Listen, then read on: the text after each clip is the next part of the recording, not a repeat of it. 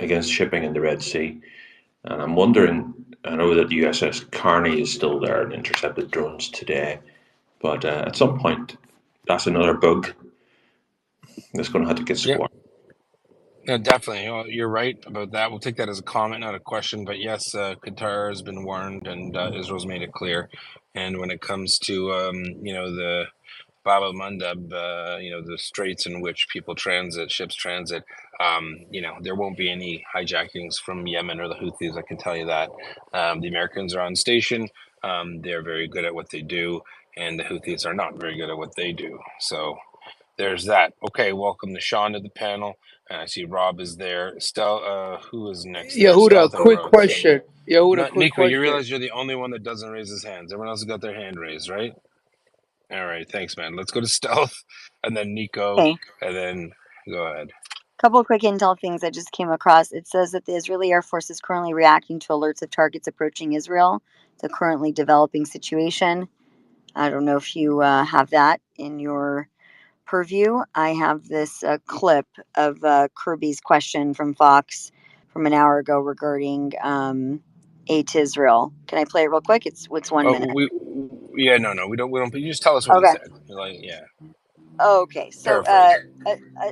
I'm going to paraphrase. Okay. So essentially, was the same type of restraint resistance that being seen in Ukraine. Those same talking points are being now used in Israel, and the question is why why drag this out when this could be done effectively and quickly, and how do you expect them to operate under such constraints? That's my Fair question to enough. you. Yeah. M, why don't you go, M, and then I'll follow up. Sure. What was that stuff? Sorry. Oh, it was about John Kirby saying that there are constraints that being placed on Israel. Why are they being placed when Israel can do what it needs to do? And this is my pushback. I don't think there are constraints placed on Israel. I just don't. I don't believe it. Okay. Well, Yeah, I really Secretary don't. Secretary Austin said something yesterday. He issued a state, or I think I don't know if it was an interview or which context, but his statements more or less said that Israel should focus on minimizing civilian casualties, basically to avoid a strategic defeat. So again, this whole talking point about the war has a PR side to it that Israel should focus on also and win or not lose because the public opinion is not accepting of high civilian casualties. I believe the IDF is doing whatever it can do to minimize civilian casualties, and I believe that Hamas wants to increase civilian casualties. It's very obvious for someone who's lived in the Middle East and understands how they operate. Civilian casualties for them is the only thing that they can use for leverage. So they want that up. They want those numbers to go up. And the IDF has been trying several methods to minimize civilian casualties. Maybe that's what US politicians and officials mean when they say about constraints. I don't see any constraints. I see that the IDF is operating in the South the same way it's operating in the North. It's taking more precautions, yes. But the strategy itself, shaping operations right now, are taking place in the South, and soon we'll see another ground incursion just like we saw in the North, and clearing operations will continue. The fighting in the South might be not harder, but it will be what's the adjective I'm looking for? Uh, Complex. More complex, and it will definitely be more violent. But I don't see any indication for anyone putting constraints on the IDF. Maybe there's a concept of a window of opportunity. Maybe they have 1 or 2 more weeks to operate in the South, but I don't see any constraints being put on the state of Israel right now. And anything about the Israeli Air Force saying that there's assets approaching Israel in the Red Sea right now? I'm not seeing any news about that, but if Al Houthis seems to be having a party today, it wouldn't be a stretch to imagine that the party will continue. Anyway, I'm not worried about anything they launch, and we saw Israeli Air Force jets responding to Hezbollah earlier today as well, bombing a couple of their sites.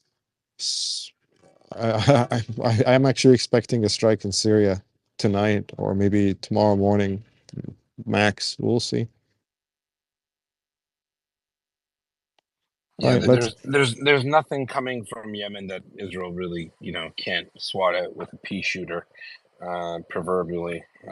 These are just silly motions by silly people. The reason why they're doing it is they're so far away.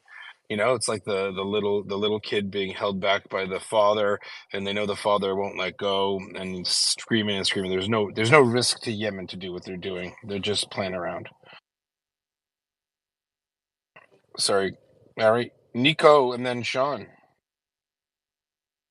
I think Mr. Rose or M. Rose had her hand up before me. Okay. All of a sudden, Nico's a gentleman. Check this out. All right. Yehuda, stop busting my balls. All right. Let's go to Rose, Nico, then Sean. Go ahead, Rose. Thank you. I think it's been pretty obvious that Israel's been working to help the Iranian civil revolution in the past few months, whether it's Reza Pahlavi coming to Israel or normalization with Azerbaijan. But in the past week, it's been a lot less nuanced from the very blunt interview Naftali Bennett gave to Joe Lieberman on Fox. And in the past few days, very, very outrageous uprising in the streets of Tehran by the public. I wanted to get your take on it, and if M could give his take on how the Arab world sees it. Thank you. Go to M first. I'm just answering something, and then I'll BRB. It's French. In all this, it seems that in the Arab world, or specifically the Arab Street, no one is discussing Iran right now.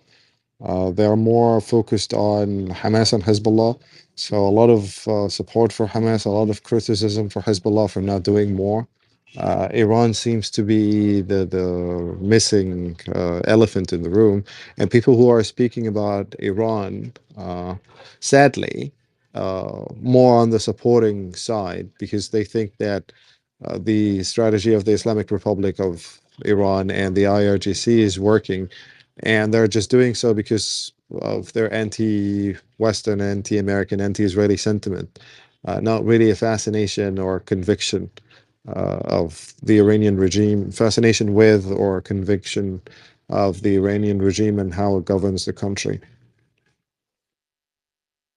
Do you think the Arab world supports a revolution that will restore the monarchy or some sort of a democratic monarch rule or governance?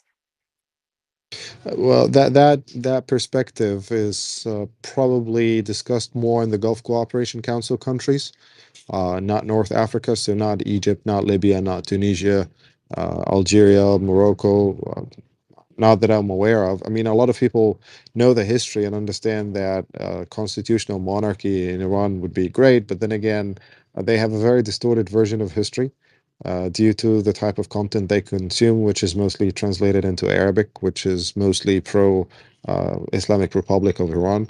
A lot of people don't really understand the complex history of Persia and then the Iranian Empire and then the Islamic Republic or the shift that happened there. But in the Gulf Cooperation Council countries, there is much more interest in that, and probably that's something that even the governments of Gulf Cooperation Council countries consider as the most viable option to minimizing, if not removing, the threat of the current regime in Iran. Thank you. Yeah, no points to add. That's great. Nico, then Sean. Just a small question. I'm going to circle back to G-Man. Speaking of the Houthis, G-Man, is Abdul Malik Al the leader or Mohammed Abdul? I don't know either of the two gentlemen, so I'm not sure who's in charge.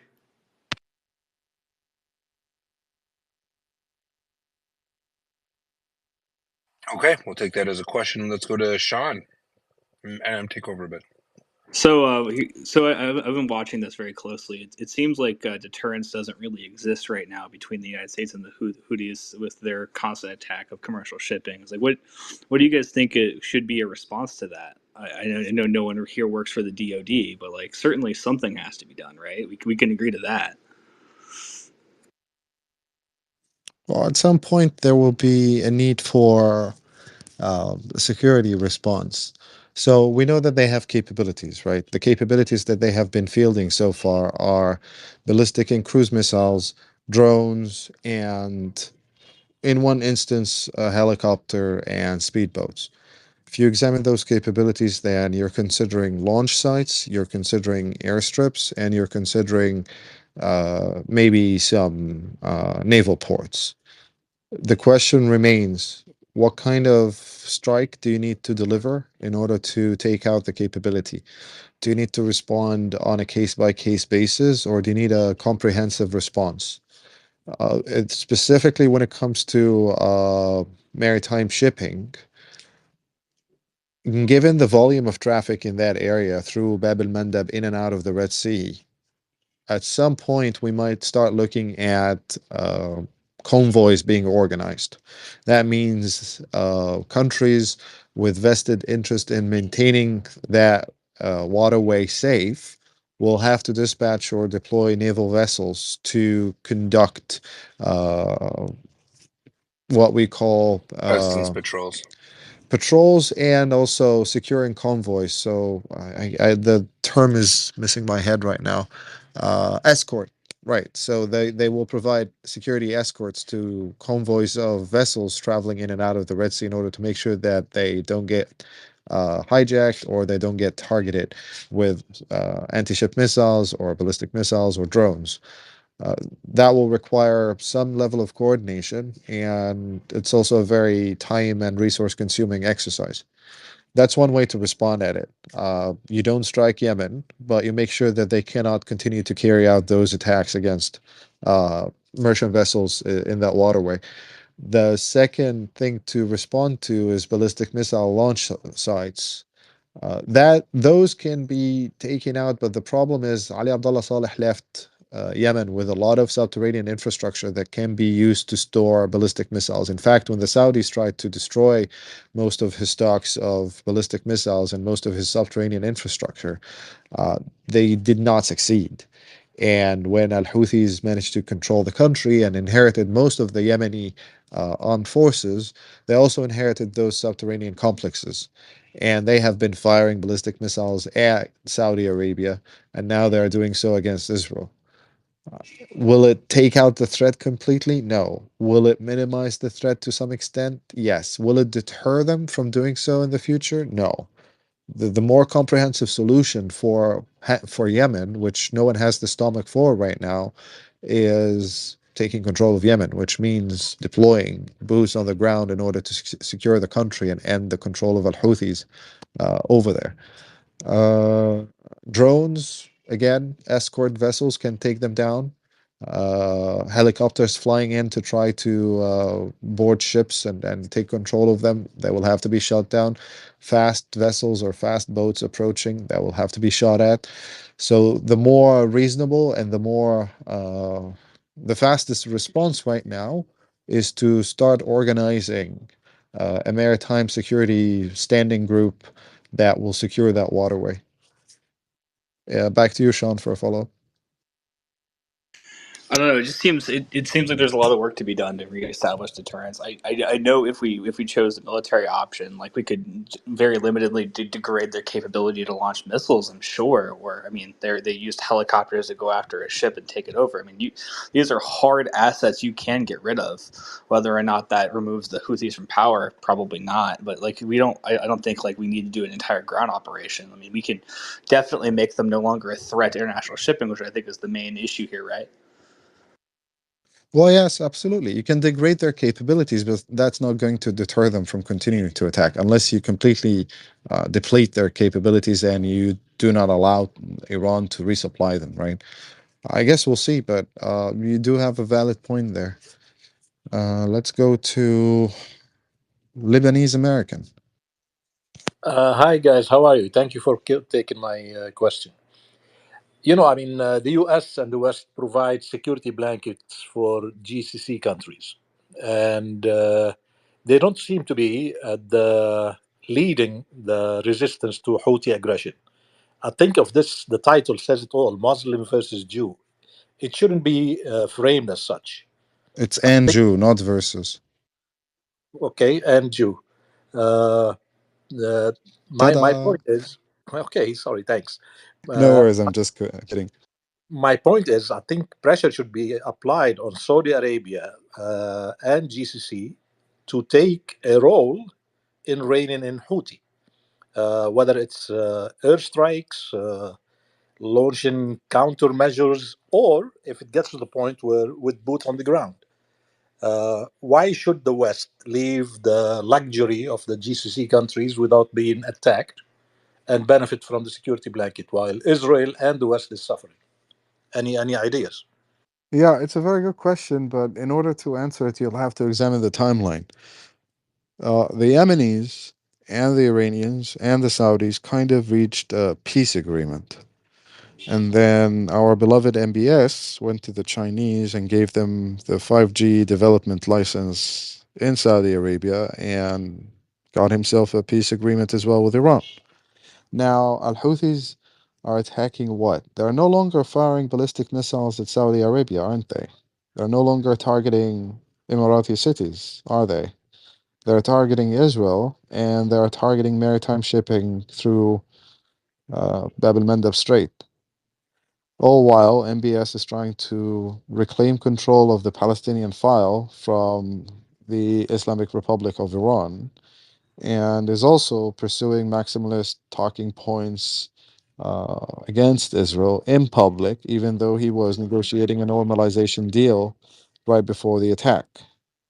In a nutshell, their security interests and their economic interests are not being threatened. Their political interests, which is quote unquote forcing the state of Israel to accept a more lenient settlement towards the Palestinian, because that will be a win for them in the Arab Street, and minimizing or not minimizing, affecting traffic through the Suez Canal, which will squeeze Egypt's foreign currency revenues, is in their interest.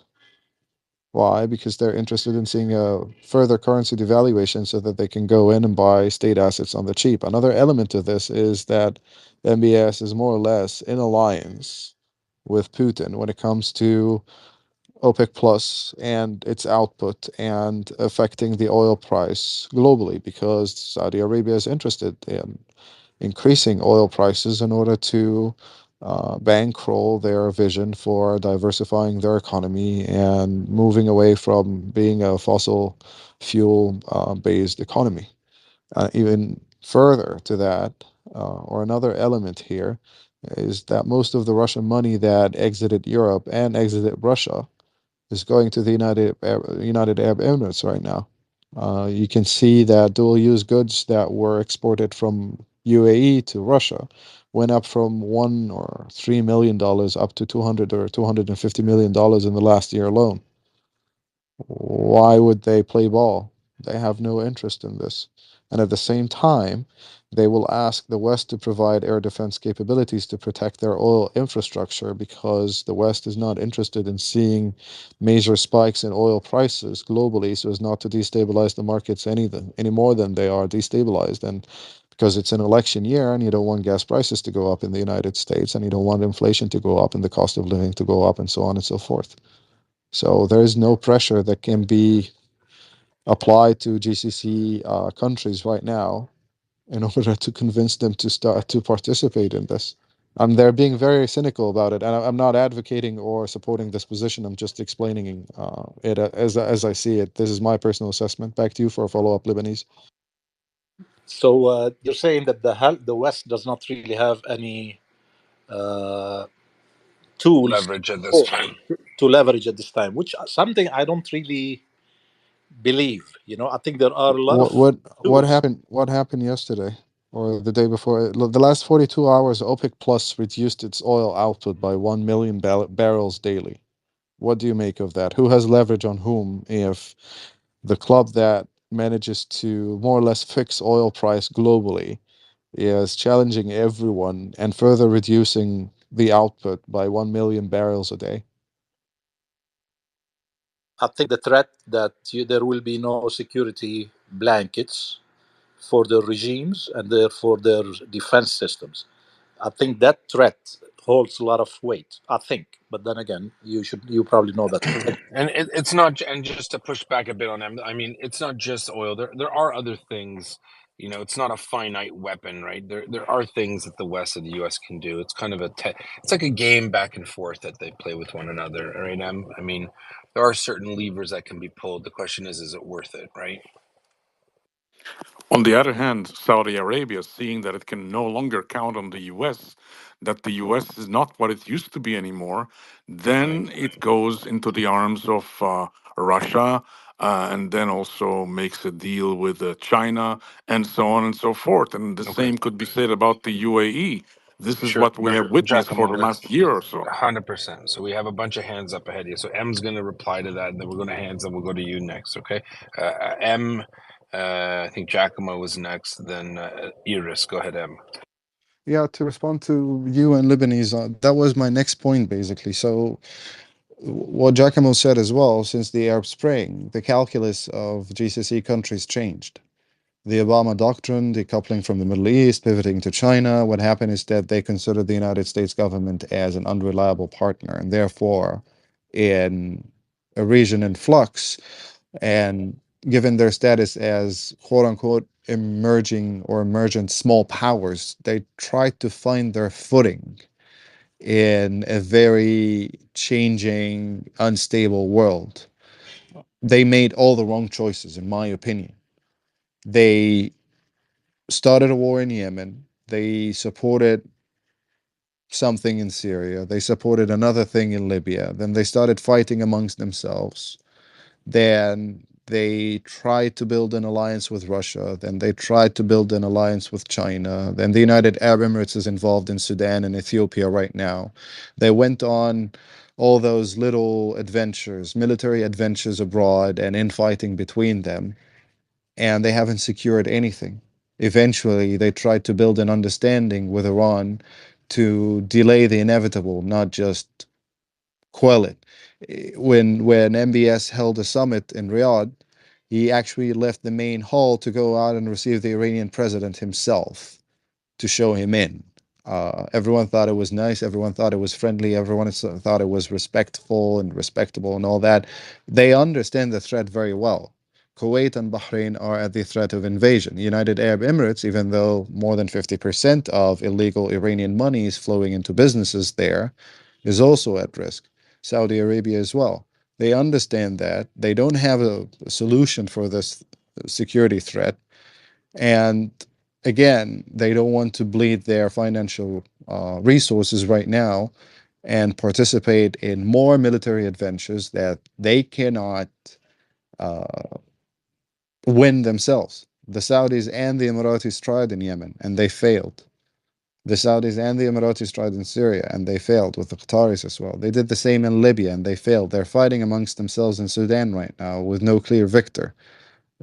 I don't think that anyone can leverage them right now to start acting like mature adults. I do hope so, but in my opinion, I don't think it's the case. All right, Giacomo, then Iris. Yes, thank you, my friends. Good to see you all again. Yeah, one thing we shouldn't underestimate here, someone mentioned what is happening in Iran with the Israeli secret services. Israel now, of course, I cannot, don't ask me to quote anybody now. The Israeli secret services are well placed on the ground there. For years they have been. And now they are using more and more assets to support the revolution, the upheaval from within of the youth. And they are going to become more and more instrumental, but something has got to give. The U.S. Secret Services have got to, and other Western services have got to support them as well, because if Israel goes at it alone, it will take much, much longer, and it may not succeed at the end. So hopefully, in 2025, when a new administration is in place, they will see the light and they will be more amenable. Of course, we will know nothing about it because all of this is an underground world, is a world, shady world of which we're not supposed to know anything. And Just some admin keeping. We're just cycling some people down and up. There's a bunch of people who are trying to speak. So if we've removed you from the panel, it's not for any bad reason. It's just that there are a lot of people that want to come up and ask questions. So if you have a question, please keep your hand up so we'll know not to cycle you down. Some people sometimes grab a sandwich and forget they're on the space. So go ahead, finish please up. Giacomo, we're going to go to Iris. yes, I am going to finish and I'm going to leave. I have to drive from San Diego to LA now. So, yes, that's all I wanted to say right now. Thank you so much. Thank you. Until the next time. Yeah, have a safe drive. Thanks, Giacomo. Over to you, Iris. Hi, everyone. Good night from Tel Aviv. So, well, yet another space of yours. I have something that I might want maybe to discuss with you and regarding what the head of Shabak, Israeli Shabak, said in recordings that were published today in all main Israeli media, saying that Israel will find every member of Hamas in countries like Turkey and Qatar, and will make sure that this is a similar Munich Act that Israel will abduct. And then there were a lot of like responses from some Arab countries already this evening. It's been talked about everywhere. That's one thing. Maybe M wants to talk about it a little bit, or you. We already did discuss it, but we'll talk about it again quickly for sure. We talked about Okay. the but yeah. And So go okay, and for it. then I have a second thing. Okay, do you want to elaborate on this a little bit? No, go ahead because we know the answer is already that one. So go to the second Okay, one. so the second thing is that in few hours, the next stage of the ground attack is going to happen. This is out all in the Israeli media from an hour ago. We're talking about the area of South Gaza, Jabalia, and all those areas. Now, why are they so strategic? Because of the, Sinwar and his people are, and a lot of Hamas terrorists are gathered there. So this is something that Israel is like now starting to move forward with, and this is going to probably happen tonight. So we're probably going to face a lot of resistance there, and I suppose that when I wake up in the morning, there'll be lots of pushes regarding that. I don't know if anyone here understands in a battle how Sajaiya and Jabalia are built, but I would love to hear a little bit about this. So these are the two things, and of Okay. course, yeah, Yeah, let's that's address it. them. So the first one, yeah, there's obviously the Israelis have made it clear that they're not going to, and they've said this before, so it's not new. They will hunt down Hamas operatives and terrorists anywhere in the world, and that gives people in Qatar and Turkey a little pause, maybe. Who knows? If you wanted to touch on that a bit, Em, I think Yeah. it's a water's wet comment, right? They're going to get them for sure. What do you think, Em? I think even the Qataris themselves will be afraid of harboring them going further. That's probably the good thing about this, the fact that the director of Shabak said it himself. It sends a very powerful message. It's like whether you're in Doha, whether you're in Istanbul, whether you're in Ankara, we're gonna get you, right? It's a very clear message to two governments who have aligned themselves with the Muslim Brotherhood internationally for more than 20 years now. And in my opinion, this attack changes everything. The atrocities committed and the the the media disinformation campaign launched afterwards, and what Al Jazeera, for instance, is trying to do out of the Gaza Strip, all those activities are hostile. This is not engaging a regional country in good faith, or even an enemy in good faith, let alone a country that you actually enjoy a measure of security and economic coordination with, and have done so for quite some time. So the fact that he's saying that means that they will go after them, whether they are inside those countries or not. And it's also a message to the leaders of those countries to reconsider their position, because no one wants to start seeing things going kaboom on their own sovereign territories without them being able to do anything about it. Thank you. Okay. And regarding the other movements that are gonna take place in the next 24 hours, what do you think about that? IDF? Yeah, IDF, Jabalia, Jabalia. all these areas south of Gaza, and getting the main terrorists there. There are a bunch of them, and of course, it's the place of Muhammad Def and Sinwar. How do you see this? Regarding Jabalia specifically and Shugaiya, well, okay, Hamas decided that it was more important for them to stage photo ops in Palestine Square for forcing hostages to smile and wave, uh, and focusing so much on that and focusing so much on driving the talking point that we are very proud Muslims. This is how we treat people in captivity, quote unquote. They are leaving us with eyes filled with joys and smiles as big as from ear to ear, all while they claim that they have 15,000 people dead. So, an entire population of 2.2 million internally displaced, limited access to water, fuel, food, medical services due to the war that they started, uh, and also saying out loud that they were not their responsibility, that they were the responsibility of the UN and the IDF. But sure, they're just focused on one photo shoot to show that they are still in control of North Gaza and that they can still operate there freely with impunity and they can do whatever they want. Right now, probably the IDF will focus on taking out Jabalia and Shujaiya in the sense that those are the strongholds of Hamas in the northern sector. That's the first point. And the second point, since they try to communicate a talking point that they are still in control of northern Gaza and that the IDF hasn't done anything and this whole encirclement operation was a failure and they destroyed 900 Merkavas and 1,000 F-16s and 1,500 APCs and 9,000 bulldozers and all that bullshit, then the only way to counter that is through firepower. Destroy the urban defenses, destroy the strongholds, reveal more towers and also tunnels, sorry, and actually might as well reveal a lot of subterranean uh, complexes or complex structures.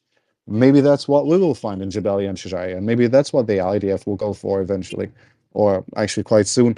And at the same time, probably the IDF will start operating as actively and as quickly inside the southern strip as well. But I don't have so much. I don't have too much information about the southern strip for the time being.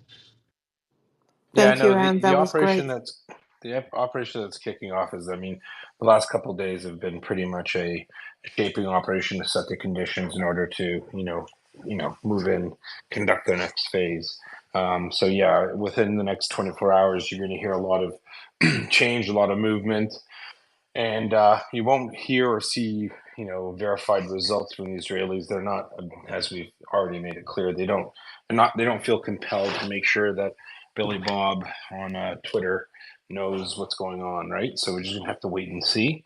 But we are going to see those actions take place in the next 24 hours. Thanks for that, Iris. Thank Who you. was next? And also, let's check what our next schedule is. We don't want to run into the book club that we have scheduled in the evening. I think. So, any Let's news on that? go. I'll check the schedule. Let's go to Green Witch first, then John, Orange, and Aristonko. Green Witch, please go ahead. Good evening, or good night. For those here in the eastern part of the pond. So I have a question. This is more going forward, um, not what's going on tomorrow, but what's going on in the next 2 years. So I've seen a piece of news about Israel buying.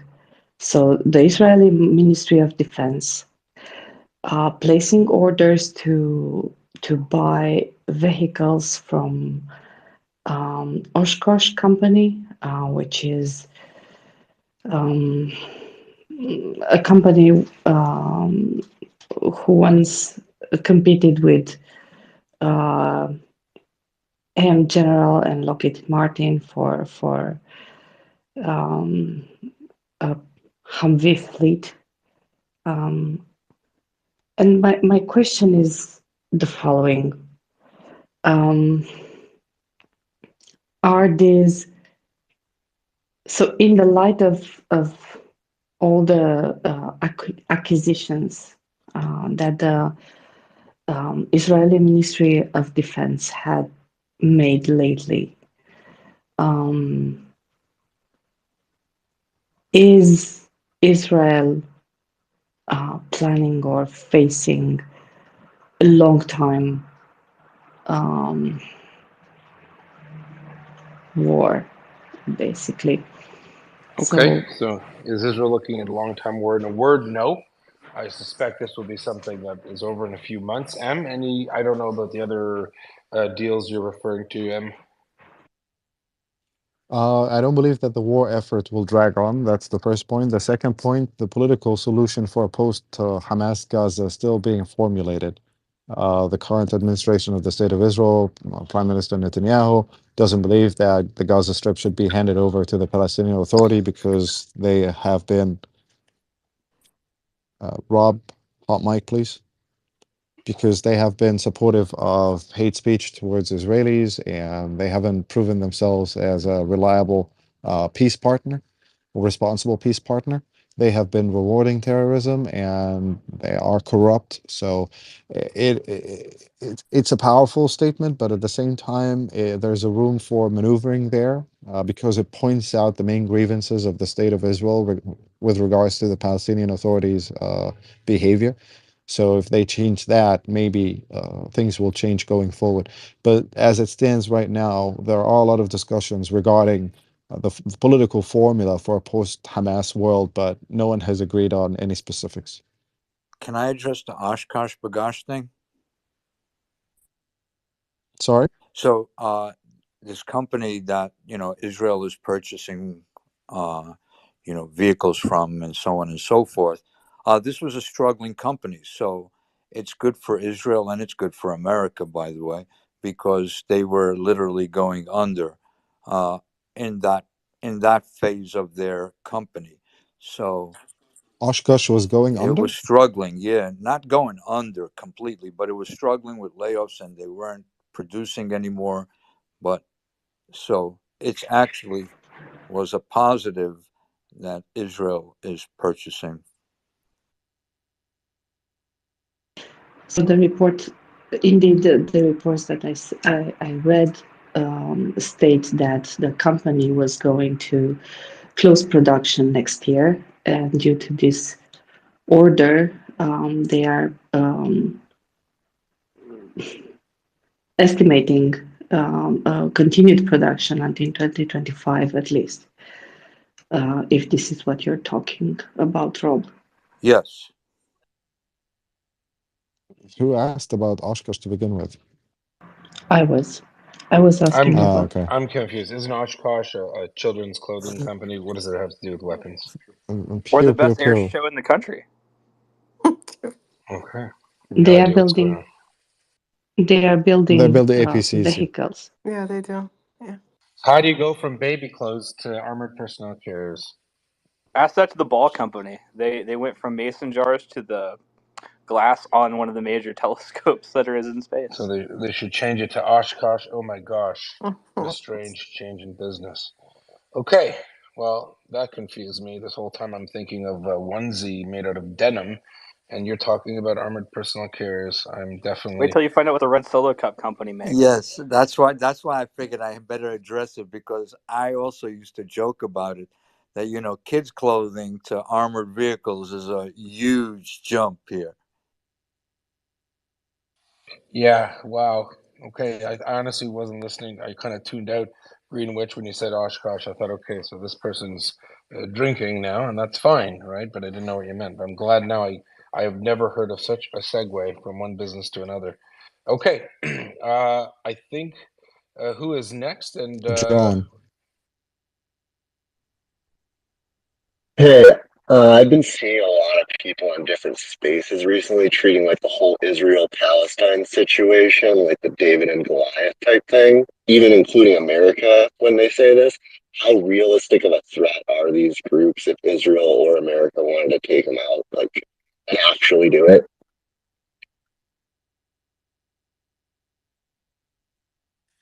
Well, I mean, Israel. I would argue that Israel, Hamas existed in Israel at Israel's pleasure, meaning that they could have taken them out a long time ago. But I think they were expecting Hamas to smarten up and come around and enjoy the dividends of peace and actually do something with the territory they controlled. That was obviously a big mistake. Um, and they have Israelis have an enormous capability to them should they seek to use it, and they obviously don't want to because obviously peace is better than war. So you know, same with Hezbollah. Just the question is what price do they want to pay, not just in blood and treasure, but really political capital. Because there are a lot of countries in the world that don't want to see Israel defend itself, or at least not the way that it wants to. Hope that helps, John. I appreciate it. Thank you. No problem. Aristonkel. Hey guys, good to see you again. I have two questions. The first is I think with these recent attacks on commercial shipping, we can conclusively say that the JCPOA initiated by the Obama administration has failed to deter Iranian aggression. I'm curious if you think that this is going to result in additional intervention by the United States specifically, and why they've been so hesitant to do so up until this point with the Houthis. Question number two is uh, why is the IDF, up until this point, and perhaps this will change, why have they not, in addition to the Americans, been supplying Iranian dissidents, perhaps through the Azerbaijani border, which is a friendly country to Israel, with small arms to cause an issue for the IRGC within Iran itself? Him.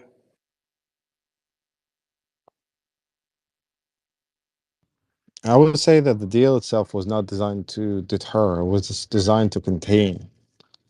Uh, but then again, the premise of containment was based on hope.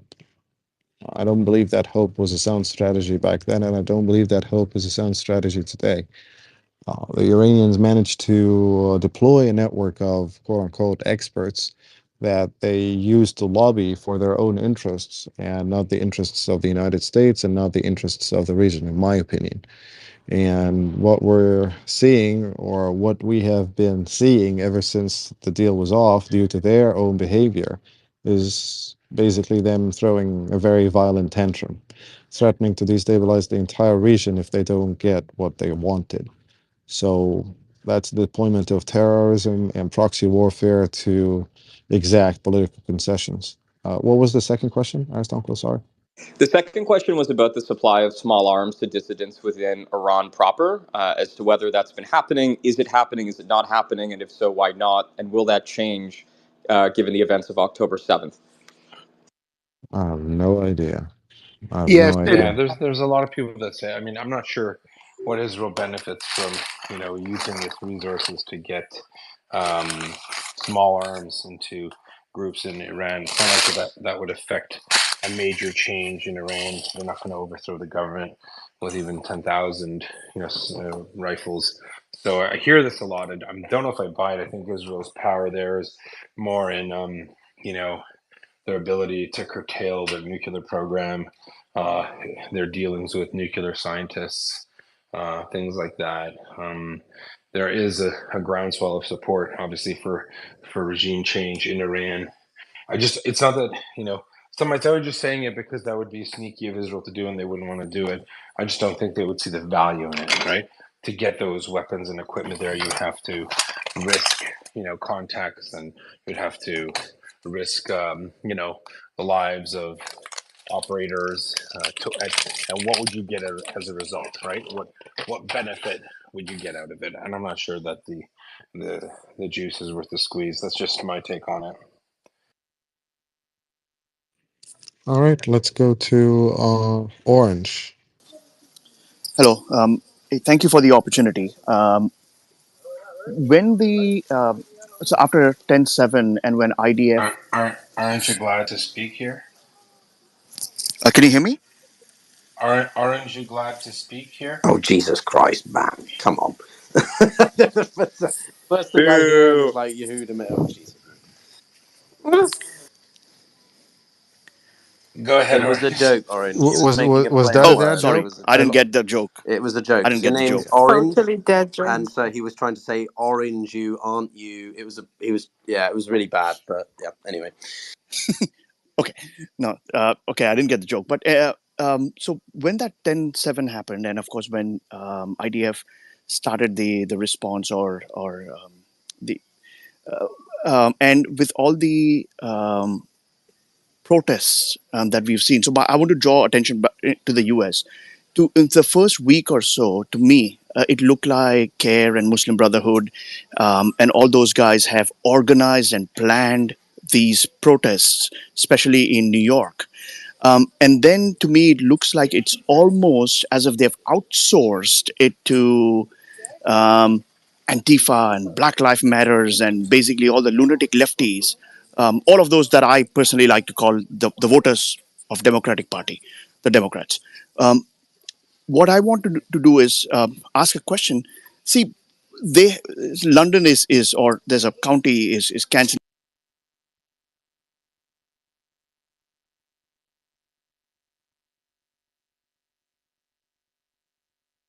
Mic check.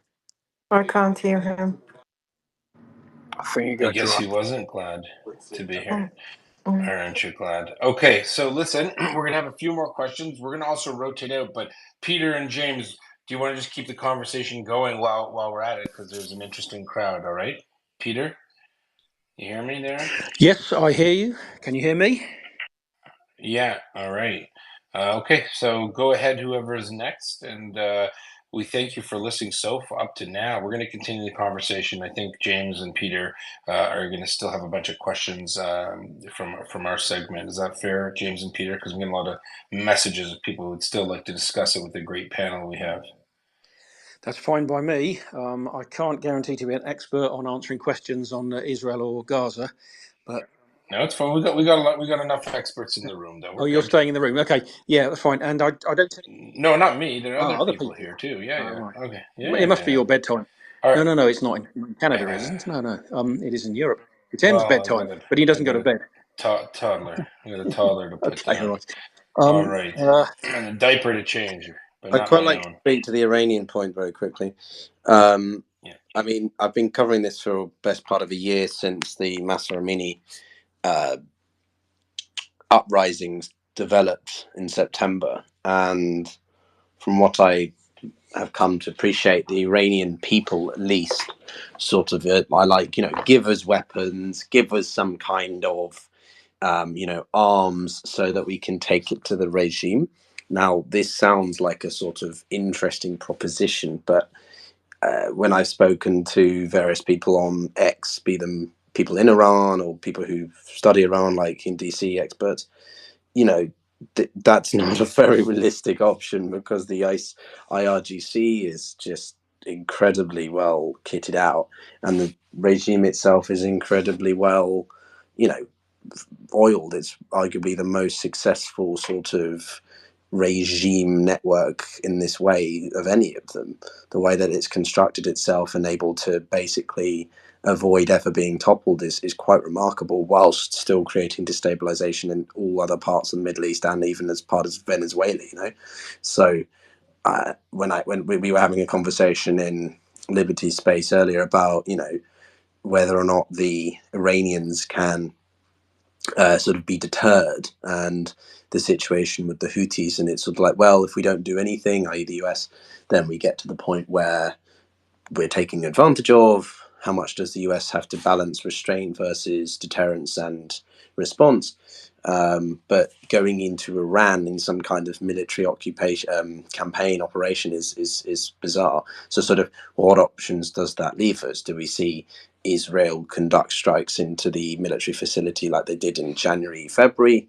Do we see the US do more cybernetic attacks like Stuxnet? Or do we see this rather sort of radical idea of sort of arming the people and hoping that they sort of take it to the regime themselves, which is sort of like, well, it might have been less radical at least a year ago, but now not really. So there aren't really many options that I think the US vis-a-vis Iran can do, other than more sanctions. But that's kind of overkill at this point. I don't know. What do you think, Em? I'm curious for your thoughts if you have any. I actually agree to that 100%.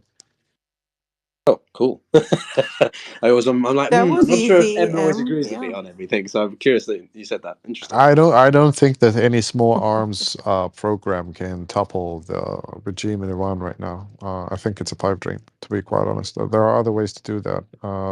Provisions of small arms and munitions is not one of them. Let's go back to Orange before we lost him, then Nico, then complete the handover by handing over to Peter and James. Orange, go ahead. Thank you so much. So I don't know where I dropped. What I was trying to ask is, in the beginning of this protest here in the U.S., it looked like CARE and Muslim Brotherhood, and they were organizing all of that.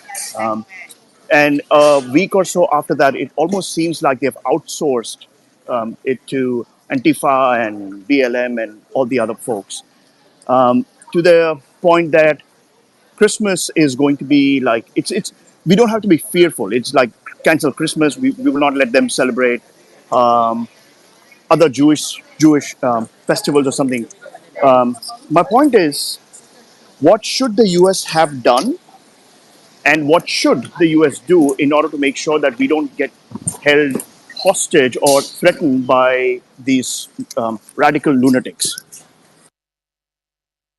Well, it's a good question. I would argue one thing. Pan-Islamist organizations operating in the West did not outsource the protest movement or activism to other movements. There's a special dynamic that I can't really articulate, but some of them cooperate because they have developed long ties and connections over years and decades of activism. So some of them are true believers, some of them are guns for hire, some of them are agents of chaos or mobilized by certain special interests, whether they're being paid or whether they have vested interests in anarchy. I don't know. But the dynamic is definitely interesting, and it should be more apparent to relevant security services throughout those countries. They have the full picture, and they have a better understanding of those dynamics and those ties and and those connections. What should have been done is examining financial networks. And what should be done now is certainly examining financial networks, examining where they get their funding from, how the funding is being funneled, how the funding is being spent. If there is any digital footprint, that digital footprint will also lead to financial networks, and those financial networks will lead to special interest groups who have been either driving those movements or have vested interests in seeing them being used as tools of political pressure. It's a very complex issue. It touches on so many things, freedom of expression, freedom of belief, internet neutrality, privacy, freedom of incorporation, and so on and so forth. But if relevant security services start looking into it, which I believe they do and have been doing, there will always be an element of subversion.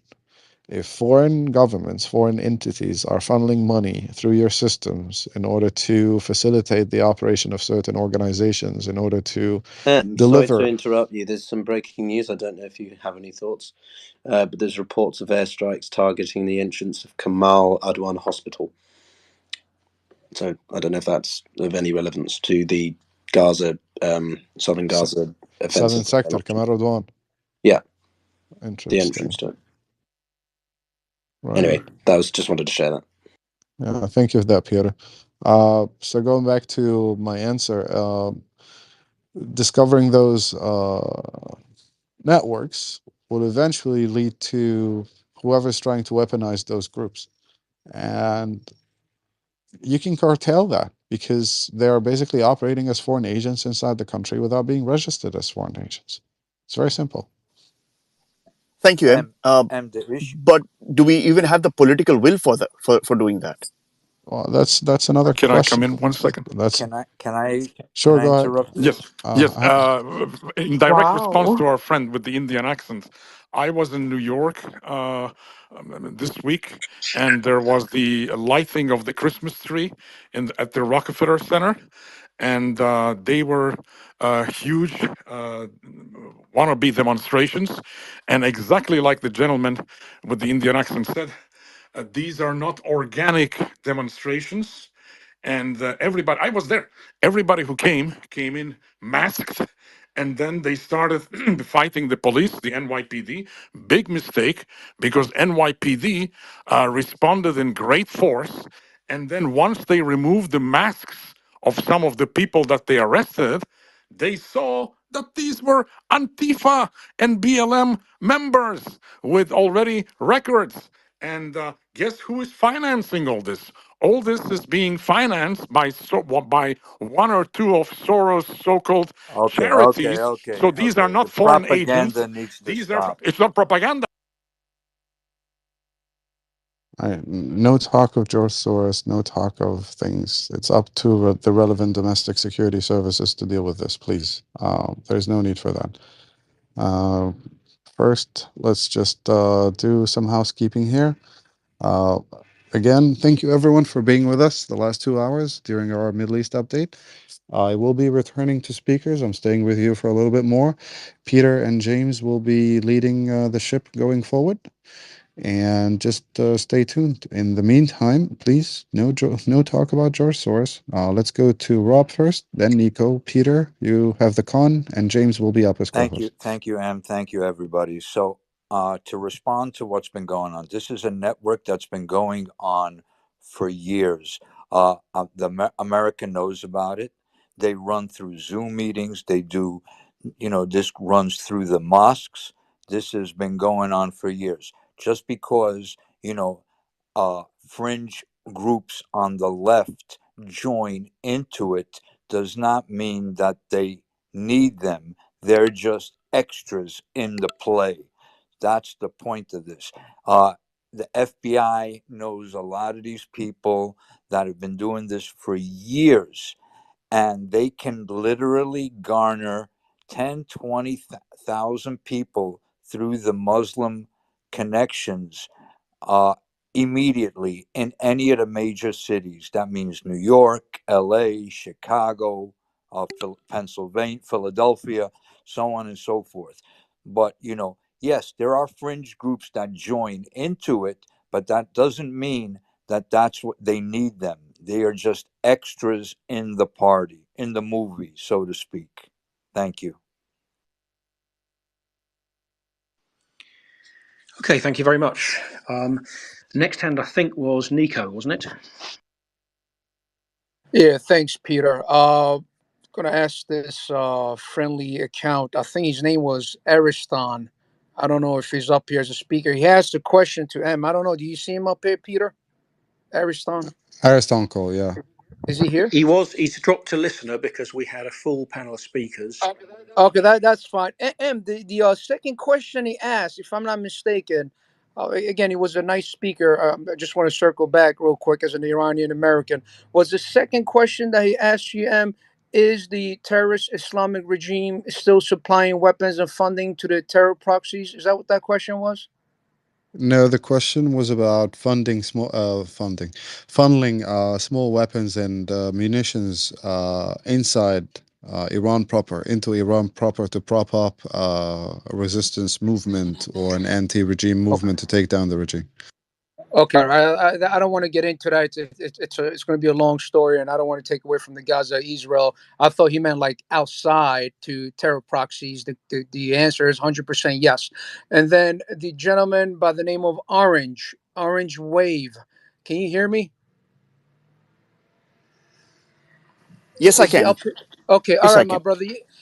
You make very valid points, right? As a New Yorker over here, okay, what's going on right now in the streets of New York? It's insanity, it's craziness, and we all see it, and we all have, you know, uh, uh you know, smartphones. TVs, whatever. We all see what's going on.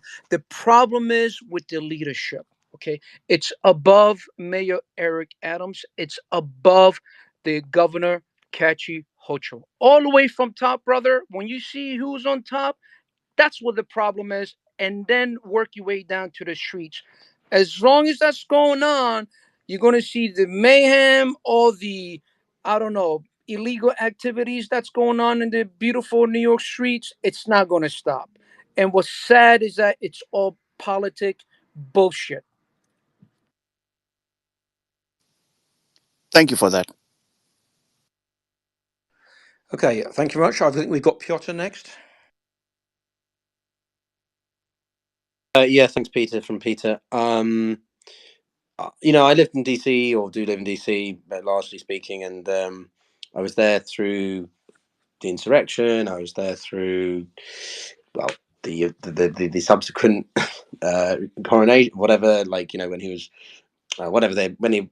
Anyway, I've been there during BLM, is what I was trying to get to, and I lived just about 5 minutes, 10 minutes from the White House, and so whether I liked it or not, I was sort of passively have to observe the massive array of people who come down. And it was also during the time that Suleiman was killed by the Trump administration, and each time people will come down there with the main agenda of protesting, be it in support of BLM, because it's obviously DC, so it's very progressive, or against, unnecessary US actions in Iran. But interestingly enough, in this Suleiman case, most people who were there were actually, well, people who were there were anti-US, what's the word? Imperialism, very left-leaning people. But there were more people who were there actually anti-protesters against them, basically saying, "Guys, we're Iranian. This guy was not good. He caused these huge issues in the Middle East." And actually, the fact that he's gone is good. So that was really interesting. That sort of you have these, just to the discussion about protesting and how it's sometimes hijacked. And that's the other thing about BLM, which was sort of, you quickly got people with their own agendas there. There were socialists, communists, there was some people flogging basically all sorts of unrelated stuff. And this was also what I saw in, to bring it to London, when the big Palestinian protest went through from just down by Hyde Park towards Vauxhall, so just under the river. There were people there, a large proportion of which weren't even there about Palestine. They're just there using it as an opportunity. Some guy was literally promoting his fish and chip business and saying that because he's pro-Palestine, you should come and support local businesses. It's really bizarre how people sort of exploit these situations, and it's often people who are of a very similar political ideology, right? So if they're very pro-Palestine, they're very pro-BLM, they're very pro climate change, they're very anti-X and S, Y, and Z. So yeah, it doesn't surprise me to hear what you said there, and I just wanted to add that because I think it's fascinating when people jump on the bandwagon without ever really having any full context or understanding of, well, history, the relationships, and so on. So. Okay, that's great. Thanks very much, Piotr. At this time, I'd just like to thank Em and Joe for doing their segment. We'll carry on if there's more questions. And I'd like to welcome James up, who's just stepped up into the hot seat along beside me. He'll be along for longer than me. I'm just here for an hour or so to cover a gap, and James will be staying on for a bit longer. So the next hand is the Long Tall Texan. So what is the view from Texas, please? Oh, it's a long story. I'm sorry if I missed it. Did y'all talk about the Red Sea and the attacks today on shipping implications and that kind of thing? It seems like a Halls of Montezuma kind of moment. I'm not sure I've sort of been tuning in, tuning out. Yeah, I've been here a couple of hours, not yet, but if you want to give a quick rundown, go ahead, bud.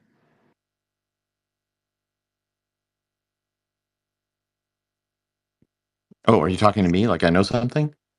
No, Texas fella, if you want to discuss, I said go ahead. I've been here for a couple of Oh, hours. no, just the news I've been watching is about the commercial ships hit by missiles by the Houthis, and it seems like a significant number of ships in the last few hours even.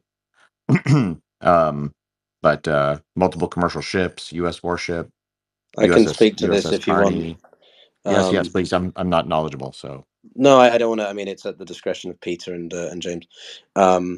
Basically, at about 9:15 East Coast time of the US, there was a few. The US Central Command shared a tweet. Hang on, let me see if I can bring it up, and I'll put it above. Basically saying that there were alarms about the striking on several different ships, and they were trying to sort of assess. Okay, I've got it up here. So today there were. I'll just read the post if you want. I'll put it above.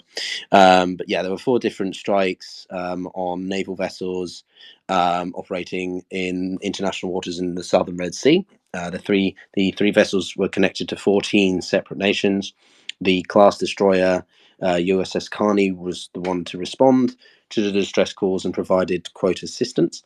At 9:15 Sanaa time, so Yemen time, the Carney detected, quote, an anti-ballistic ship, so anti-ship ballistic missile fired from Houthi-controlled areas of Yemen towards the M/V Unity Explorer, impacting the vicinity of the vessel. Unity Explorer is a Bahamas-flagged, UK-owned and operated bulk cargo ship crewed by sailors from 2 nations. The Carney was conducting a patrol in the Red Sea and detected the attack on the Explorer. 3 hours later, the Carney engaged and shot down a UAV from the Houthi-controlled areas in Yemen. The drone was headed towards Carney, although its specific target isn't clear. We cannot assess at this time whether the Carney was a target of the UAVs. There's no damage to the US vessel or injuries to personnel. 20 minutes later, half an hour later, so 12:30, the Unity Explorer, it reported they were struck by another missile from the Houthi-controlled areas. Carney responded to the distress call. Whilst assisting with the damage, Carney detected another inbound UAV, destroying the drone with no damage or injuries to the Carney or Explorer. The Explorer did report minor damage. Gosh, there's a lot. 3:30, the MV number 9 was struck by a missile fired from Houthi-controlled areas. This is a Panamanian, flagged Bermuda and UK-owned and operated bulk carrier, but there were no casualties or damage. And then an hour later, 4:30 p.m. Eastern Standard Time, so 9:30 p.m. British time, 10:30 European, the MV Sophie 2 sent a distress call stating that they were struck by a missile. Carney again responded to the distress call and reported no significant damage. It's again a Panamanian flagged bulk carrier crewed by sailors from 8 different countries. So quite a few different sort of independent attacks, but on 2/3 independent commercial vessels. And the debate about this was, to the extent to which the US should respond more in depthly, like take out the sources of these strikes. So be them in Houthi strongholds or whatever. I tweeted that the US made it clear that these are going to increasingly affect shipping lanes and trade flows. And then I also tweeted out earlier that the Israelis, in light of what's been happening with these strikes, will be now deploying several naval vessels of their own and a submarine to the Red Sea. So that was in direct response to what the to what the Houthis had done. And I think that this sort of, some people are calling it piracy. I don't agree with that assessment. It has piracy characteristics, but this is a terrorist group first and foremost focused on Yemen, not necessarily just acquisition of certain commercial freights and things like that. So I hope that gives you some food for thought.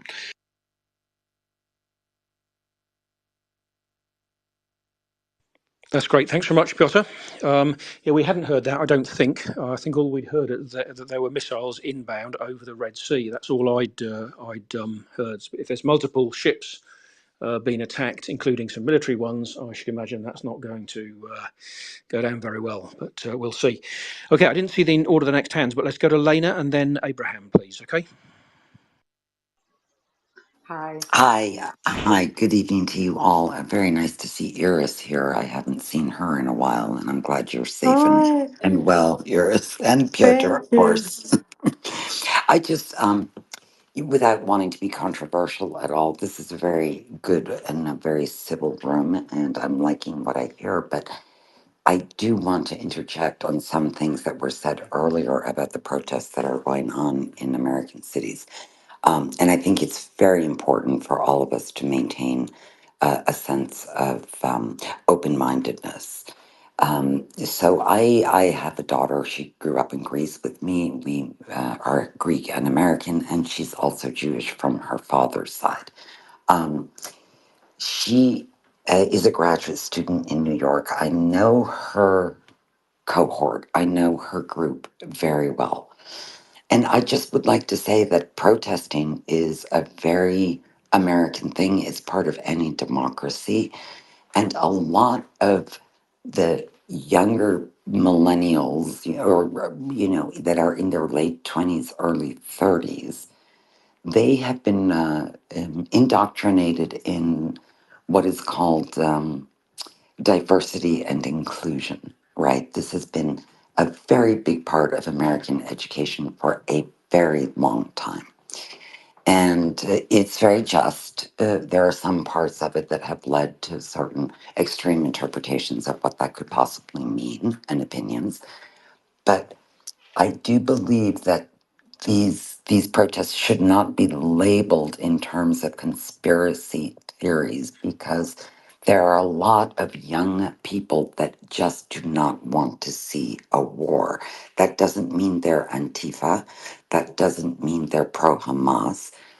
Doesn't mean they're anti Semites in any way.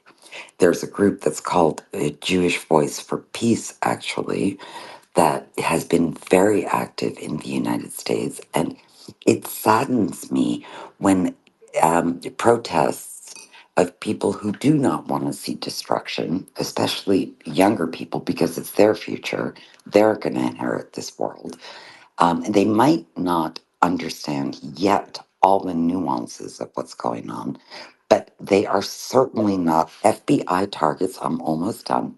And they are certainly not part of an organized, paid, systematic infiltration onto the streets of New York. That's all I have to say, and thank you for listening. May I just jump in for 10 seconds, Peter and James? Who's this? Sorry, please. Is this Nico? Nico, as a New Yorker, 10 Okay, very seconds. quickly, please. Lena, as a New Yorker, okay, as far as peaceful protests, that's okay. But fist fighting with cops, terrorizing people walking down Fifth Avenue, Madison Avenue, Park Avenue, downtown, Midtown, I mean, you name it. This is not peaceful. You sound like a very nice lady, and I do agree with you. Yes, if it's peaceful and they have a permit and the city allows it, I'm all for it. Doesn't matter what religion, race, whatever.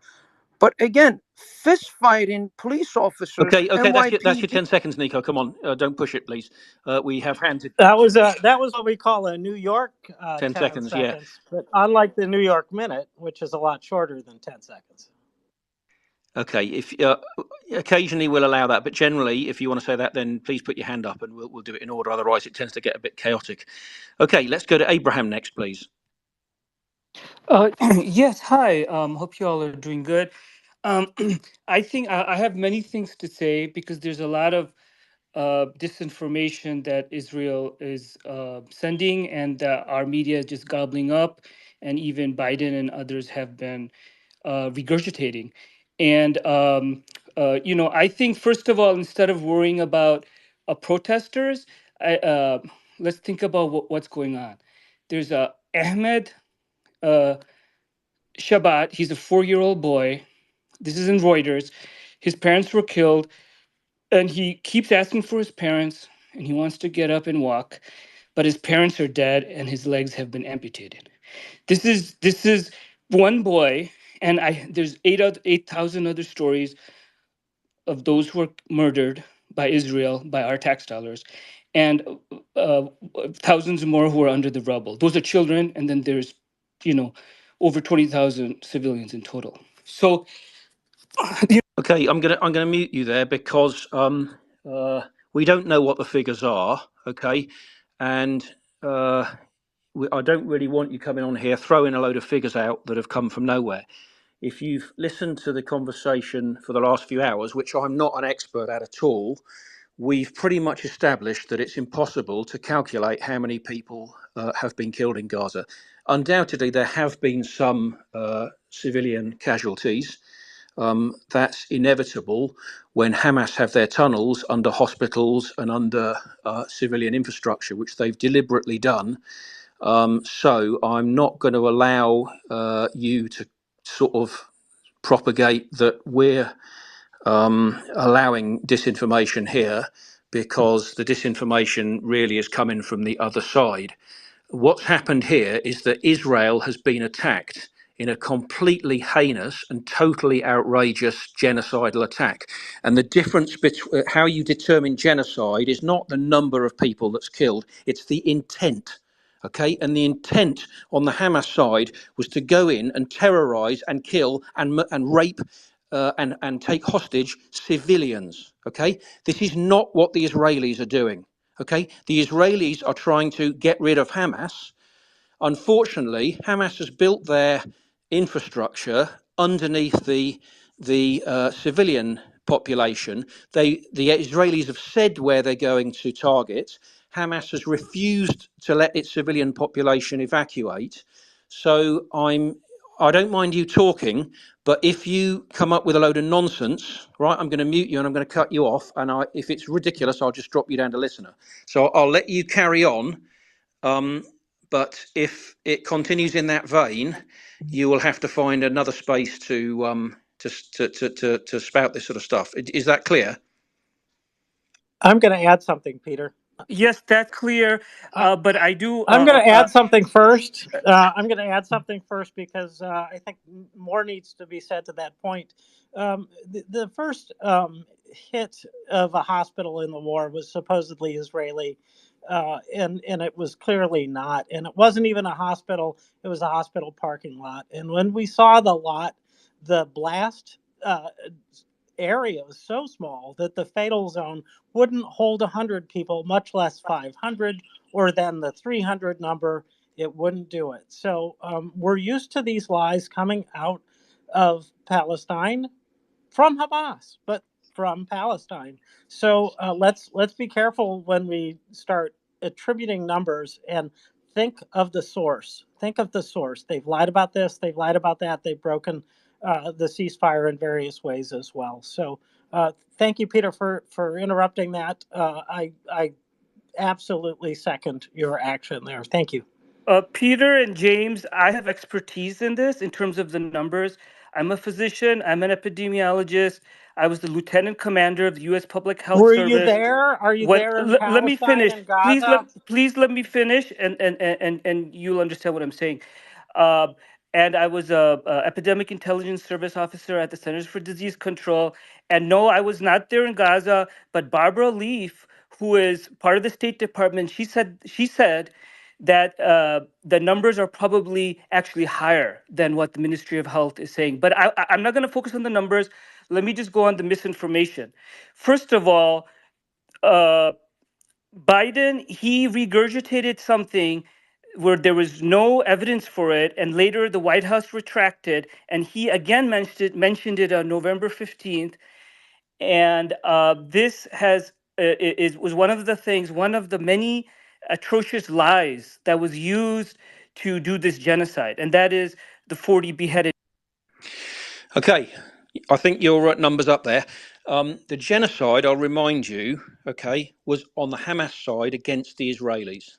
Okay, there is no genocide in in Gaza against the Gazan population. The Israelis are pursuing military targets. Okay, if there are civilian casualties, those are regrettable, but it does not constitute genocide. So if you're going to come on here and for the second time say something which I consider to be actually disinformation, we're actually quite expert at disinformation on this space because we've been dealing with it for a year and a half for the Russians. And the Russians just happen to be the sponsors of Hamas financially, in terms of planning, in terms of organization, in terms of communication. We know that the Russians moved a satellite into the geostationary orbit of Israel about 2 weeks before October the 7th. And we know that Iran was asking for intelligence and that the Russians and the Iranians were working together in collusion with Hamas. We know that Hamas visited Moscow at least twice, and that's just that we know about last year in Moscow. And the Russians have been supporting and nurturing and feeding the terrorist Hamas regime for many, many years. So if you're going to come on here and attempt to A, accuse us of disinformation, which is ridiculous, and B, spout a load of disinformation yourself, then, as I've said before, you're gonna need to find another space. I don't care what experience you've got as a whatever somewhere in America. If you're not on the ground and you know what's going on and you're not speaking with first-hand knowledge, then that's not really of any, or you've got any actual relevant experience to bring to the situation, then it doesn't really help us. So I think I'm going to wish you a good evening, and I'm going to drop you down to listener because you had your two chances and you blew them. James, did you see who the next James? James, did you see who the next hand is, please? I think it was John Howarth. John, would you like to go? Thank you, Peter. Yes, and good work policing the space. That was very nicely done. I just wanted to talk about the issue in the Red Sea with shipping. One thing, and I'm sorry, I'll get this out of the way first. It's just a personal bugbear. It's the Houthis, not the Houthis, for listeners. Houthi and the Blowfish were a band. The Houthis are led by Abdul Malik al Houthi and are actually the de facto government of a very large chunk of Yemen. And I think if you can't get the name right, you just sound like a bit of a div if you're trying to come and speak about this with any type of authority. That aside, there's no solution from a Western perspective in terms of launching attacks on the Houthis in Yemen. That's it's a vast country. They have really quite developed capability now, and without intervening with ground forces, which would absolutely be the stupidest thing in the world for any Western forces. You're not going to stop them doing what they're doing at the moment. They've built up a significant capability over the last, really since 2015, with Iranian support. So the only real solution to this in terms of protecting at-risk shipping is to implement a convoy system through the Red Sea and the Gulf of Aden. And frankly, I'm astonished that hasn't already happened. Pretty much as soon as the Houthis started unleashing these attacks on shipping, not long after the 7th of October, it was the most obvious thing in the world. And the fact that this hasn't been done is just another signalling really of the failure of strategic assessment in terms of Western political entities, military forces. I mean, the military do what they're told by the politicians, but I find it really astonishing that this wasn't foreseen to a great degree.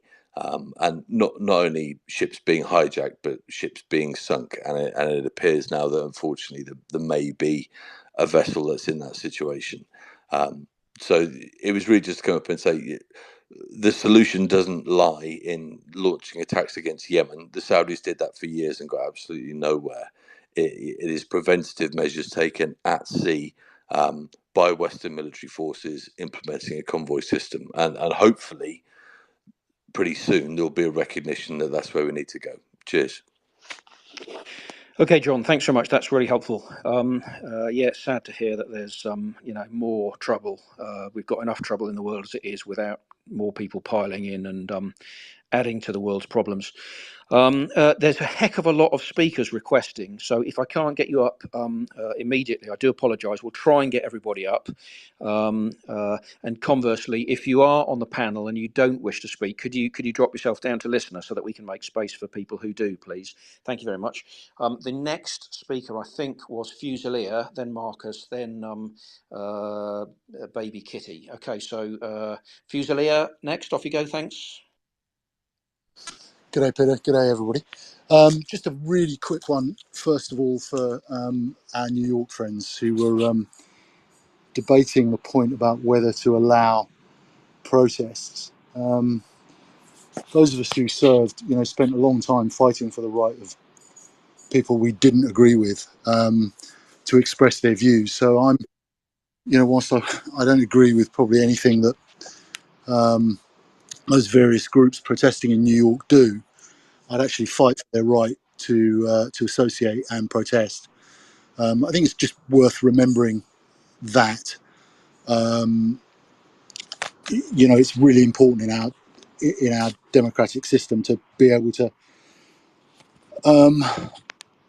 express an opinion. And I think our problems start when we try and drive those opinions underground. So whilst I don't agree with Antifa or any of the other groups our New York mate was mentioning, as long as they don't step over the line of calling for criminal action or violence, then I think we should all defend their right to protest, and I'm sure he would do the same. I actually wanted to get on to the point that Abraham was making, Peter. Thanks for stepping in there. I think it's right, but I do think it's sometimes useful to have voices, like Abraham. And I thought your point about he's not actually there is a really important one. But without a shadow of a doubt, innocent civilians are being killed in Gaza. And as somebody who served 32 years in the British Army, I did 19 operational tours. I've also spent some of my childhood in Israel. The Israeli government, the Israeli state, like any other democratic state, isn't perfect and certainly deserves criticism on occasion. The story he gave of the 9-year-old boy is a tragic one. I don't think anybody on here who's right of mind would celebrate the death or injury to any innocent, especially a child. But one really does have to get one's moral compass in place and act with some moral determination. And the fact is, Abraham, if you're still listening, if you came into my house, take it out of Gaza, if you came into my house, shot and killed my wife and children, took one of my children hostage and ran back to your house, and I came after you and a gunfight ensued, and you hid behind your wife and children and my kidnapped child, and in the ensuing gunfight, some of them were hurt or injured, whose fault would it be? Now, I think it's clear it would be your fault. One has to ascribe fault here. And, Hamas committed an outrageous series of acts on October the 7th. They must have known that Israel would respond to that. And cowering behind their own wives and children and then bleating when those wives and children are injured by Israeli ordnance is quite frankly ridiculous. And coming out with lines about it's a war crime or it's genocide, it is not genocide. Quite frankly, the population of Gaza and the West Bank has increased fourfold since 1967. If it is a genocide, it's the worst genocide in history. Um, and the point about war crimes, don't confuse proportionality with equivalence. Those of us who served in the military strive to have disproportionality. We strive to overface the enemy. I never ever wanted to be in a fair fight with the enemy. I wanted the fight to be unfair and unequal. Proportionality, according to the Hague Conventions and the Geneva Conventions, refers to the use of force proportionate to the target you're engaging. In other words, if you drop a 500-pound JDAM on a building, is it going to drop the building or is it going to bring down the whole block? and is it proportionate to the target that's hiding in that building? As Peter said, regardless of your qualifications as a New York public health official, that really doesn't give you the right to pronounce on the efficacy of or otherwise of military operations, and nor does it. Nor would I claim that sitting here in Australia, even though I have a military background. Sorry, Peter, a bit of a rant, but there you go. No problem. Well ranted, Fuso there. Well ranted. I think you're right on.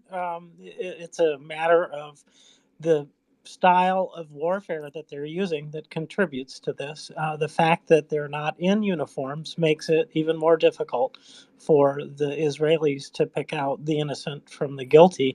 And it's pretty clear that some of them support and some of them use human hostages. And so it is very difficult work that the Israeli Defense Force is doing. So I'm there with you about that particular point. And of course, it's a tragedy when somebody who is innocent dies, especially children. They've got their whole life in front of them. But again, the blame is on Hamas. Peter, I think that Marcus is next, and then Dr. Mad, or Iris is next after that. Could I just come back on you, James, very quickly? Because I Oh, think you're please do. right. I think there's also the issue, it's sort of like the elephant in the room, because there's a lot of talk about, is something anti-Semitic, is being anti-Zionist, anti-Semitic, why has Gaza taken, why are these groups, why have the sort of progressive left strapped themselves to the Gaza issue so strongly when they had nothing to say about Bashir Assad, killing 3 million Syrians, 600,000 of whom were children, by the way, 275,000 of whom were Palestinians. But I didn't hear any of these sort of Hamas fangirls bleating about that. What is quite interesting, and the one that always strikes me, is I took part in the only peripherally in the Second Battle of Fallujah, but I was good friends with the Australian general who sadly died, but who was actually the director of operations and planning in the American Corps headquarters that planned that operation. And Fallujah was not a dissimilar battle from what's going on in Gaza, and certainly there was quite a large civilian population in both sides of the city, and yet there was none of the furor that's going on now. So I can only assume it's because the people doing the attacking are Israelis. And of course they're Zionists, but people need to understand that, I'm a Jew, I'm an Australian first, a Brit first, my religion happens to be Jewish. But if you are Jewish, and we can't help the fact that we come from an ethno-religion, the reality is that 90%, I don't have any, statistics to back this up, but by definition, if you're Jewish, you're a Zionist. Just go and read the Torah. Next year in Jerusalem, every third step you take is a mitzvah, a blessing. If you take it in the state of Israel, the Jewish people are inextricably tied to Israel. If I show you my Ancestry.com DNA test, the fact is that I have a link to the Middle East. I can't change my DNA. So I find the whole thing quite sort of staggering, and I really don't know why these counterfactuals are so strong, and I can only ascribe it to the fact that there is an element of latent anti-Semitism, but I can't prove it. People don't, when they're asked, won't admit to being anti-Semites or Jew hate. It just seems that there is an exceptionalism to what's going on that doesn't apply to other awful tragedies. Anyway, I'll end there and let other people speak. Yeah, I think Fuseli, I think that's right. Unfortunately, I'm not Jewish. I'm not Palestinian. I don't have any particular connection to that area. In general terms, before October the 7th, I was sort of generally sympathetic to the Palestinians' cause because history hasn't been kind to them, and you want to see people getting on, and you don't really want to have them living in a sort of perpetual conflict. I mean, we had that situation in Ireland, and things have moved on, and pretty much everybody almost everybody except really hardcore people would agree that we're now in a better position. There's been pretty painful compromises, etc., but people are now living together, communities are trying to work with each other, economic prosperity is enabled. The difficulty I have is that any sympathy I might have had or any empathy I might have had basically evaporated on October the 7th, and reasonable people like me who sort of don't have any strong opinion on it other than wanting a better world for everybody, they set their cause back decades by what they did, and they did it in cold blood. Not only did they do it in cold blood, but they filmed it, live streamed it, and now you just get all this nonsense about it's a complete leaf out of the Russian playbook. They are completely weaponizing disinformation, like this guy we had on here. I mean, I'm pretty easygoing. I'm happy to let people have their say, but if they're going to repeatedly come up with a load of absolute nonsense, I gave him one warning and that's it. Second time around, that's it. You're down.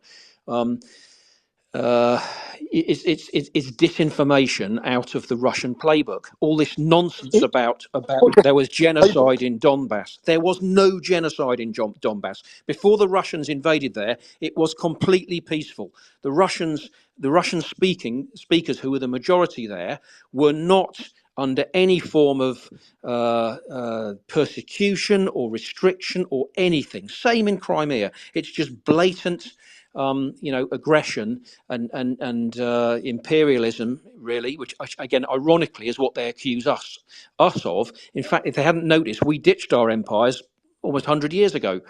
It's just ridiculous. And you have the same thing, that they know they've attacked a genocidal.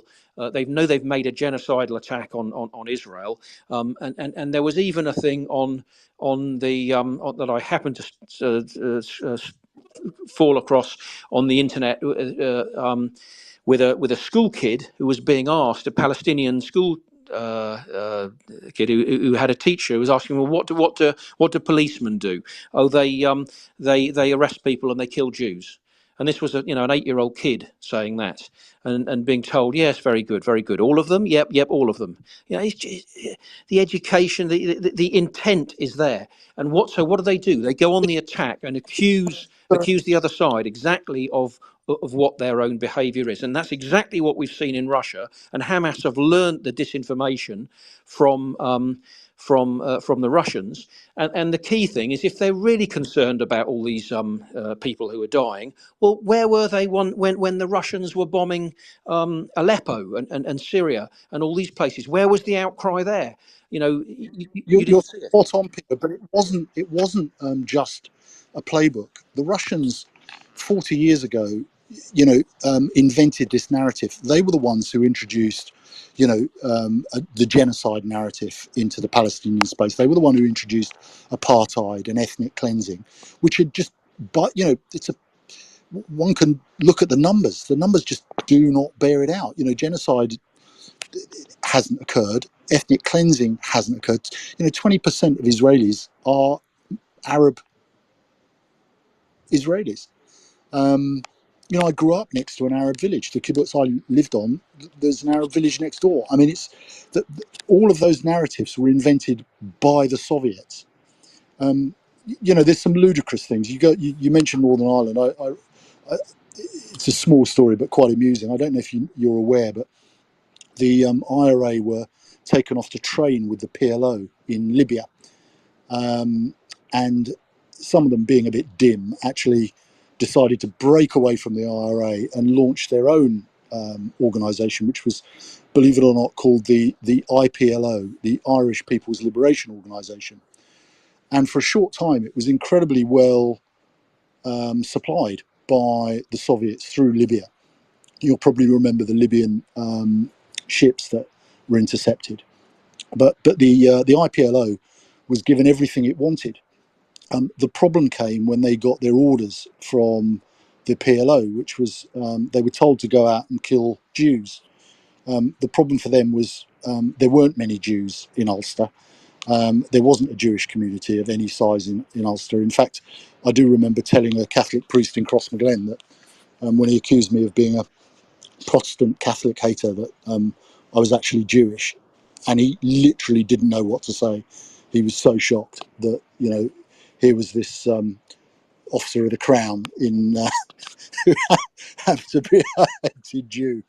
But yeah, the whole thing's completely fucked. I think that's the technical term, Peter. Yeah, I didn't realise. Oh, those technical terms. Oh, I'm sorry, Peter. You go Yeah, ahead. just a quick word, James, and you can carry on. I didn't actually realise, because I'm not an expert on that area, that the PLO was apparently basically an invention of the KGB. Not really. I'm not an expert in that part of the world. I mean, I know that the Russians for a very long time have been involved in all kinds of nefarious activities, and I think the history is quite interesting, and I've learned a lot in the last month and a half.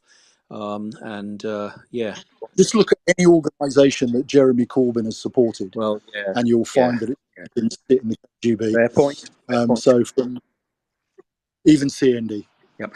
Okay, James, and then I think it's Marcus and Iris, and then a bit further on. Okay.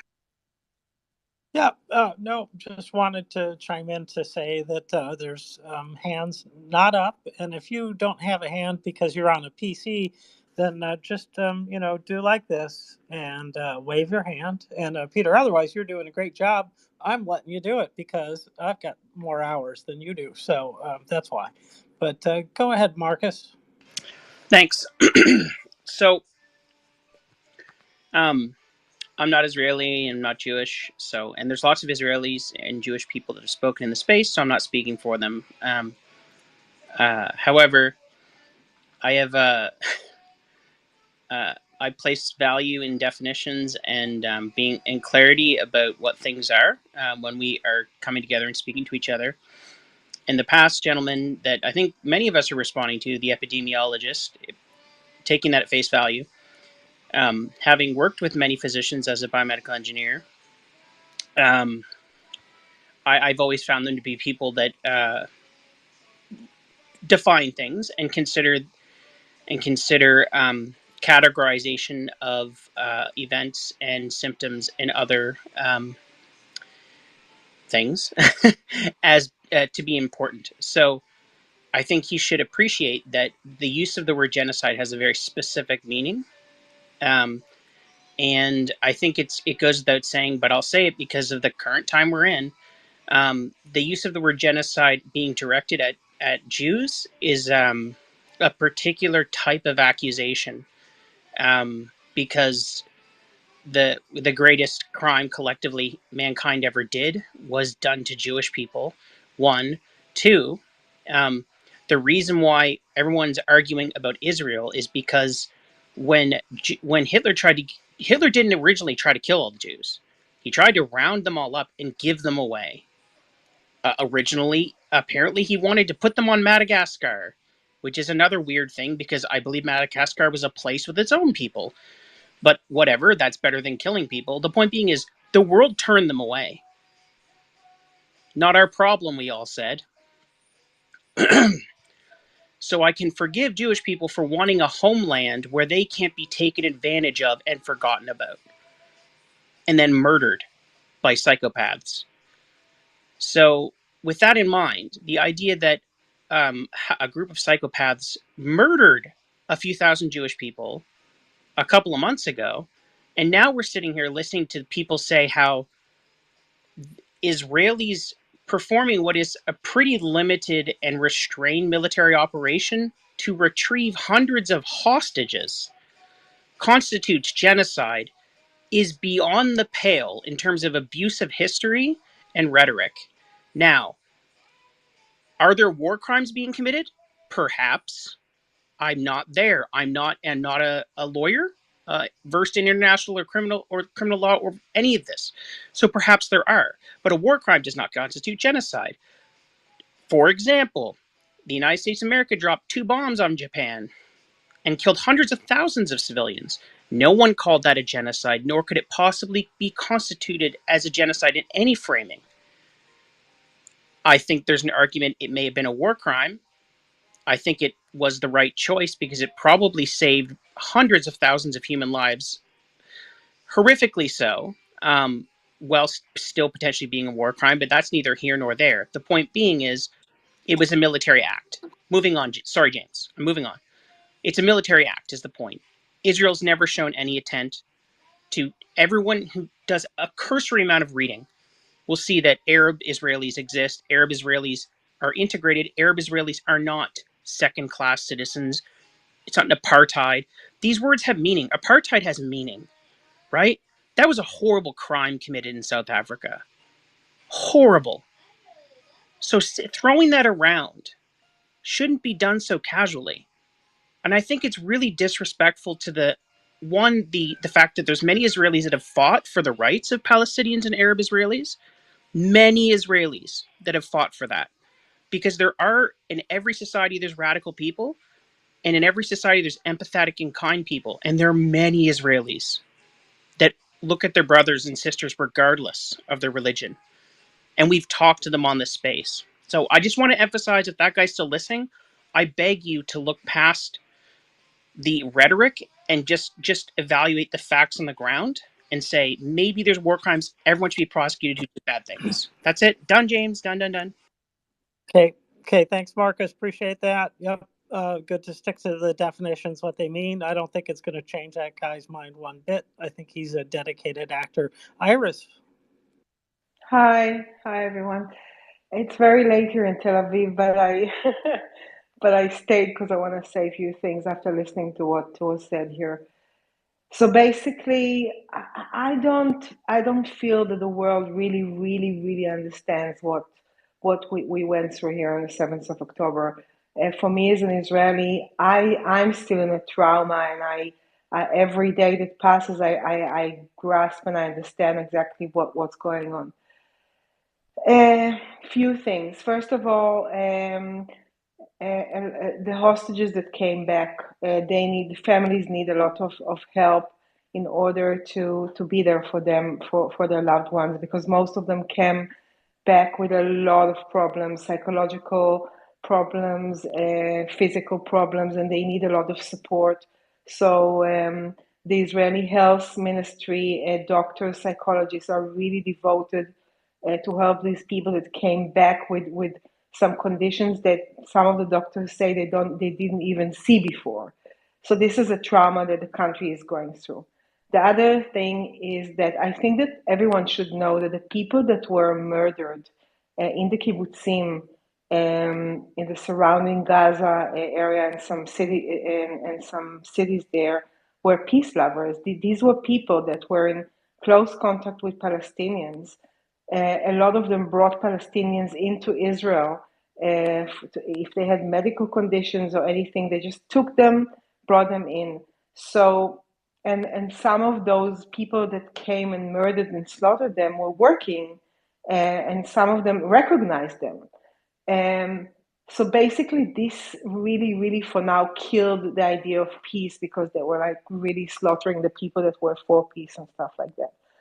More than that, I don't know if any of you saw the movie, the 47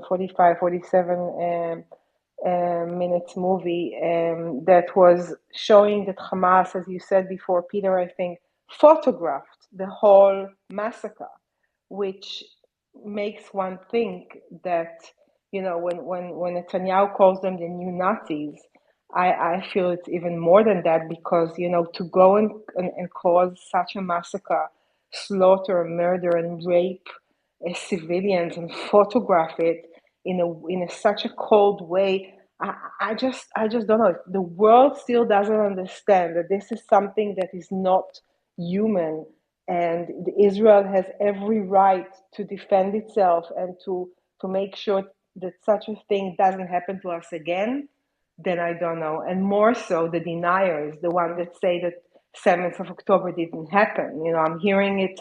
I'm going into spaces. I hear that, and I say to myself, Iris, what's going on with the world? So these are the things that we are facing. More than that, Israel is facing rockets every day, and what one need to understand what it is to sit at home, sit and have dinner with your child or your family, and suddenly a siren goes and you have to go and hide and say Shema Israel, whoever that is Jewish or knows what it is, to make sure the rocket doesn't fall on you or any of your family members. And then the soldiers and the fighting, and the world and the protests that we're seeing.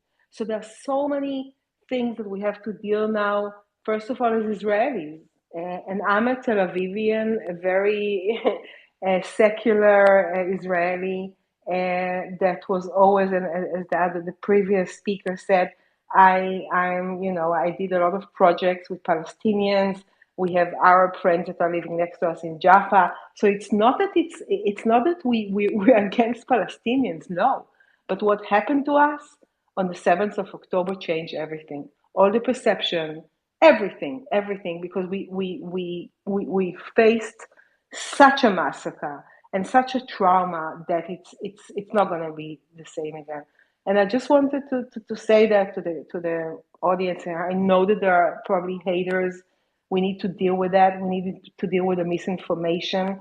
And every time I host spaces, and I do host regular spaces here, I always say just make sure that when you come with information, it's the right information. Check it out. Make sure you speak to people that you trust and know that they bring the right information, and do it this way. Otherwise, like this other person came up, the imagination with the numbers and the words that are being spread, and some stuff that I'm seeing, that it's like it breaks my heart. So that's what I wanted to say. I want to thank all our supporters and the people that are really advocating. Thank you, Peter. Thank you, James. I don't know you, but now I know you. And Iris, it's Iris, yes, now we know you, and I know how to pronounce your name correctly because you said it. Thank exactly, you. exactly. So It's beautiful. Thank you so much. I will add this to what you said, and that is that what the only thing that makes sense to me about October 7th is that somebody needed the world's attention somewhere else, and they got it. They got Gaza, Gaza, Gaza, Gaza, Gaza, Gaza all the time. And it's been a month and a half of many people's front page filled with nothing but. And so the filming, all the outrage that we saw, not everybody saw, because at the same time that Gaza, Gaza, Gaza was going on, everybody was pulling back all these other horror stories and not publishing them. So, who of course needed it? We all know his name.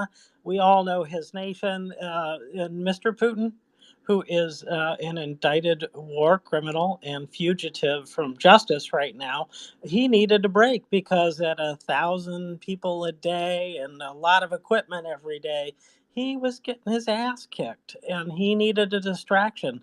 And he also did a lot of other things lately to pull other strings, and he's very good at that. So I think you're absolutely right. It's a horrible thing, but the filming and all that was part of the terror agenda. It's supposed to terrorize you, and it's supposed to freeze the world's eyeballs. So anyway, so thank you for speaking. We better move Thank you. I'm along. going to sleep, and I really thank you for the space and everything. I'll come back whenever you're here. So yeah, thanks a lot. Great. Thank you. Thank you. It's not a bad space. I like it myself. Thank you. Yeah, I believe Arya was next. Is that right, Peter? I think that is right. Yes. Arya, go ahead. Hi, everybody. Good evening or good morning to you, wherever you are. I've been listening for about a half an hour, and what I've heard has been a very good discussion. Been writing down some thoughts on various things that were said that I would like to add. The first thing, and I apologize, these are a little out of order. The first thing is on October 7th, over 50 Arab Muslims were killed by Hamas. 2 were taken hostage to Gaza. It is important to remember that. It is important to also remember there were several people who saved large amounts of people, one gentleman being 120 people, one gentleman being over 30, and then a father with his son who risked his life to stop terrorists from ambushing a bunch of IDF troops that otherwise they would have killed. It's important to remember these types of things. Hamas does not care who they kill, whether it is people on their own side or Israeli Arabs. And as far as them killing Jews, they believe it needs to be Jews worldwide. As far as the claims of apartheid with Israel and the Palestinians, in regards to the Israeli Arabs, They are overrepresented for the percentage of the population they are as judges, as doctors, as lawyers. Two of the Supreme Court heads in Israel, the two people who decided who was a Jew according to Israeli law, are Arab. If you ever need to prove somebody, that Israel is an apartheid, Muslim and a Christian Arab decided who was a Jew in the one Jewish country. There are over 400 mosques in Israel. This is more mosques than have ever been in Israel under any other government or country throughout history, even under Muslim control. The imams are paid state salaries by the Israeli government. There have been more mosques built under Israel's control than were there before. So that's another thing that's important. As far as Palestinians, Israel maintained security control, as Oslo dictated they would, and the Palestinians agreed to. You can't claim military occupation is apartheid when you agreed to it, assuming that you would follow other steps. There would be continued negotiations. A final settlement was not reached, but that was one of the parameters. This is something that is constantly cited. The KGB did start the PLO. Yasser Arafat, after he was done living with his uncle, his great uncle, the Grand Mufti of Jerusalem, who tried genociding the Jews in Israel and helped the Nazis throughout World War II. He went to a Soviet university and worked with the KGB. The KGB trained almost every one of the original PLO leadership, almost all of which who stayed extensively in Russia to get the training.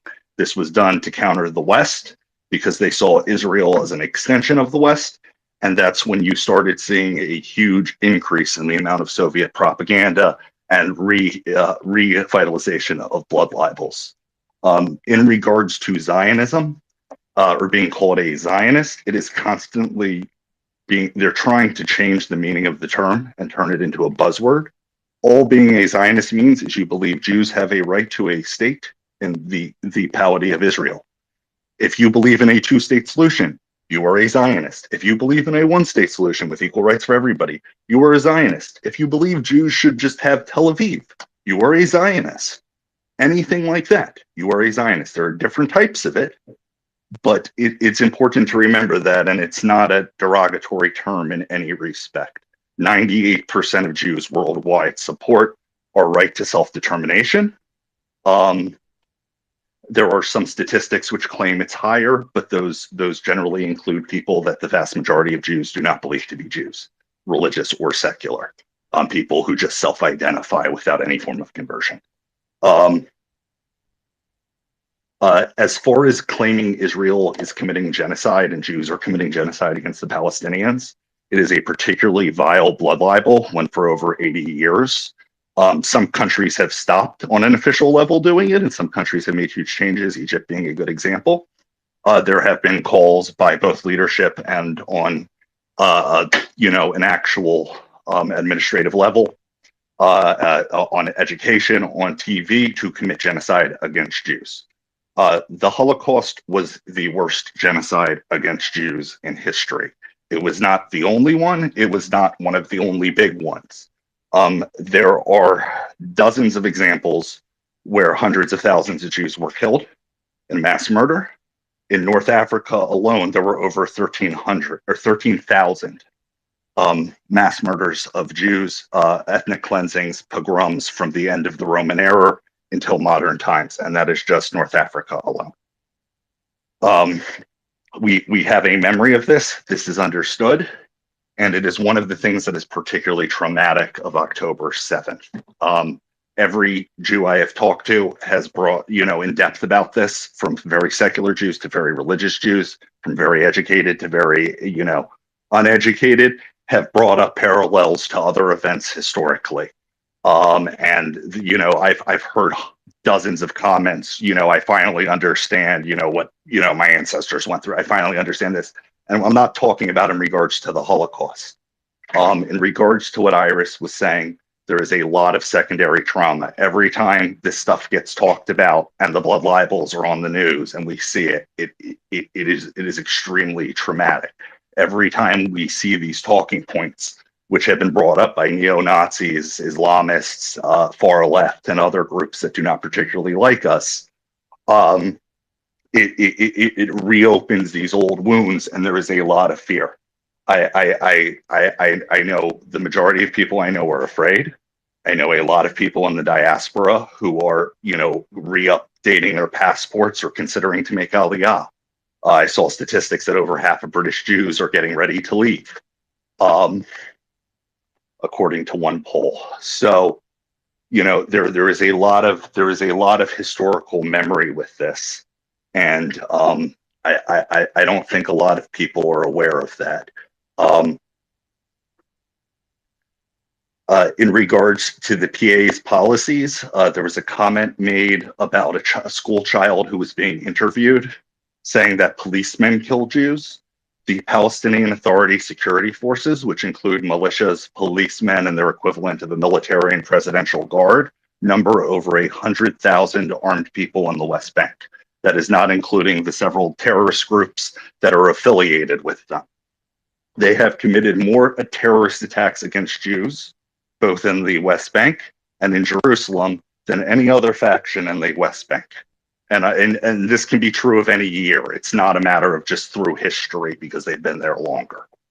There is something called pay to slay, in which if you commit a killing of a Jew, or an Israeli for that matter, under the Palestinian Authority law, you or your family will get a lifelong stipend.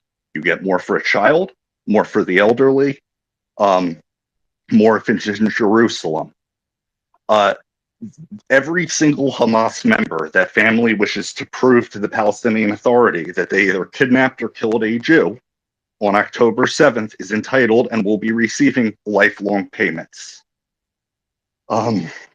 This is a major issue. Yeah, feel free to cut me off. Yeah, well, I just wanted to give the other hand a chance to say something. I want you to stay on the panel and come back. I think all of what you said is interesting, and I'll have a question for you at that point when we get back to you. Do you mind if we go? Because no, of course, James, okay. always. I appreciate it. Thank you. But no problem. Mriya, man, okay. I hope somebody traces that money. Go ahead, baby. Hi guys. I'm sorry. Hopefully I couldn't do this without crying. The Jewish Voices for Peace is actually on the ADL website. They are not. They are an anti-Semitic, anti-Zionist group. There's no two ways about that one. I think if you put as much, you need to put more attention into it. Look into some of these groups, because a lot of these groups have already been outed.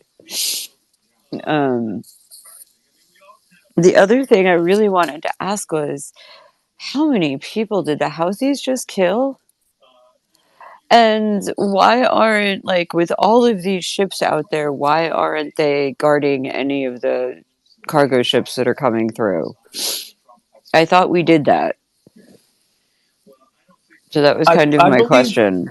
I believe that there was a destroyer that did shoot down some missiles. So I think some of that happened. And if we're talking about the same event today. Oops. Yeah, the ship that I guess sunk earlier. I don't know if they did or they didn't. But how many... I'm sorry, how many hostages are these people going to take? And how many people did they just kill? Well, I don't think this war is over on either side. It's clear that Hamas is continuing attacks, and it is spreading the locale out from Gaza. So I think the answer is that we don't know right now. The full extent of attacks will take some time to find out, and I bet Peter knows more than I do about this. So I'm going to let him talk about it, and thank you for coming up. And it's going to continue for a while, clearly.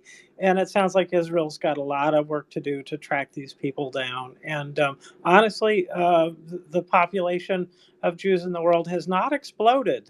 So let's not think that they're somehow taking over the world, because that is absolutely nuts. So Peter? We've barely caught up. There you go. To what we were prior to the Holocaust, which is a horrible thing to say. That's what I'm saying. Is this? That's right. So yeah, you got it, Peter. Okay, thanks, James. Yeah, I don't know a lot about this actually, but I gather that there were 4 separate attacks today on shipping in the Red Sea, and it was mostly interdicted by USS Carney, which we've heard from before. I think that was the vessel that came through the Suez Canal or something at high speed to get to the Red Sea or the Eastern Med. If you want to know more about it, and this may get discussed, but if you go to the first tweet in the nest that Piotr Curzon has put there, it tells you a message of the facts from US Central Command about actually what happened. And there's a commercial ship that appears to have been targeted twice that I think is British owned and Bahamian crude or something like, or the Panamanian crude. Some, I forget the details. It's in there anyway. But the main reason for me talking was to say that we are overdue a scheduled co-host change, and I'm going to be stepping down. James is going to stay here for a few more hours yet, and we've got Robin coming up to relieve me. So I'm going to take my leave and say thank you very much. I'm not really wildly comfortable talking about the Middle East because I don't know a lot about it, but I have learnt an awful lot in the last month and a half just by listening in to all the various people, commentators on it, in particular Joe and Em, mostly in this space, but in a couple of other spaces as well. And some of those other spaces are really bonkers. Anyway, I want to thank you all for listening and for tuning in. We've had about 500 listeners on at this time of night. It usually starts to drop off a bit because in Europe, as with here, I've already turned into a pumpkin and it's getting late. So I'd like to thank you. Please do retweet the space. Please tell your friends about Mriya Report. And if you can afford to make a donation, then please do. We have a current funding appeal, which is to bring kids back to Ukraine, and that finishes later today. And if you make a donation, it'll be match funded by somebody else. So any donation you make will be doubled, and you can do that via the mriyareport.org website, I think.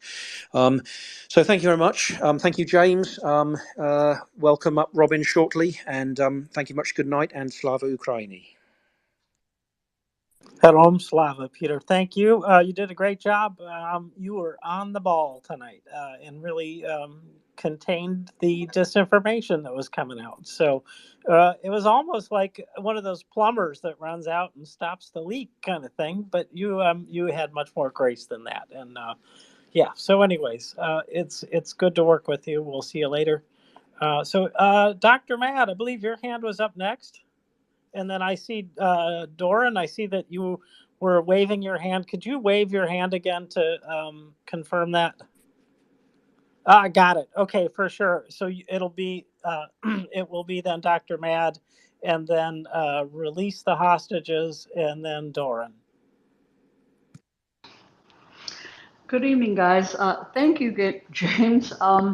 My question, well, I had quite a few things on my mind because I've been kind of sitting here listening, and what an amazing space. But my question was, as far as the Palestinian or children in Gaza, their training facility. I have seen a few videos and posts from years ago, and even some that are current, that entail the training and such of the children there, what they go through in their kindergarten graduation and so on and such. And even to a current post of a father with a child standing in front of him, and the child was admitting or saying, yes, he was proud and going to be martyred. And so my question is, how familiar are you with that? And just to enlighten me or us and the listeners a little bit on that subject as far as the so-called innocent children of Gaza. I am not really willing or able to address that. Arya, do you have your hand up to address that?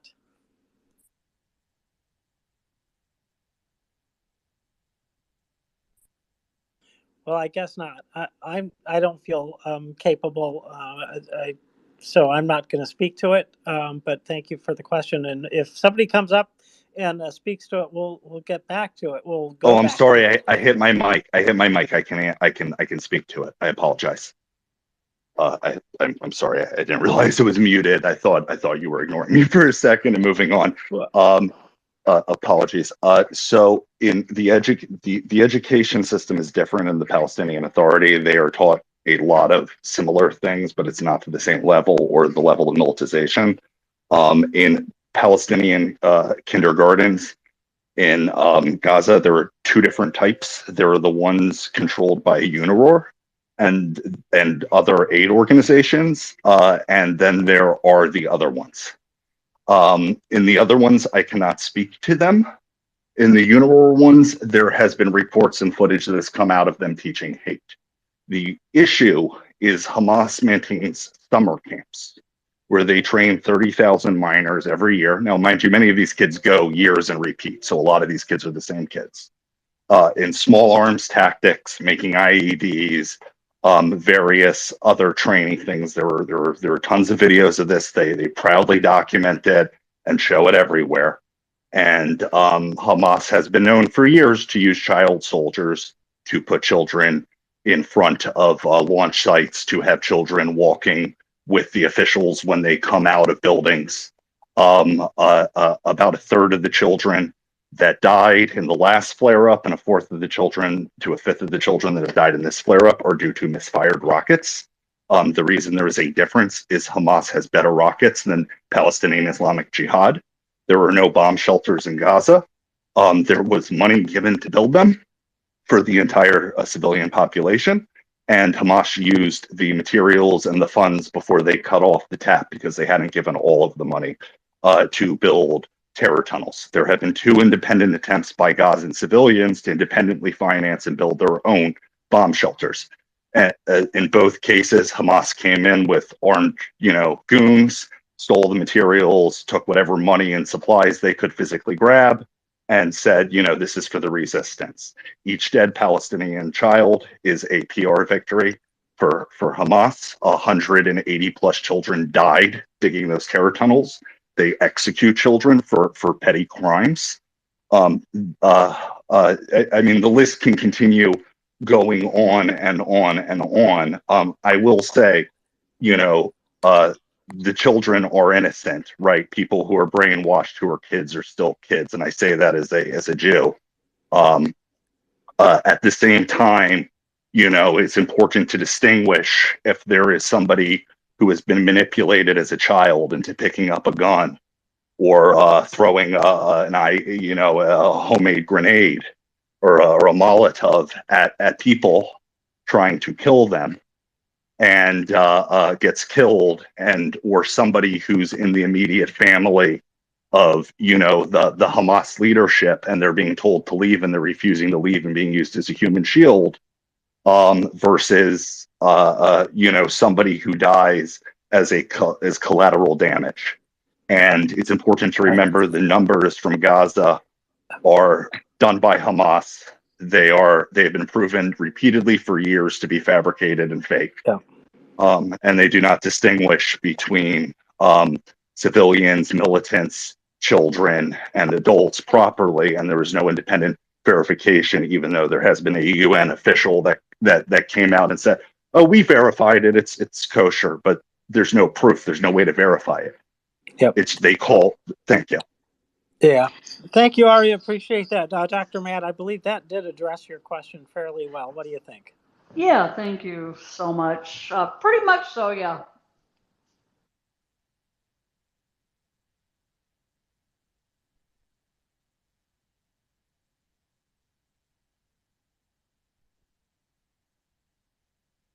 Oh, go ahead. Release the hostages, and then Duran, after that, it's your turn. Hey, just on the topic of disinformation and whatnot, back to Jewish Voice for Peace. I know that a lot of what they say is very anti-Semitic, anti-Israel, and whatnot. But in addition to that, is it even run by Jewish people?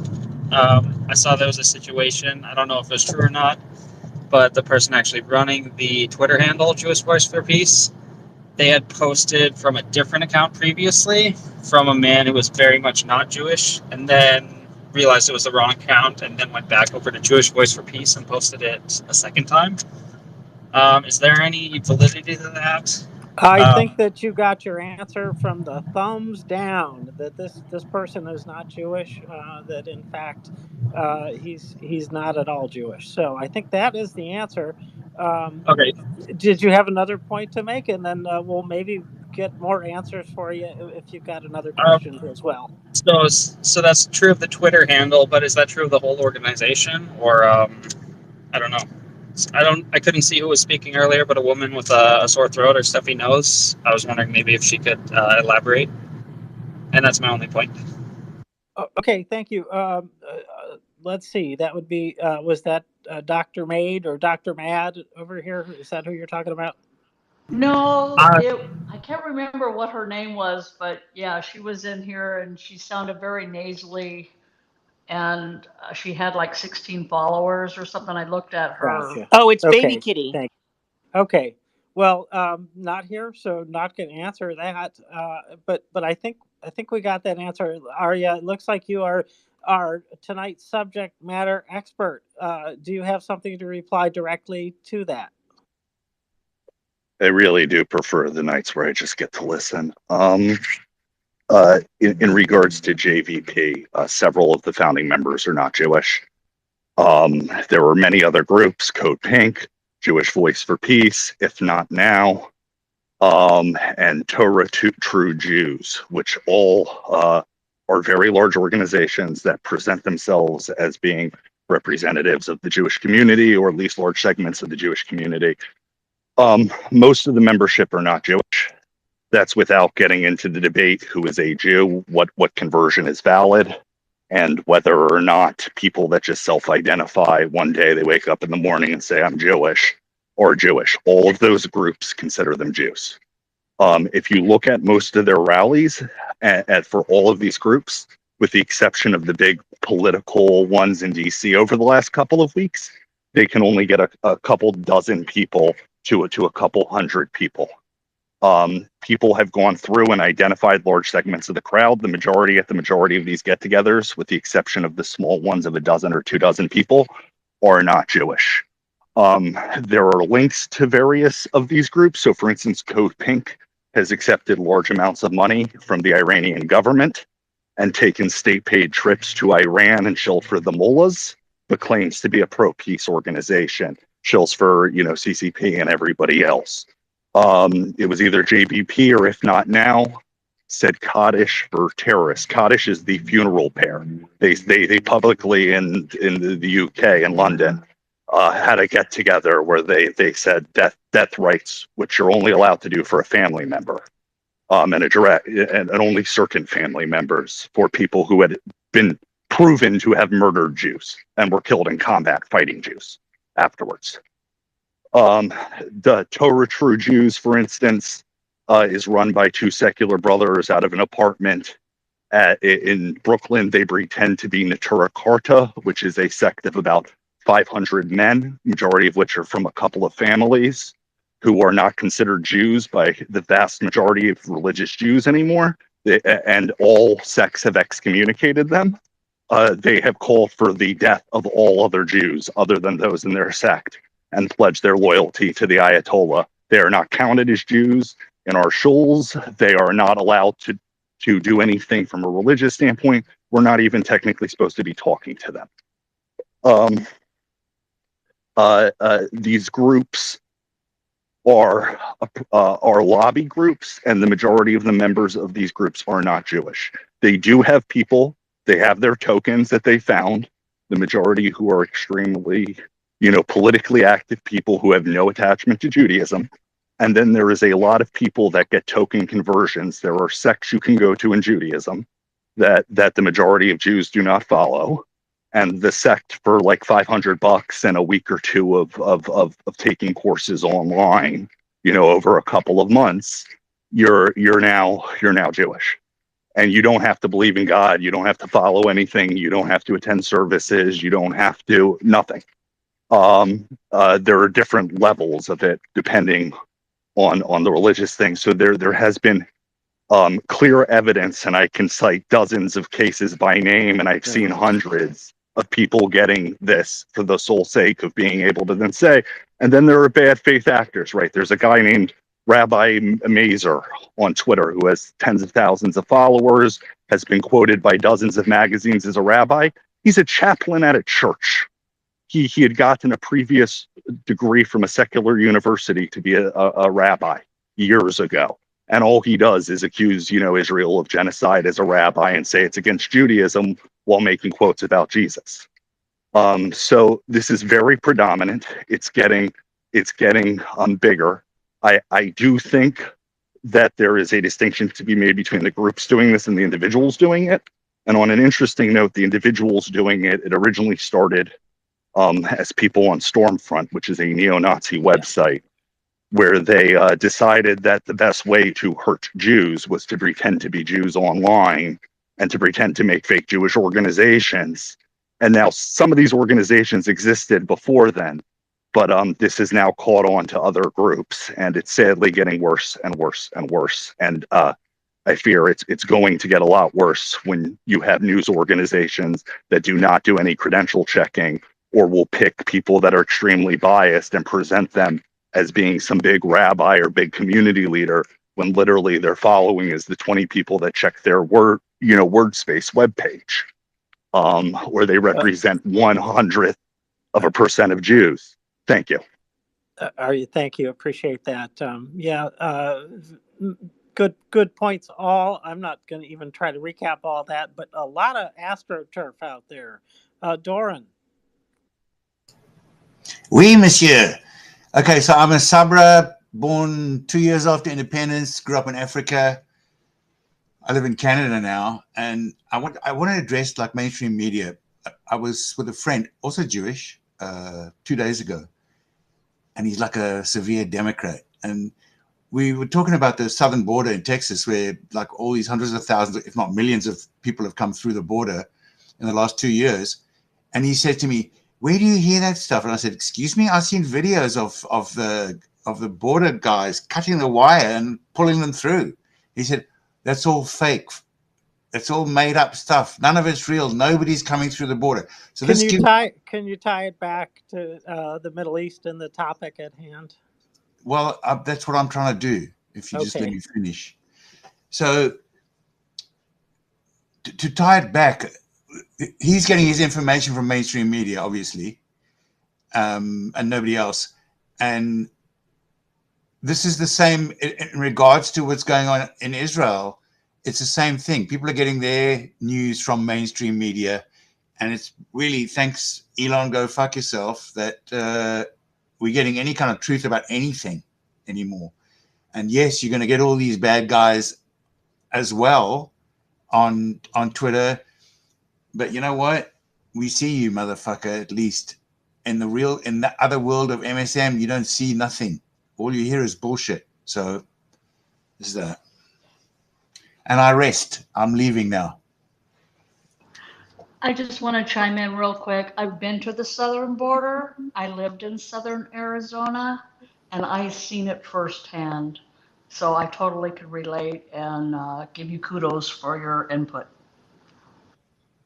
There we go. Okay. And so let's see. Thank you, Doran, for that. And then we have Cece and then Chris. Hello, good evening to all the Americanos. So the Israeli bill is tied to the Ukraine bill, and we're trying to get the bundle passed in a very targeted manner. We only have 48 hours. The clock is ticking right now in a really crucial, ominous way. So I would just encourage everyone, while you're thinking about talking about other stuff, to please hold this bill at the forefront of your mind. We got 48 hours until the vote, till they said that they're going to vote. So tweets in the nest, if you don't mind helping get all these phone numbers out there so we can get as many fingers dialing and a blur as fast as possible. This is great for introverts because it's a time that you don't have to even talk to anyone. And the sentence to repeat if you are out of brain cells, which I am, is my pin tweet. To get this bundled bill through for both Ukraine and Israel. Thanks. Thanks, CC. Yep, it's right there, first in the nest. And please do have a look, retweet that, and get the word out. And if you really want to help, take a minute away from the conversation. Select that text, go into the text, select the number, and then you should, if you're on an iPhone, have an option on your pop-up menu to call directly from there. So you don't even have to re-enter the number if you don't want to, if your phone lets you do that anyway. So thank you, CC. It is critical that we push through the resistance in the Congress to get this bill done. It's pretty clear that Mike Johnson, funded by an American company that's owned by 3 Russian oligarchs, has a little bit of issue with this going through. So be the plow that plows these obstacles out of the way, and don't think it won't matter. It does. Any pressure is good pressure for these guys. They don't like pressure, so please do that. Cece, we'll come back to you. And Chris, why don't you go ahead? Yeah, hi. I'm driving, so if I drop out suddenly, my apologies. I'm in Sydney, Australia, and so I'm not Jewish and I'm not Muslim either. So that's the first thing, and I don't know a lot about the detail of this war, but what I do know a little bit about now is social media through being on Twitter a lot since Russia invaded Ukraine, and trying to learn about what's going on in Israel, Gaza. And what I've noticed on social media is just an enormous amount of bullshit, which reminds me of the start of the Russian invasion of Ukraine. So just to try and bring it back to Russia a little bit, Ukraine. A few things. Firstly, I learned the other day that Russia kind of sparked, I think it was I might get this wrong, 1967 or 1973 war, by telling the Egyptians that the Israelis were amassing weapons and troops on the border of Syria. Now, Egypt saw itself as the leader of the Arab world, and they started muscling up to Israel, and and one thing led to another. They sent agents there to look at, see if there were troops massing in Israel to attack Syria. But the agent said no, there's no evidence of it.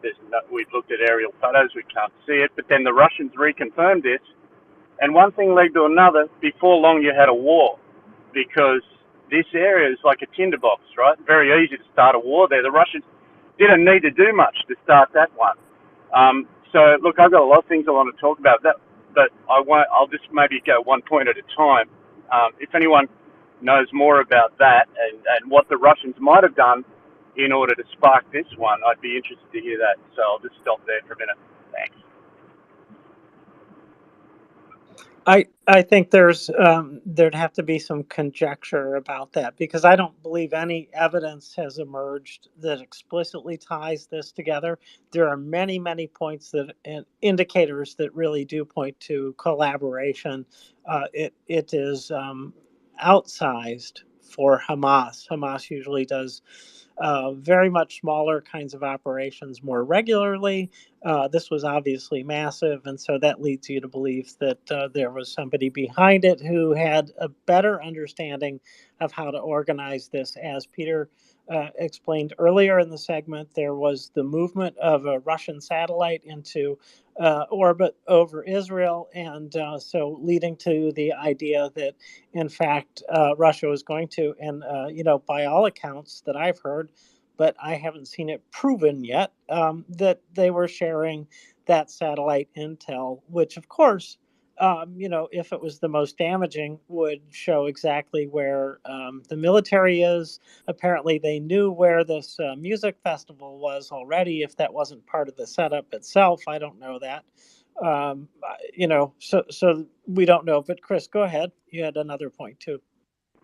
Yeah, I'll just quick follow up because other people probably want to talk. But yeah, look, I have enormous sympathy for both sides, really, and I feel sorry even for the young guys in Gaza who all their lives they've known nothing but Hamas as their government, and they've been brought up to believe that every problem in their life is because of the Jews.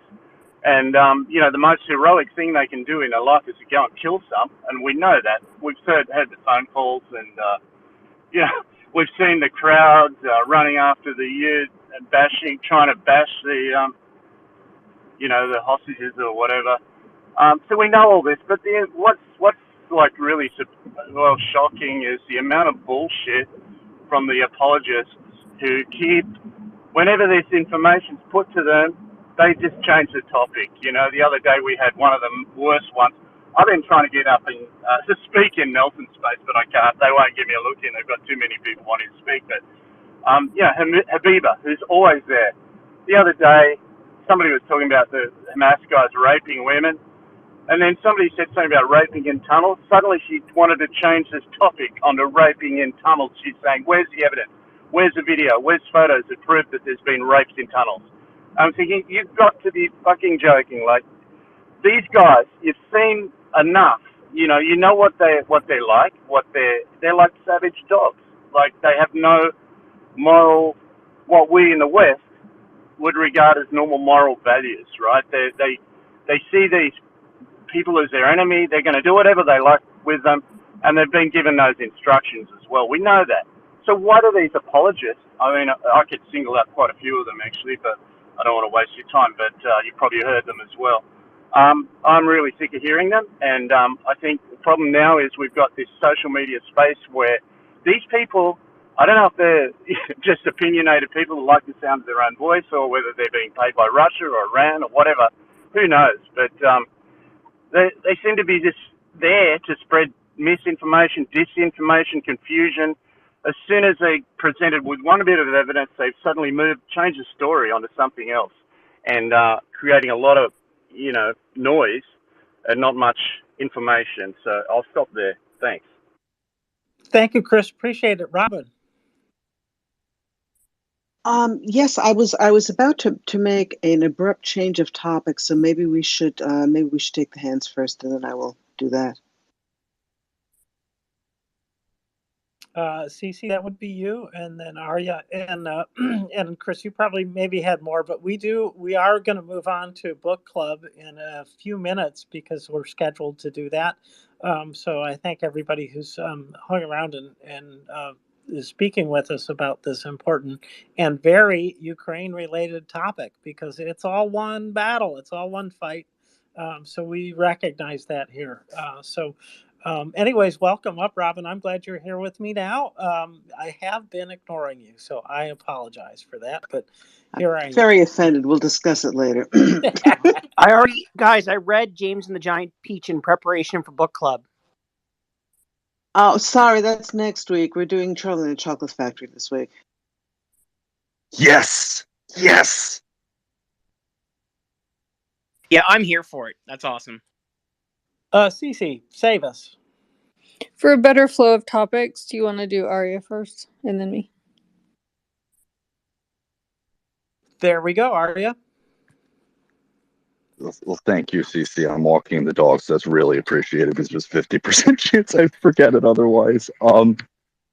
Just really quickly to add on to the last thing that was said. I mean, this has been going on for years with various bad actors on whatever topic you want to talk about, right? The idea is a death by 1,000 cuts, and that you just keep shooting out information, even if it's wrong, that it evokes an emotional response. The emotion remains. It takes a lot of time and a lot of energy for somebody to refute it properly. And it wears the people who are refuting it down, and it creates doubt in the other people's mind. And then the hope is enough people retweet it or, believe it or support it or even think that there's a possibility that it's true, that it becomes a legitimate talking point, right? So for instance, with Israel, you've you've seen ideas that 10, 15 years ago, nobody in polite society would say. And people would immediately be like, you are a bigot. And that is a lie, have become acceptable talking points on mainstream television, on social media, in schools, and everywhere else, as though these, it hasn't been debated before and refuted. So yeah, I just wanted to add to that. Thank you.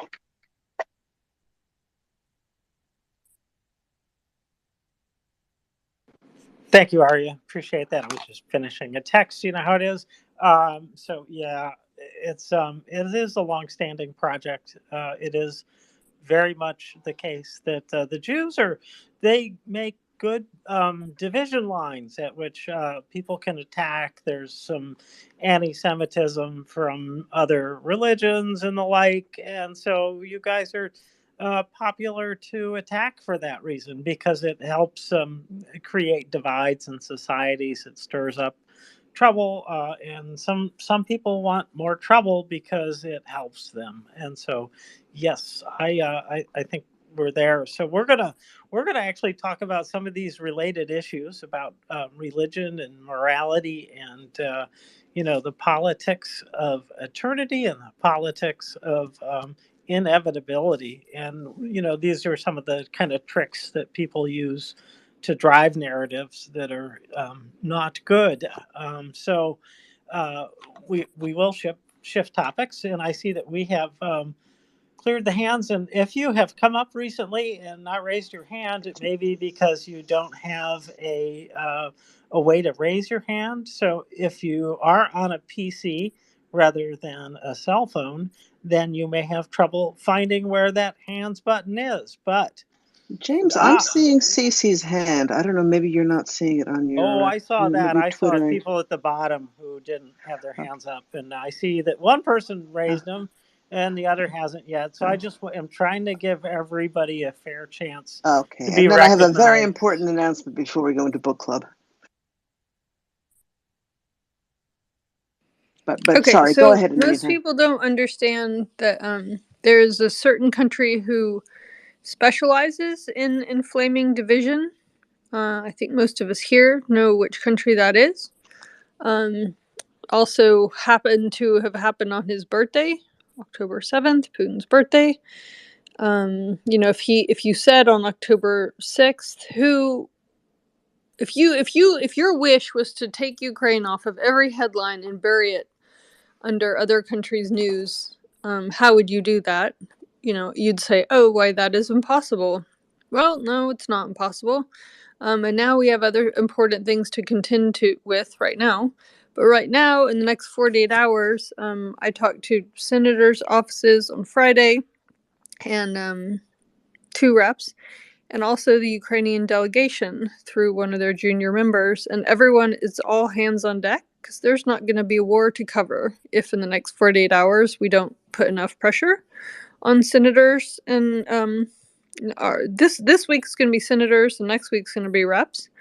60 billion was about the price of all of the money that we've valuation of weaponry that we've given Ukraine over the past year. In retrospect, so the 60 billion that is afforded for the next year is so crucial. It will make everything that Angry Ants was up here this morning saying the same thing, that if we don't snap to focus on this thing, there won't be a war to cover. There won't be a Mriya report to cover. So if everyone can really help, they'll be all orphans, because that will be the modus operandi if Russia does fully invade, is to take everyone's children. So the massive amount, there's no hyperbole to cover the massive effects this will have. So if you can scroll back to third in the nest there's something that that just as all of this delegation, that's why they've come over here in the middle of the war. That's why these senators and reps that have been so pro-Ukraine on both sides of the aisle, there's no partisanship here. These people have lunch and dinners all the time and try to plan across the aisle of how they're going to get their respective colleagues to focus and get on board and stop dilly-dallying and use the border, legislation at another time. Yes, here's the difference. We want it bundled as a funding package. You can put the funding for the border in there, no legislation for the border in there, because that's what will make this thing die, is if we just continue unending fights over the border, right? Yes, I want the border addressed as well. But so when you call, you can say, please keep the bill fully bundled at the full price point of $61 billion. It's my pinned tweet too. If you hit my smoking cat photo there, you can see the easy sentence that you say. And right now you can leave voicemails, so it's great. You don't even have to talk to anyone. And then the phone numbers are third in the nest, so all of Ukraine doesn't become a situation where they're all orphans. Like it's the highest stakes you can imagine right now. So thanks y'all for all being together and being such a strong, active community, because I've gotten such great notes from you guys, and all pulling together and doing this. We just don't have many communities in our societies anymore like we used to. So this is super meaningful that we're all doing this together, and hopefully our blind trust, it's like the tip jar, right? It's like blind trust that each of us is actually doing it and not just depending on each other, or else it'll fail. So it's really a beautiful poetic concept as well. Thanks, Cece. Appreciate that. Yeah, please do take time out, even from our speaking, to make that call. I found that you can get a call like that out and done in at least under 2 minutes, and sometimes under one. So don't go on too far, too long. Just rattle off your name, your phone number, your address, whatever it is they ask for. Be sure to include what they ask for, even if you're outside the district, and then you can be as creative as you feel. So please do that. And let's just go down to Kay. Hello, Kay Bitterman. Kay Bitterman.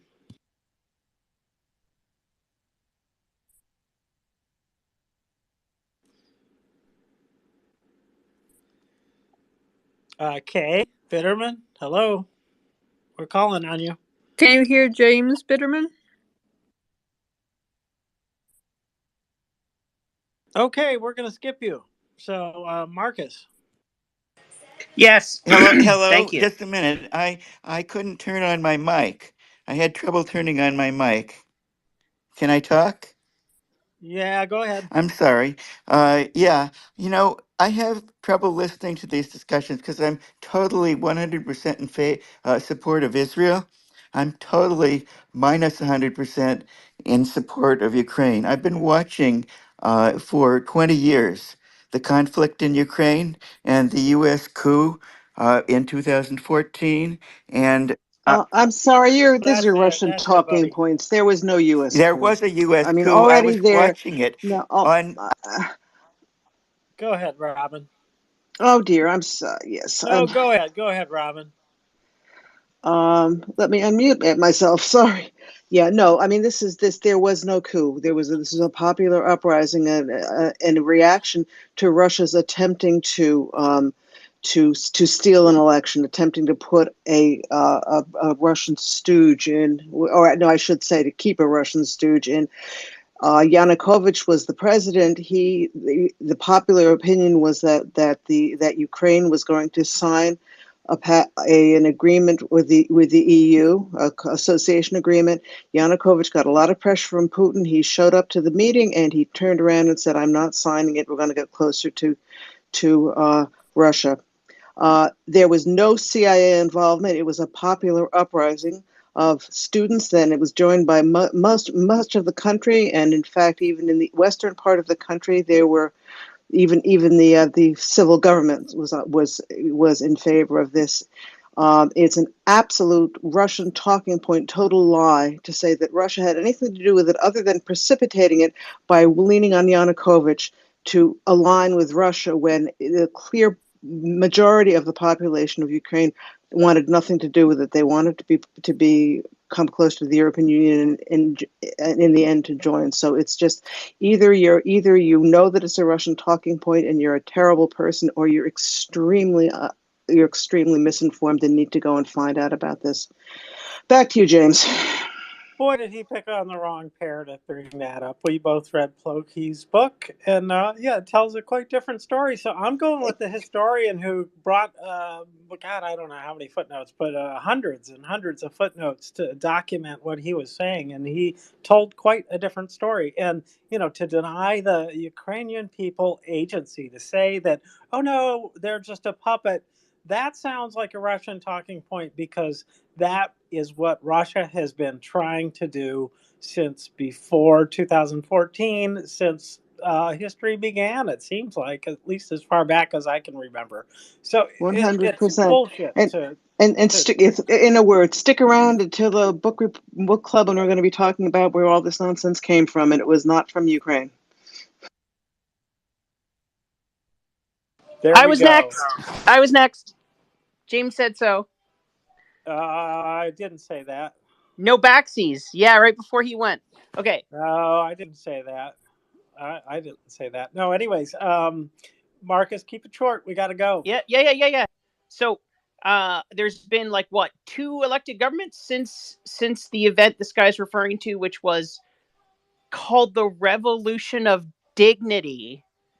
Thank you very much. Okay. Okay, thanks, Marcus. Appreciate Yeah. that. So Why don't we go to Peter and then Chris? that's great, James. Thanks. Okay, thanks. Yeah, I just thought I'd chip in this nonsense about there being a coup. There was no coup in Ukraine, as has been just said. This was basically Putin trying to bribe Yanukovych and install his own corrupt puppet government to exert his own pressure after the Ukrainian people had clearly demonstrated they wanted to go into an association agreement with the EU, which Putin then applied pressure, bribes, and extortion as usual to get the Ukrainians to reverse. And when Yanukovych did reverse it, it caused outrage. The Ukrainians were rightly outraged and came out to show their thoughts in a peaceful demonstration, and they were fired upon by a load of Kremlin infiltrators who'd been heavily infiltrated into Kiev, and the Berkut, which was the Ukrainian equivalent of the riot police or whatever the kind of secret police kind of thing, which has now been disbanded. Again, this is just a ridiculous, completely ridiculous narrative. The whole idea of there being a coup in Ukraine, there absolutely was not. Ukraine is a democratic country, a thriving, vibrant, successful democracy, which is absolutely no threat to Russia at all, but it is a threat to Putin. And his corrupt kleptocracy, because if Russians see that they have a Slavic, successful, thriving democracy on their border, that will encourage them to rise up against the corrupt Putin thieving regime, criminal regime. So let's not have any talk about coups in Ukraine, because there weren't any. If there's any coups anywhere, it's the Bolshevik Revolution and the whole lineage of Putin's government, and the fact that Putin came to power in highly dubious circumstances, allegedly because of the compromat he had on the Yeltsin family and a deal he did with them to protect the Yeltsin family and give them exemption, immunity from prosecution. So if you want to say anything about a coup, then don't look at Kiev, look more in the direction of Moscow. That's all I've got to say on the matter. Thank you. Thanks, Peter. And I think that we really, really need to move to our book club. But we do have, let's see, we got 2 more hands. Are they about the Middle East still? That's my question. If you just wave your hand if you got a Middle East question. Nope, that was a no. And then Chris, what about you? Did you have a question about the Middle East? Just wave your. No. Okay. Do you want to stick to the Middle East, or I don't understand? What are you saying? No, I just wanted to find out. You said no. Okay. So I want to. No. I just want to quickly make a correction. Agree. Everything that was just said a minute ago. It's 100% agree. But you are forgetting. The US was involved because Victoria Nuland was handing out cookies. Remember that? Oh, good play. I'm joking. I am joking, in case anyone misunderstands. But that's one of the old talking points. Victoria Nuland, the cookies, the fuck you or fuck off thing. Anybody that digs a little bit deeper, go and watch the interview with Victoria Newland that's on Frontline. Goes for probably an hour. Explains everything. This is a Russian specialty. They take a little clip of something, twist it into a completely the opposite meaning or something completely different, create confusion, spread it all over the world. They're very good at it, unfortunately. So I'll stop there. Thanks. Thanks, Chris. Appreciate that. So let's see. Robin, what do you think? Do you think we should just cut off talk and go to book club, or what do you want to do? I think well, first of all, I think Cece, of course, I mean, I wouldn't want to cut her off. Let's give it a couple more minutes, and then I want to just talk about our fundraiser, which is about to wind down before we go to book club. But let's get, we've got two hands. Let's do that first. Why would you support the man who funded Hamas's attack? That's it. Good point. Beautiful. And all my statement was, I thought the old fart was under the weather and not even in the realm anymore. So I just wanted to know what's going on with his health. He's sort of like I think we're talking about Putin, aren't we?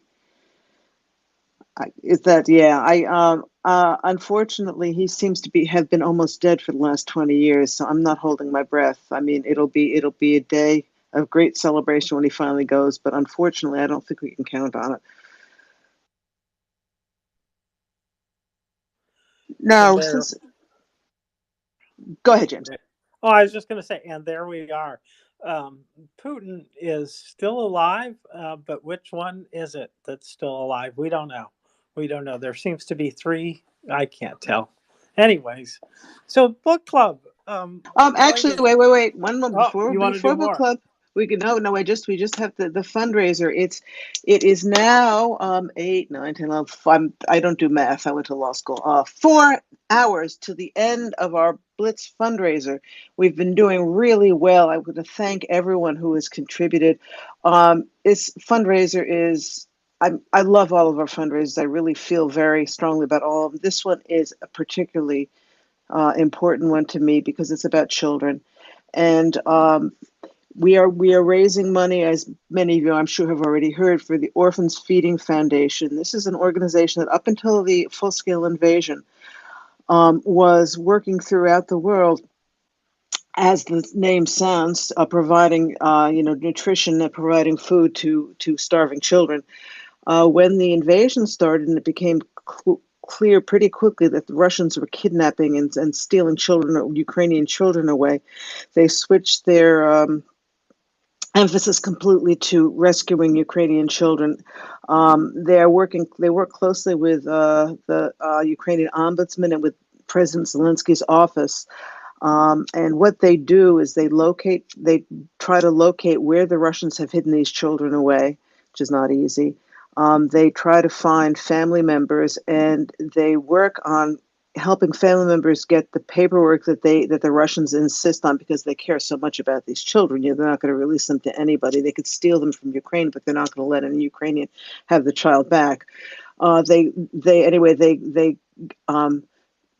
find whatever paperwork they can. They organize trips. The parents or family members often have to travel hundreds of miles into Russia, are often kept there for days or weeks waiting for DNA tests, which anywhere else in the world could be run in a day or two. There, sometimes I think the longest one I heard was 70 days. This is if they can find where the children have been hidden. Anyway, they have managed to rescue several hundred children, thank God. But there are an awful lot more children who are still there, who are being abused, who are being told that Ukraine is an evil empire, that Ukrainians are terrible people, and that they're really Russian. We had the story a week or so ago about the boy named Bogdan, whose last name I don't remember, I'm sorry, but who was kidnapped from Mariupol when he was 16, and was in Moscow in some kind of a group home. And he was in touch with a lawyer in Ukraine, and he had tried to get out several times, had been caught each time, and had been threatened with being put in a psychiatric hospital if he tried again. He appealed directly to President Zelensky, and this organization, Orphans Feeding Foundation, and other people worked and managed to get him back. He crossed the border back into Ukraine on his 18th birthday, the day that he would have been. He'd already been forced to take Russian citizenship. He would have been eligible he would have been pushed into the Russian army if they even a day more had passed. So this is what we're raising money for. As I said, it's a Blitz fundraiser. It was running for 2 weeks. It will be over midnight New York time, so you've got about 4 hours. And as important as every dollar is that goes into this campaign, we have an anonymous donor who is matching every contribution that comes in. So if you give $5, it's 10. If you give 20, it's 40, etc. I'm terrible with math, so I'm not going to embarrass myself, but you get the idea. There's not a more important thing in the world than the future of Ukraine, and the future of Ukraine is its children. This is part and parcel of the Russian attempted genocide of the Ukrainian people. And every child we save is future generations of Ukrainians. So I ask you, please, we have 4 hours left in the Blitz fundraiser. Please dig as deep as you can, and please try to donate. We will every donation will be doubled, and with our help, with your help, we'll be able to get more Ukrainian kids back to Ukraine. Thank you very much. Back to you, James. Thanks, Robin. It really is a good fundraiser. As Will Thiel put it, this is a chance to directly fight genocide itself. This activity is in the Convention on the Prevention and Punishment of Genocide, taking children away from their parents. And so it is something that we can touch. We can't bring everybody home, but we can bring some home. And it has been shown that this can happen. It's already happened. There's no doubt about it. So it is very effective. There are some kids, there's a lot of kids actually, and we don't know how many have been taken. The Russians say as many as 730,000. Documented cases are around 20,000. And so we don't know. We really don't know what the actual number is. But what we do know is that there were a whole lot of kids in the occupied territories. And so it could be all of them.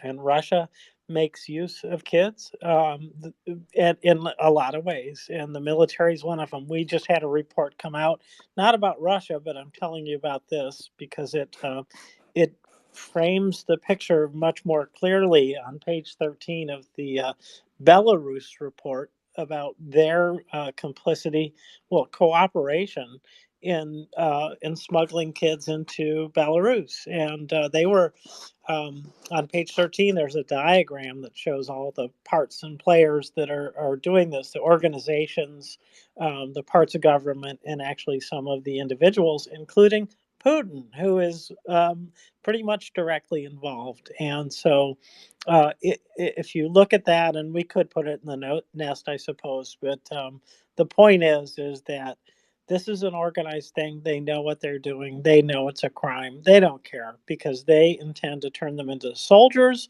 or mothers or sex slaves, or God help us, we don't really know what all uses. And if they can't make a use out of them, well, that they might just do away with them. So, because they have no compunction about any of that. And let's not forget that this is a nation who has hardened themselves to do the most dastardly things. So let's not kid ourselves. So we can actually make an impact and get kids home out of those systems. So please think about that and donate as you can. We don't want your grocery money. We don't want your rent money. Maybe your second cup of coffee. So please do think on that. So yeah, Robin. And I Back. forgot to mention the link is up in the nest. Handy dandy, easy peasy.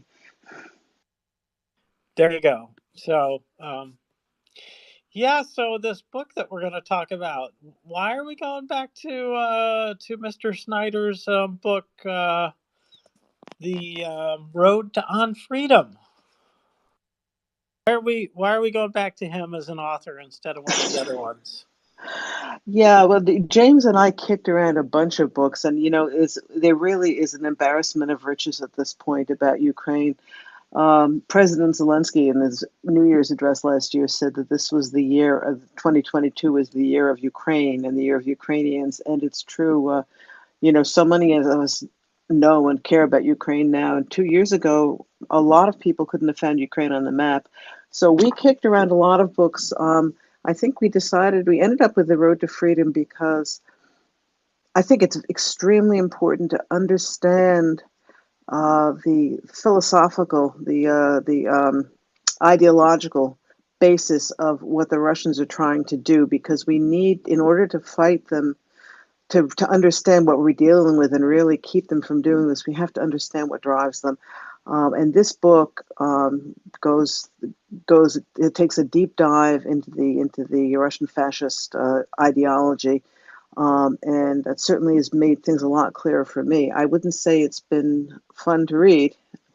I'm sure James would agree with me, but I think it's extremely important. One of the things that I learned from Timothy Snyder, and he mentions this many over and over again, and he is right, is um, that the only way, I mean, this is obvious, but at the same time, is that the only way we can learn from history, the only way we can not repeat our mistakes, is to learn it in the first place. And we learned that in On Tyranny. When he talks about reading books and educating ourselves. And so this is why we chose this book for this particular time, knowing that the Russian disinformation campaign is really kicking into high gear, with their as they do worse and worse on the battlefield, the more they're trying to win by other means, and it's vitally important that we understand what is going on. Back to you, James. Thanks, Robin, for explaining that. I won't add anything to it. Plowman, was your question about this? I just want to make a very quick comment, if I may, a very quick one. And this is quite linked to quite related to what you guys are discussing. I heard a speaker a couple of minutes ago or half an hour ago mentioning Putin as the main evil, the root of the evil, and I think this is wrong. This is pretty much wrong. We have to be conscious that we are talking about an imperial tradition. And this is the Russian imperial tradition, and that's what we're dealing with. We're not dealing only with Putin, we're dealing with the whole state. And as you guys correctly said, it is about ideology. And it is ideology permeating all of the society, if you like. So it is quite wrong and probably quite dangerous to ascribe all of what's happened only to Putin. No, that's not Putin. That's the state. That is the imperial ambition of Russia. That's their not only ambition, but that's their imperial tradition, if you look back in history. And that's what their state does. So I think we have to be very careful to think that if Putin goes, we should celebrate. No, I don't think so. Russia will continue as it has done over the centuries to do, and it will continue the same quest. So we have to be very, very conscious about what sort of adversary we have in front of us, and trying to put everything on one person. I think it's a fatal mistake. We have to understand the society. We have to understand the state, and we have to understand the ideology, as you guys quite rightly said. That's all I wanted to say. Thank you. Thanks, Plowman. Thank, You can't yes, believe thank how you. much we agree with that. We'll get into why Russia kind of does think about it as like this ruler is everything, but he's not, right? He ends up not being everything. So yeah, we're definitely going to get into that topic. So thank you for saying that. It's very timely to say that. So Robin. Yeah, agreed. I did Plum, and I was the one who said I'd celebrate the day Putin dies. I will still celebrate. I agree with you. He's not the only problem, but him not having him on the earth anymore is a good thing. Would be a good thing. But yeah, and we're going to actually what let's shall we just jump in, James? I think we have. I think we should. Okay. Decided before we start, first of all, let's start at the beginning. We are now reading The Road to Unfreedom, Russia, Europe, America by Timothy Snyder, professor of history at Yale University, and an amazing scholar.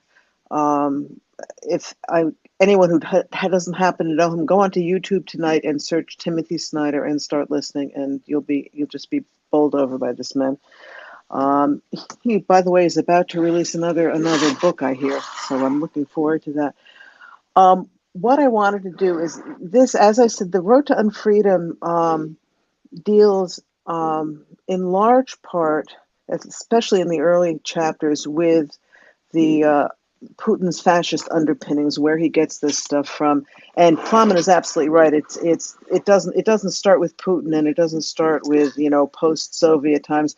What I find fascinating, we see over and over again, that there have been several different ideologies involved. There were the czars, and then there was communism, and now there's fascism. And they all seem to lead to the same result, which was Russian imperialism, which I find sort of fascinating. So it's Russian imperialism is the issue. It's not the ideology they're using to push it. Anyway, there are two terms that come back again and again, and it took me a while to really understand them. So I'm going to bring them up now, and we will come back to them again and again. But just to give you the lay of the land a little bit. There are two theoretical underpinnings of ways of looking at the world that get at history in a way that gets in the way from really understanding and seeing what's happening. Both are not great. He calls them the politics of inevitability and the politics of eternity. The politics of inevitability is something which you'll recognize from Western countries a lot of the time, that the idea that with time, the progress inevitably leads to open markets, to greater freedoms, to human rights, and to peace. I certainly was brought up to believe this. This is what I think a lot of the West believed, that, and we extended it to if we have open markets in the rest of the world. Once we get open markets, then magically, freedom, human rights, and peace will follow. I think we can. I don't need to tell you what happened with that in some places. Now, the other main framework he talks about is he calls the politics of eternity. This you'll also recognize, I'm sure. This is, rather than saying progress is going to inevitably lead to better results, politics of eternity says that there was a prior golden age to which we have to try to return, that we have enemies on all sides that work to keep us from returning to our glorious past. So we're fighting the enemies from without who are trying to destroy us as we try to go back to that golden age. The Make Russia Great Again, right, James? Exactly that. Yeah. And Snyder will make the point again and again that both of these ideologies are what will keep us from valuing and learning from history. And with that, I think we'll go into the prologue. One other thing I wanted to mention, James, which it only occurred to me halfway through. This is the third time I'm going through this book, and I'm still coming up with, I'm a little slow, I guess, finally realizing some things. This book was published in 2018. This was published before, it was after the annexation of Crimea and the invasion into the Donbass, but this was way before the full-scale invasion. And I read most of it having the full-scale invasion in mind, and all fit, but I mean, Snyder was right on about things that would happen after this book was already published. So I thought that was fascinating anyway. Yes, I completely agree, and I think that he's right on about these things, and I loved his explanation, which I put a 14-minute video up in the nest. If people want to go back and hear more about those ideas after we're done, of course, I recommend it. He gets onto something that really does explain so much of the behavior that we see in our enemies, why they talk this way. And the fact that they can focus on the enemies, and say it's their fault, we don't have everything that we need. And we see that in Russia so clearly, and it doesn't really matter who the enemy is. They may have some doctrinal kind of reasons why, but sometimes they don't have any real reasons why. They'll just pick a group, and one group can be as good as another to blame. And we've seen that in other places. And as I said earlier to Arya, the Jews are especially good to blame for some reason, Arya. I don't understand why. But anyways, Robin, please go ahead. Yeah, this is actually something I mentioned to you earlier today, James. Um, that if you take what happened to the Jews and with the Nazis, and if you take just your basic Nazi statement about the horrible Jews, and instead of Nazi you put Russian, and instead of Jew you put Ukrainian. You don't have to change anything else in the sentence. It's the same thing, and I think that's something we really have to focus on. This is and you'll see as we go on, not only is it similar, but it's based on Putin's worldview is based not on something like Nazism. It's based on a Nazi writer. This is two flavors of the same madness. Okay, anyway, so I'm going to start I'll give you a little bit of the beginning of what goes on in the prologue. We're going to be working on this book slowly. There's just too much in it to try to rush through. Let me ask anybody in listeners here, do we have other people who have read part of the book? Give me a wave if you happen to have. I've read it and have the copy open. I have. Wonderful. Who was that? Arya. Arya. Wonderful. Oh, that's great. Oh, wonderful. Okay. So I please, I mean, even if you haven't read it, if you have something to contribute, join us. But especially if you have read it, that's terrific. I'm glad. Okay. So the prologue was written in 2010.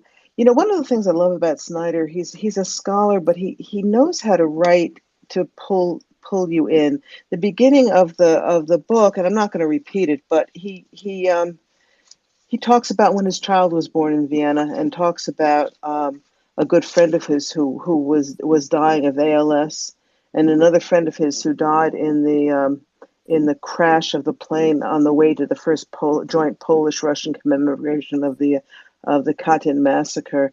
And it's just a wonderful way to start the book because it really pulls you in.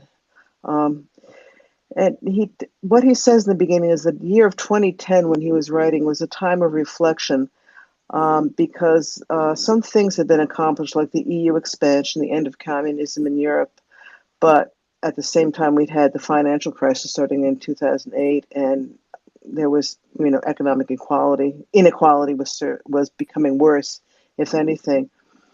At, as he points out, after the Holocaust, it wasn't enough, money was not enough to fix things. We really need to remember history. The history of what he called the Bloodlands, which is Eastern Europe, where most of the Nazi killing took place. It's very important to learn about and to remember from. At the same time as this was happening around 2010, people in the West were beginning to have the uncomfortable realization that maybe our assumptions about capitalism and democracy, that it was inevitable, were perhaps not true. And that was so. It was a time, as he said, a time of reflection, a time of uncertainty. Then we go on. Actually, I'm going to hand it back to you, James, and then we'll go on to a certain chronology of what happened right after that. Sure. And I would say there was plenty of reason to begin to doubt inevitability, because indeed many forces around the world were moving away from democracy. And so there is no guarantee in any of this, which I think is one of the main points about the politics that are discussed of, inevitability and eternity. These ideas work because they help to take away our agency. Because if it's inevitable, things will work out. Don't worry, don't get involved. You don't even need to vote. I'm sure that he won't win. that kind of thing. That's the kind of talk that gets people into trouble, is when they assume either they can't make a difference, or I'm going to let this one slide. You guys got it.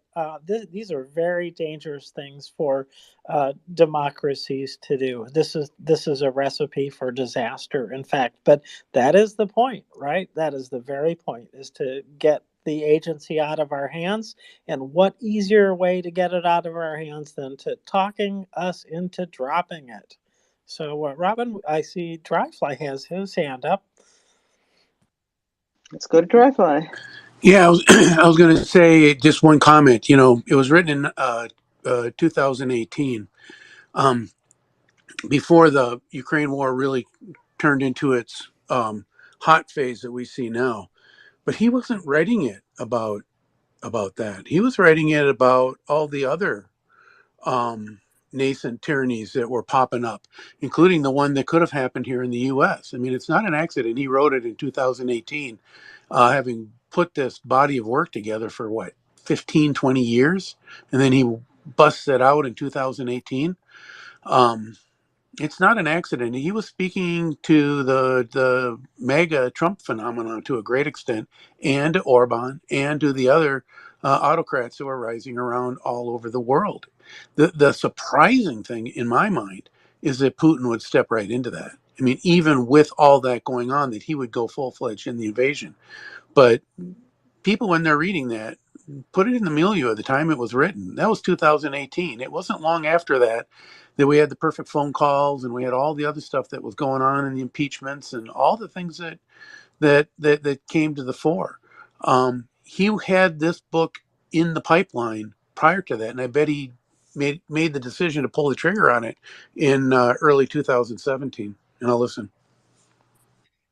Yeah, I think that's certainly possible. I would disagree that it's largely about Trump. I think it certainly is referring to the whole Trump phenomenon, and a lot of the a lot of the well, it was really Russian style manipulation.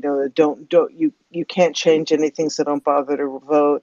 Or I heard a lot of, well, both sides are wrong, so I'm just not going to bother anymore. But this book in particular, I think Snyder does a good job of, where he is politically, but at the same time, he's making points that are valid across cultures and across countries. Not, this book is going to be still very important 20 years from now. And a book that was really focused on the Trump phenomenon, God willing, will not be will not be any relevance in 20 years.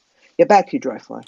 Yeah, I was going to say I don't think it's specifically about Trump. I think what it was about was saying how Trump is really more like the others. Okay, and what I think happened is that it was the catalyst. It was the straw that broke the back. I'm sure he'd been thinking about it. A lot of us had been. I'd been thinking about, oh, we're going to someday have a tyrant. And oh, I remember my dad saying, oh, someday we're going to have a Hitler, and he's going to be just like they say. He's going to wrap himself in the flag and be a conservative in Jesus. It was the kind of thing that I believe. This is my gut feeling, is that he looked at the situation around and said, yep, we're there. Does it go all the way? It's up to America really to decide that. And to a great extent, it's up to people like you, Robin, who are conservatives who backed him early and turned, because it's so easy for people to stick with it like they did in Argentina with Perón. They stuck with him for 50 years afterward. And the reason Peronism is crippling Argentina to this day is that not enough people who initially voted for him turned around and changed their mind. It's the power of America has always been that we can change our mind, but there's no guarantee that it will. And I think that was what the book was about, is that, yeah, we're there. And he did it in such a way that he didn't call out Trump specifically a lot, because if he had done that, it wouldn't have had the power that it does. That book, by the way, I carried with me when I was knocking door to door in 2018 to flip the House. And I helped flip a congressional district that hadn't been Democratic in 20 years. And there are people like me who never go out and knock door to door, who never go. I had that book in my pocket when I went door to door. So yeah, I mean, I think it had profound power, but it was in a way that didn't specifically do a New York Times hit piece on the people who were MAGA. And I'll listen. Yeah, exactly right. Over to you, James. And I'm not sure whose hand was up first, so I'll let you tell me. Chris, go ahead. Chris? Yeah. Sorry, what was it? Can you hear me? Okay. Yes, Yeah, sir. fine. Okay. Sorry, what was it? The politics of inevitability and the politics of eternity, or something like that? What was it again, Robin? Well, Yep, exactly. that's what we're talking about. Yeah. Okay. Yeah. Yeah. This is really interesting. I feel like we're all humans. We're not perfect, and whenever a country is faced with problems, we thrash it out. In a democracy, we have a contest of ideas of how to move through this problem, get around it, whatever. And this is and we had this idea of that if we tried to encourage the spread of democracy and free markets and so on, people started trading and started to see the benefits of that, free trade and everybody's standard of living presumably gradually increasing, then people would calm down and stop fighting each other, right? So that was kind of, and we saw this happen in the collapse of the Soviet Union. A chance now for Russia to turn the corner and start to become a reasonable world citizen and play the game like everyone else. And then we were, profoundly disappointed because we got this guy called Putin who, well, it's not just Putin, definitely, but he sort of in a way represents their thinking, which is we've been wronged, we've been cheated, we were great once, and look what you've done to us.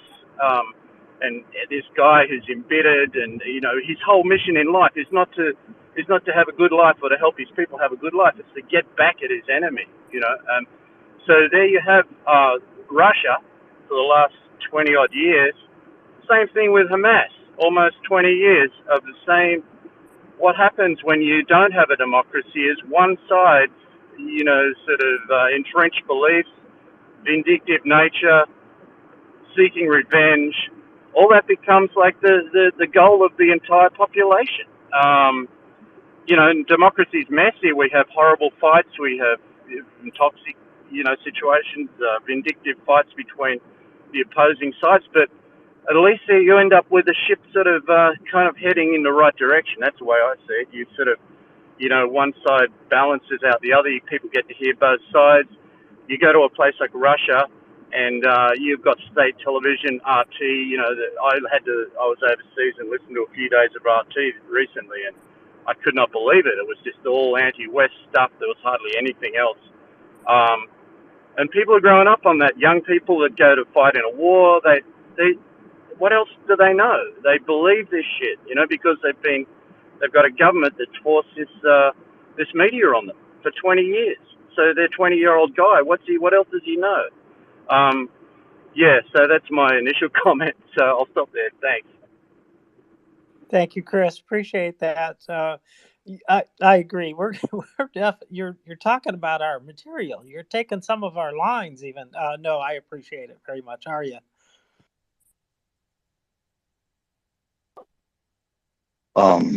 The original idea, as it was coined, was called the Golden Arch Theory, and it was I'm sure people thought of similar ideas, but it was originally given credit to by Thomas Friedman. And the idea was no two nations with McDonald's would ever fight a real war again because the economic outfall would be so, catastrophic, it wouldn't be worth it. The problem with that theory is even with capitalist countries, it does not equate ideology, culture, and various other factors. And one of the hardest things for people that live in the West and have nice lives, or even acceptable lives by Western standards, is that not everybody in the world wants the same thing as you. And something that's very hard, and I say this as a religious person, for non-religious people to understand is generally, and not everybody, but generally when religious people tell you we believe something, whether we're Christian, Jewish, Muslim, Hindu, Buddhist, Sikh, we generally believe it. There are variations of the degree and whether or not we doubt it and, in our mind, but we believe it. And it's very hard for people in the West, especially non-religious people, to understand that. And since the theory has been proven to be completely false, there is a revised version of the theory called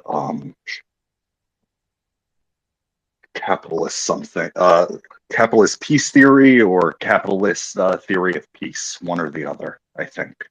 And basically, it revised Thomas Friedman's theory, and basically changed it from no two nations with McDonald's would ever fight a war again to two nations with McDonald's fighting a war is, it makes war very unlikely because most countries don't want to do it. Thank you. Thanks. This reminds me of something.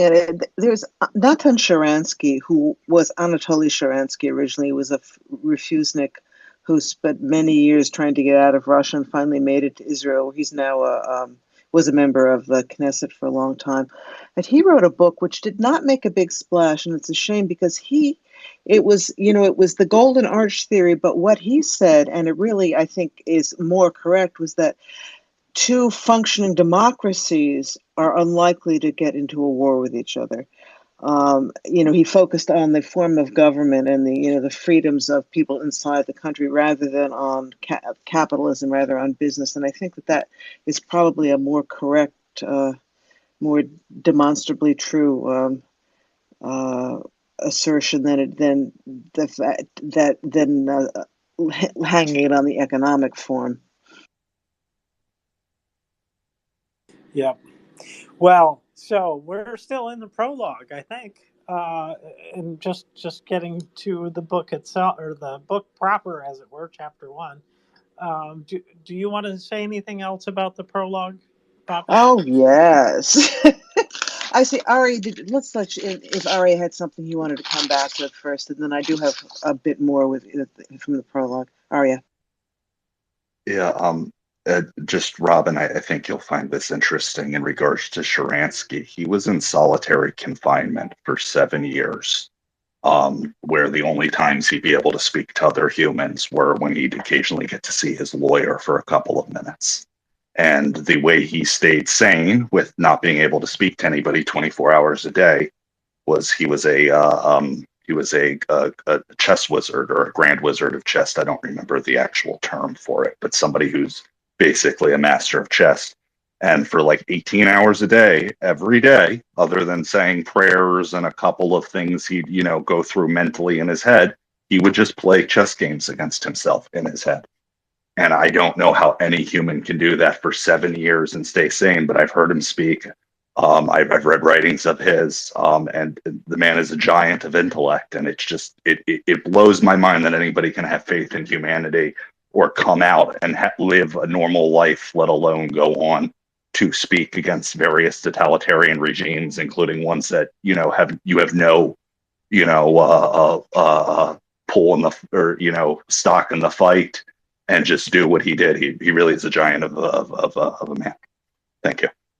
Yeah, thank you. Yeah, I'd forgotten that story about the solitary and the playing chess in his head. Yeah, and he's an eminently sane man. I mean, he really is. It's and as you're saying, an intellectual giant. It's amazing. It's the strength of the human spirit sometimes is quite overwhelming. Okay, I'm just going to. I have pages of notes on the prologue, but I don't want to get too bogged down in it. I just wanted to point out that one of the things that he focuses on here is this concept of the end of history. Francis Fukuyama, the philosopher, I think he was the one who coined the phrase. The idea being that now that the age of empire was over and we were all these democracies were flourishing, that there was no need for any more history because everything was going to be peace and everything else. And as James would mention, except I'm going to beat him to it, we need to remember the subtitle of the Russo-Ukrainian war that we just finished, the return of history. That's a point that Plochy is making. Ploche and Snyder are quite good friends, from what I understand, and they write differently. But you hear the how they play off of each other sometimes, and that subtitle is a clear indication that he knows Snyder's writing as well. That this war brought the return of history. James. Yeah. Very good point. I was thinking about a couple things in here in the prologue. That is that I wanted to mention.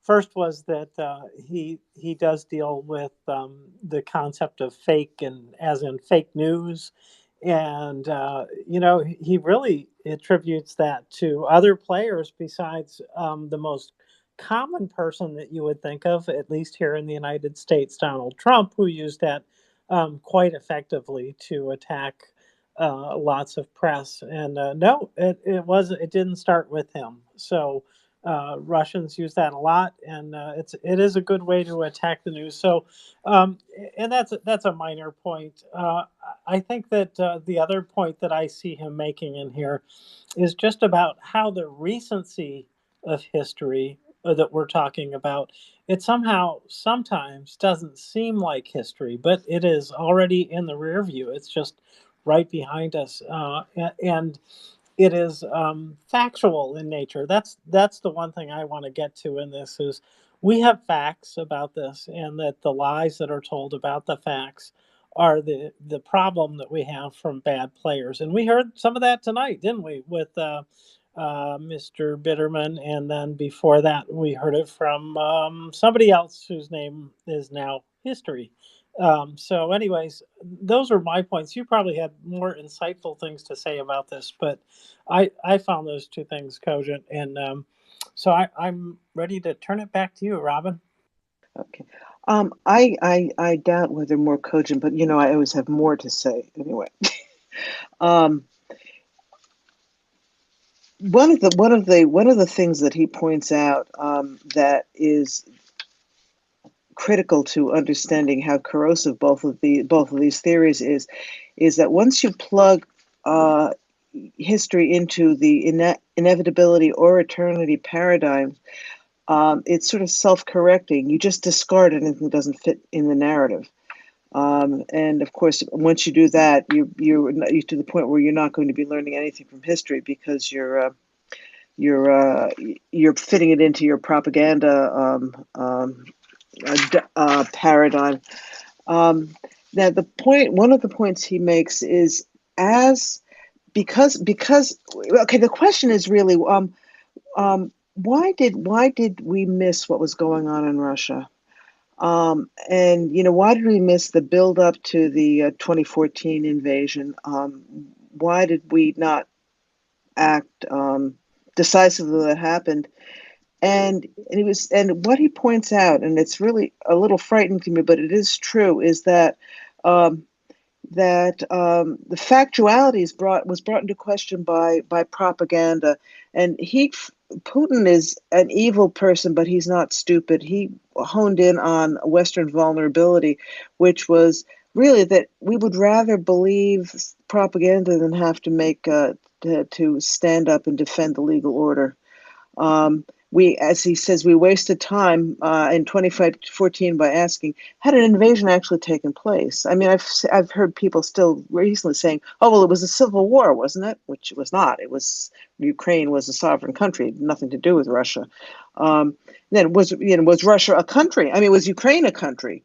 That was the question. And did it somehow deserve to be invaded? All of this was going on when we should have been taking decisive action. And then he says something which I read this the first time thinking he was talking about 2022, but he wasn't. He was talking about earlier. He said that the coverage of the invasion starting in 2014 began the rebirth of investigative journalism and fact-based ways of looking at the world, which I found fascinating because it gives me more faith in the process than I had before then. In the meantime, the question is why did Russia decide to go after the West, go after the EU, which it hadn't. 2013 was really when they started condemning the EU so vociferously as decadent and hostile. The European Union, Europe is trying to destroy Russia, and a lot of it was because I think, as someone brought up before, that the EU was proven to be quite viable, and people were quite happy there, and the standard of living was fine. As it was to a lesser extent in Ukraine, at least in terms of standard of living. It was still quite a poor country, but people were free and were happy with the form of government they had, and this was intolerable to the Russian system, because and as a result of that, um, the focus came on Europe as the enemy, as Europe is trying to destroy Russia just by its very existence. Um, then, as James pointed out, the fake news business, which, I mean, I thought that this was an invention of Trump's. That was the first I'd ever heard of it.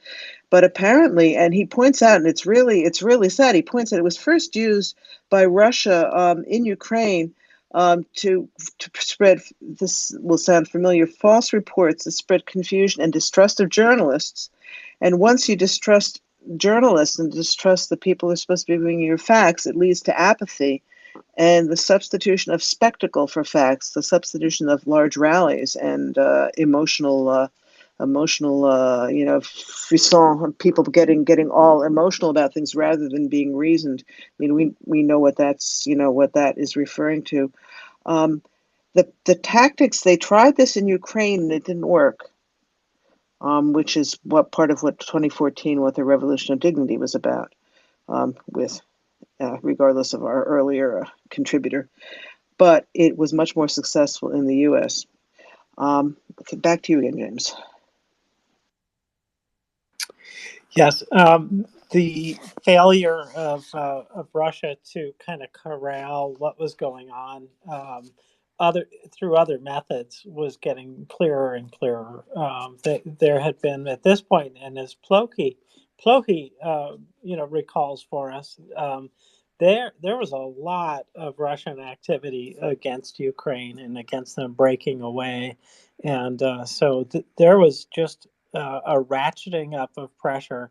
And at the same time, within Ukraine, you'll probably recall all the leaders were really leaning into Europe. Well, not all of them, Yanukovych, not so much, but the other leadership really was. And so it was just what, and as you said, Robin, about Plohe's book, there were so many points where you could go, oh my gosh, you really regret that this happened, because the Ukrainians, it was a really uphill battle for them to try to work away or work around, I should say, all these obstacles that Russia was throwing up. And I still remember just how clearly Plohe put this about, or how he quoted somebody who put it clearly from Russia, and he said, for those after our breakup of the Soviet Union, those parts of the Soviet Union that are still part of the Union, your borders are set. But if you didn't, then we need to be able to maybe change them a little bit as needed, as is just and fair as we determine it. And so, all along they had been planning a lot of different tactics to keep Ukraine separate from the West, and of course we see where that's led. But yeah, Robin, I wow. And then the other thing that I would say about this is that about the prologue in particular, is that you're absolutely right about your other point, and he makes it himself. Snyder does that this isn't just about the US. He really does look very, very broadly at the world, or at least the pertinent parts of the world, to look at these politics and how it is that people can fall in to these kind of ways of thinking. And and they're pulling all these triggers that are built into human nature when they do it, whether it's fear or rage or blame or whatever it is. Russians are very good at manipulation along these lines. So we have a hand. Chris, why don't you go ahead? Oh yeah, I'm sorry I dropped out there. Something went wrong, but yeah, just thinking about why did we not notice what was going on? I mean, I think we were asleep at the wheel, and it was partly wishful thinking. Everyone in the West was hoping, oh well, Russia can start to become a normal country now. But there were plenty of warning signs. All the poisonings, Litvinenko, the Moscow bombings, which were orchestrated by Putin to allow him to invade Chechnya, and then followed by Georgia. There was just so many warning bells, and unfortunately, I think we were asleep at the wheel. And then when we heard about 2014 from Australia, it just sounded like a sort of border skirmish, maybe a bit of a civil war in one corner of Ukraine. I don't think people took it seriously for a long time, and it's really sad. Yeah, I feel bad about it, and I'm sure a lot of others do too. But yeah, I'll stop there. Thanks. Yeah, Yeah, thanks, Chris. Yeah, go ahead, James. go ahead, Robin. I can wait. No, I was just going to say I know exactly what you mean, Chris. In the last couple of years, as I've learned more about Ukraine, I have a friend who was actually in Maidan during the Revolution of Dignity, and I look back to where I was in 2014. I don't even remember it being a blip on my radar, and it breaks my heart that I should have been, I should have been aware. I should have realized what an important thing was happening, and I completely, I had no idea. And I'm not going to blame it on the news media or anything else. I mean, it's it's just, but it's very, very sad. So I agree exactly with what you're saying. I mean, I guess we're sort of getting a do-over now, James. Yep. Well, I think we've talked about the prologue. Arya, why don't you go ahead before we jump into chapter one? If you're ready, Robin. Just in regards to what was said, I'd like to add a couple of thoughts pertaining to me. I joined Twitter in 2014 to follow the war in Ukraine between Russia and the Ukrainians.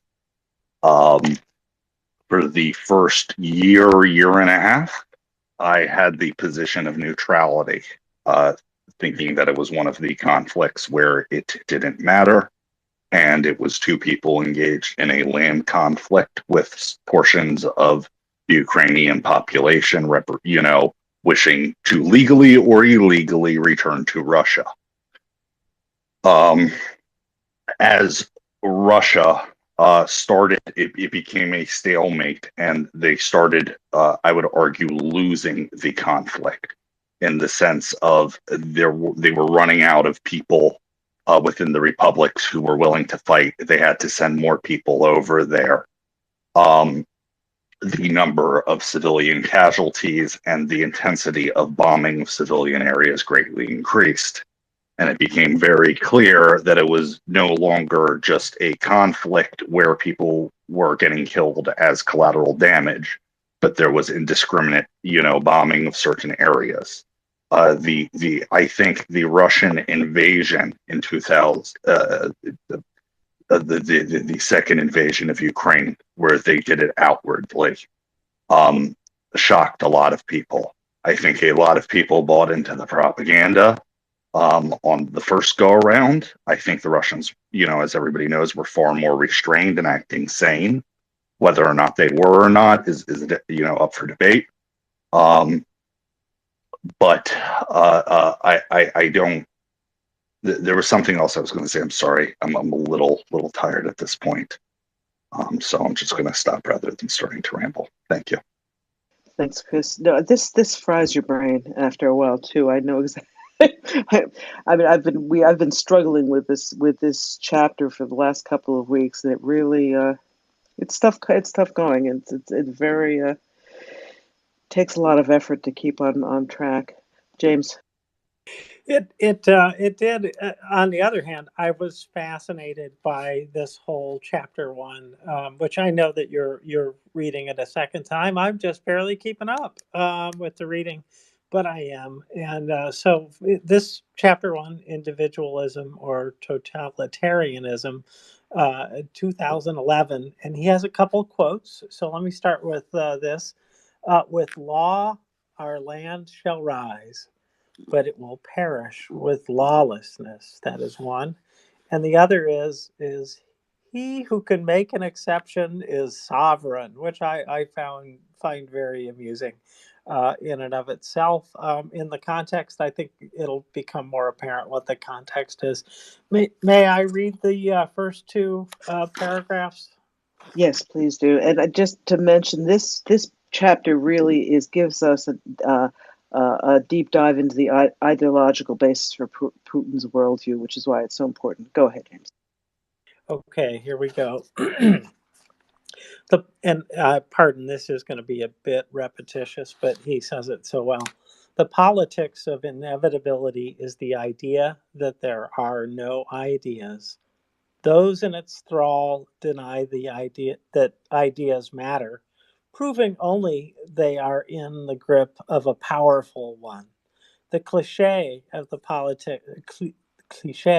politics of inevitability is there are no alternatives. To accept this is to deny individual responsibility for seeing history and making changes. Life becomes a sleepwalk to a pre marked grave in a pre purchased plot. Eternity arises from inevitability like a ghost from a corpse. The capitalist version of the politics of inevitability, the market as a substitute for policy, generates economic inequality that undermines belief in progress. As social mobility halts, inevitability gives way to eternity, and democracy gives way to oligarchy. An oligarch spinning a tale of an innocent past, perhaps with the help of fascist ideas, offers fake protection to people with real pain. Faith that technology serves freedom opens the way to his spectacle. As distraction replaces concentration, the future dissolves in the frustration of the present, and eternity becomes daily life. The oligarch crosses into real politics from a world of fiction and governs by invoking myth and manufacturing crisis. In the 2010s, one such person, Vladimir Putin, escorted another, Donald Trump, from fiction to power. So there you have his sort of take on this. They're powerful. Robin, go ahead from here, and I'll pick up again. Okay, yeah. He is a wonderful writer. I mean, this is very important what he's written, but he writes in such a way that you can really understand what he's saying. So with this introduction, we go into a discussion of the main theoretician behind Putin's fascist worldview. And I use fascist here as a description of the philosophy, not as an insult. This fits and we'll go into what fascism is. This philosopher's name is Ivan Ilyin, I believe. If there's someone who's a Russian speaker and can correct me on the pronunciation, that's, I think, how I heard it pronounced. Ilyin, Ilyin. Now, this fascism was adopted to support oligarchy because, as we know, in Russia, there was a state kleptocracy that came into being, especially after the fall of the Soviet Union, with Putin and his cohorts corralling a large portion of the wealth that was in Russia and hiding it away for themselves. So this fascism had three core features. It celebrates will and violence over reason and law. It requires a leader with a mystical connection to his people. And it characterizes globalization as a conspiracy rather than just a set of problems. All of this results in a transition away from public discussion and towards political fiction. Whoops. Hang on a second. I'm sorry. Pages stick together. There we go. And away from meaningful voting and towards fake democracy. For example, we know the Russian elections where Putin wins 98 of the vote, 98% of the vote each time. They call it an election, but it's really it's political theater. It's not. It's fake democracy, and also away from the rule of law and towards what Snyder calls personalist regimes, which is a regime that it focuses around an individual. James. Yep. It is, and I was thinking about something else at the second, but so I'm not going to connect to that at this point directly. I just wanted to say that Ivan Ilyin, for me, he really turns out to be quite evil in the way that he projects this, and there aren't many philosophers I think of as villains, but he, in fact, is one of the philosophers who really informed Putin's view of the world so much. And if I may, I'm just going to go tie this over to Plohe's book again, the use of Ukrainian war, and the tie-in is in the Crimean Gambit in the first couple pages when they talk about all the philosophers and the philosophy that sort of guided his thinking. Uh, it's important to know that he was one of the most important, but not the final, hander over of philosophy to Putin. But he wrote an article called "What the Dismemberment of Russia Promises the World." This is from Plohe's book on page 103. And it would become a frequently quoted source in speeches and pronouncements of Putin and other Russian officials. And it's this whole idea of how the Russians are going to gather all these lands back together, and we're going to get into this more. But you know, he really does a lot of harm to the idea of individualism. He really decries it, and sees the world as, or the proper role of most people is to bow down to the power that is, whoever that savior of the day is. And so I was struck by that, the fact that born in 1883, died in 54. uh, he was started out as kind of a almost royalty, from sort of a royal family, but he grew up throughout all these revolutions, and he saw a lot of bad in the world. And I can understand from this point that they wanted to go to a better place where people would be well served. But how they landed on what what is called communism, we're pretty sure it really wasn't communalism. It wasn't like life on the kibbutz. It wasn't like life in a democratic country that provides for the health and welfare of their people. It quickly turned into another version of few get to the top, and so he does a lot of harm to that, and he plays, I'd say, the major role in this chapter. So you're going to hear a lot more about him, and and it's also just fascinating that he spent so much time outside of Russia itself, in Germany and in Switzerland, and um, I was surprised to hear that he actually started therapy with Freud. So that just struck me as funny. But then I read on in the chapter and learned, oh my gosh, okay, maybe this does explain some things. But anyways, Robin, I probably took off from the wrong point from where you left it, but there you go. No, there's no wrong point, but it is true. I mean, as we get farther in, you see this guy was one sick dude. I'm sorry, and what Putin takes from Putin and Medvedev and all of the higher ups in the Russian hierarchy, it explains a lot of some of the sick attitudes that we see from some of these guys. Yeah, as James said, he spent a lot of his time outside of Russia. He was opposed to Bolshevism, so he left the country when the Bolsheviks came into power. He was a proponent of something they fascinatingly call Christian fascism, which is about the most unchristian, Christ-like thing I've ever seen in my life. But this is what's Christian fascism.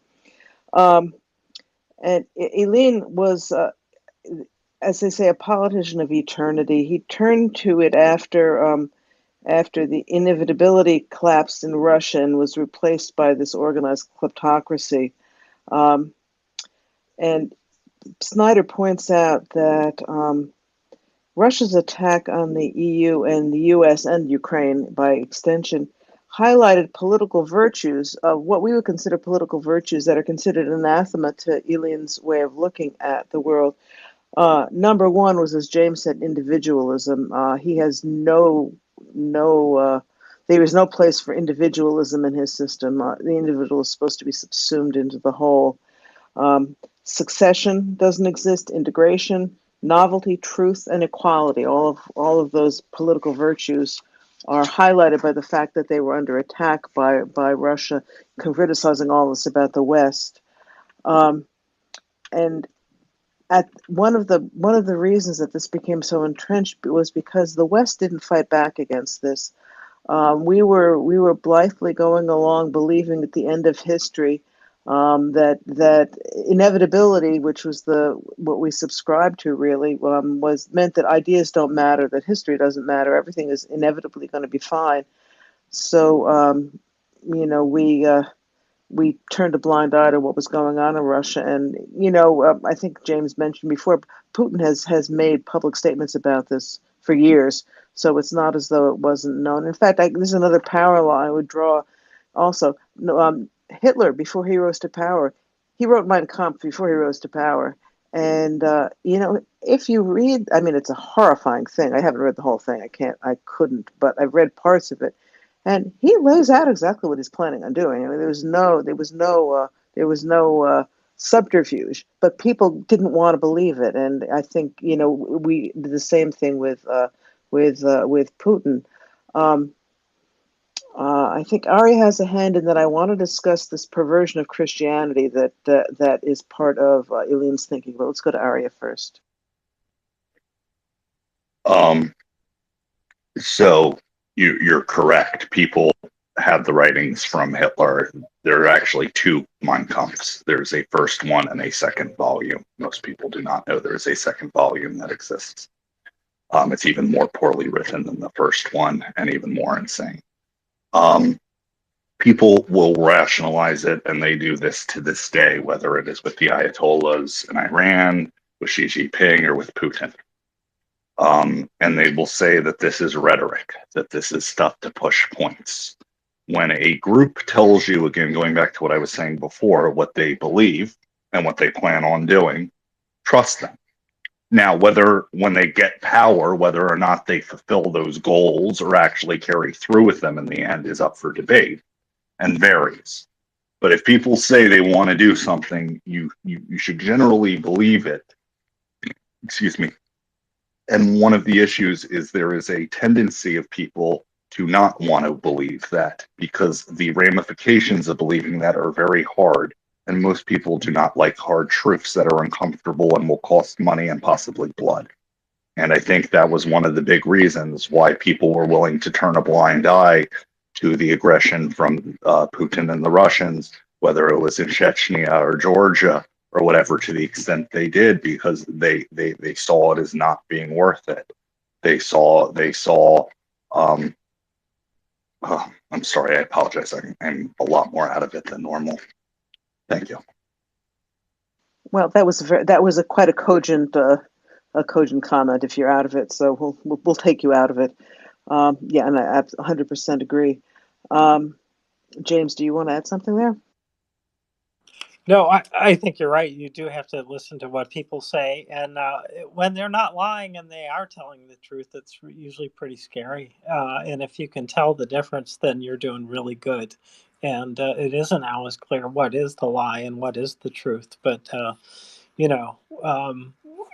do get a chance, however, with accumulation of history, you do get a chance to see what was true and what wasn't. So in the rear view mirror, it's a bad way to drive a car, but it is a good way to study where you've been and what really is true. And I think Robin and I agree. This is one of the main points of this book, is that history is really a telling thing. It is the difference between, totalitarianism and other forms of government. It can be completely arbitrary. It can be completely made up, and it still is kind of the law of the land. And Russia is mindful of legalisms, right? They pass laws that make it okay, for example, to transfer kids to Belarus. That from a report. So they check the legal box, even though internationally it's illegal. So it's quite awful. So I want to get to some of the horrible things that he says. And here we go. So, first, he's got this God thing. Not that he thinks he's God, but he thinks God erred in a lot of ways. And you know what? I just want to say right off the bat, we are not perfect. We're not God. We're not gods. There's something in the Bible about that, but let's leave that to the side and just say, yeah, I can agree with that.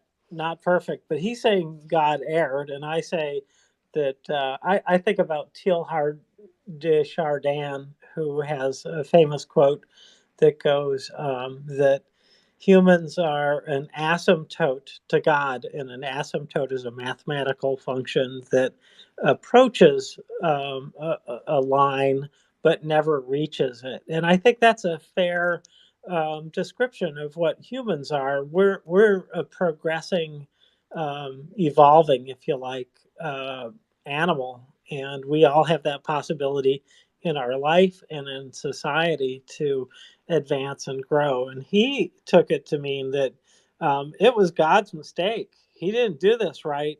He really screwed up. And it really, the difference between those 2 points of view, as I see it, is that when you just say God made a mistake, you're not looking at history. You're not using any kind of scientific, and I do think that history approaches science, for after all, usually experiments are indicated by anecdotes, which come from watching what happens and recording the anecdote as a start. So I really was struck by just his low level of respect for God, but then he's going to go ahead and use God anyways through the rest of this stuff. And so let me just read a part here. Um, so for Ilian, our human world of facts and passions is senseless. Ilian found it immoral that a fact might be grasped in its historical setting. Quote, the word the world of empirical existence cannot be theologically justified. Unquote. Passions are evil. This is back to Snyder's words. God erred in His creation by quote, by releasing quote the evil nature of the sensual. This is where I start to wonder about Freud and the Freudian things that he says. Anyways, and so the romantic content of the world overcomes the rational form of thought, and thought cedes its place to unthinking purpose, physical love, which, yeah, so, okay, dude, I don't know what your problem is, but he's going in some strange directions, and but what he does do is he really likes Hitler. He really does. He admires him. He thinks that Hitler has done the world a huge favor, or is doing back at the time he said that. So I'm going to turn it back over to you because I'm going to get a drink of water. Oh, I should have brought a water bottle. I didn't do that. Yes, well, you go ahead. Then I may cut out to do it in a minute too. Um, yeah. His admiration for Hitler was an interesting thing because what he was admiring about him is he has a big thing in his philosophy about a redeemer, and he thought of Hitler as being the redeemer of the German people, which is pretty darn sick in my humble uh, opinion.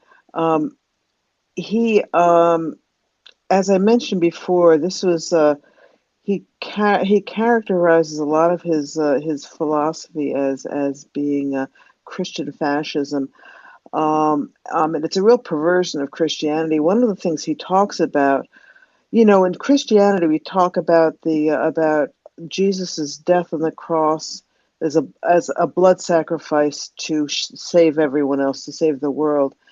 Well, in Ilin's version of it, the blood sacrifice was demanded, but the blood sacrifice was of God's enemies. Now, God's enemies were coincidentally Russia's enemies because Russia is the virginal, pure nation that has to be protected from all the ungodliness outside. So, um, God's enemies, whose blood sacrifice is demanded, are non-Russians or in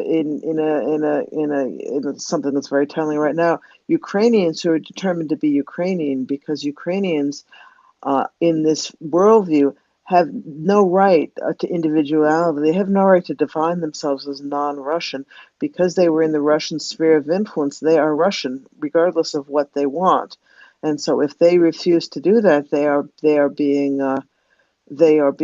God's enemies and are deserving of death.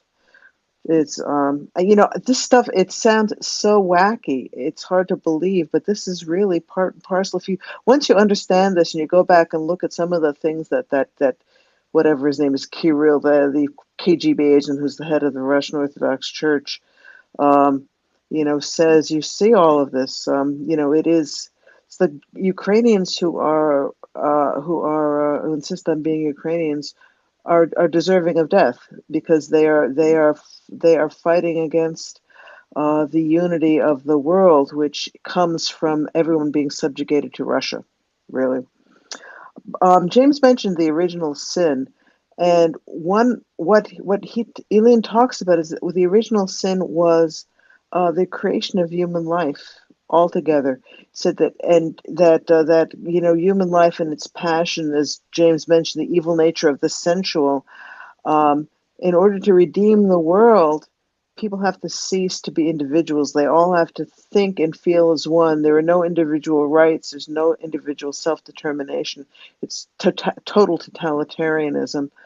Um, and suffering, and this will ring true with people who know what goes on in Russia, suffering is a mark of righteousness if the guilty are suffering more. So I remember hearing at the beginning of the invasion a Ukrainian woman saying to a Russian soldier, "What are you doing here? We don't want you here." Well, we want you to be with us.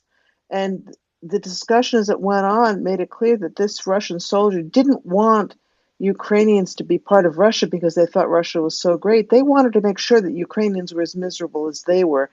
This was not just one sick Russian soldier. This is pervasive in society. This is a thought out, really sick, but thought out ideology that is being taught to people in Russia. James, I'll go to you, and then we have Ukraine war update and Arya. Yeah, I've heard the saying that misery loves miserable company. So, yeah, Arya. Arya?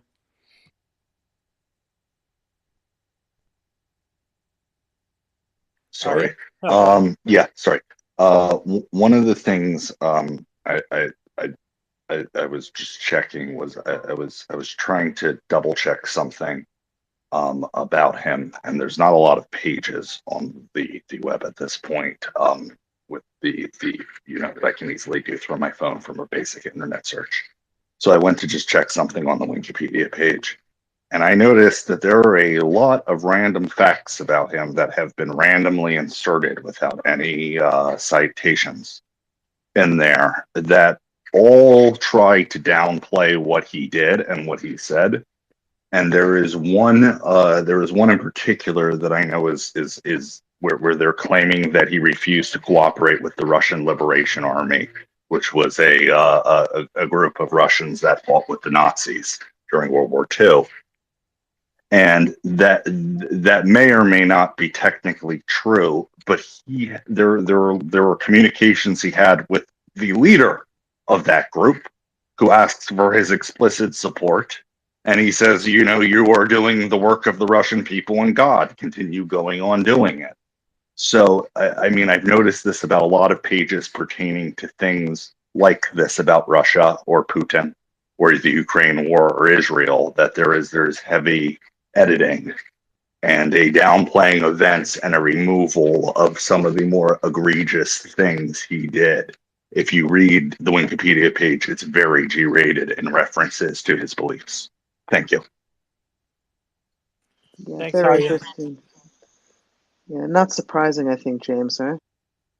Not at all. I mean, you've probably heard this too, that you control the world by controlling history, and Russia is very much about that.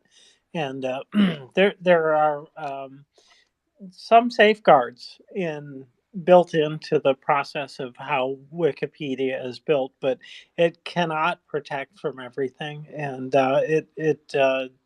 there's I've seen a number of articles about revisionist stuff making it into Wikipedia, and so how do you do that? How do you keep fighting that? It's a big question. It is one of the reasons that I think that this is a worthy institution to support, because where do we go to find out what's true? Well, we go to Wikipedia quite often, and so it might be worth a couple bucks a month or something like that to help them out, just to keep it online. But then again, the world needs more than just that. It also needs to engage in the process of protecting history. And this is an ongoing battle that I don't see changing really, because Russia is 100% into this. This is their bread and butter, really, is getting things the way they like it, and it doesn't have to cohere. This is what we've heard a lot too. It doesn't. The ends that go left and go right never have to meet. They don't have to be logically aligned. It can be bullshit, but if it serves its purpose at the moment, then it works for them. But we should not talk too long about this. But thank you, Arya. It's a very good topic of discussion. So thanks for bringing it. Ukraine war update. Hello, and how are you? And Hey, welcome. thank you, James. Thank you very much. Hi, Robin. Appreciate you guys' space. We love listening to your conversations. Very insightful. Um, these book reports is, something is just, very interesting, and, the analysis and everything else. Anyway, I'm going to keep moving along. Sorry. Yeah, so I have a quick comment and a question. Similarly to what Araya did, I was doing the same thing, trying to dig up a little bit more information on Ivan Ilyin. And, one of the things that really popped into me, and I didn't have to dig really far, right? He was born into aristocrat family in Russia, I presume, right? So, I'm wondering if that was really the stem of his kind of belief into integrating Christianity into the whole, fascism ideology thing, right? And here's why: because, historically during the Tsar times in Russia, right, people were brainwashed essentially to believe that, the Tsar is has divine powers given to him by God, right? They were inseparable essentially, and that was extensively used to really manipulate the masses. The churches were used, during Tsar era to do that kind of stuff. Consequently, when Lenin came to power, during the Bolshevik Revolution and all that stuff, he was trying to break that narrative by claiming that, religion is the opium of the people. We need to exterminate all that stuff, right? So there was basically, they tried to move away from that aspect of controlling masses because it was too closely tied to the Tsarist era, essentially. And at some point, I think, leaders realized, in Russia that, and we can see it today in modern Russia, right? The way Putin, manipulating people by, putting a KGB guy in charge of their Christian religion there. So yeah, I'm kind of curious if that was intentionally, you know, the whole Christian part was intentionally integrated into that type of theory. I don't know what your thoughts are. You know, explicitly to control people. Thanks.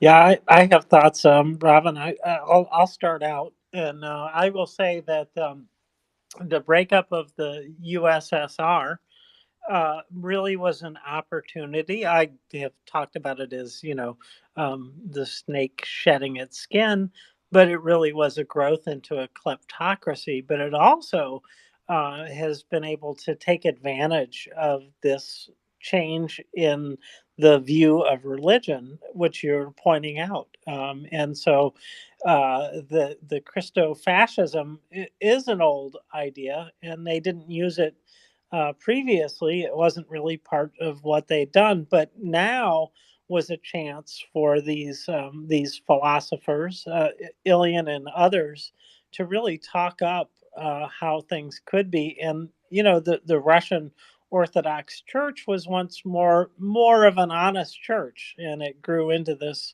thing. So I think that they realized that they were really onto a vein of gold, if you like, with that idea, because it not only gave the blessing of the state, it was like that blessing from God. So I really do think that it was a very purposeful thing to do that.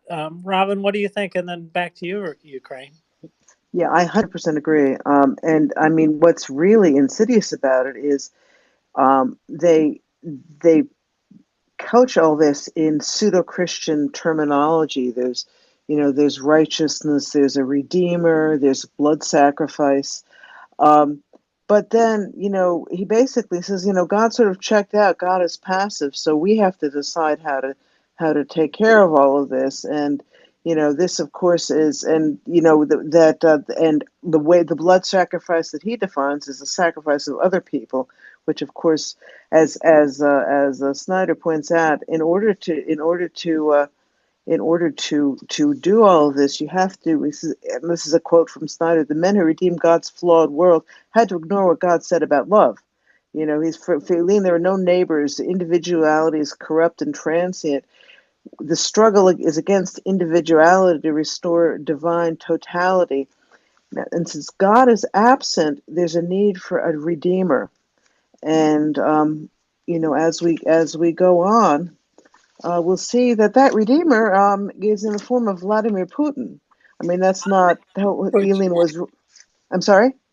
oh, go ahead. I'm sorry. I was going to laugh at that and say something else, but I want to speak up Oh, before Ukraine does. Go on. I'm sorry. no, feel free to laugh. I mean, it's one of these things. I mean, I've said this about the Russians a lot. With all, if they weren't genocidal monsters, we'd all laugh ourselves silly. They're so ridiculous.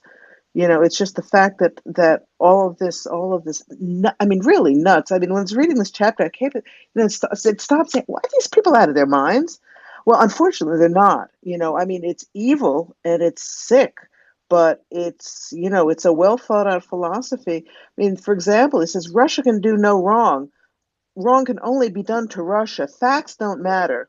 So there's this business of the fraternal union of any place that, President Zelensky talked about that in a wonderful short speech he gave about whether Ukraine wants to have anything to do with Russia. He says bez vas, they want everything without you.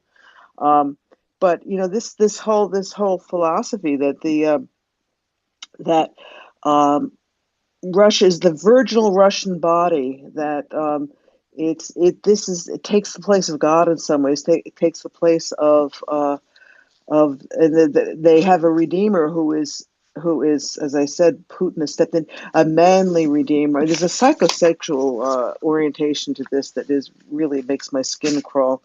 And James, we've talked about that. I'll hand it back over to you for a minute. I'm wandering a bit, so let me hand it back to you.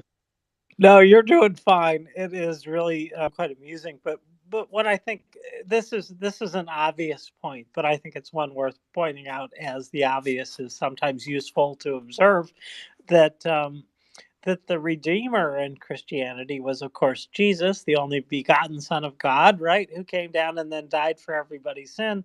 And after that, if you're a Christian, then you don't have to die for anybody else's sins. We don't need to have anybody else on a cross. Everybody's redeemed. Now, there's heroes that are still needed, but they went on to name saints and stuff like that in the Catholic part of the Christian religion. And we could go down a rabbit hole with that, but we'll not go there. But it is important to say that this just goes so much against the idea of Christianity. When you start holding up a person as the redeemer of a people, or even, and also, I should say, as greater than the state itself, you are way off the trail. So I'm ready to go Ukraine if you are. Ukraine war update if you are, Robin. Yep, let's go to him. Yeah, thank you so much. I 100% agree. One I was actually laughing, Robin, when you were saying, Russia cannot do anything wrong, but only, injustice or something can be done to Russia, that kind of stuff. It reminded me of some of the really bad jokes about Chuck Norris. Anyway, the one additional thing they just wanted to add, to kind of highlight or put a finer point on how this, fascist ideology kind of evolved in modern Russia today, right? There is this, I'm sure you've seen the main cathedral of Russian armed forces that they built, and they ended up actually installing a mosaic in there, right? The depiction of Putin and a bunch of other political leaders, right, as part of all the other, saints, from their religion and stuff, right? Eventually, I think they ended up tearing this down because you just look way too weird, but that's how far they were willing to take. And, yeah, it's just downhill from here, I guess. Thank you. Yeah, I'd forgotten about that. It was, I think that was even a little too weird for even them, or they realized how ridiculous it looked. One of the things we haven't mentioned yet, but is a essential and central part of this philosophy, is the importance of an enemy. This whole system falls down unless you have an existential enemy that you have to fight. As I said, with the Nazis, it was the Jews. With Russia, it was the West. They would talk back, again and again about, and in fact, Bolshevism was an attack by the West, according to the Russian fascists, and certainly now the EU is bound and determined to destroy Russia, as is, of course, Ukraine. And in this philosophy, they're talking, and I said this is so sick, but it's Russia's sexual energy is drawn to the Redeemer, who guides its release into war against the enemy. This is, and as this Nazi Carl Schmitt, who was an actual Nazi that Elin based a lot of his philosophy on, he talks about politics as the art of identifying and neutralizing the chosen enemy. So the enemy is central to the, if Ukraine hadn't existed, Russia would have had to invent it to keep its system from collapsing on itself, because that's how important an enemy is. Back to you, James. Yeah, that's right. It is. It really is a human sacrifice that they're talking about there, if they believe it. The idea that God is a bloodthirsty kind of critter, and that's very Old Testament, right? So they're talking about Christianity and that kind of thing. Even in the Old Testament, we don't recall that Jesus asked for much of that. It wasn't a regular thing, blood of the enemies. Arya, you're a subject matter expert in this. You can talk to it better than I can. Jesus isn't in the Old Testament. It's the New Testament Jesus is in. And I was talking about the Old Testament, yes. Yeah. We'll get into that later, James, but go, Arya, go ahead. Yeah, in regards to that, God performs, punishments on people and nations and things, but it's not with the exception of a group of people that attempted to genocide the Jews when they were going through when they were traveling by killing all the men or the children and the women, opposed to fighting the men in battle. God doesn't give orders like that, and that's a moot point because that group no longer exists. In regards to the Russian church, there has been a revitalization of the idea of self-sacrifice for the state and the state being holy and directly God-given.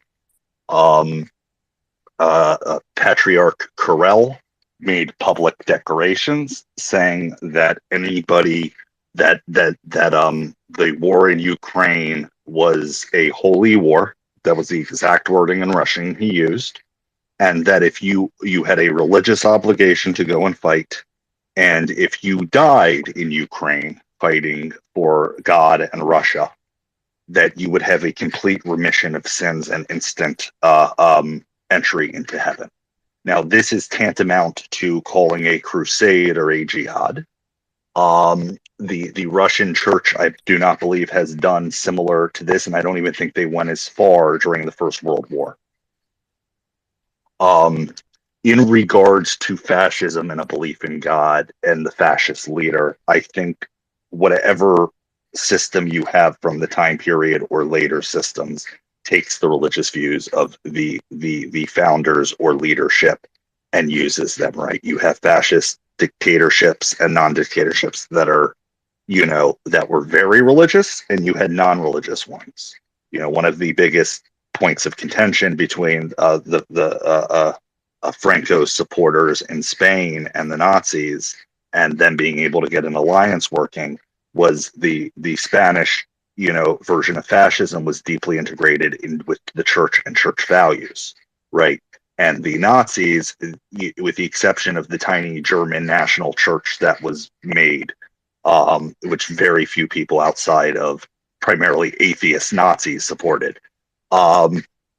they didn't have that. And one of the greatest points of contention was that the fascists in Spain did not like or support the idea that the Nazi, the fascists in Germany were anti-religious, whereas the whole reason they felt that they did what they did was to defend Spain against the communists and the godless heathens who were going to destroy what was left of Spain after the Spanish Empire had collapsed.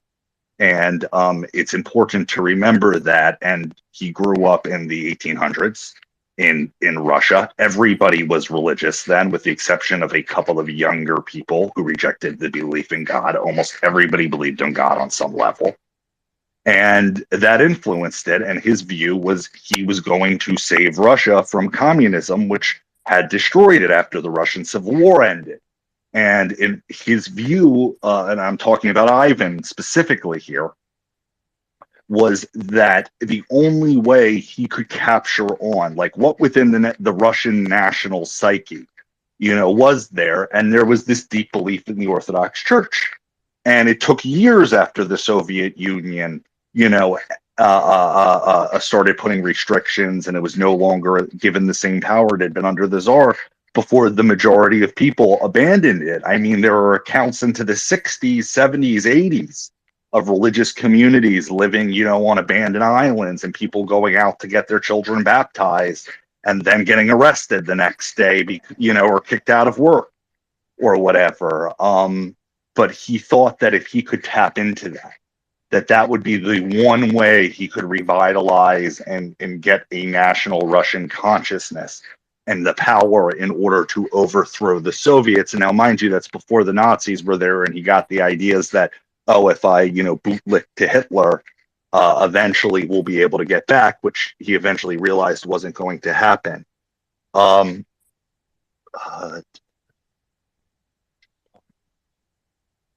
cannot read my chicken scratch. Final note. Thank you. Thank you. Yeah, I know how that works. James, just on this is a tangential thing, but this business of the Old Testament, I think you're suffering from St. Paul's version of the Old Testament, which is rather more negative than what actually exists in the Old Testament.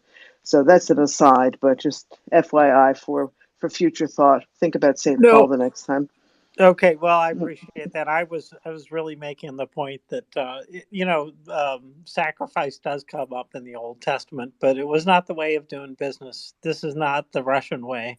The Russian way is we want this piece of land, so somehow they're our enemies, so we're going to go do this. And I do not recall that version from the Old Testament at all. That is not Very. what happened. That's where I was going. I didn't go there very well, but sometimes I don't always speak as clearly as I should. But there you go. That's what I was getting at. So, well, so you can see this guy is a nasty piece of work, and we're going to go on about him for a while still because that's what the chapter has in it is a lot of him. Although we're doing pretty good, Robin. I feel like we're doing making pretty good progress through this chapter. What do you think? Yeah, I think so. We'll have to let our listeners say whether we're making sense or not, but I have the feeling we've managed to distill some of this down. Um, the next thing I wanted to bring up was a point that Snyder makes is generally in the world it's easier to break things down than it is to build things, and there's a serious problem with Eileen's philosophy. We've gone through about how we're going to get rid of individuality. We're going to have we're going to focus people rather than on facts, on the subjugation to the Redeemer, whatever. But the problem was Eileen tried to put together some kind of institutional form or political system or something to take the place of what was being destroyed, and was not very successful at it.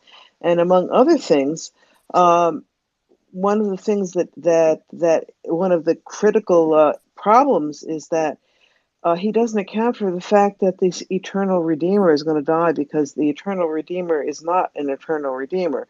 He says, that the subjugation of everyone to the metaphysical identity, all people to the one nation, subject to the Redeemer. What's going to happen when the Redeemer dies? This is not built into there's no provision for a successor. This is why we were talking before, was it Arya who brought it up? Whether or not Putin dying is going to make a difference. May not as much as one might think, because of the fact that this philosophy is not totally comprehensive and it isn't something everyone buys into.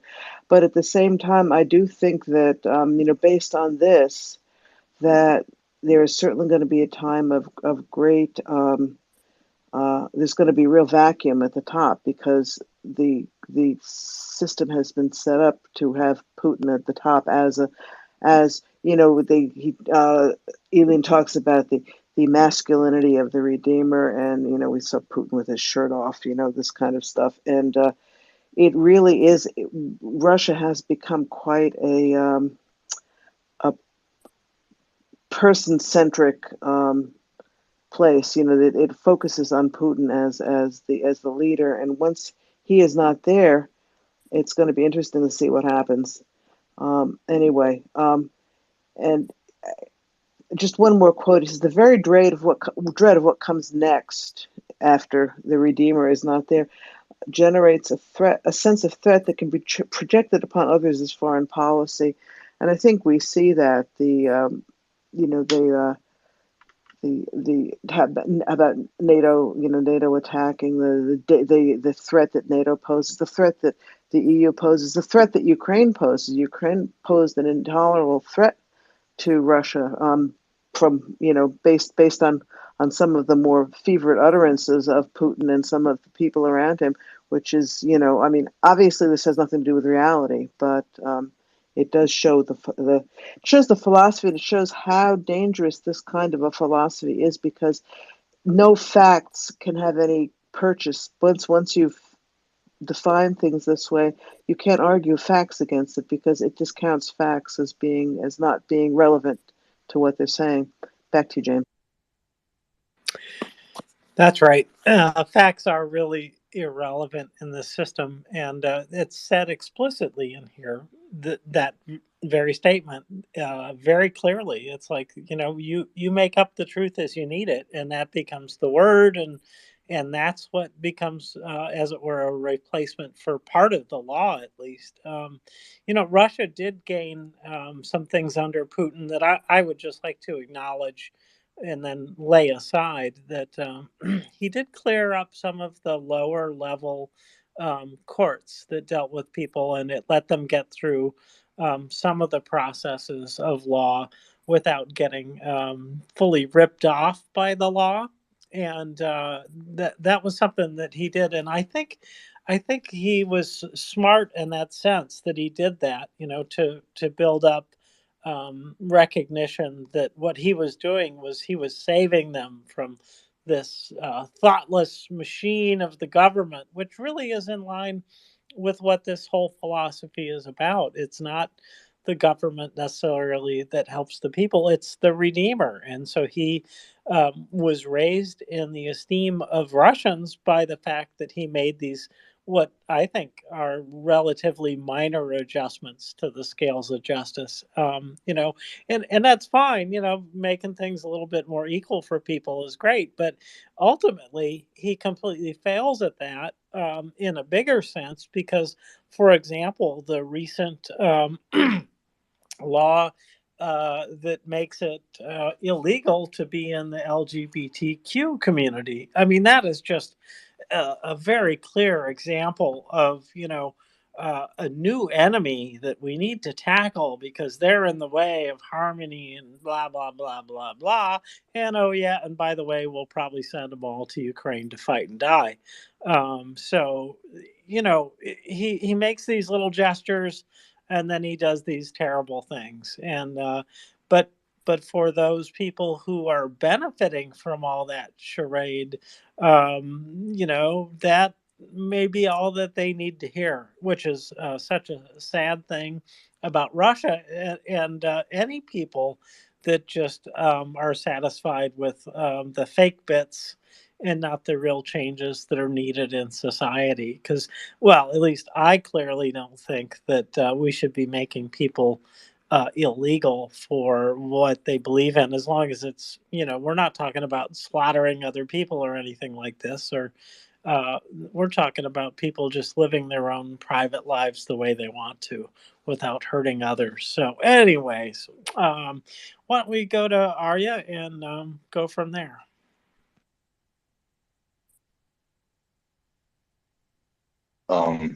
In regards to Putin and other similar despots, I don't think they are completely irrational or crazy in their thinking. And please, to the people listening, hear me out. I'm not supporting them or giving cover to them.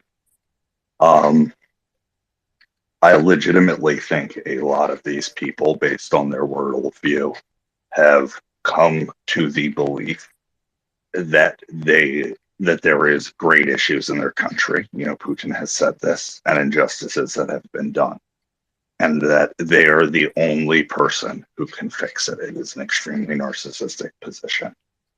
And if you believe that there is the greatest historical injustice ever done, as Putin does with the dissolution of the Russian Empire, then you are willing to make great sacrifice in order to make it better. If you truly believe that doing horrible things will long term have a good repercussion for your people, you will think of yourself as a hero while you check off on the death of thousands.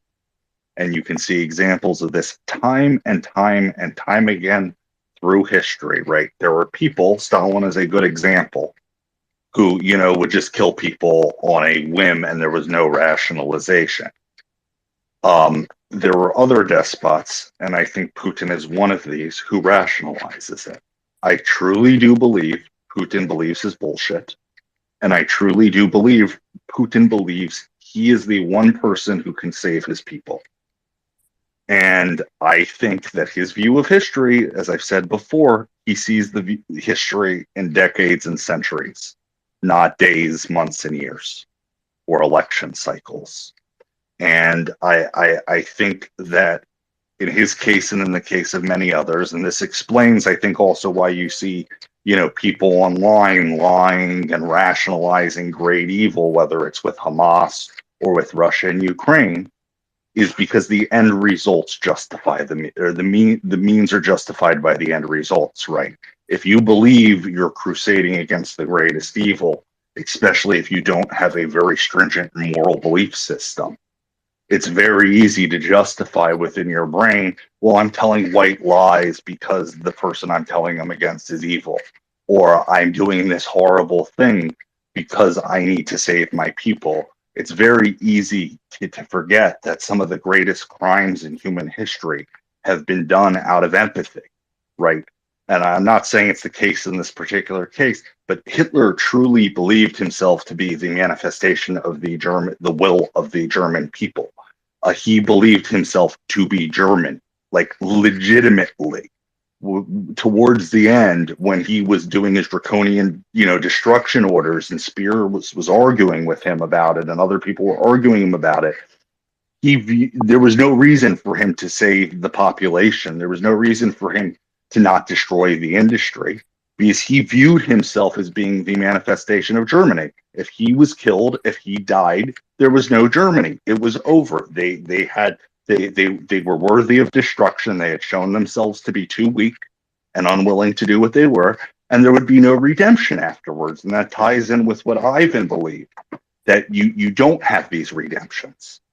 And it's just mind blowing to me, the level of mental gymnastics people will do to rationalize great evil, whether it's the concentration camp guard who's rationalizing it, or the militia soldier in the Balkans genociding somebody in the 90s, or in Darfur, or wherever. It perplexes me, and I don't see it changing or stopping. And I think more people need to be aware of that and understand that. And I'm sorry this was a little disjointed. Thank you. Not at all. I thought that was pretty well said. I do think that we are inescapably in a world of good and evil, and I don't see it coming to an end anytime soon. Frankly, hopefully it becomes smaller in scale as democracy grows. So let's hope for that. Robin, back to you. And I just saw a new hand pop up.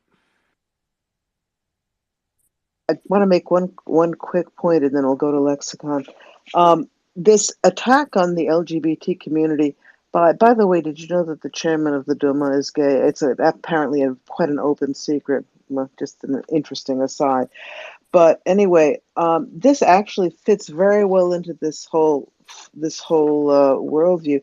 Ilya Ponomarenko had a tweet recently where he talks about, basically, Russia's in a bad way. 27% of Russians have no access to natural gas supplies, which is mind-boggling. 30% don't have centralized sewage systems. It goes on and on. 20.9 million Russians are below the poverty level as of first quarter of 2022. But so what do you do about that?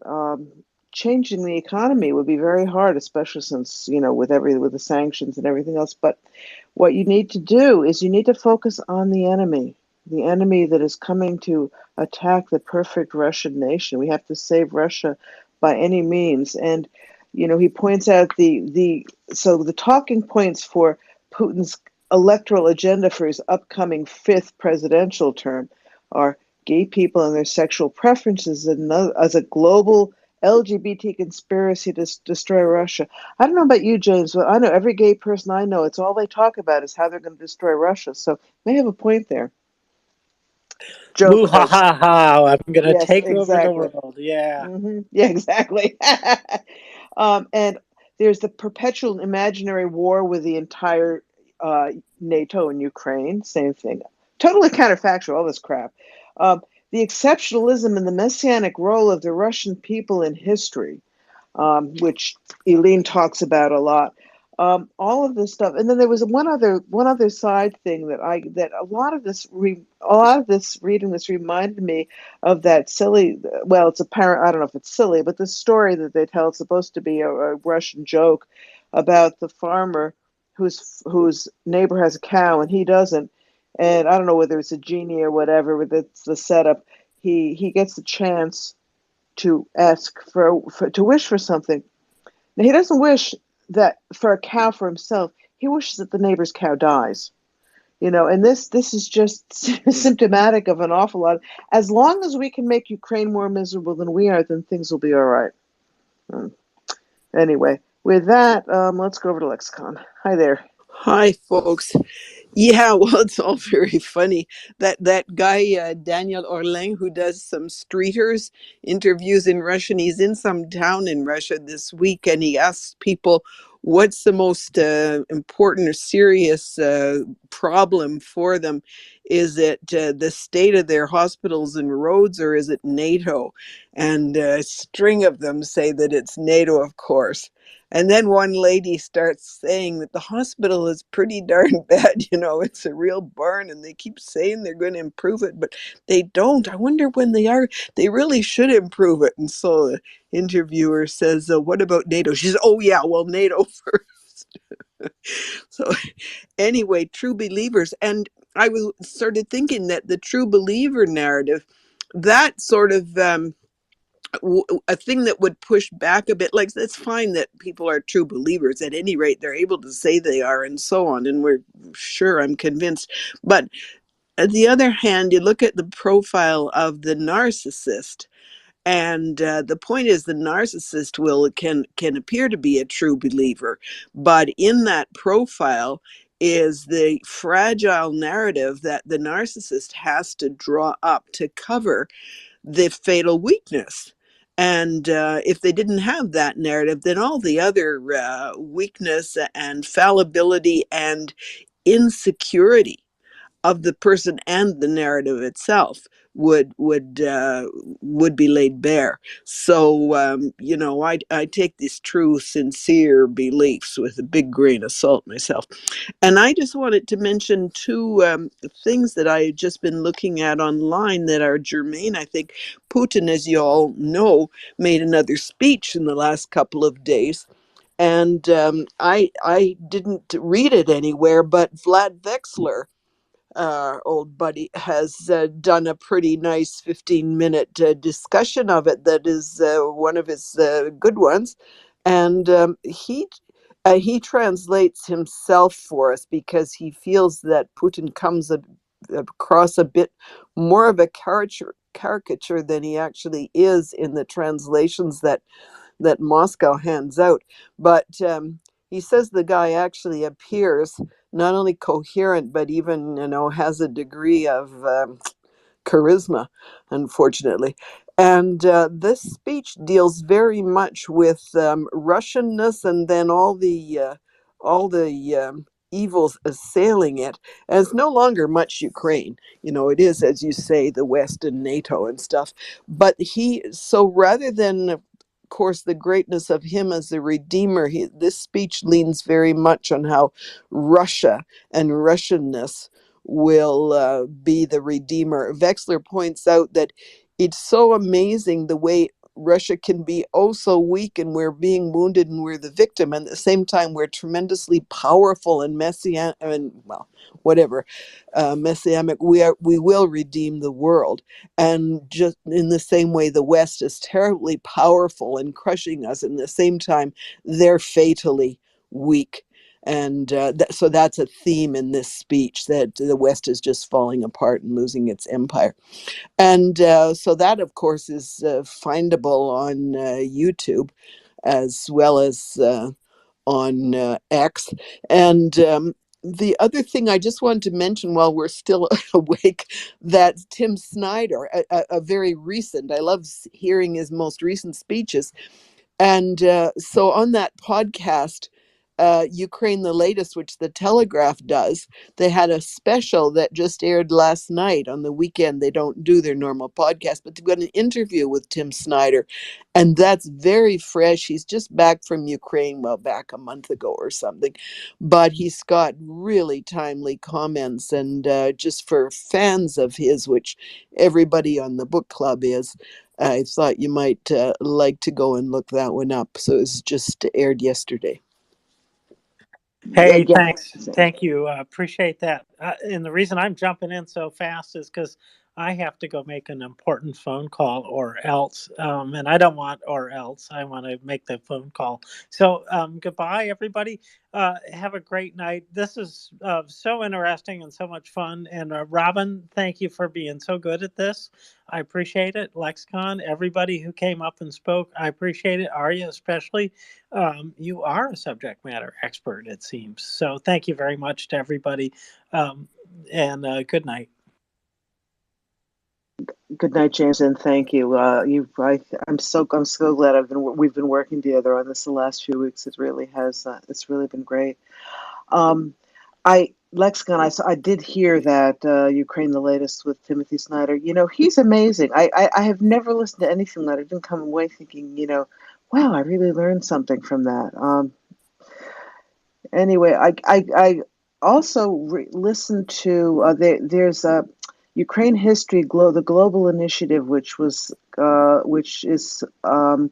a 3-year project for about 90 scholars that including Timothy Snyder as a part of the directing group is Timothy Snyder and Serhiy Plokhy and a couple of other people. Somebody from Ukrainian Catholic University. I can never remember the man's name. Also, your I know friend him. Francis Fukuyama, who's a good buddy Yes, of Tim Fukuyama. Snyder. Yes. Yeah. Yeah, Fukuyama, who talked about the end of history and has since realized that history didn't end, That's which I right. give him That's a lot right. of credit for. And he's Yeah. become, But a big chum of, buddy of Snyder's. 100%, yeah. Now, one thing that Plochy said that I just loved. This was in this kickoff to the Ukrainian History Global Initiative. Is he pointed out that Ukraine doesn't have one problem that some countries do, that they don't have a make Ukraine great again problem, because there is no golden age to look back to. I mean, as anybody who knows Ukrainian history, it's really been a history of a lot of horrible things happening, and Ukrainians, managing to live through them and to improve. But I just thought it was sort of funny. He said Ukraine doesn't have a make Ukraine great again problem.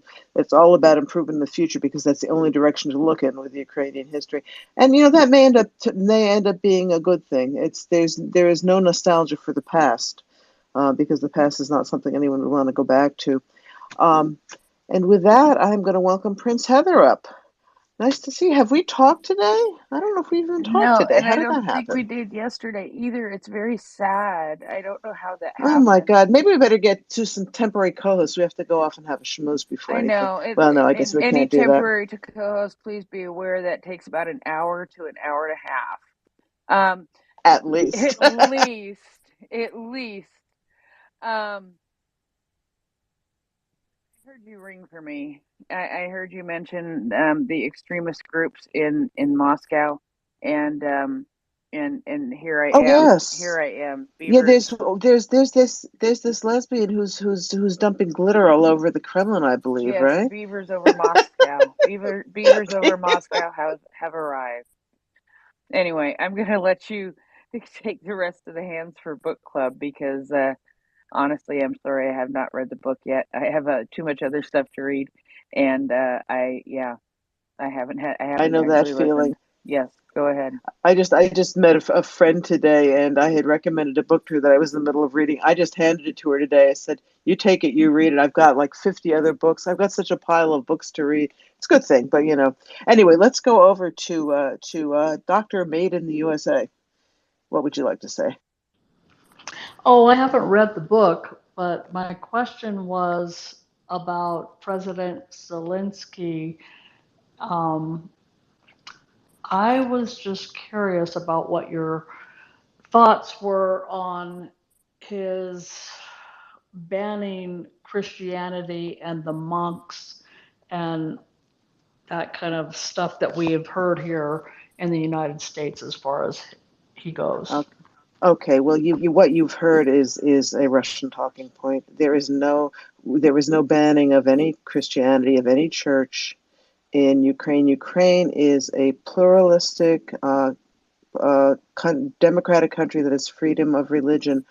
What has happened is that a subset of the Russian Orthodox Church of the Moscow Patriarchate. This is a small group. It's a subset of that church. There are three major Catholic or Orthodox groups in Ukraine, and Prince may be able to shed some more light on this. There's the autocephalous Ukrainian Orthodox Church, which is in communion with Constantinople, with the rest of the Greek Orthodox Church. There is the Ukrainian Greek Catholic Church, which is in communion with Rome, and there is the Ukrainian Orthodox Church of the Moscow that's connected to the Moscow Patriarchy. Of that third church, there is a very small group of monks who were actually pretty much KGB officers, as is the head of the church. Kirill was a KGB officer, and I don't think you can say was about the KGB any more than you can say that was a Marine. If you're in the KGB, you're there for life. That very small group has been active in pushing Russian disinformation, Russian propaganda, in trying to subvert the Ukrainian state. That very small group is the group that some of them have been expelled because they were Russians, they weren't Ukrainian citizens, and they were clearly working against the state. Other than that, there is complete freedom of religion in Ukraine. The Jews are completely free to worship as they want. There are two people who are called chief rabbi, depending on who you talk to. Both of them are very strong Ukrainian patriots. They're very much supportive of Ukraine. The chief mufti of Ukraine is actually a combat medic at this point, also a great big supporter of Ukraine. So there is anything you hear about suppression of religion in Ukraine is crap. Pardon me. It's just not the case. Okay, Prince, you might want to add something to that. Yeah. Thank you, Robin. Yeah, they are not suppressing religion in Ukraine. What is happening is, if you look at some of the cases that the Special Services of Ukraine, the SBU, have done, you can go through, and right now there are, I can't remember exactly, but I know for sure over 40 cases against priests and leaders and clergy of the Moscow Patriarch Church. And that is a problem. So the law that everybody is saying is causing religious suppression and religious discrimination, what that law actually is saying to churches, if you break these specific laws, and there are like maybe 5, if you break any one of these 5 specific laws, we can deport you. Not that, it is going to diminish the Ukrainian Orthodox Church Moscow Patriarchy. Yes, it is going to do that. But it's going to do that because their clergy break the law. And I don't think that there's anything wrong with requesting that a church be law-abiding. And the things that they are doing are definitely things that are, there's everything from drug trafficking to arms trafficking to child pornography to propaganda. There is a huge wide range. So holding churches accountable, I don't think is a bad thing. Period. So, Robin, I don't know whose hands was next. I don't either. Thanks. Sorry, I just want to chime in and say thank you for clearing that up, because there's a lot of disinformation going around about that. Yeah, and thank you. I had to ask that question. No, we appreciate it. I mean, that is the kind of question that we're here to answer. And if you hadn't asked it, we couldn't have clarified. So I really appreciate the question. Ukraine war update and Peter. Anyone know who's first? Otherwise, I'll go in alphabetical order. Peter was I'm first. pretty sure. Yeah, thanks. Yeah, I'd just like to chime in on that question about the church. There is total freedom of religion in Ukraine. You have the Orthodox Church, and let's call that the Ukrainian Orthodox Church. You have the defense minister who's a Muslim, and the Crimean Tatars are generally Muslim. And you have a lot of Jews from all over Ukraine, and you have a lot of Jewish people in the army, many of whom are volunteers from Israel. Complete religious tolerance, all working together. What you need to understand about the Moscow Patriarchy Church, of the Moscow Patriarchy of the Orthodox Church, is that this is from Russia. And in Russia, the church has been completely and totally and entirely infiltrated by the KGB. Kirill, the Moscow patriarch, is basically KGB. He's also a complete genocidal lunatic who goes around blessing the troops and blessing them to commit atrocities and all sorts of nonsense. And when Russia launched its genocidal invasion of Ukraine a year and a half ago, obviously it was not tolerated to have the Moscow Patriarchy on Ukrainian territory. In fact, it was tolerated for a long time, and they're just getting around to sorting it out now, because there are people within it who are loyal to Moscow, and you cannot have that in a war situation when your country's being attacked. So it's nothing to do with religious freedom at all. It's in all to do with infiltration by Moscow and Moscow sympathizers and collaborators. So I hope that's pretty clear. All right, thanks. Thank you, Peter. My whole statement was, as a Republican American, a lot of us are hearing stop funding Ukraine because Zelensky has banned Christianity and has taken monks and imprisoned them and all of this rubbish or whatever it is, but that is what we're hearing. And so I had to ask the question and get that clarified, because let's look. I don't listen to all that stuff, and I just have to go to the source. I just have to go to y'all, and I just want to hear it so I can be more informed. Well, that's one of 1,000. Hang on a second, Peter. Yeah, okay. Let's take this a step farther. And realize that what you're being told is false information. I apologize, but it's true. Have you heard about the Christians who have been persecuted in the occupied areas? Have you heard about the priest who committed suicide after he was tortured? Have you heard about the minister who was killed? Minister and his son who were killed? Have you heard about the clergy who are being held prisoner still? Those are the things that should make people, Republicans of faith, say we should be funding Ukraine. We should be sending more funds to Ukraine, because they're not being told that part. And actually, there's a study not too long ago that very specifically and explicitly said, if you tell evangelical people of evangelical faith, they didn't define it well, but we won't go there, about the persecution that is happening to Ukrainians in the occupied areas, their willingness to support aid for Ukraine increases dramatically. There's a key there. You're getting a specific message for a specific reason. And that's what frustrates me. Because reality is, me as a person of faith, even though I'm a Democrat,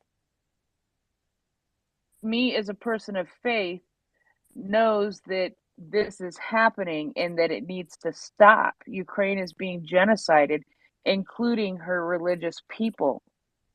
And so, if I can get that message across to Republicans of faith, I want them to see that and hear that, because those are things that they care about. If you hear that a church is being persecuted, if you heard that a people is being persecuted, you want to do more to support them. So why is that message that that Zelensky's shutting down freedom of religion, which isn't true, getting out there, but the message that Russia is persecuting Christians is not getting out there? That's very, it's very interesting, and it has Russian fingerprints and tentacles all over it. Sorry, Peter, I needed to go, and I needed to get that out because it was bursting from me. Yeah, no problem at all. No, Can I we're getting. I'm sorry. We're getting the message that Russia is persecuting Christians, but we're also getting the message that Zelensky is doing that. You know, I don't want to point out something a little obvious, but there is a little bit of anti-Semitism that creeps into this. Zelensky being Jewish, it's just completely not the case. I mean, you just need to understand that you're being told a total lie. It's just not the case. You'll be. Can I quickly jump in? You'll be getting 1,001 messages, all of them false, from the Kremlin. When MH17 was downed, they came up with 136 different narratives for what happened. Okay, many of them conflicting narratives, which couldn't possibly be true. Their job is not to tell you the wrong thing. Their job is to just bombard you with so much crap you do not know what to believe. So if you get this nonsense narratives, there's a very high chance, and not just one or two, on all manner of things, seeking to destabilize and drive division in society, and just put out completely false facts. I mean, they say Ukraine is a Nazi state. How on earth can it be a Nazi state with a Jewish president? I mean, it's completely ridiculous. And look at the actions of what Russia is doing, going and invading its neighbor, bombing residential areas, schools, hospitals, cultural centers, mass graves, deporting children. Where's the Nazi behavior there? So don't be taken in by these Russian narratives. They're very sophisticated, and unfortunately they're very successful, but it's your job, with the power of critical thinking, to understand what's really going on and see through this absolute fire hose of nonsense. Sorry if I get a bit wound up about it. Oh my Thanks, gosh. Peter. Thanks, Peter. There's one other thing I just want to point out, and then I really have to get out of here because I've overstayed my time. But this focus on Zelensky, this is like saying Biden is persecuting Christians or Schultz is persecuting Christians. Ukraine is a democracy. Zelensky is president. He's not dictator. Putin is a dictator. Zelensky is not. And this focus on Zelensky, because Zelensky is a powerful advocate, and they've tried to kill him many times.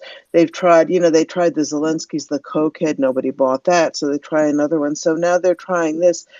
It just doesn't work because Ukraine is a democracy. Zelensky doesn't have that power. If he was a maniac and he wanted to ban religion, he couldn't do it. The Verkhovna Rada wouldn't go along with him. So this whole focus on Zelensky is obviously, is a Russian attempt to decapitate the Ukrainian government by ruining his reputation. I mean, it's so ham-fisted it's not going to work, but that really is what it is. And with that, Prince, I really have to say goodbye because Nafo Dave is going to go and do something else if I don't get out of his seat pretty soon. I leave it to you to talk up our fundraiser. We've got an hour and a half left. Thanks, everybody. This is I'm so glad we're doing this book. Come back again next week. We're doing the Road to Unfreedom, Timothy Snyder. If you haven't started reading it, get a hold of a copy if you can. If you can't, come back anyway, because we do try to make it accessible, even if people haven't read it. And with that, I bid you good evening, Prince, and Slava Ukraini. Good on, Slava, and good evening. Enjoy a walk to with the dog. So yeah, we'll get going. Dave will be joining me here soon, and it sounds like you guys have been having a little bit of fun. It will be interesting to see how the rest of the night goes. I will be with you at this time. It is 7:24 p.m. I am scheduled with you to be with you until 3 a.m., 6 a.m. Eastern time. So we will have a fun night, fun day, whatever it is. It is 5:24 a.m. in Kyiv. Ukraine, go ahead. Thanks, Prince. Thank you for doing this. This is great. Yeah, actually, I raised my hand, but everything was already said that I wanted to, right? Peter hit on the fire hose of falsehood tactics, and more importantly, Robin said, to the question Dr. May asked, and thank you for asking the question, right? There's layers to this propaganda. It's like, we start to focus on, well, there's no persecution, right, of religion in Ukraine, and then you may not remember to hit the point like, well, Zelensky cannot do it, right? He's not a dictator. And that's another, that kind of, intricate layer of Russian propaganda, vilify, I guess, Zelensky to make him look like he's the bad guy, right? And then pit everybody else against him, thinking that, he's the corrupt one, he's the one who gets all the money, all this garbage stuff. So I really appreciate Robin, addressing that as well, right? That we have to remember Ukraine is a liberal democracy. They value democracy. It's a grassroots movement for them. It's not something new. It's not something that they invented. That's in fact the reason they were prosecuted for centuries by the Russians because of their independence and they're trying to pursue and values that they share similar to ours. Yeah, Zelensky doesn't have that type of power. So yeah, that's all I wanted to say. Thank you. Thank you. Well, here we are. Good evening, Dave. Yes, here we are. Here we are indeed. I was just listening in as I was waiting because somebody just kept talking and talking, which I'm fine with because I personally would much rather listen to somebody else talk than myself. But one thing that stood out to me is that with this, when you find that your source of information is being less than accurate and kind of echoing Russian talking points, I think it's time to reevaluate your information sources and maybe also tell your friends that are using the same information sources that they are being led astray, often on purpose, but also through useful idiots. Which, if you haven't seen Pekka's latest YouTube Vatnik, he's the guy who does Vatnik Soup. If you haven't seen his latest video on useful idiots, well worth the watch. Go check it out.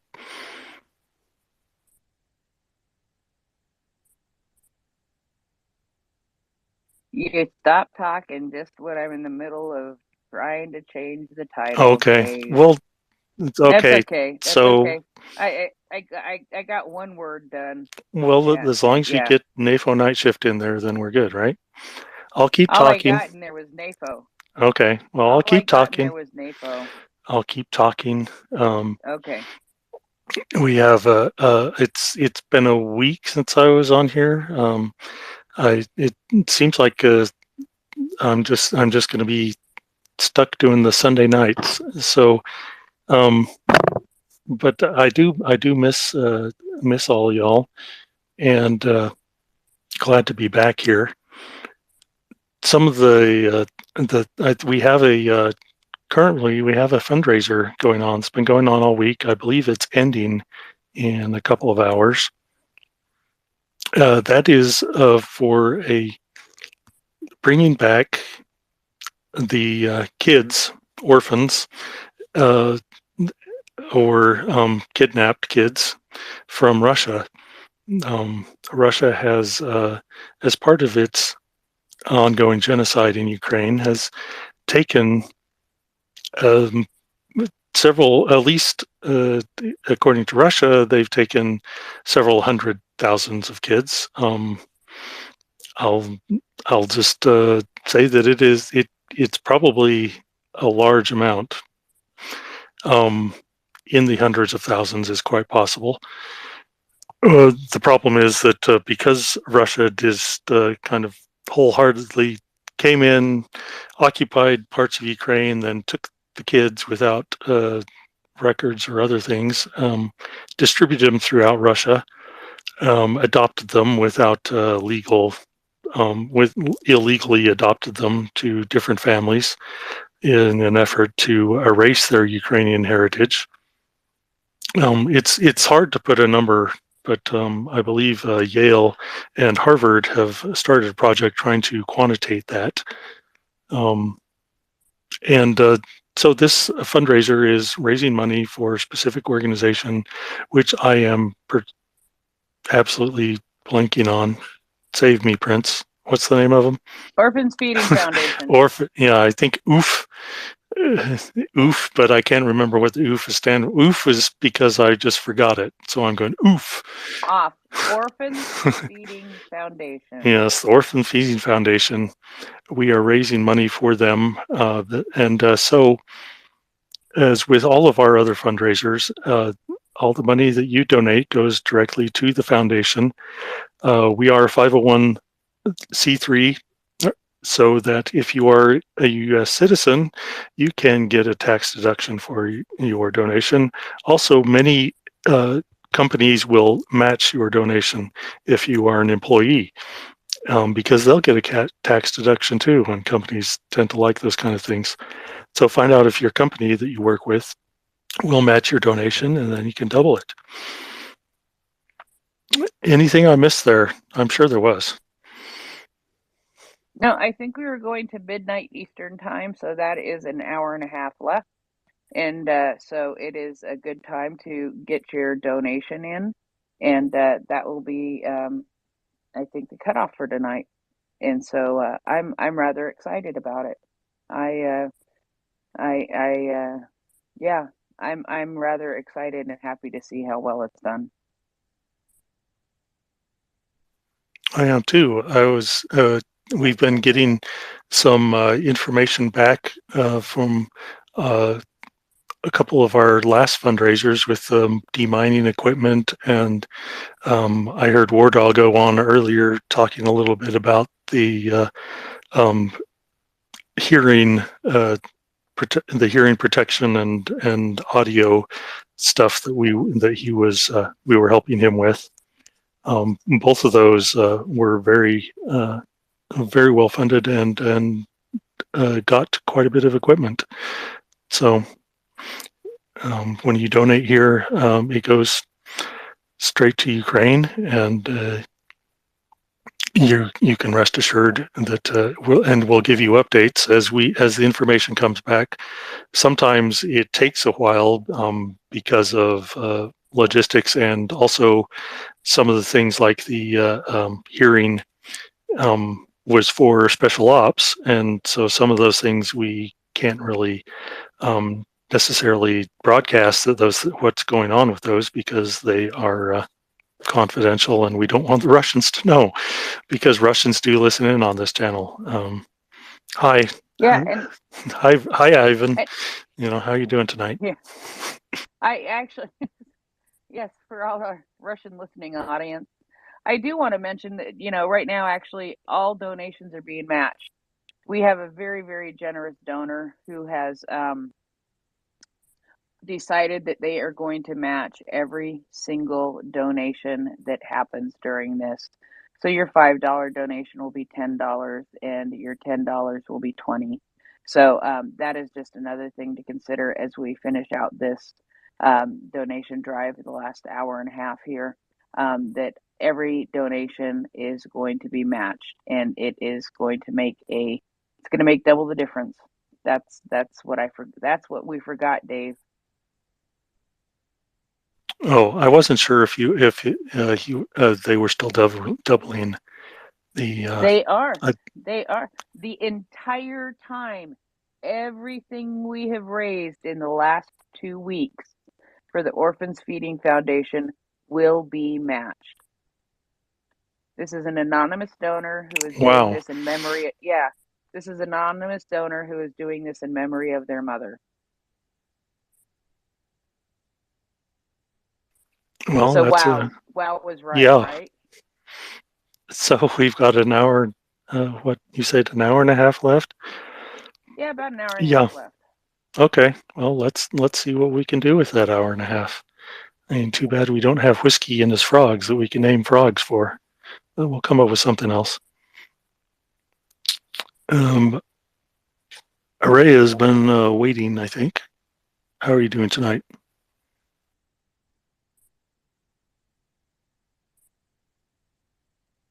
Go ahead, Arya.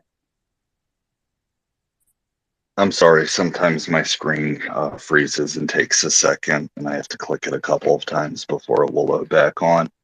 I'm doing fine, thank you, Natho, Dave. I hope you're doing okay.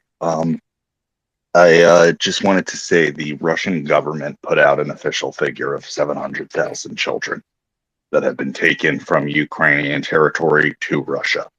Now, they claim the majority of those were done with their parents and the parental consent. But we know in the cases of at least a large amount of them that even when they were taken with their parents, there was not the consent, that they were moved under false pretexts during from 2014 till now. And the official number put out by the UN, I believe, was 20,000. But there are 2 points. Number one, even they say it's a low ball, and that does not include children taken from Crimea, Donetsk, or Lugansk.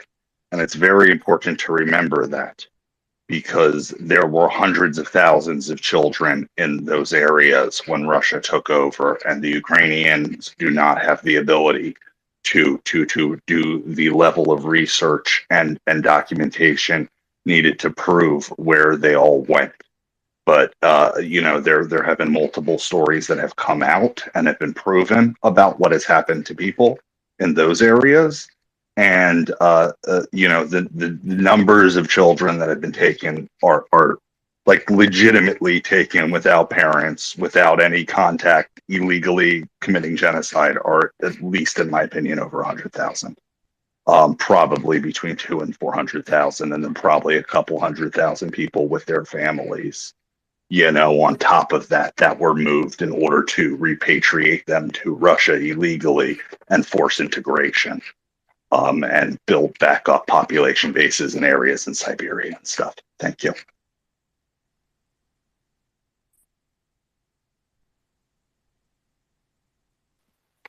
Yeah, that number is. I would say your estimate's pretty accurate, because of we don't know I do know that the 700,000 included some parents and siblings and other things, where they just took whole families. And so when we're talking about just kids, it may be a little less, but it's easily over 100,000, I think, which is just in itself kind of staggering when you think about it. You had some information on this number earlier, Prince. You corrected me. Well, really, okay. So here are the numbers, right? And I will pull it up just to make sure it hasn't changed. It doesn't usually change. There it is. I knew I would only have to do about 2 letters. Children of War. Oh, come on. Childrenofwar.gov.ua is the website you want to go to see this.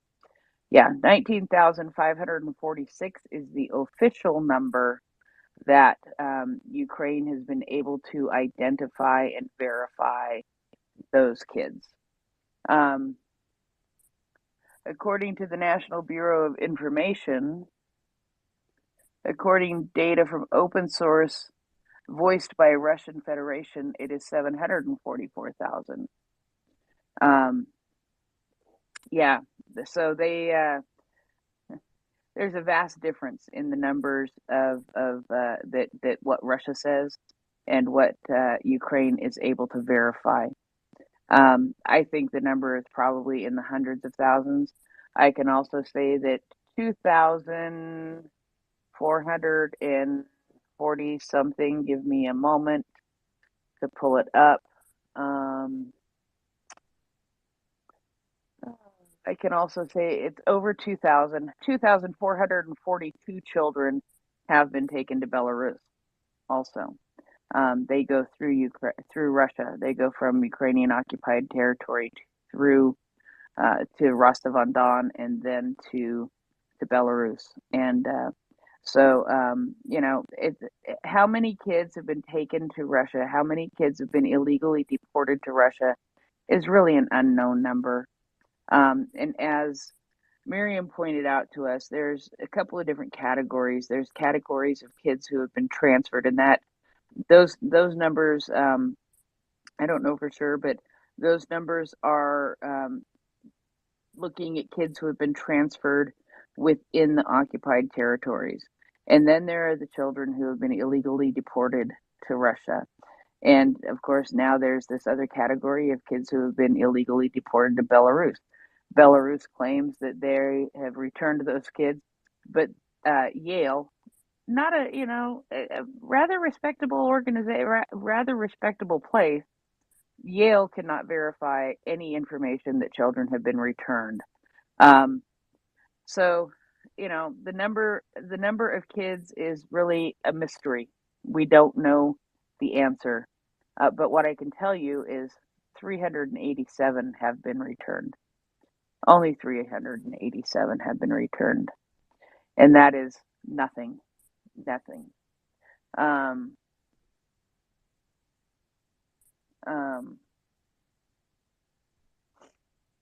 So yeah. That is something that we want to be able to bring these kids back, and when we talk about bringing the kids back, we talk about it. There's so much involved in it. I mean,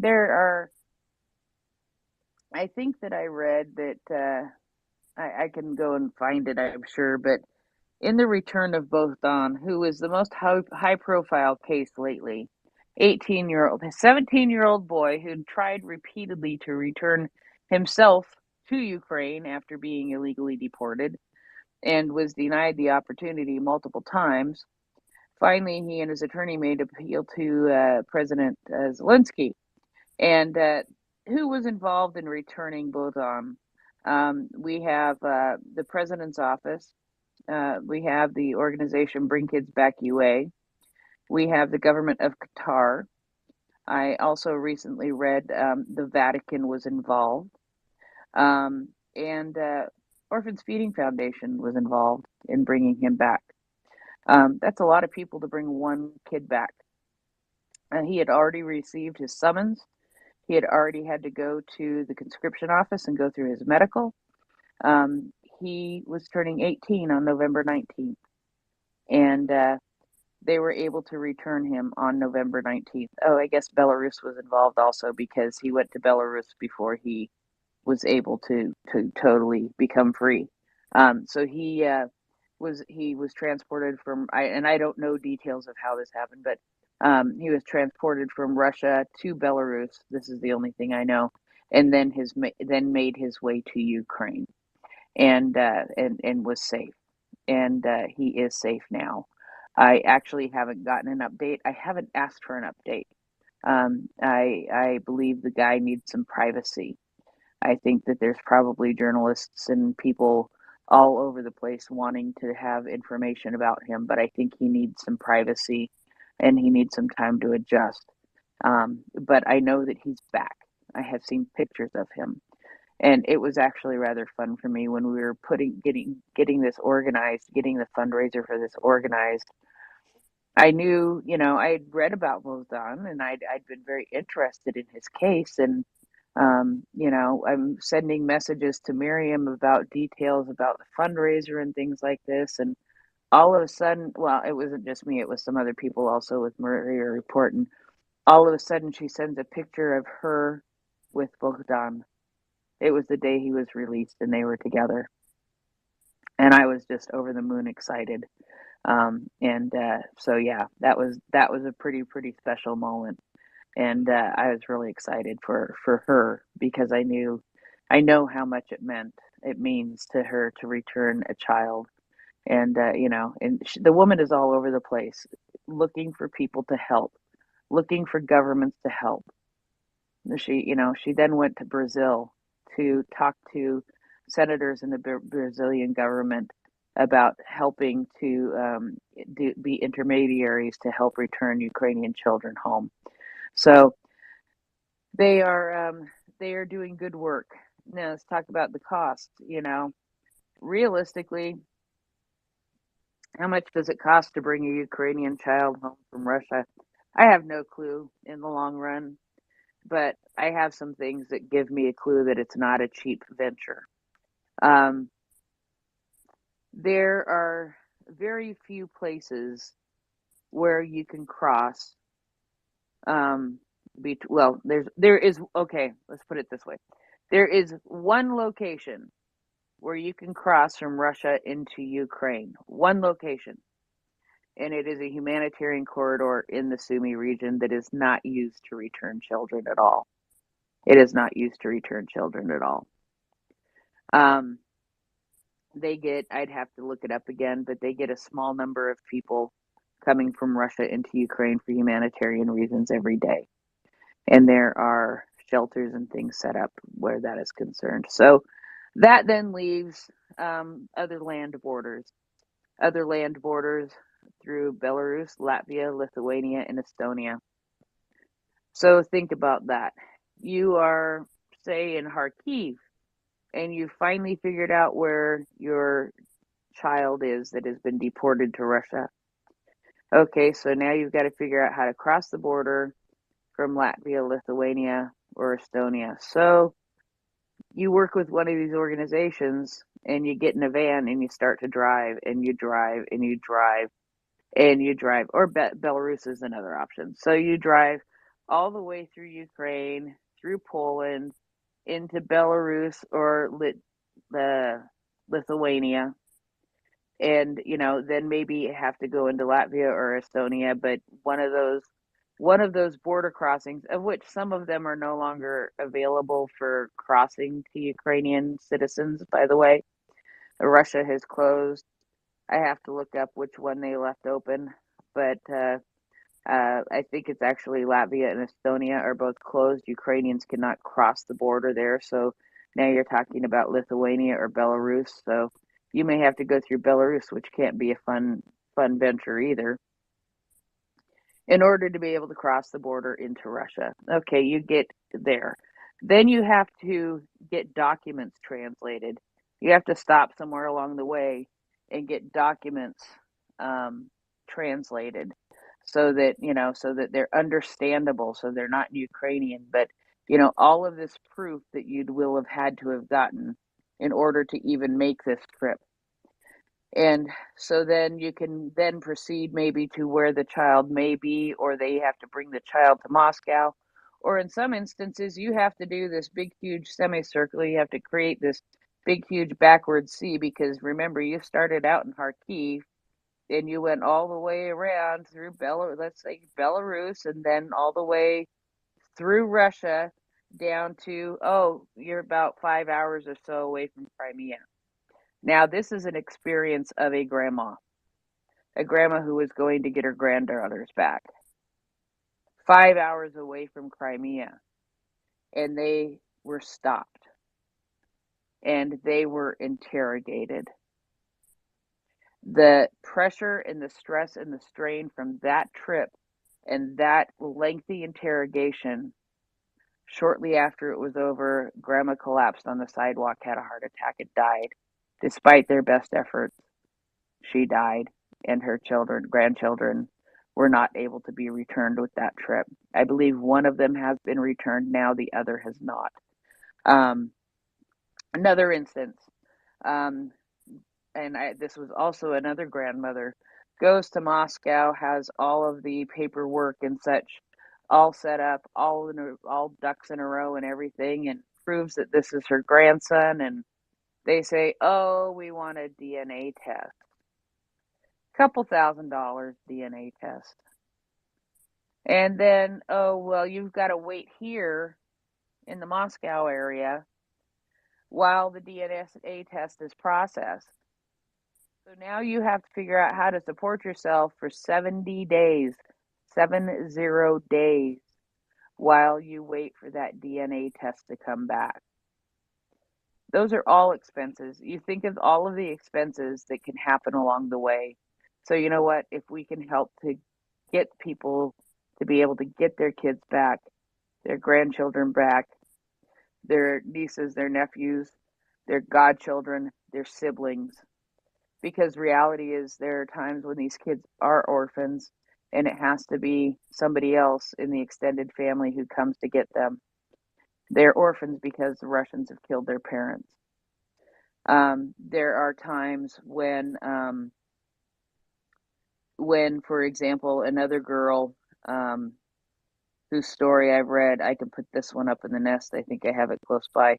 Veronica, who was 2 years in Russia because she had gone to her aunt's house just as, and not knowing that the war was going to happen.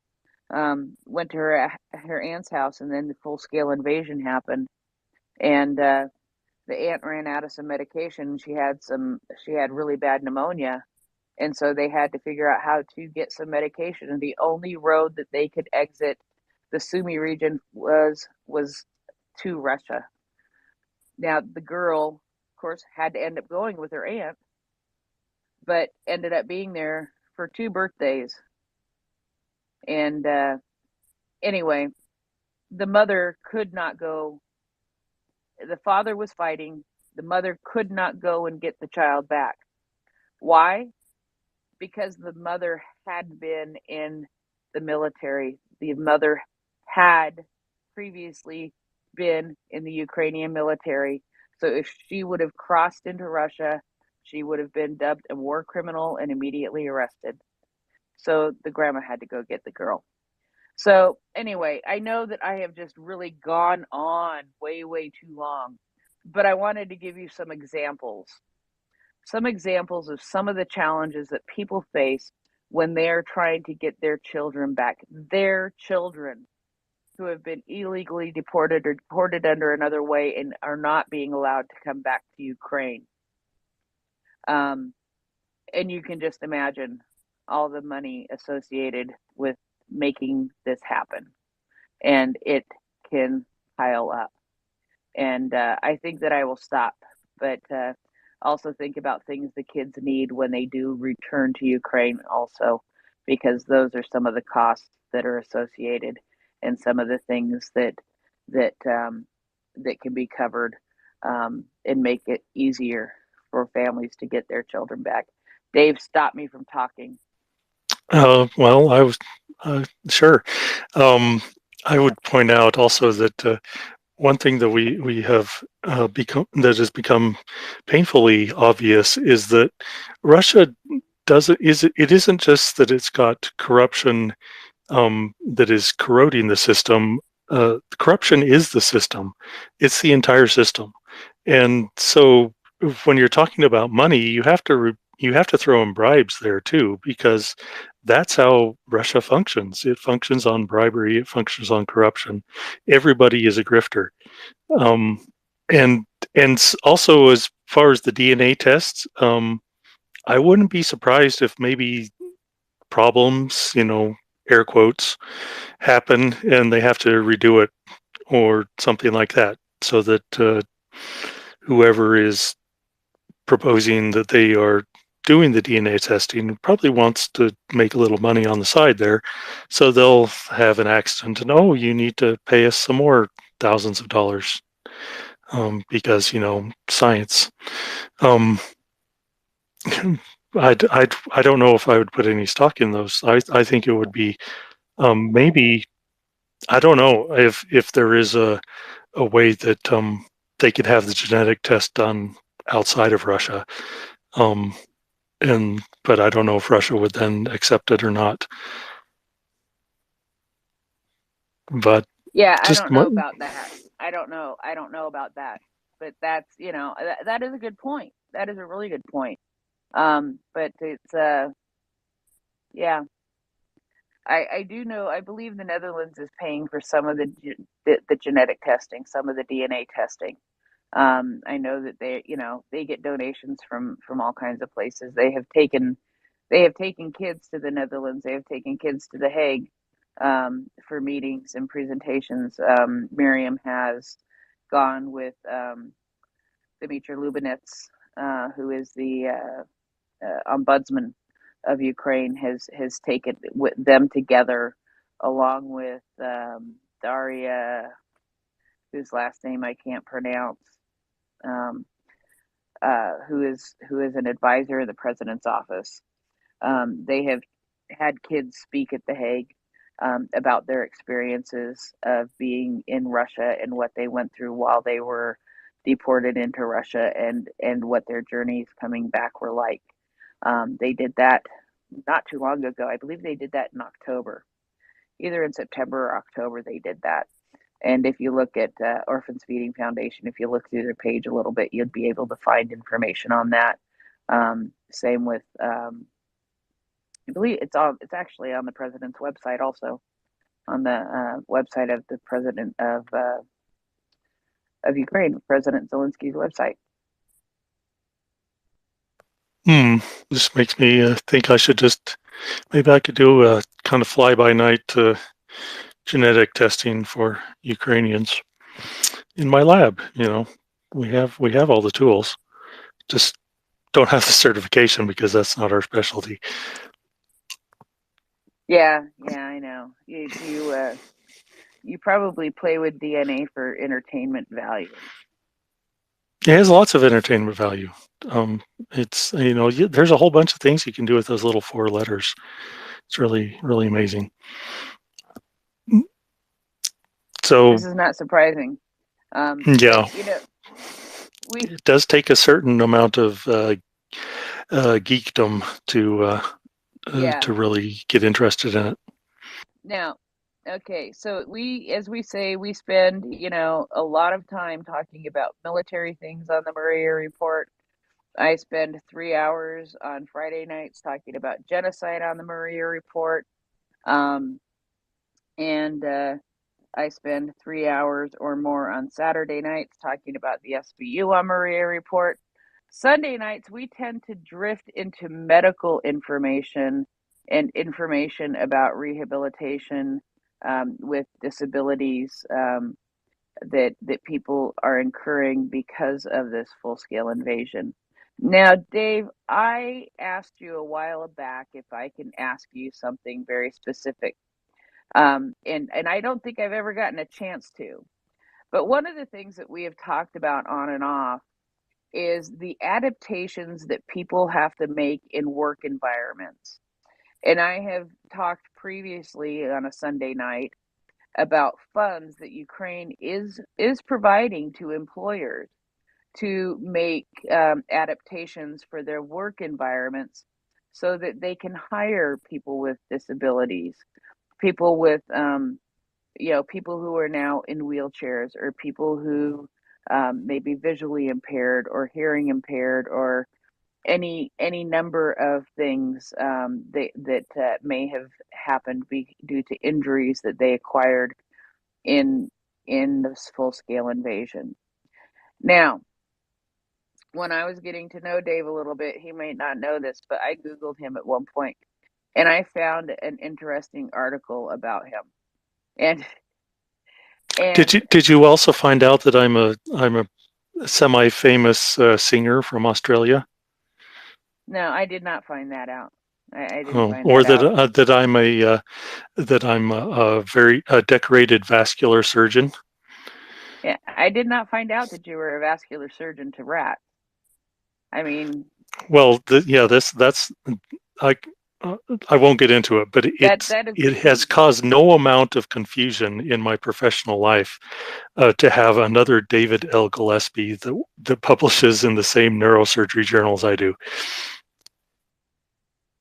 that actually is rather interesting. But I do venture to bet that you are a rather talented vascular surgeon on rodents, on rats. But I could be very wrong about that. But I know that you do perform surgical procedures on rats. But what I was talking about is adaptations that happen in workplace environments.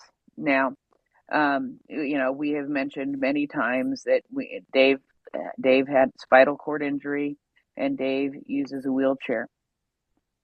So when it was time for you to go back to work, Dave, what was easier? Was it easier for them to redo the entire lab so that everything was lower and easier for you to access? Or was it easier for them to get you a specialized electric chair that raises you up to a standing position so that you can get to the counters? Well, I'm gonna burst into song with Josh Groban. You raise me up. Yeah. Exactly. So yeah, I know which article you came across. That was it was really we went through and did a walkthrough with the university's ADA office people, and went through and pointed out all the many different things that would need to be modified.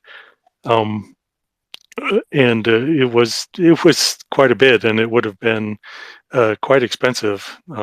But we being the creative people we are, we also realized, well, if I just got a electric wheelchair that stood me up, so I could go about using the different lab spaces as they were already designed, then that would work fine too. So that's what they did. And by the way, my employer got recognized for their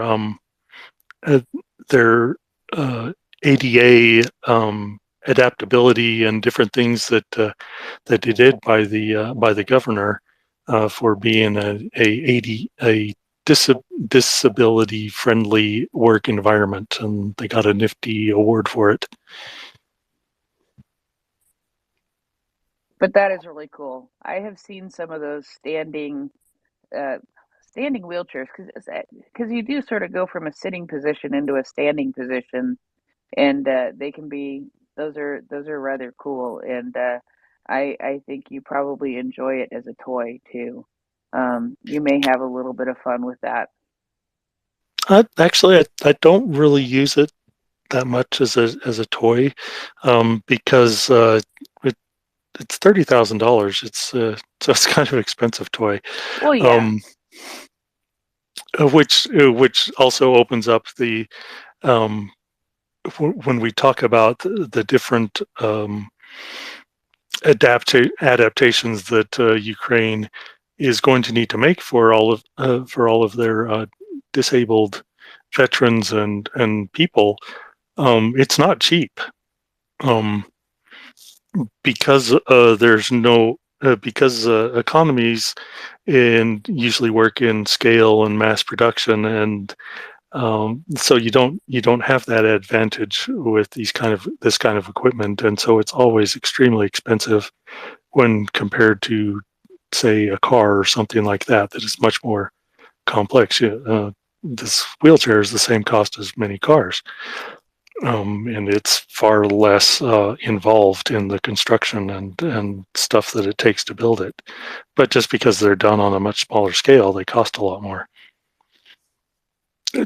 So we have to think of that with Ukraine too. They need our continued support for this, and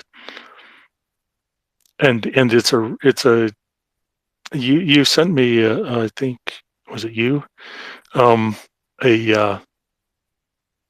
or somebody else. Well, anyway, my I Elena Zelenska. Did you send me this tweet? The tweet from today, Yeah. probably. I don't know if I sent you the tweet actually. I sent you something else. But I don't think I sent you the tweet. I sent you a Keith Post article, but I did see that tweet also. Well, I was just going to point out that she said in this tweet that disabled people do not need formal words of support. What they need is opportunities. They need efficient, barrier-free accessibility, and part of that efficient, barrier-free accessibility is going to be these expensive wheelchairs. Exactly. And exactly, because that's what they did. They made, instead of adapting the environment to you, they gave you the opportunity to overcome the barriers that were in the environment. You know what I mean? It's a barrier-free environment because they have gotten this adaptive piece of equipment for you. exactly, and I don't think that it's not like people set out to design environments to be inaccessible. It's just that it's not something that ever crosses their mind. And this is one of the things that Olena Zelenska's efforts and her whole push in creating this barrier-free environment in Ukraine is making people aware, making architects aware that that it's, when you design something to be accessible for everybody, then that means everybody can use it. If everybody can use a ramp, not everybody can use stairs. So if you put in a ramp instead of stairs, it's not like you're excluding the people that will use stairs. You're just including the people that can't use stairs. Exactly. And talking about stairs, there's another story that you have told in the past about this. What happened when they were doing a fire drill with the stairs? Dave, what happened? Well, if there was a fire, I would have been a crispy critter. They found out that there wasn't a way initially there wasn't a way for me to get out of the building without using the elevator. And so this was also part of the walkthrough when they did the initial ADA assessment. But it took having a fire drill and me sitting there at the top of the stairs for them to actually realize that they needed to it's kind of like this wheelchair that's on tracks that slides down the stairs. So yeah, it's another efficient adaptation to help me to get out of the building during a fire drill or a real fire or an earthquake, which generally that's what we have, more earthquake drills than we do fire drills. Yeah, and I've used that example previously when you've not been on, when talking about adapting work environments. But we do have a hand. So let's go to the hand. Doctor, made in the USA. What kind of doctor are you? Well, the whole doctor thing was put into effect when the U.S. president was put into office and his wife was a so-called doctor. Everybody said, let's just call ourselves doctors. So, no, I'm not a doctor, but everybody put doctor in front of their name. So I just thought, well, I'm Doctor Made in the USA. But anyhow, Well, she's not a so-called doctor. She's just as much a doctor as I am. I have a PhD, so I'm a doctor. Okay, there's a anyhow, distinction between a PhD doctor and a medical physician. Um, there, it's a completely legitimate title to call somebody with a PhD a doctor. there you go. Yeah, I'm a PhD. Um, I was wanting to touch on disabilities. The hearing impaired. There's not a whole lot out there for the hearing impaired, and I'm I've become severely hearing impaired in the last 4 or 5 years. As a matter of fact, being on the spaces is kind of difficult because the sound goes to my hearing aids, and if they're like going cattywampus, then all of a sudden, oh my gosh, I have to run away and go out and try to get back and listen and then turn the volume up and put it way up to my ears, and I can't hear y'all half the time. So I totally can relate to the disabilities for others because yeah, I got that hearing impairment. Well, and that's a very real thing when you spend your time on the front lines with missiles and mortars and all sorts of explosions going off. There are a ton of veterans that have hearing um, disabilities now, and that's part of Mrs. Zelenska's the whole accessible thing, making things, so such as things as you just have visual fire alarms so you have flashing lights for your fire alarms, everybody, and then you have vibrations for people who are blind, vibrations added to that for people who are blind.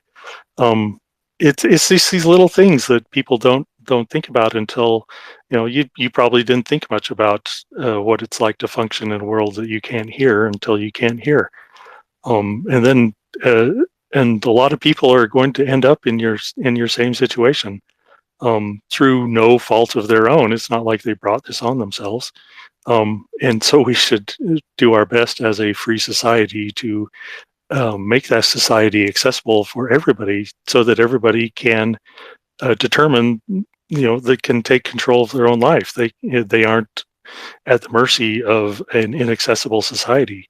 That's the whole thing about we want to make a free and open society for everybody, not just the people who are able to enjoy it, and then shove the people who, for no fault of their own, cannot off to the side and let them, as it is right now, we force them to live in poverty. Um, don't get me started on this. Sorry. I'll calm down and go back to Ukraine.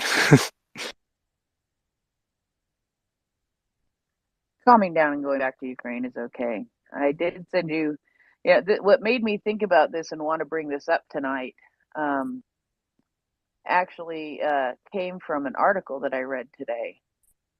Um, and what came from that article today is what? Oh, it was the Kyiv Post article that I sent to you. The Kyiv Post article that talked about life for disabled Ukrainians amid the Russian war. Did you have a chance to read that, Dave?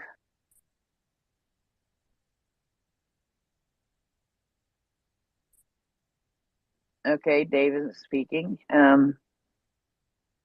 Hello, there we are. I'm here. There you are. There you are.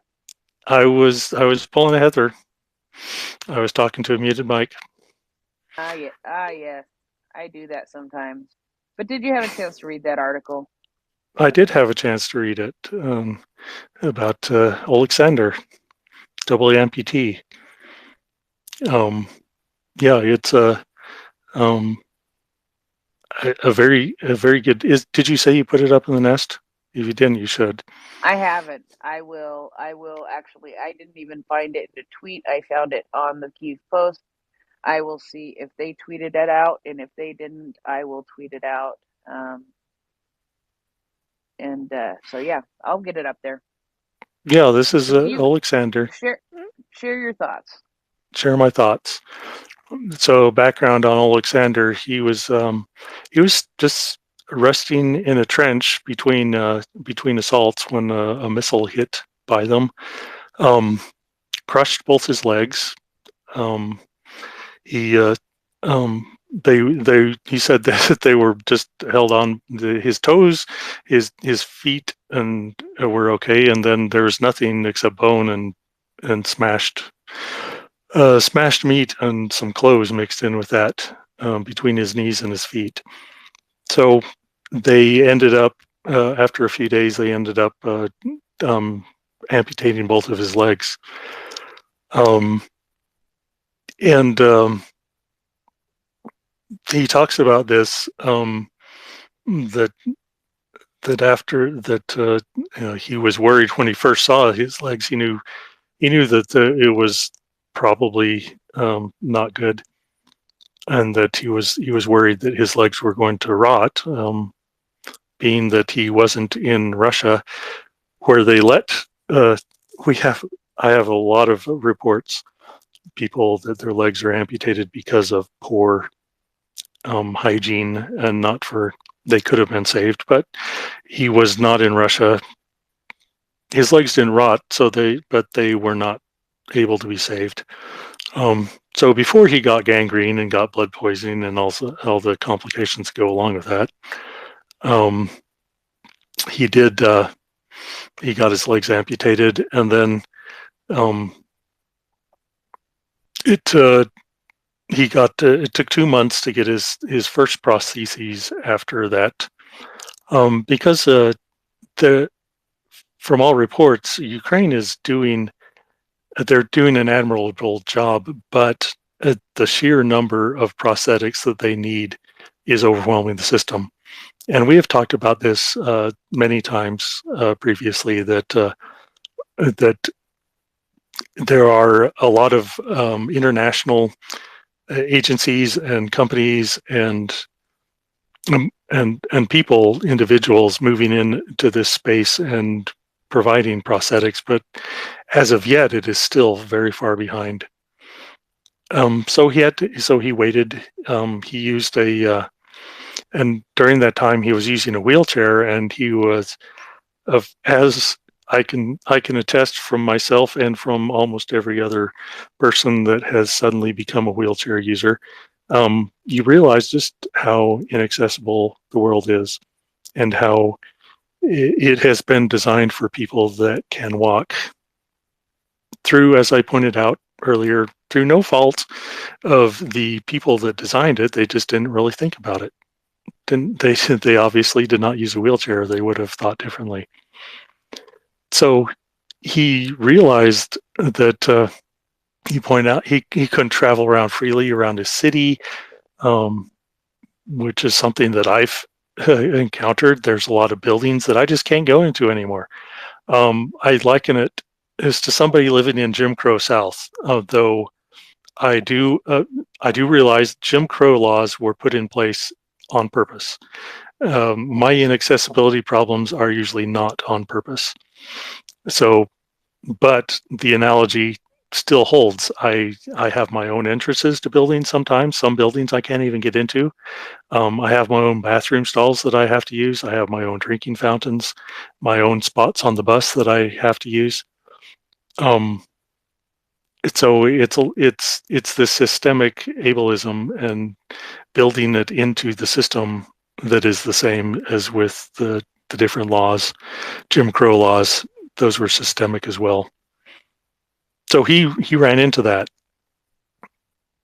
and this is something that Olena Zelenska's efforts and initiatives are set at solving, which I'm continually thinking, planning trips to Ukraine once the war is over, once it's safe. I can go there and see what kind of accessible society they've created there, because they have the opportunity that Most other countries do not, in that they're going to be rebuilding their country from the ground up. So they can rebuild it with universal design, and instead of retrofitting like all of us have been doing for years. So he got his once he got his prosthetics, it still wasn't over. I don't know if anybody in our audience, have you used prosthetics? Anybody, any amputees? If you are, please come up.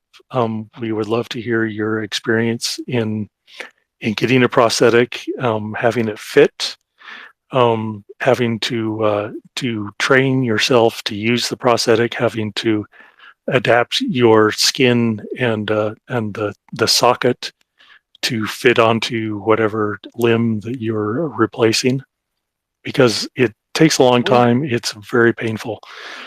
Go ahead, Prince. I've been we droning do on. have. It's okay. It's okay. We do have a listener whose husband is a prosthetist. Unfortunately, I don't see her listening, which really really sucks. Because um, I then I don't know if this sounds right, but the next best thing to a amputee would be a prosthetist, because if there's anybody who knows or is going to be the closest to know what a amputee goes through, it is a prosthetist.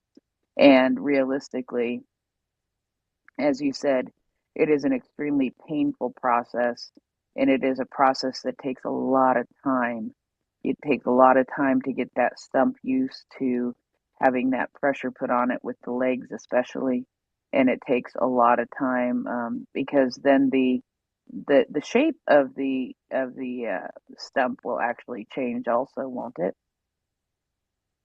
Yep. Yeah, your limb changes in response to the prosthetic and your use and so you have to, sometimes you'll have to have several revision surgeries, and sometimes, and all the time you will have to have your prosthetic refit and adjusted. And it's the same thing with wheelchairs. Your initial, your body composition and shape is going to change after your injury, and so your initial wheelchair often will need to be replaced within a couple of years because it no longer fits you. And using a wheelchair that does not fit is kind of like walking around in shoes that don't fit. Um, it's sure you can kind of get around, but it's not very efficient, and oftentimes it hurts, and you trip over your shoes and fall and cause all sorts of other injuries. But I wanted to get to this quote that I think gets to the heart of the article. That Alexander says that he doesn't want Ukrainians to approach me on the street telling me that they are sorry for me.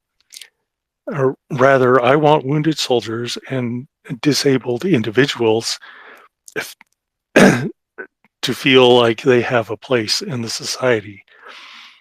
And for me, that's it's the same thing. I don't want people to have to go out of their way to help me. I just want a society that allows me to function in that society as a normal person. Isn't that the truth? Isn't that the truth? You don't want to. And one of the things that I noticed this guy saying a lot was, he felt like he was being stared at a lot. People were looking at him, and that's the last thing you want. It's Uh, to I get have a treated as shirt that other. says I have a shirt that says if you stare long enough, I may do a trick. Yeah, well, we also know some of the other things you've said to people, which make me laugh absolutely freaking hysterically, because we also know that people ask very inappropriate questions, at times, and some of the questions I think are understandable, but some of them are definitely over the line and inappropriate, and people don't know that line.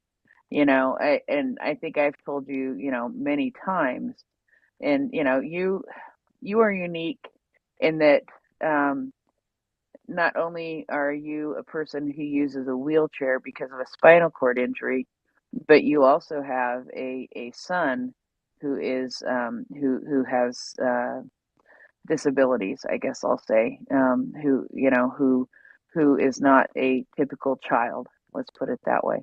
And so then when you're out with him, you probably also deal with people looking at him and looking at you and talking and saying things and maybe asking questions.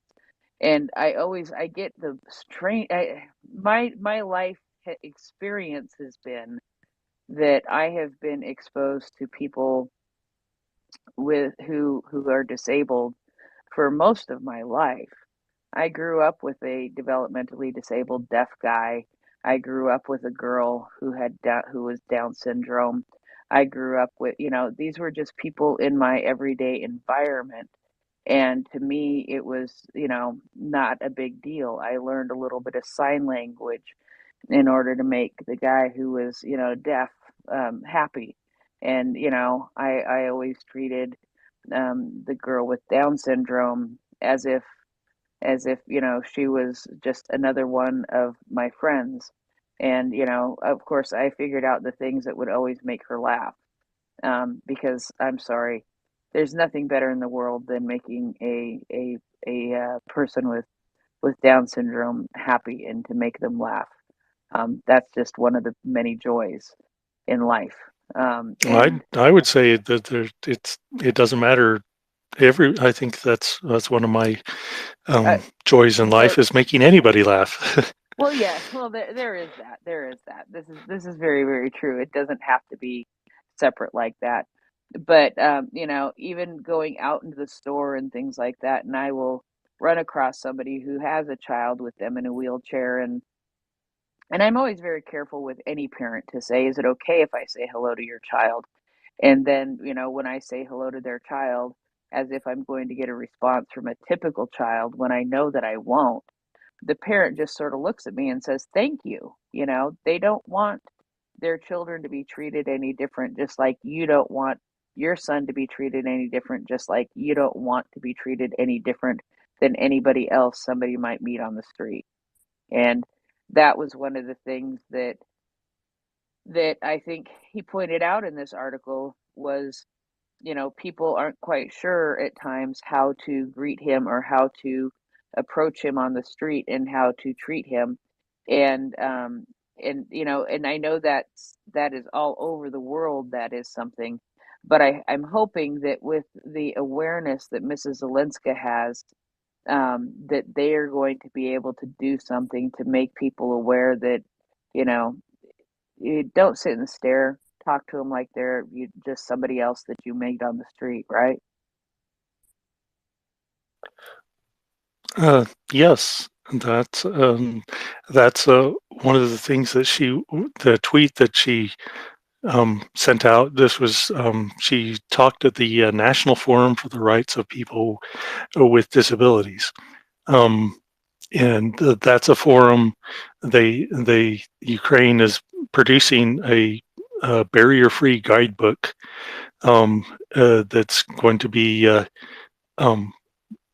What she was talking about was their guide to barrier-free events, how to make events barrier-free, which I have lots of funny stories about that, because a lot of science, I give talks on occasion at scientific meetings, and I have yet to go to a meeting that had a ramp going up to the stage, because scientists, apparently all of them can walk. So just having an event and you have a ramp for your speaker to go up, you think that would be obvious, but it's not. So their barrier-free guidebook is going to be I think it's published already, and they're doing different supplements to it. But it's and this another point of this forum was to couch disability rights in with human rights, which to me is kind of funny because it's like disabled people are not humans.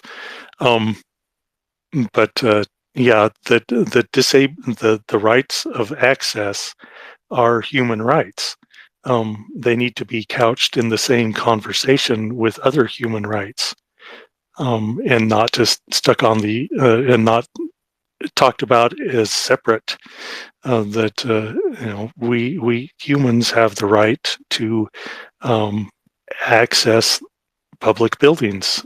We have the right to access um, uh, society in the way that other people do, or with adaptations, because obviously we can't. There's some things that are different. Just like people that have nearsightedness, they access the world through their contacts or their glasses. I think building a world that is accessible for wheelchairs should not be any different than a world where people wear glasses or use hearing aids. Yes, absolutely.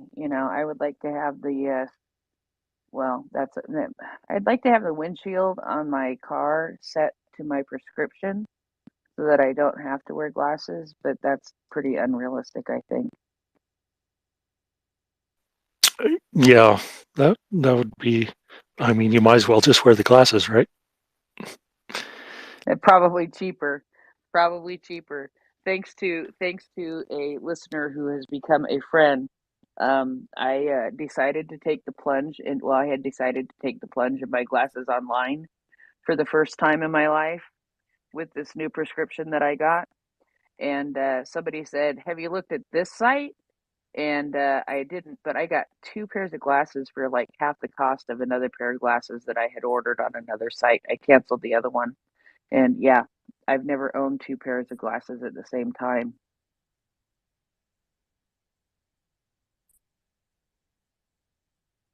So they're cheap. Cheap glasses, Yeah. Dave. I don't mind Okay. cheap glasses because if they break, I don't care. And I have this really bad habit of falling asleep with my glasses on because I can't see if I want to watch the TV. And so I got a sturdy pair of glasses that don't seem to be affected if I fall asleep with my glasses on. Hmm. Uh, um. Yeah. Speaking of, well, since we're talking about cheap and money, there's another story here that I sent you about PEPFAR funding. Did you get a chance to look at that? I don't know if I looked at that one. Hang on, about the PEPFAR funding. Oh yes. Oh, this was interesting to me. I have never heard of this. I have never heard of PEPFAR. I think it is a fabulous. I Well, mean, it that's sounds like because you're not doing AIDS research. this is true. This is true. Other than, but I do have several friends who live very well with HIV and AIDS, who are on medications that lower their viral load to zero. So it's not unusual for me to know at least a little bit about the cocktails. Not so much anymore as I did in the '90s, but things were much, much different in the '90s too, still. So anyway, Yes, they were. yeah, yeah, but So, that's what when is I was, that's, for our listeners that are not familiar with PEPFAR? PEPFAR that's an acronym. It stands for President's Emergency Plan for AIDS Relief. yes, So, this is something that I didn't think of. And what is interesting here is I didn't even think about the connection this could have for Ukraine. And the other thing that I think is interesting here also is that if you consider the number of POWs Ukraine is taking in and the prevalence of HIV and AIDS in the Russian military also, this seems like something that they would also possibly use for that. Talk to me more about PEPFAR. Yes, and you're absolutely right. There is a inordinately high incidence of HIV/AIDS in the Russian prison population, which, as we know, end up on Ukrainians' front lines, and where they happen to have blood splattered everywhere.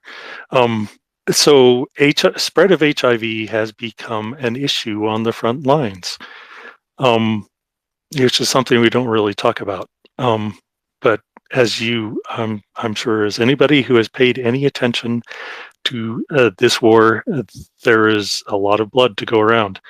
And it's not just HIV, it's hepatitis as well. Hepatitis is much more transmissible than HIV. So it's in many regards, hepatitis is much more of a danger. But this is particularly talking about HIV. So the PEPFAR relief is it's a bill that has been re-upped reliably for many years since let's see, 2007. Yep. So since 2007, it's provided more than $300 million in funding for different countries for providing HIV education, prevention, and treatment for those that have AIDS, have developed it. And because of the some well, it struck me because this is being delayed by the same small group of lawmakers in the U.S. that has been consistently causing problems for aid in general to Ukraine. I won't mention who those are because most people, hopefully, you're familiar with them. Small group of extreme lawmakers, and the reason they're threatening now to derail the PEPFAR funding to Ukraine because of a debunked falsehood that PEPFAR funds go to abortion services, which they do not. This has been repeatedly debunked, but it is a talking point that the far-right media continually brings up about PEPFAR, and it's something they have used to rile their base about abortion issues, and that we can't fund PEPFAR because it's going to provide abortions. It is not. It is going to provide life-saving treatments for people who have contracted HIV and developed AIDS because of that. Many of which are going to now be exposed to HIV positive blood on the front lines because Russia is pouring a whole bunch of HIV positive people into their meat grinder. So Ukraine is going to need these funds more than ever as this war goes forward. So what can we do? Well, we can contact our representatives. I'm going to come up with a list of the representatives that are blocking this and put that out in a tweet. I wonder, Dave, do you think this covers PrEP too? I wonder if they cover PrEP. It does, yes. It covers, let's see.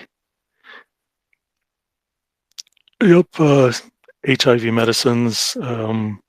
What's the ART? Yes, ART. The SafeMed is the group working directly with Ukrainian government to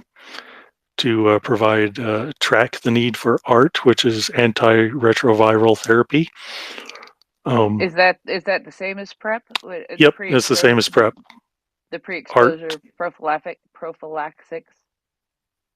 Yeah, it's basically the same thing, just given before you are tested positive.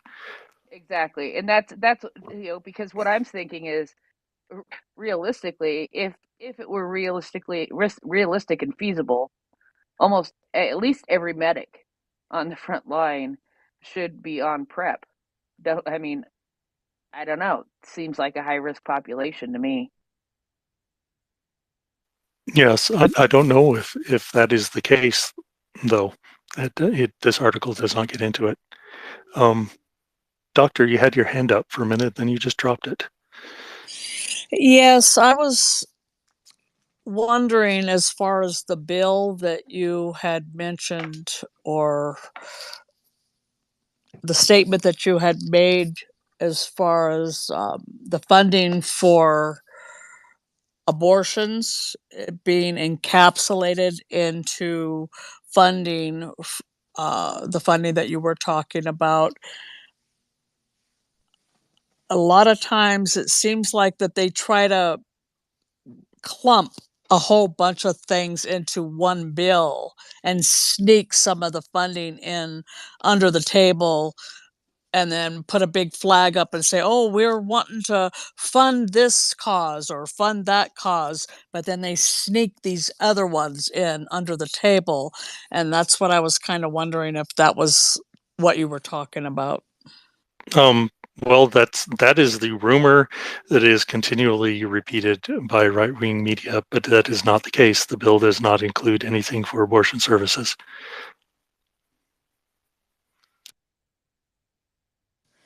Can you DM me that bill that you're talking about, please? Sure. Let me get Prince. Can you take over here? Yeah, I can. Go ahead there, Betty Page. Hey guys. I feel like I'm in a time warp right now between what's going on in Israel and now hearing this. Why does Russia not have any protections against this? Against HIV, period. And then why is this not in the humanitarian aid bill? Shouldn't this be part of the aid package to Ukraine? That's a good point. CC isn't up, and I don't know about details that way. What I can say is what this is specifically about is about this the president's emergency plan for AIDS relief. And so this is a reliable reliable source of help, basically, that the U.S. Congress delay in reauthorizing this program has been made it more difficult. So the realistic thing here is that millions of lives are being saved through the HIV testing and treatment that is made possible through this legislation. And it has enjoyed pretty much a near decade of unanimous support in the Congress. Unfortunately, there are a small group of lawmakers right now who are threatening to derail it. So we need to encourage lawmakers to pass this. The impact is important in Ukraine, specifically where they do have a high HIV prevalence rates.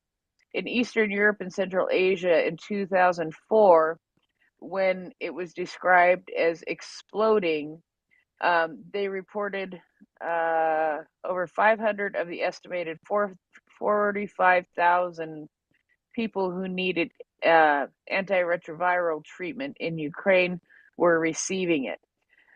Since 2007, more than 300 billion in the PEPFAR funding has enabled Ukraine to enhance their public supply chain and strengthen the overall health system to ensure that it can procure and distribute medical supplies more effectively, among many other accomplishments. This means that Ukrainian patients are receiving the critical treatment they need, and that we're better equipped to handle the global pandemic and the war. So basically, this is making it more difficult for Ukraine's healthcare system to deal with the existing problem and the existing cases of HIV and AIDS that they were fighting against.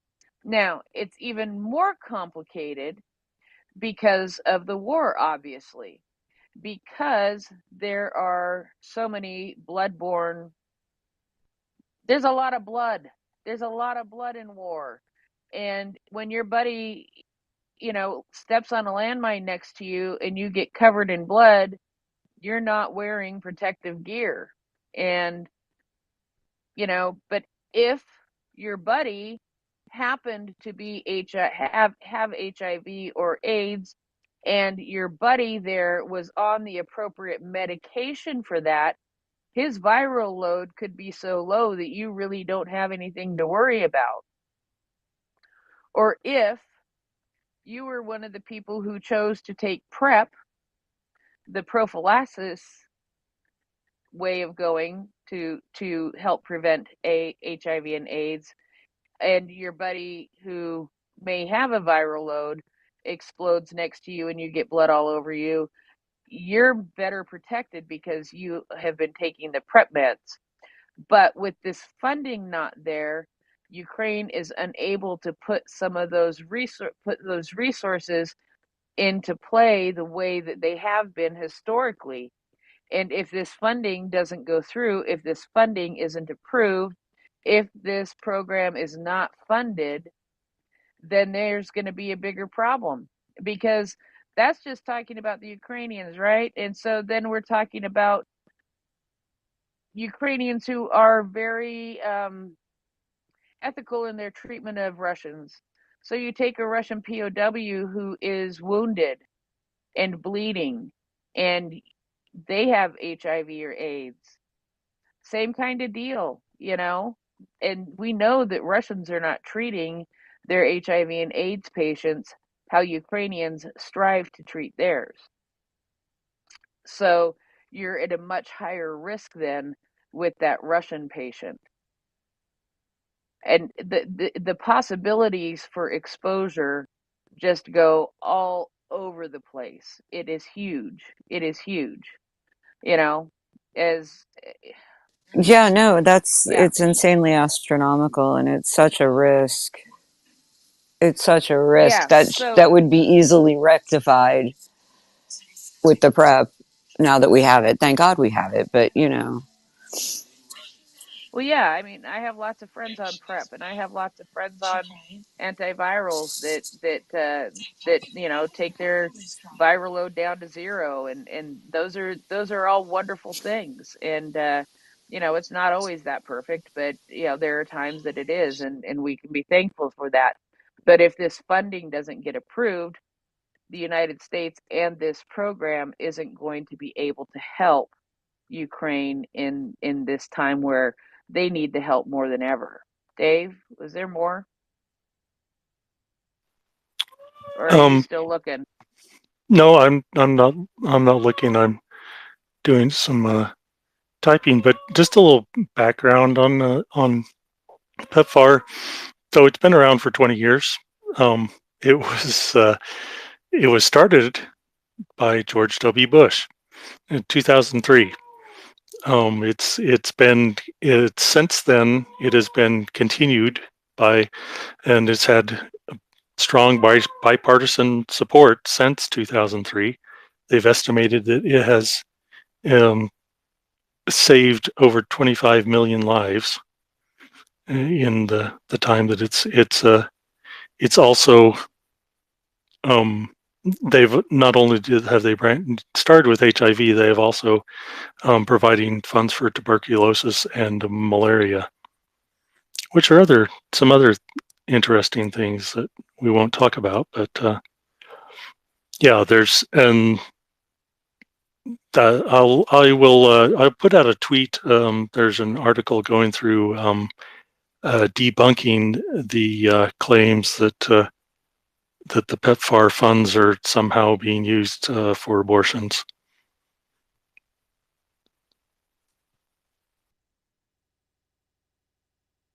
Yeah, and that's not happening.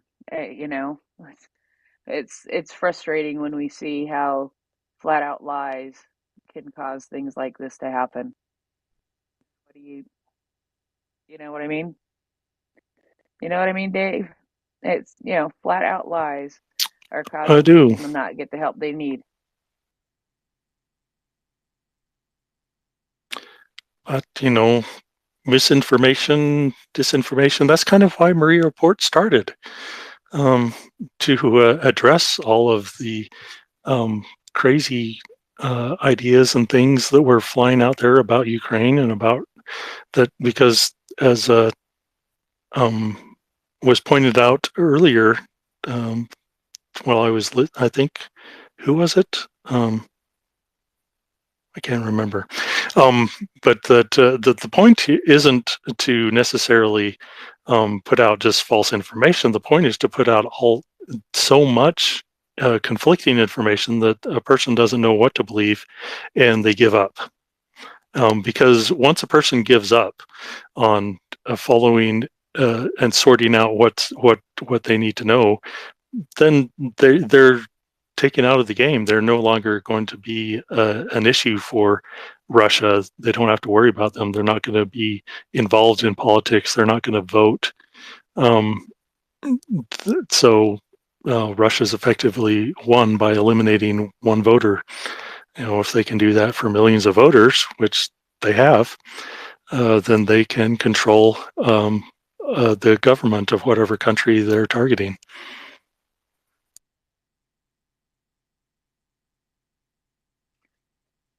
Yeah, and that is extremely frustrating. Sorry. We have, I guess, about 10 more minutes, I think, in our fundraiser if you want to go and donate and have your donation doubled. This is like your last opportunity. So go break the website. Go break the website making donations at the last minute and have your donation doubled and help to bring Ukrainian kids back from Russia. Um, Will, did I hear that you're going to double the entire amount that we're going to raise? Will's down in listener, and I am just poking him because that is not true. I just told you a lie. Will is not doubling the amount, but we do Oh, have a he's very. not doubling. He's tripling. Oh, tripling. Oh, I like that. I like that even better. No, he's not doing that either. But we do have a very generous donor who is doubling absolutely everything that we have raised in the last 2 weeks in this Blitz fundraiser that we did very, very quickly because we know that kids need to be brought back. And boy, it has been a good couple of weeks, a good and fun couple of weeks. And Dave, you know what? We do have another fundraiser that is going to start either tomorrow or Tuesday. I'm not exactly sure, and it will be for a different cause, but it will involve somebody that we know.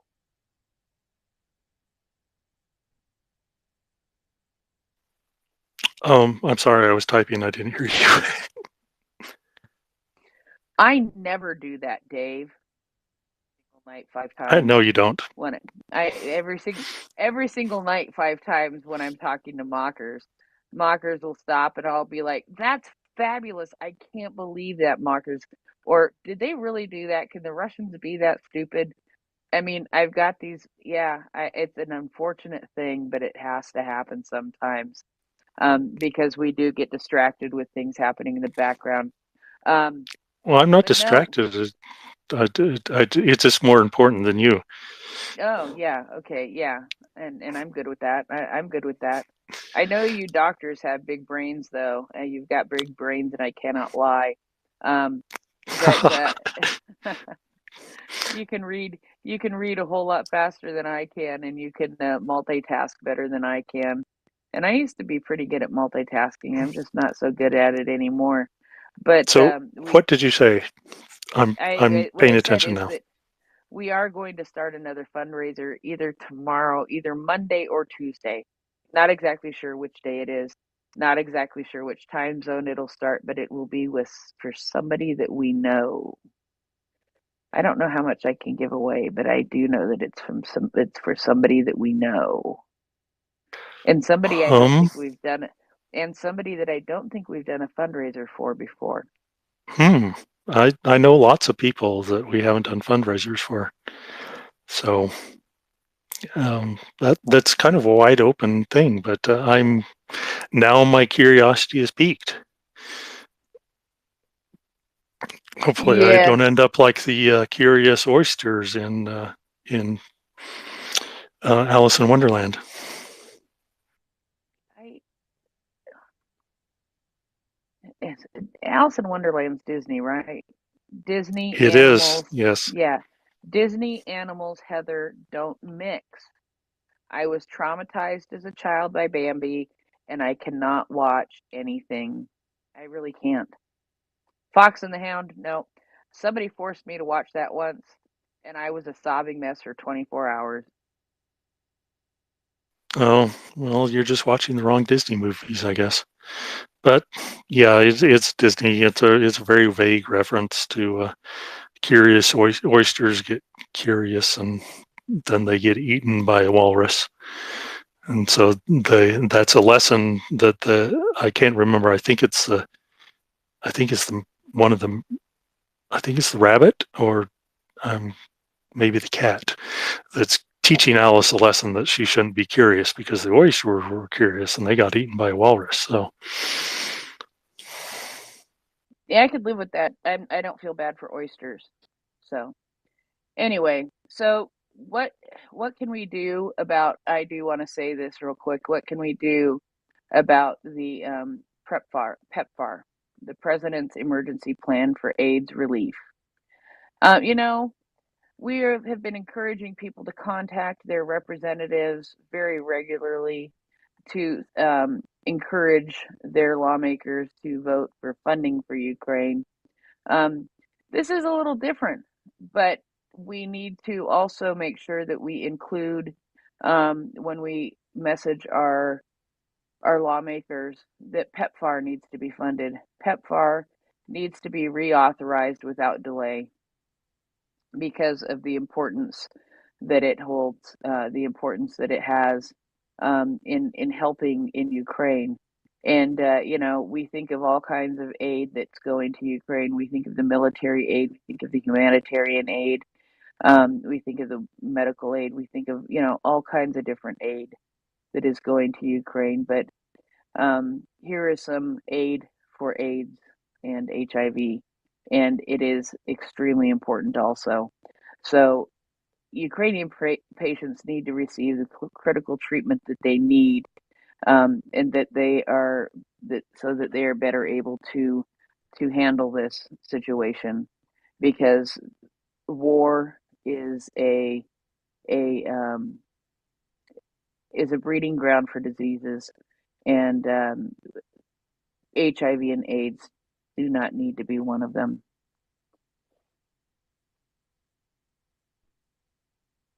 Right? Does World Health Organization do anything with the HIV and AIDS and things in situations like this, I wonder? I do not know. Dave, you're the doctor. You're supposed to know these things. Yeah, I know, but I'm not that kind of doctor. Um, the yeah, my cancer research is kind of my wheelhouse. Um, I know, which is why you are a professional rat surgeon. yeah, well, that too. Come on, we need some more audience participation here. I know this is the doldrums of Mriya Report. That's why I'm here. It's because nobody listens to this time, and so I don't. This is like minimizing the amount of damage I can do to Mriya Report by only allowing me on times when nobody's listening. Yeah, that's why I'm here. That's why I am here every evening from 10 p.m. till 1 a.m. Eastern time, and sometimes even later. Oh, look, we have inspired some engagement. I'm kind of liking this. Oh, oh, oh. I was just going to see if Christopher is awake and if they have instant coffee in Germany.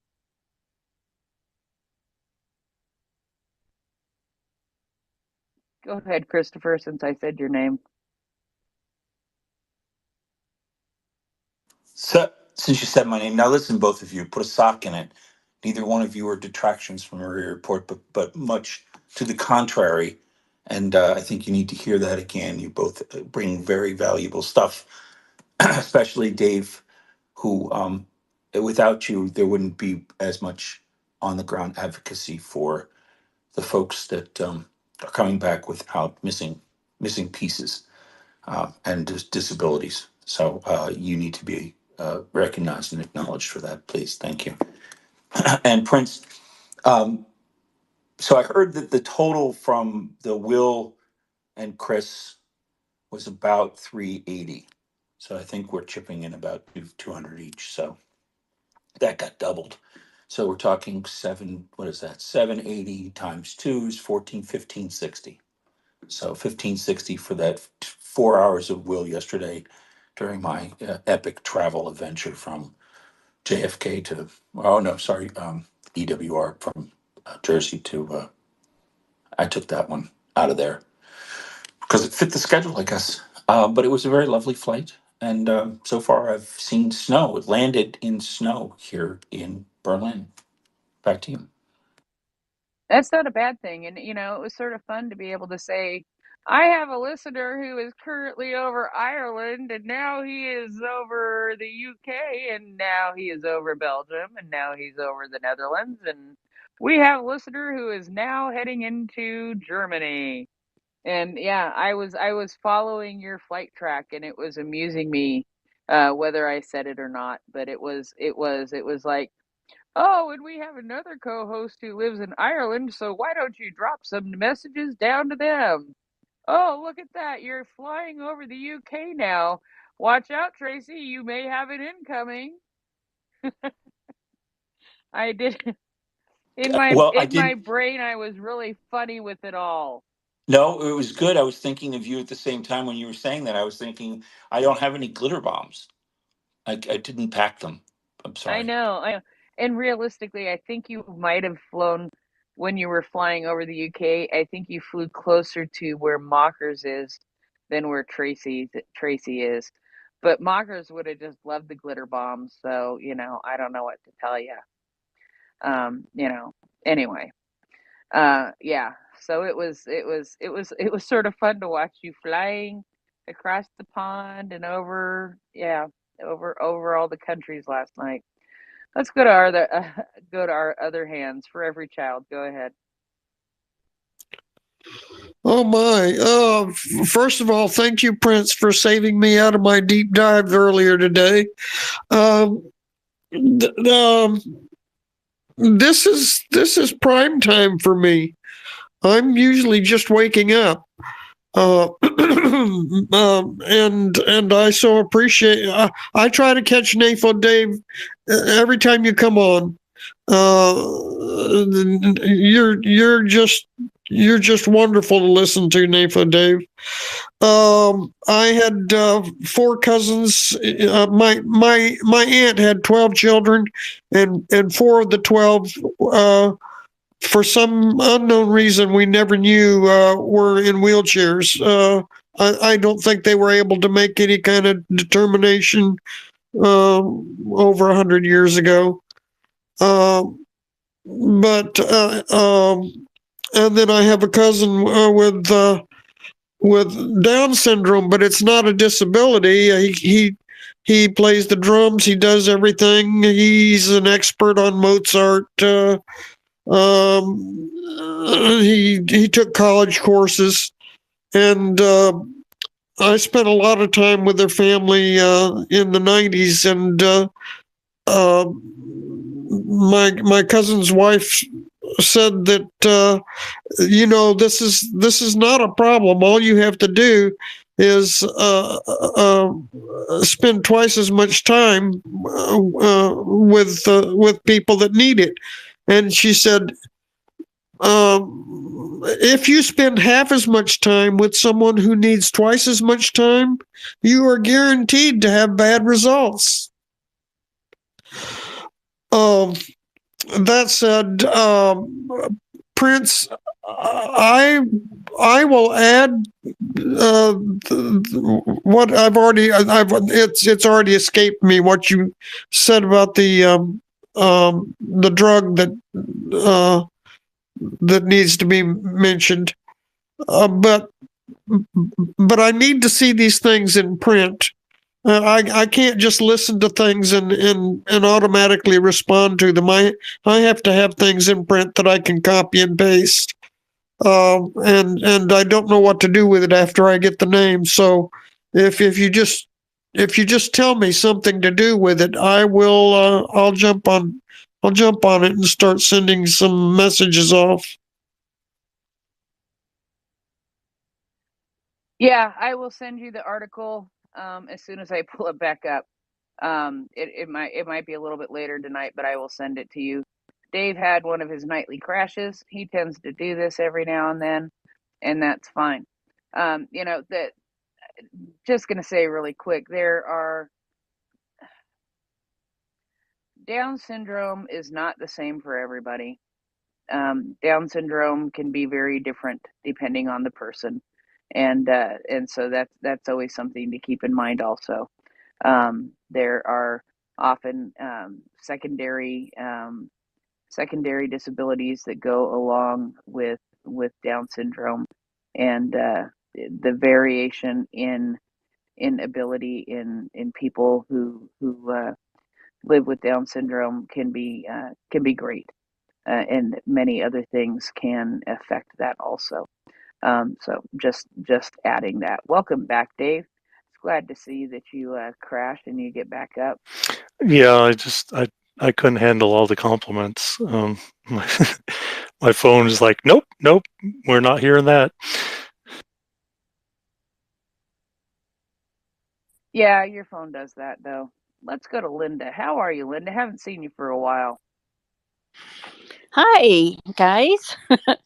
I'm fine. I've been nose down, so I've been sometimes listening and sometimes listening to books and sometimes doing other stuff with my nose down on what I'm hoping will end up being something worthwhile. But I have a couple of questions.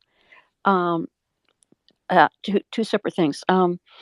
One of which, I mean, I totally agree with you, and yes, I need to make this as one of the priority things when I call my reps again tomorrow.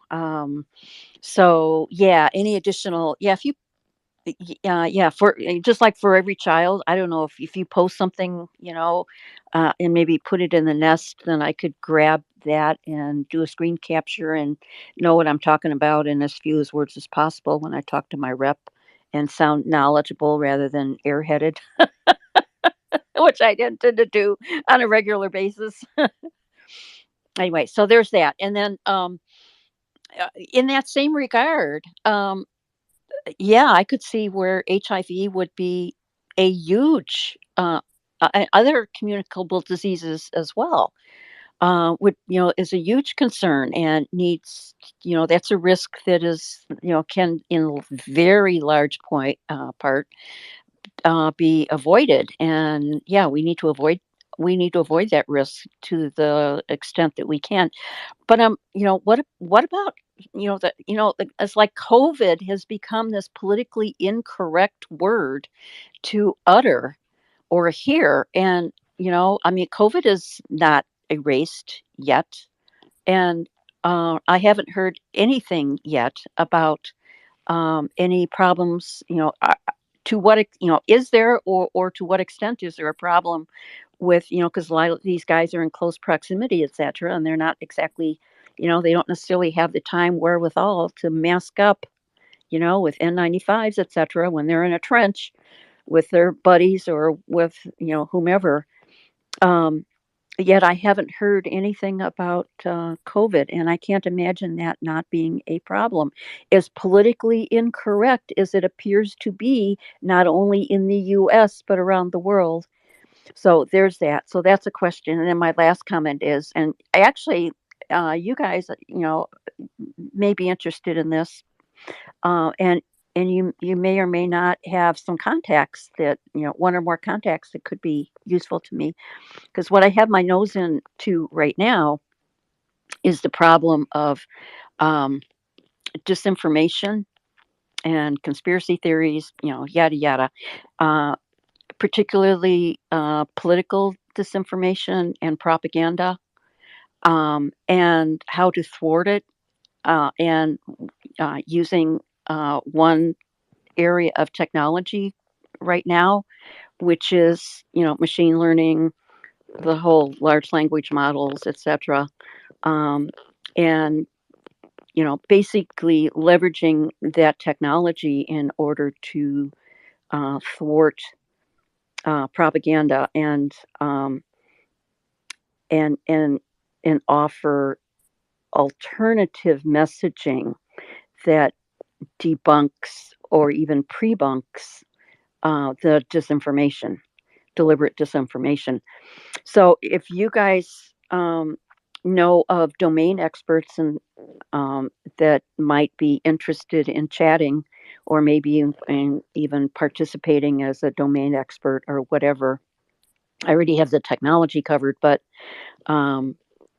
in this political sphere, some of that is covered because I'm working with a political consultant. But um, my focus is in U.S. politics. However, this problem is applicable around the world anyway. So that's my 2 cents for tonight, and I'll get out of your hair.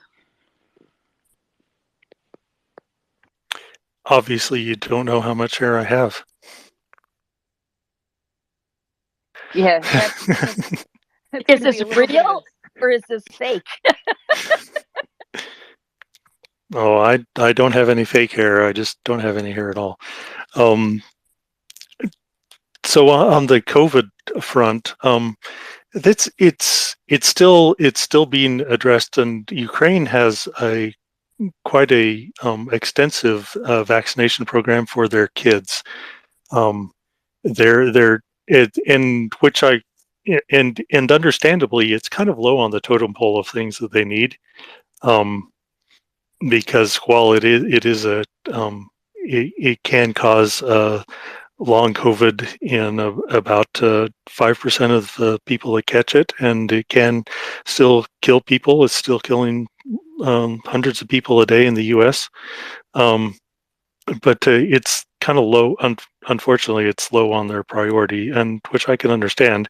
But they do have a very good vaccination program for their kids. They have to be vaccinated before they can go to any of the schools that they have.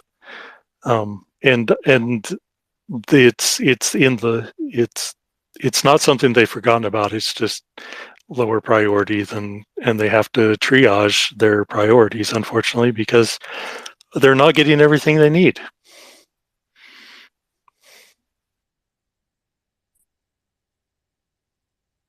Every now and then I do hear a little bit about COVID. I ran across some articles about some possible new strains, um, but nothing that's really causing panic. I think that war, COVID, war, COVID, war, COVID. Which one is more important? Good morning, freaky Mriya report account. You're the only person who does that, and you freak me out every single day. Good morning. I hope you have a happy Monday. It's 7:11 a.m. in Kyiv. Um, and we're the Yeah, I freaky get Marie. freaked out by that too, and I'm not used to Yeah, seeing any reactions. yeah, and yeah, it's 7:12 a.m. in Kyiv, and we're the freaky Maria report guy person is who likes to freak me out every single day by flashing emojis. So anyway, my point was war, COVID, war, COVID. Which are you going to give a bigger priority to? Which are you going to want to hear more about? Which are you going to be more concerned about? You hear what I'm saying, Linda? I'm kind of thinking war. Yeah. No, I Sure, understand. Yeah. yeah, yeah. I mean, you do hear about it. I hear about it now and then. I've read about some new strains, but not anything big and huge. I mean, I couldn't even tell you a new strain that might have been in Ukraine, and if it came from somewhere else, and things like that. we've heard of people who have volunteered having COVID while they're over there, and things like that. But we know so much more about COVID than we did 3 years ago. Well, coming up on 3 years ago, and we know how to treat it better. We have things that we can do to treat it. And COVID, I also don't feel Well, David can correct me here in a minute, yes, and but I will. yeah, yes, and you will. See how he is? I think COVID has also changed, and it's not quite as dangerous as the first year or so. No, no, just stop right Okay, there. I will shut up. I will shut up and let Dr. Dave take over because he knows this thing. I bet you. You know what, you guys? Well, Dave, yeah, have you given COVID is COVID to not good. rats? I have not, but we do have a COVID research lab. We have a couple of labs that switched over to COVID research as soon as the pandemic started at my university. I know this because I'm the chairman of the biosafety committee, and we have to review their research and their protocols and everything to make sure they're not going to spread COVID anywhere. Um, so, but yeah, COVID is not. It's not getting worse or better. It's not getting better. That's a common talking point. It's not getting better. It's more that we have a population that is no longer um, naive. People have been exposed to it. Most of the people that are going to die from COVID have died, and so it's you've got a sample bias, and the people that were sensitive to COVID have now been weeded out of our population. So it appears the people are getting less sick, but it's not that they're. It's just that the people that would have been sick are no longer with us, which is a very sad commentary on our initial response to the virus, in that we chose to eliminate those people rather than protect them. And there are different strains that are being tracked, but because most countries have cut back their tracking ability and their funding for that, we're flying blind. All of the epidemiologists that I know that are seriously involved in this research are kind of freaking out right now because we're not collecting the data that we need, and we're going into another winter season completely blind, not knowing what's out there. So, not to make you nervous or anything, but I'm really nervous about it because we are not collecting the data that we need, and there's a lot of misinformation out there about how the COVID has gotten all nice and friendly, and that it's just going to be like the flu, which the flu isn't really that good either. So anyway, back to Ukraine Can, and COVID. could I add a comment on that? Yes, please. I'm one of those that I'm old. um, and I made a promise to myself that I would do everything that I could to avoid COVID, and I have. Other people think I'm weird, and that's just fine. That's their problem, not mine. um, but one of the things that disturbs me, even after all of this long while, here about 2 months ago, if even that, it might have been less than that. Um, when I checked the latest CDC website, and their recommendations with regard to precautions. And this would apply not only to COVID, but any respiratory uh, um, contagious diseases. Um, so we know that it's airborne, right? As there are a lot of respiratory contagious diseases, right? Yet on the CDC website, even after this long while, the first thing they say is to wash your hands. And I flipped out because my I do a lot of I think a lot of in analogies. I'm allergic to cigarette smoke. Decades ago, going into bars where people were smoking, especially if the smoke was old. In other words, it had, bad ventilation, etc. I would have to leave, you know, within 20, 30 minutes because my eyes would start burning and tearing up so bad to sometimes I couldn't even focus. right? Smoke. Okay, Linda, Air, I'm putting my cigarette out so it doesn't get to you right now. Sorry. oh, okay. I'm just sorry. I had to interject. I thought perhaps you may laugh, just making sure the cigarette smoke isn't too much in the room for you. Yeah, no, it hasn't gotten here yet, but I will keep my eyes closed, starting in about 10 minutes from now, because should take about that long to get here. But yeah, but what affected me is at long last, with an organization that we should be able to find dependable and trustworthy, and the information that they give is worthwhile taking in consideration. That is like telling me, oh, you're allergic to cigarette smoke, and so therefore you should wash your hands because it's bothering your eyes. That's how it affected me. And I'm really worked up because of the pernicious dismissal of the seriousness of this virus, and which most of my friends have had at least once, and I have avoided, even though everyone, thinks I'm weird. Nevertheless, anyway, I just wanted to add that because it's not just COVID, but it's, I also haven't had the flu or a cold in the last almost 4 years now. Okay, that's it. Yeah. Yep. Yeah, it's really frustrating that I can no longer just point people to the CDC to get good information. It became politicized, and it has remained so. But as far as just a little tidbit of information for flu, simply by putting on masks and doing a little distancing, we halved the number of kids that died from flu over the last 3 years. So, if you're interested in saving kids' lives from flu, if you're sick, wear a mask and stay away from people. That's all it takes. It's very simple. Anyway, we've got a lot of hands up here. I don't know what to do. I've never seen so many hands. For Every Child is next. Dr. Dave, I'm one of those disposable people. I'm COVID free. I'm 76, and my middle son and daughter-in-law purchased a house so that I could self-isolate. I absolutely do not want to have COVID at all.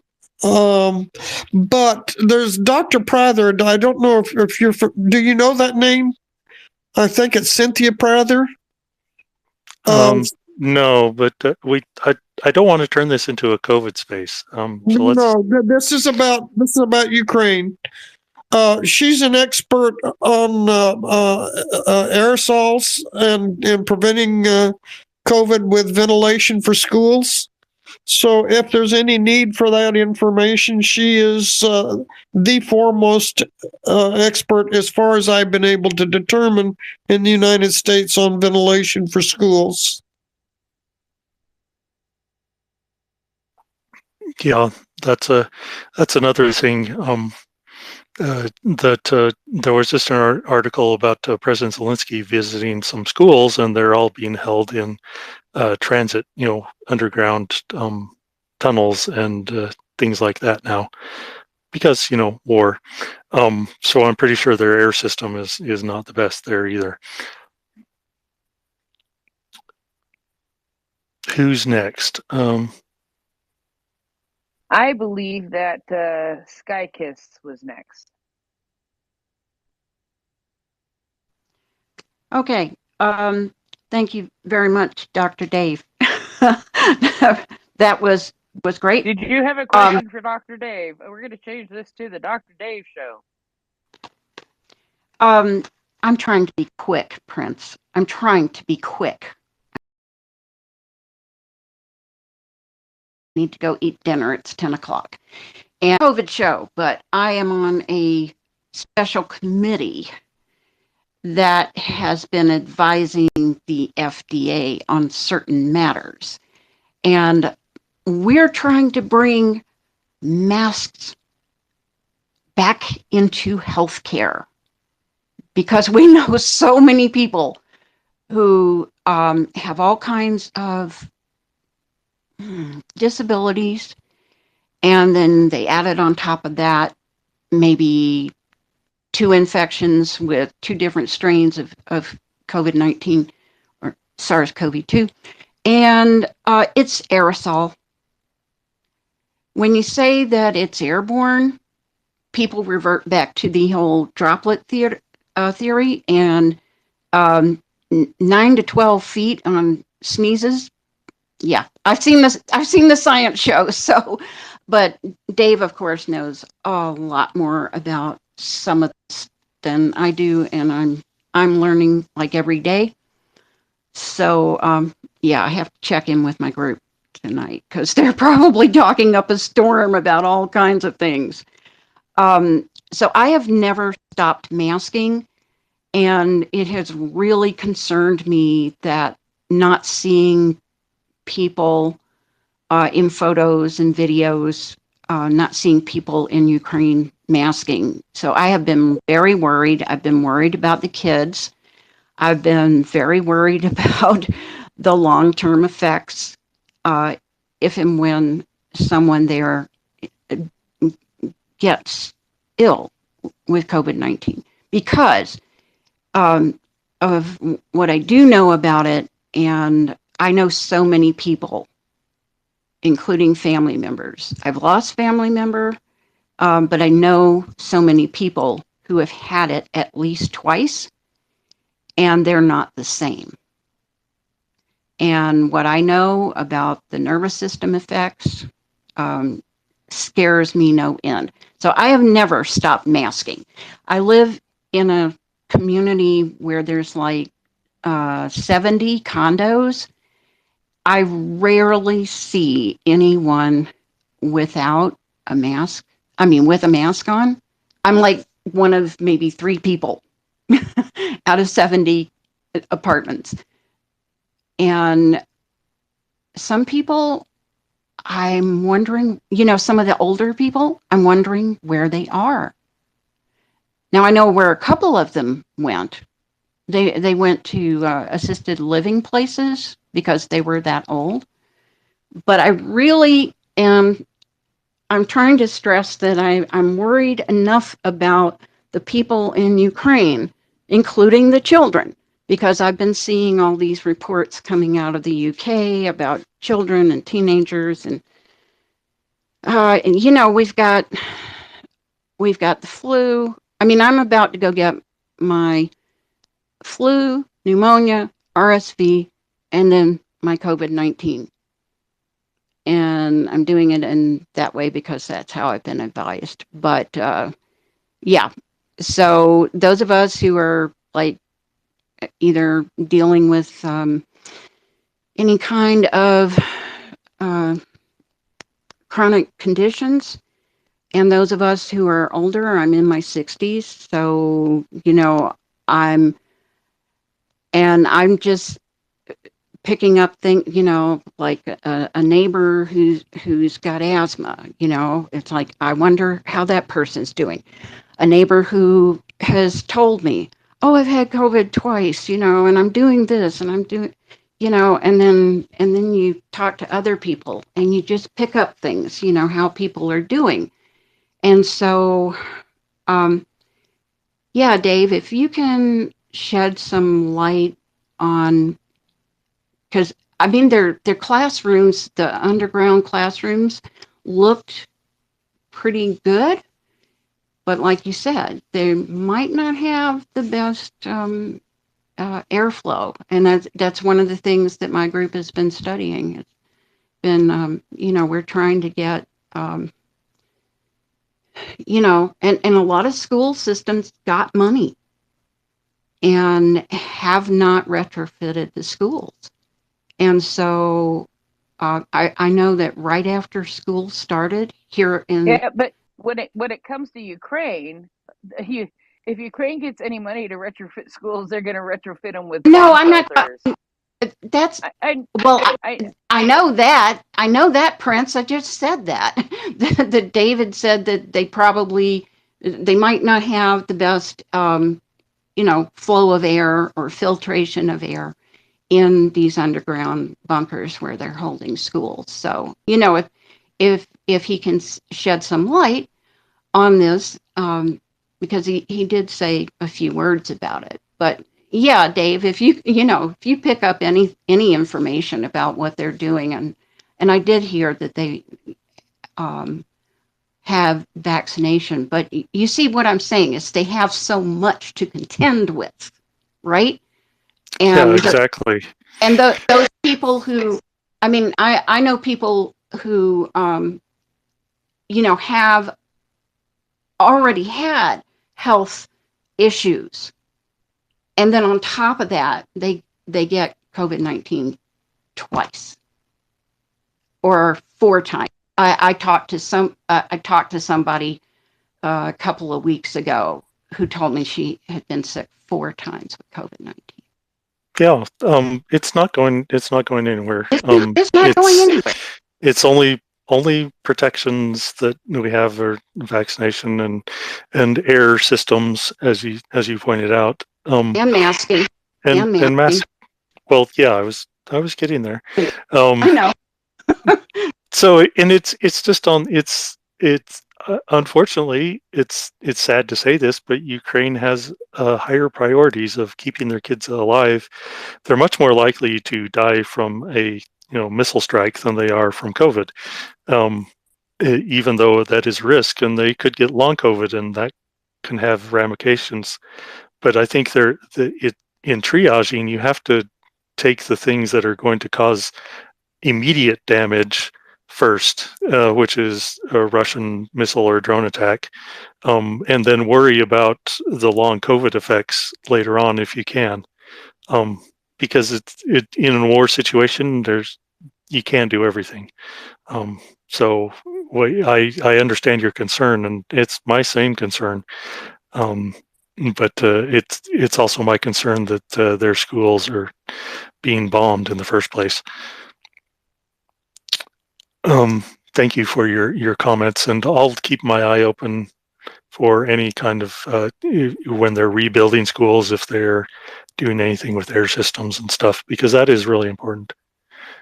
Let's see, we have I think we had Lil Lie Sniper. Yep, Lie Sniper. Lie Sniper, and then Christopher. Thank you, Dave. You said previously that the countries are not tracking anymore so much, but in Finland at least we track the RNA in the sewage water, and the amount has been rising sharply during the past month or so. And I don't know if such how to say investigations or research is done also elsewhere, because I think that's a good non-intrusive way of keeping track at least of the general trend. And here in Finland, really, there has really been extremely sharp rise in the amount of RNA in the sewage water over the past, let's say, 5-6 weeks, and that's not alarming, I would say, because what I have heard, you must correct me if I'm wrong, that okay, you say that the weakest and those who are most likely to die from COVID have died already, but I have heard that the new variations, they would be easier transmittable, but the symptoms would not be so severe in general as in the previous ones. But you must correct me or anyone else if I'm wrong. Thank you. Yeah, so the RNA studying or keeping track of infections by studying the RNA levels in the sewage water is something that is it's kind of patchwork in the U.S. Hopefully, it's not as patchwork in Finland or other places. But in the U.S., it's really it's just there's no regulation on it. Some people decide to do it, some people don't. And just like all of the U.S., because we don't have a strong federal health system, it's state by state and county by county. So some places have it, some places don't. But that is that's one of the main ways that is being tracked now. The problem with that is that it's difficult to get high quality sequence from the RNA because it's in sewage water and it's very degraded, and so you can basically say it's here or it's not, and it's harder to get an idea of if there's different strains that are. You can only get that information from testing people Yeah, directly, and what I mean that at least if you have a continuous series of measurements over a longer period of time, you can at least see some tendencies. If somewhere or in several areas the you have suddenly tenfold amount, then that might be an indication of something. That's what I mean. It doesn't have to be like every county and every city and every town and every state, but if there you might at least get some general tendencies. And is that taking place to your information? Thank you. Yeah, that is there is the general information, but because it's often you have just regional effects, very small regions in some cases. So it's not the kind of data that we would like, but it is there. You can get an idea. Like New York's levels are going up, and usually the RNA levels are going to go up about 2 weeks before you start seeing cases in the hospital. So that kind of gives the hospitals a bit of warning. As far as the virus itself, it is the newer strains are it's getting more contagious as it goes along, but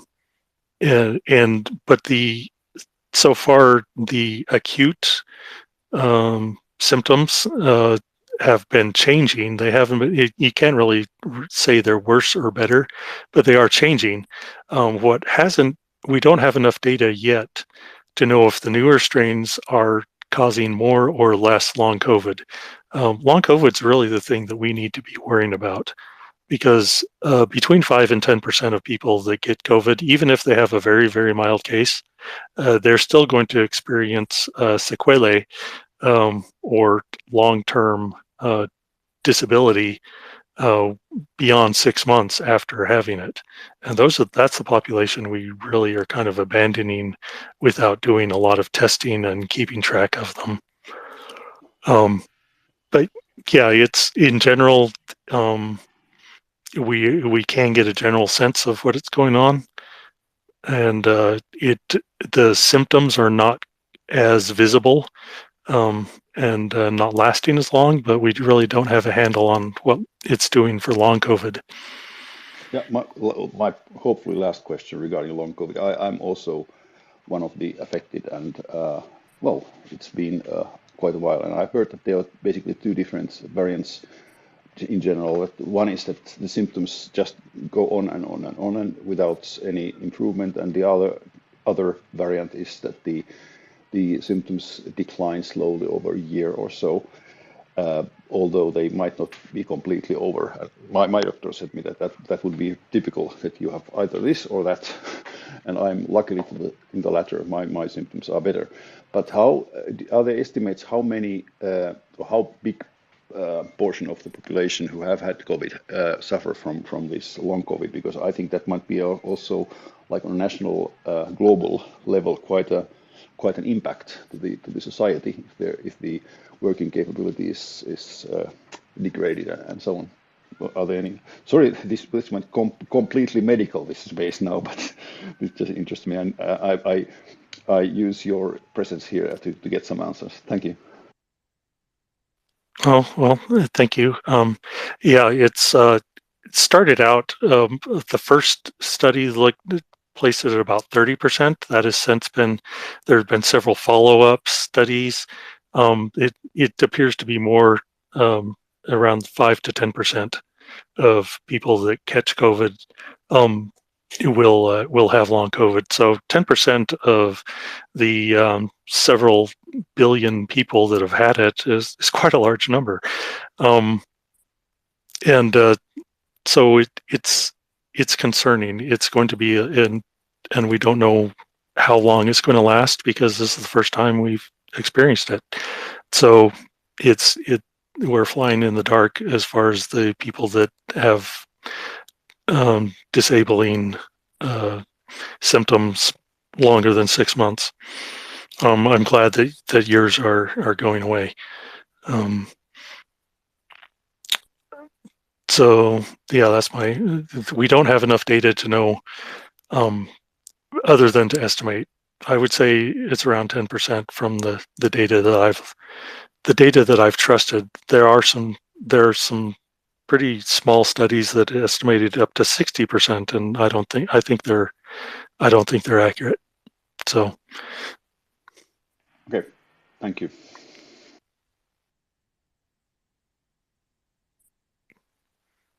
Chris. Oh, I just raised my hand to pile on the hands. That was all. Oh, just to make me feel good about having a lot of hands. No, I'm here for you. I just Okay. thought that I thought you were overwhelmed, and I thought that I would keep up the trend because I love you. Keep up the trend with me not knowing what to do. Thank Listen, you. you know more than you ever let on. There, my friend. You are a very good person. I will continue to say that. All right. I'm gonna put my hand down now. I'm still listening. I'm here. I can hear you. Bye. Oh, okay. Well, I can. Thank you. You can stay up in the speakers as long as you want to. Paige, how are you doing? Hello. I'm happy to see you guys are co-hosting. I made sure to come up tonight because Prince Heather yelled at me for not coming up the other night. So my contribution to this conversation was just to, I worked in a school in Ukraine when I lived there. I was a teacher. I was teaching English as a foreign language. So I am familiar with the schools there, and as far as like air filtration systems and everything like that, I was just going to mention that my rural school just got toilets for the first time. So a lot of about a third of the country is rural and a lot of poorer villages. So I think we often, and I'm just as, I don't want to say guilty, there's nothing wrong with it, but just as guilty as the next person, but we think of things in our Western mindset or mind frame. You get what I'm trying to say, sometimes, and have to just remember that life there, and especially outside of the cities or bigger towns, is quite a bit different. So a lot of those rural schools are still using outhouses. So, and they definitely don't have any sort of like air systems or filtration or anything like that at all. So, but that's all I wanted to say. Well, during the summer they have really good air filtration air systems then, because their windows will probably be open. Well, there's a thing. Depending on who's in the room, a lot of times, sometimes you'll get yelled at by a baba if you open a window, because it's not good to have a draft, especially at your back. So you can't always have the windows open. Oh, okay. Yeah.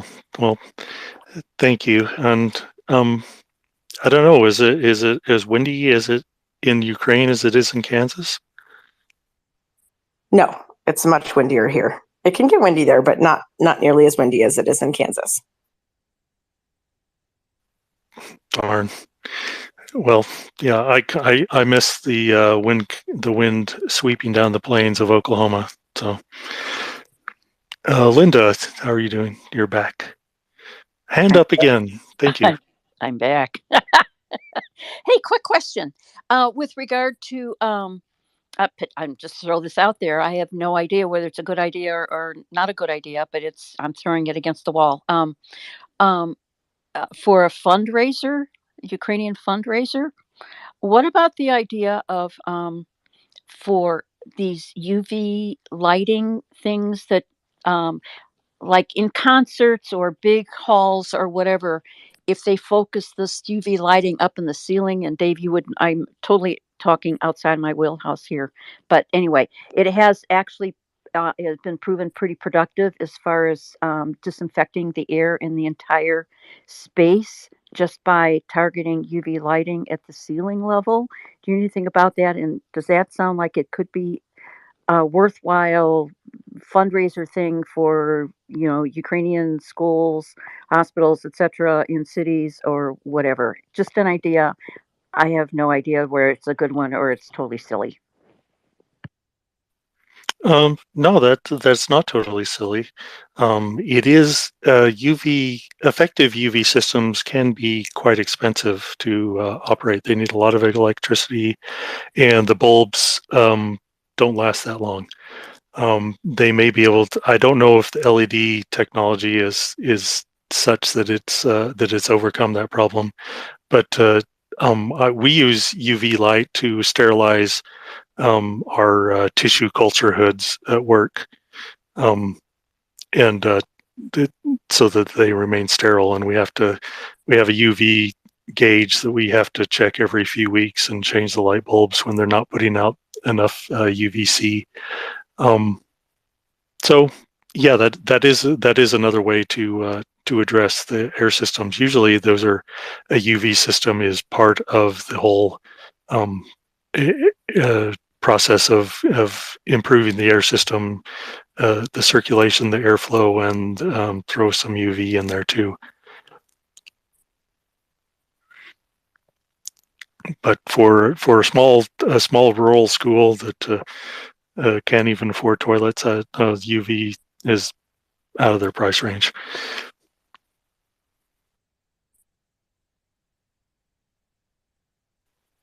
Well, we went through all the hands here. Well, So, there you go. anybody else want more hands? It's been had a great It's been sort of discussion. fun, hasn't it? Yeah. It's the Dr. Dave show.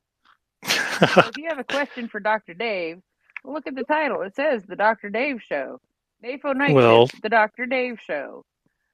am I Yeah. really a doctor though? I mean, I'm just as much a doctor as Dr. Jill Biden. So Yes, you are. Yes, you are. And Dr. Jill Biden, I believe, is a doctor. Just like I think that. Oh, good Lord! Now it's escaping me who else the doctors are around here. Well, is Robin technically a doctor? yes, she has a JD, so Yeah, tourist doctor. yeah, yep.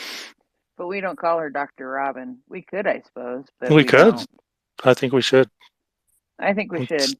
Let's see I if don't we know can that make her she's uncomfortable. listening. I think she's awake, but I don't know if she's listening. I think that we should start calling her Dr.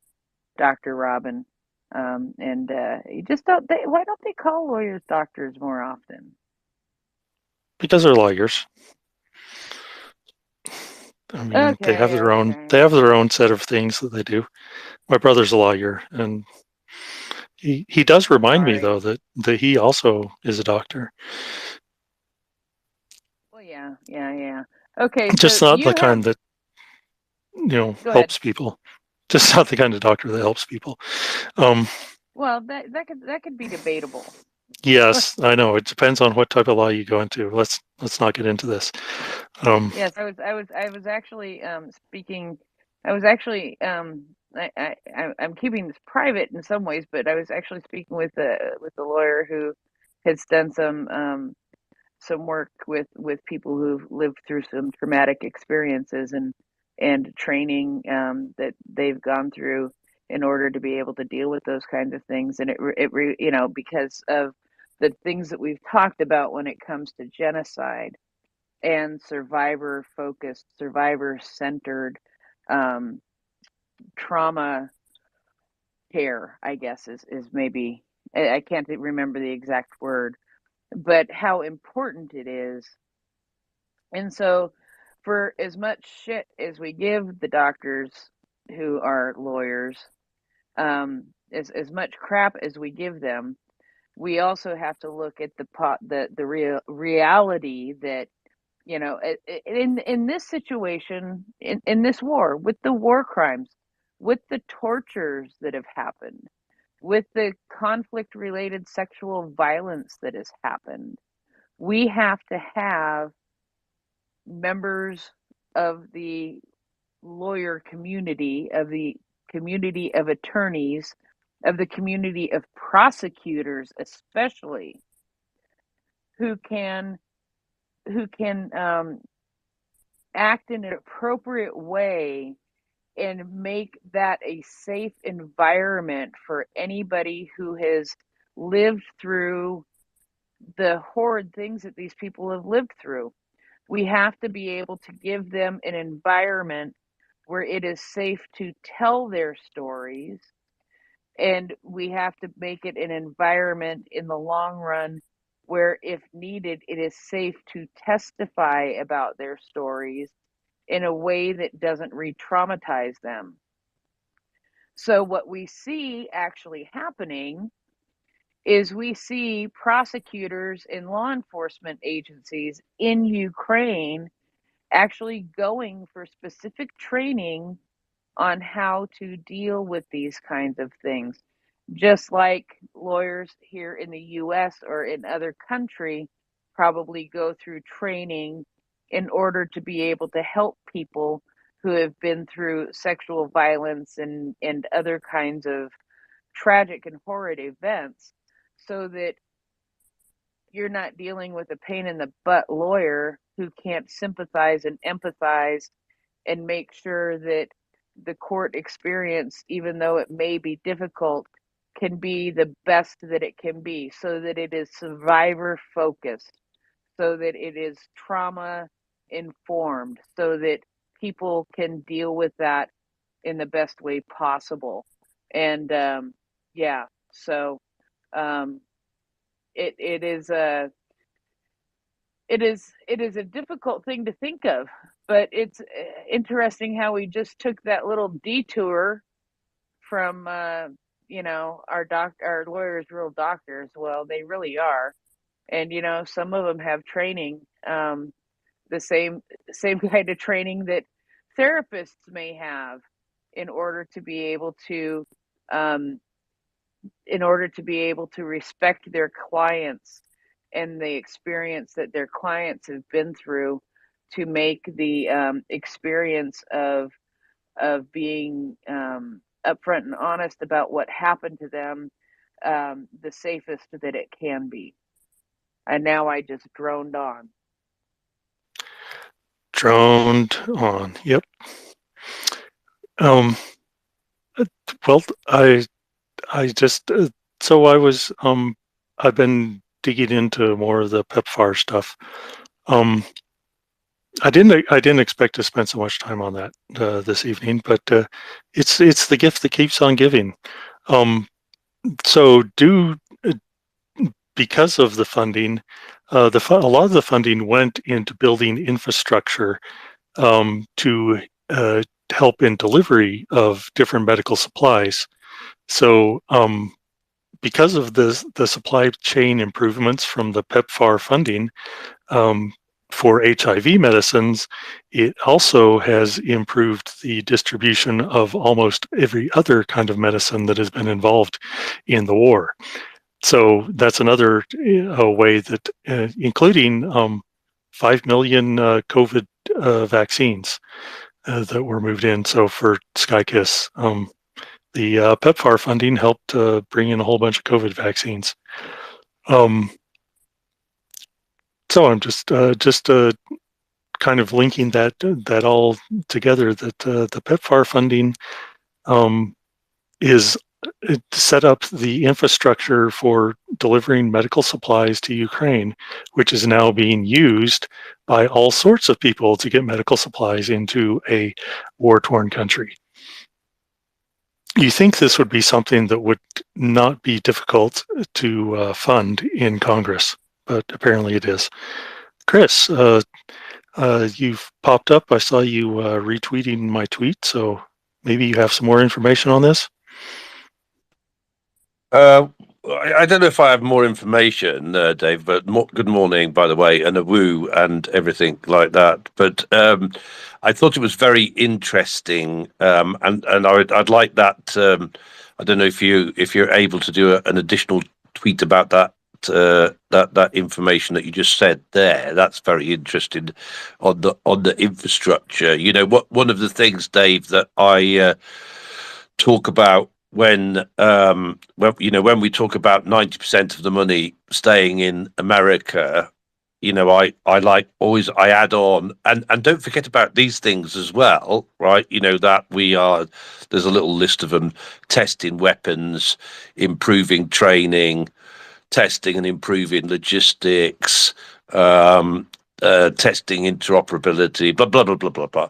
Right? So it's interesting that what you just mentioned there about the logistics for the medical supplies on top of all of that. So because of that, Dave, what I'm going to do is so I've got this LinkedIn newsletter, which is now up to over 11,000 subscribers, right? So when I have a little theme, I bang it out on LinkedIn and Substack, and try and get the message over. So now the angle where I'm at on that, Dave, right? Well, the angle that I was sort of interested in was, tell me the answer to this, right? Those far right people that are a problem, what's their general attitude to AIDS support? It's the person's fault for getting it, and if they didn't engage in gay sex, then they wouldn't have had it.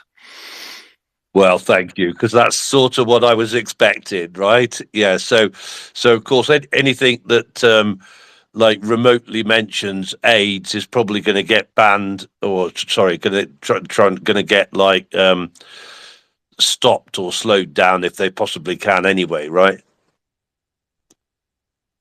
Yeah, exactly. It's one of those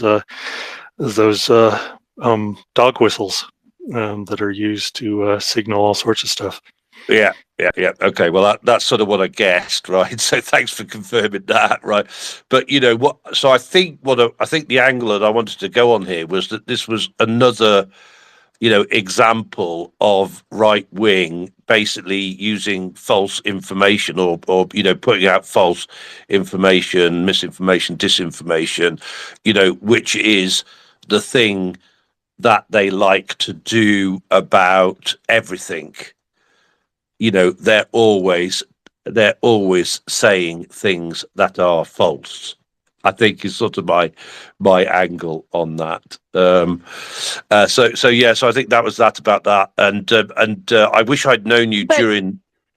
Sorry, for this specific instance with the PEPFAR, Dave, aren't they focusing on saying that some of the money is for abortion? It doesn't. They're not pushing the. It has to do. It's because it.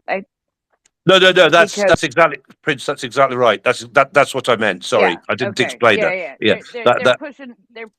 They're pushing this abortion narrative, which is false. Yes, exactly. That's exactly what I meant. Sorry, I didn't explain my last bit better. That's exactly what I meant. It's that bit, and actually, that's what I responded to Dave's tweet with. It was the kernel of my idea that I was that I was responding to Dave on. But I think I think the other stuff that he's mentioned is interesting as well. Yeah. So I was just going to say, Dave, that it was a shame that I didn't know you during COVID. I was a bit, because I'd love to have had your expertise on that. I went off on one a little bit, and I was basically like, obviously when I was in the Navy and I was an officer in the Navy, and that, one of the things that we did was nuclear, biological, chemical damage and damage control. And so I was thinking, well, it's interesting, all of this, because basically we were taught to survive. Although I have to say I didn't have to test it in anger, right? We were taught to how to continue to run a ship in a chemical and biological war, and like I say, I didn't didn't actually test it in extremis and that, but I reckoned that some of the things that we knew there and that we utilised there would be relevant in COVID times, and that in terms of creating, environments that were what's the word, effective against, if you like, things like COVID. Out of interest, and I'm not expecting this to have been the solution to everything. Have you ever looked at the effects of copper in terms of reducing transmission of those sorts of things? So copper is effective with bacterial and fungus, not so much with viruses. Okay, I know they did some tests in. I think it was. Where was it now? Toronto, maybe, or somewhere like that. No, Vancouver. I know they did some tests there where they did reckon that it had some positive effect, but you're saying not?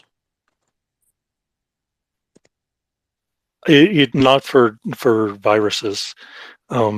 That it interferes with metabolism, and viruses don't have a metabolism. So most of my cell culture incubators are copper lined.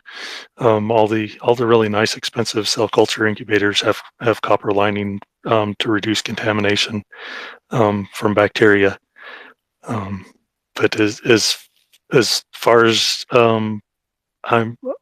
I've never used copper to sterilize any of the viruses that I work with. We don't use copper to kill them. Okay, interesting. Thank you.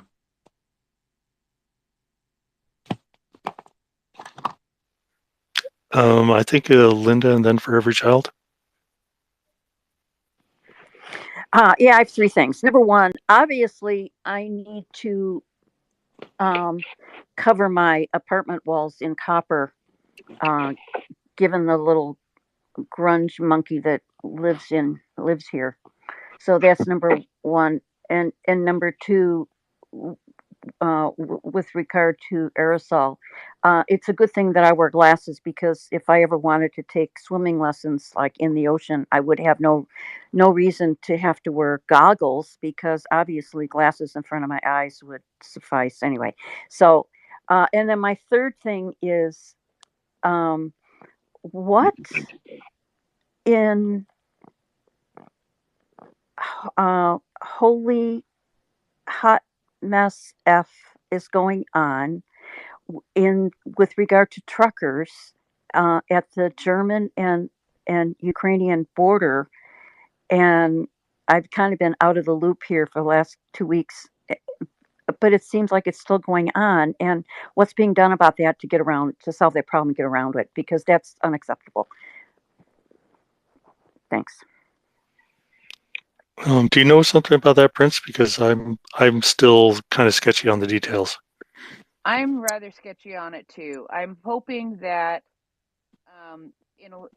see, there it goes. There's Mocker's hands. Mocker's put her hand up. She probably knows something. Chris might know something. Iona might know something. Go Mockers. Yeah. There's been, let me see. It's just been getting worse and worse. So there's been a few decisions been made just recently. Agreements. One of those agreements was to move all the empty trucks that needed to return to their home country through one of the crossings. So one particular crossing was opened up to move those trucks, and it did actually help alleviate a lot of the queue. So there was traffic flowing there, no problem. Some of the aid was identified and was allowed through at some of the crossings. So there is movement going on, just not as quick, not as not as much as we'd expect. Of course, other countries have now got involved. It's pretty obvious that there's some sort of coordinated approach to this. It does look as though they are doing something to sort it out. I mean, I appreciate there are legitimate reasons for the truckers being unhappy, but obviously this is not really the best way to go about it. The fact that Poland currently is between governments isn't helping, because the outgoing government are kind of like happy to leave it as a problem for the incoming government, which is really morally incorrect. But that's men for you. Apologies. Yeah, current men. Dave, Christopher, Chris, Live Sniper. Yeah, you guys. I'll accept current company, but goodness me, there's some stubborn old gits around here, and yeah. I would say that right now, Poland is suffering from a series of stubborn gits. Yeah, basically. Did that help? And it's spreading, right? I want to go to Chris, see what Chris says. Not Chris, not Christopher, Chris. Oh. Oh, well, actually, yes. Christopher, Chris, helped me massively, because Christopher Chris did some fine research, which he is wont to do, and came up with a list of pro-Russian names that are basically the organisers, or should I? Well, I'll say allegedly. Chris, unless you think I can be 100% certain or very certain about this, right? But anyway, as it happens, right, I was talking to you about me using my newsletter. So I with my newsletter, I was basically sending it out once a month, right? But I started experimenting with just using the subscription list to send out, whenever I wanted to send out things and that. So I started back. So I've just banged out, actually, based on Chris's research, I've just banged out, a report, but basically naming the names of the Polish brackets Russian truckers that have organised this protest, right? So there's three that Chris highlighted through his research. No doubt he can tell us how and where he got all that from. Yeah, and I've banged that out because I'm like, yeah, okay. And actually, Chris, I can tell you that I've seen a couple of tweets recently that have supported you in terms of, those are definitely some of the names of the people that are organising. So I myself, I would say 100% right that this is Russian influence, both in Poland and in Slovakia, right? And personally, I think it's way more to do with that than it is to do with any issues, But of course, actually, there's a tweet of one of the organisers there, who raised an invoice to Ukraine for all of the aid that Poland has given Ukraine. Right. This is sort of how active he is. So I'd say that on that front. And Marcus, I don't know what you thought, right? Coming at it from a different angle, I don't know what you thought, whether you looked at that website that I was talking to you about, which I also mentioned last night, which is the Ukrainian customs website, and basically has details of all of the crossing points from all of the different countries into Ukraine, right? And has the wait time in hours and minutes for all of those crossing points, right? For ordinary traffic, for cars and for trucks, right? Now there's a couple of confusing things on there, because like there are, I think if I remember correctly, there are actually 9 border crossings from Poland into Ukraine, right? And when you look at those 9, that there's like 3 of them which have got like a on the truck thing have got what looks like a no entry thing, but I'm not sure whether it is or not, right? And then there are another few of them that have got a sort of like not working type symbol, right? And then on all of the others, which if memory serves is 4 of them, it's got the actual wait times. Right now, I don't know what it is now, but yesterday on those 4 border crossings, the wait time ranged from 23 hours down to 6 minutes. Right, but so I'm I don't like to assume anything, right? But I'm guessing that a Ukrainian customs website is probably going to give fairly accurate wait times. But I thought, well, okay, what I really need to do here is I need to match up those wait times with actual experience of people, going through the borders checks and that, and I can't do that, but maybe somebody can.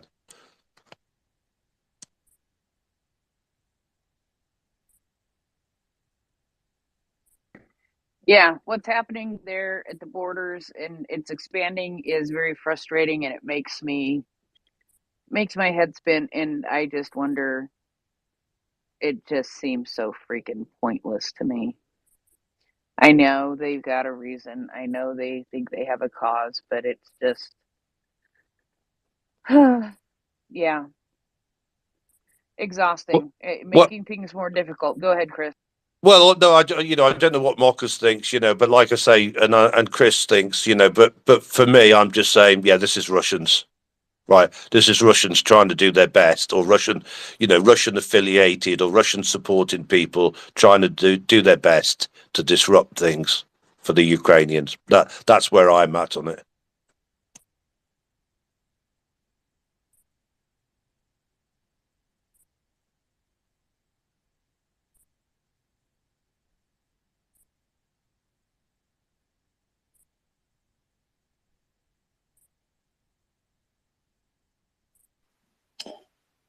Oh, just making sure I've not lost the sound. Dave, by the way, I'm ready when you are. I'm talking to a muted mic. Oh, that'll be why then. That would be why. I just gave a very good and impassioned speech about tentacles and Russian tentacles, and how Russian tentacles are all over the place, including the freaking borders. And they are it's beyond an octopus. I don't even know what kind of animal to call it because it has so many freaking tentacles. Dave may be able to tell us an animal we can compare it to, but until then, for every child, what do you think about the tentacles? It's mind-boggling, absolutely mind-boggling. The disruption, I think, goes all the way down to people being touchy about so many things just in conversation. I mean, I won't go there. The tentacles are mind-boggling, and I don't need to go down that rabbit hole. But I do need to say that Senator Baum is Braum, Braum, I believe, of Indiana, has Twitter account is suspended. I was going to send him NAFO Dave's article. Instead, I sent it to about 30 or 40 or 50 newspapers. But I'm wondering if CC thinks we need to start a list of people that need to be watched really carefully for future campaigns to get them out of office. I don't know why the account was suspended, but for a senator to have their account suspended makes me think that they might not be very good for Ukraine.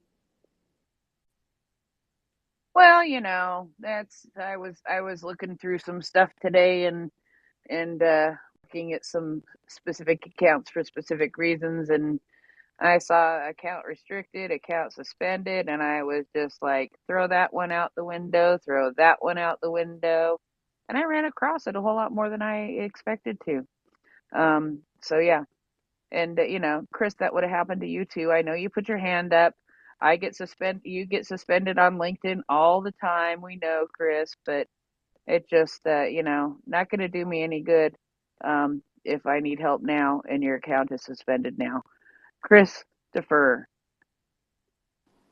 I I just wanted to echo what Chris W. is saying with the folks that are leading the trucker protests over in Poland.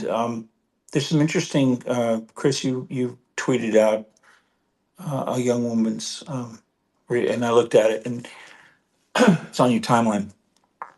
But if you dive deeper a little bit into her timeline, you'll see a lot of um, video and a lot of stuff that's been translated in Polish that this guy is just an absolute wanker. 100% just, he's making, I don't know if he's making a move for office, because at the end of one of those video clips was a slogany like graphic that seemed to show that, to me anyway, that it would be something for campaign material. It would be interesting to see a little bit further down into this, and I don't know if Pekka has thought about or done anything with this. And I don't know. I'll tomorrow when he's on the space with Tracy and I think can probably ask him, or maybe I'm just not missing one of his 245 or 250 soups that he's done. So if he's done this, it would be good to resurrect it. But Chris, thank you for what you're doing with the Substack and the LinkedIn. Yeah, thank you, Chris. If it's okay to go, ladies, is it? I was just going to say, I'm sorry I missed your tentacles rant, Prince. Sounded like it was good. Shame you were muted, but anyway, on that subject, you see, to me, one of the I'm going to call it silver lining for want of a better description, right? But one of the silver linings here of this whole horrible thing is that the tentacles have become visible, haven't they? Right? All of the Exactly. yeah. Is that what you said, Prince? No, but it's the truth. It's the truth. You think about how many tentacles have been there for how long. Yes. But now these tentacles are starting to become visible. And we've Yes. got so many visible tentacles now that it's getting a little bit crazy. And it makes you think how many more tentacles are out there that have not shown themselves yet. It is a sci-fi cartoon in the making. Yes, Prince. And the thing is, right, and this is, again, it sounds a bit weird, right? But I don't think we would ever have found out about this, Prince, right?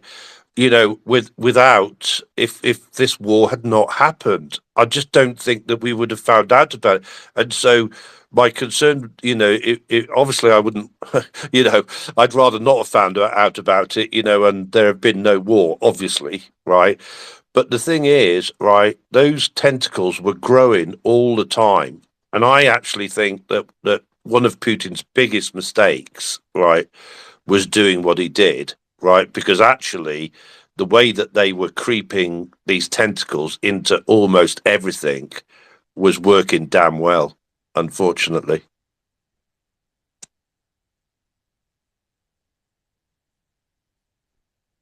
Yeah, but I want more of them to be seen because that's how we just need more to be seen. That's how the world is going to realize what we all know when it comes to Russia. Good morning, Mockers. How are you? I'm all right. I'm not too bad. I noticed Nafo Dave has his hand in the air. I noticed that too when I went and turned off my mic. Dave, so long. Yeah, I know. Sorry, my phone decided it was time to leave, so I left, and Mockers just waltzed right in and took over my spot. So I was just going to come up and make sure she was safe and had her requisite coffee influx. Sorry, infusion, I should say. Coffee infusion. Have you been infused? Not yet, no. I still have a cat actually sat on me, and I kind of feel a little bit bad making him move because he's been dead comfy next to me all night, and now he's just sat on my knee. But I am going to make him move. I call that being catted. When my cat sits on my lap and I can't do anything because it would disturb her sleep. Being catted. But I thought I would just come up and wish you well and have a good evening or morning or afternoon, whichever time frame you happen to be in. Because my time zone is about time for me to take a little sleep. So I will be exiting, but thought I'd say good night and goodbye and good luck. And we're all counting on you.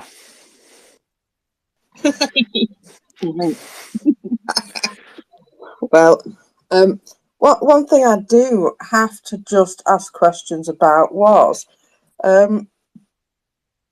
folks, there appeared to be a significant fire in Russia again. Again. Yeah, but this isn't surprising. Cece, if you have a moment to come up, I don't know if you're listening or you're sleeping. If you're sleeping, don't just ignore me.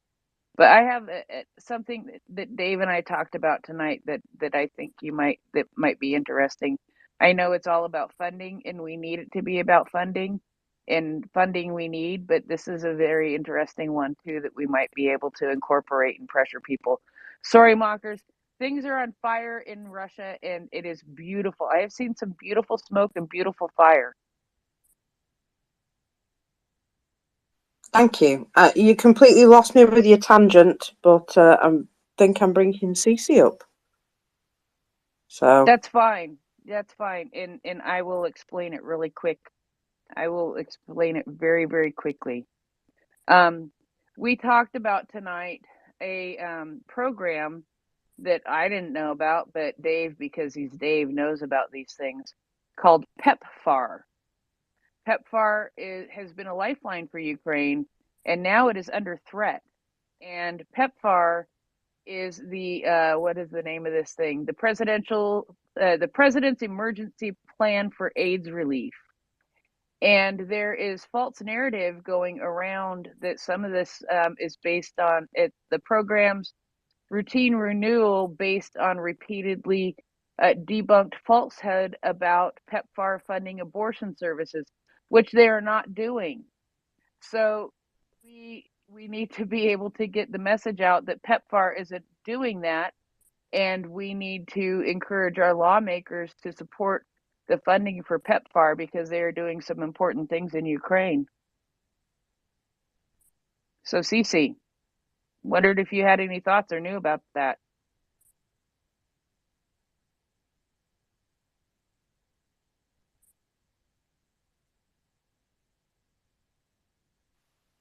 she did. Oh, do I just not have sound? No, I can hear you. I can't hear Cece. We may have lost Cece in the process. But I Right. just, Okay. yeah, I just saw her and I thought rather than sending her a message, I would see her opinion this way. But you know what? Let's drop her back down to listeners. Cece, we couldn't hear you. Um, so I dropped you back down to listeners. We can try again. Sorry, mockers, to interrupt like that and such, but I thought it was just I a still really don't good know what you're talking opportunity. about. It's a presidential program that provides HIV and AIDS meds and helps with logistical transportation of medications and and things such as that. And because if they lose their funding, then Ukraine is going to not have these things available like they should have and like they have been having, because this has been able to help a whole lot in Ukraine.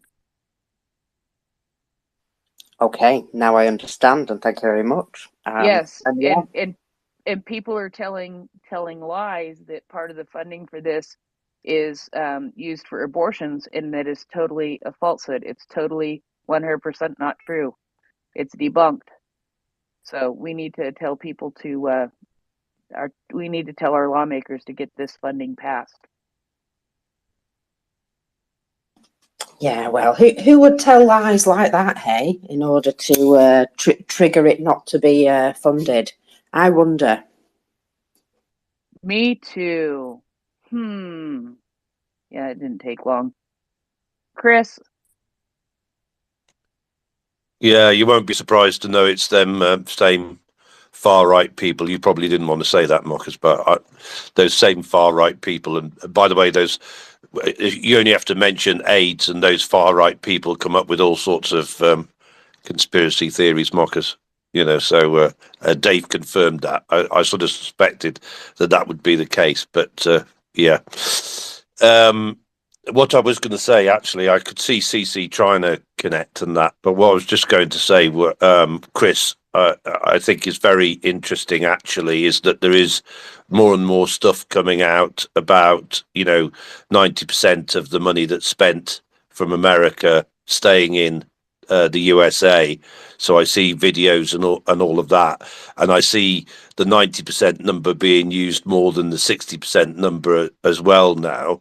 And then there was a discussion last night, about basically, I can't see any reason why basically the same theory doesn't work in every country that's providing, weapons and that to Ukraine.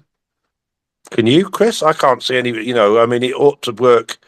The same theory ought to work in every country. I mean, I know that we're focused obviously on the USA at the minute, but the theory applies anywhere, I would say, i.e., to the UK, Marcus. Yeah, I kind of think so. But have we heard anybody get out and say, "Oh yeah, by the way, we're giving this stock, and it's not, it's not our. We're going to replace it with new stuff." I don't know, Chris. You're right.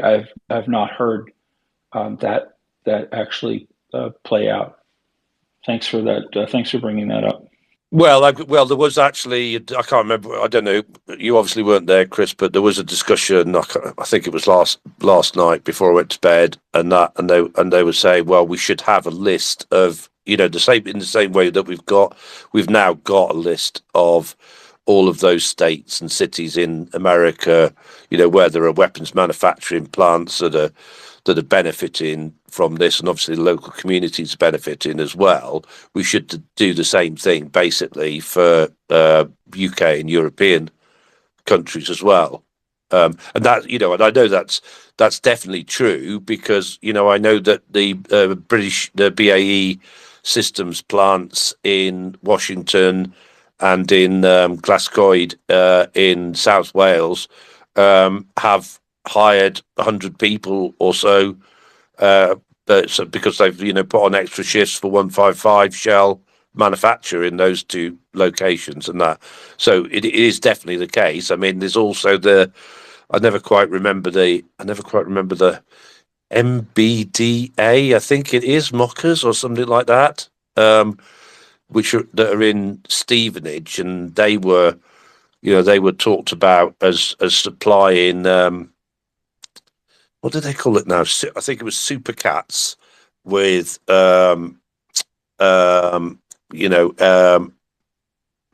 anti-air systems on them as well. So there's going to be loads of places in the UK that are directly benefiting anyway from what's going on in Ukraine.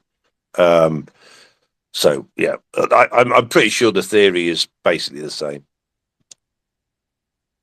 Well, just to come back real quick, Chris, I think that if what you're saying is with the 100 hires, I wonder if those companies' press offices put out a press release, their media relations offices talking about and touting the hiring, because I'm sure that whatever local MP that these places sit in would love to have that as a chit for their, whatever they need to use it for.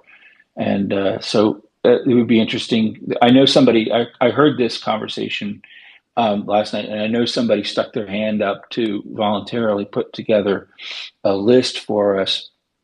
But I'm also wondering, while I'm here, I'm on a marathon shift, so I've got to have some time. I'll have some time on my hands to ponder these things. So thank you again. I'm going to go find out what a German breakfast is all about. I will report back if it's anything interesting. I'm fond of an English breakfast myself, so it's gonna be a hard bar to clear here. Thanks. Enjoy your German breakfast. Yeah, I Sorry. was going to say, I think they're pretty hearty, to be honest, so you should be fine. I'm sure they have nothing on a lumberjack breakfast, though. Trees. Chris?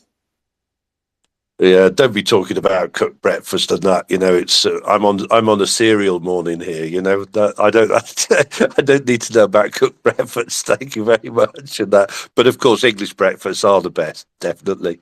I don't know about what's in a lumberjack one though. I'd be interested in that. What was I going to say? Chris, yes, just the only acceptable breakfast in the world was one at a restaurant here in Portland, Oregon, called the Big Fat Heart Attack. Go ahead, Chris. Oh my God, yeah, I can imagine. That sounds fabulous. Chris, I can tell you definitely that on the BAE Systems websites for Washington or Gascoigne, I can't remember which one and that, right? There's definitely a blog post on there about their additional hires and that.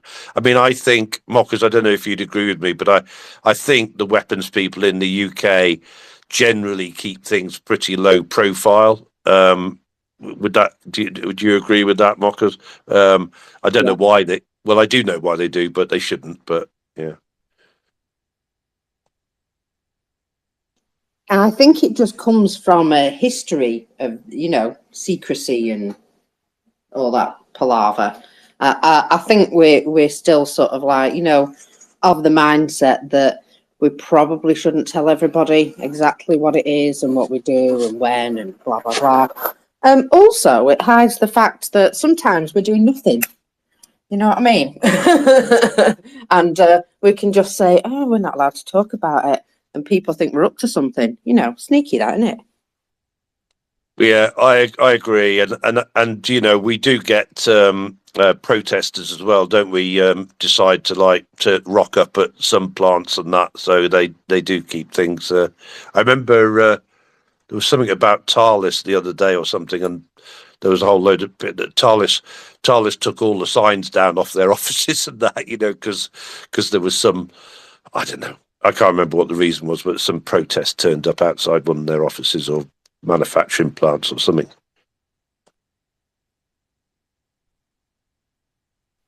Well, it's I suppose it's only like people turning up at what is it, Johnson and Johnson, or what was it then?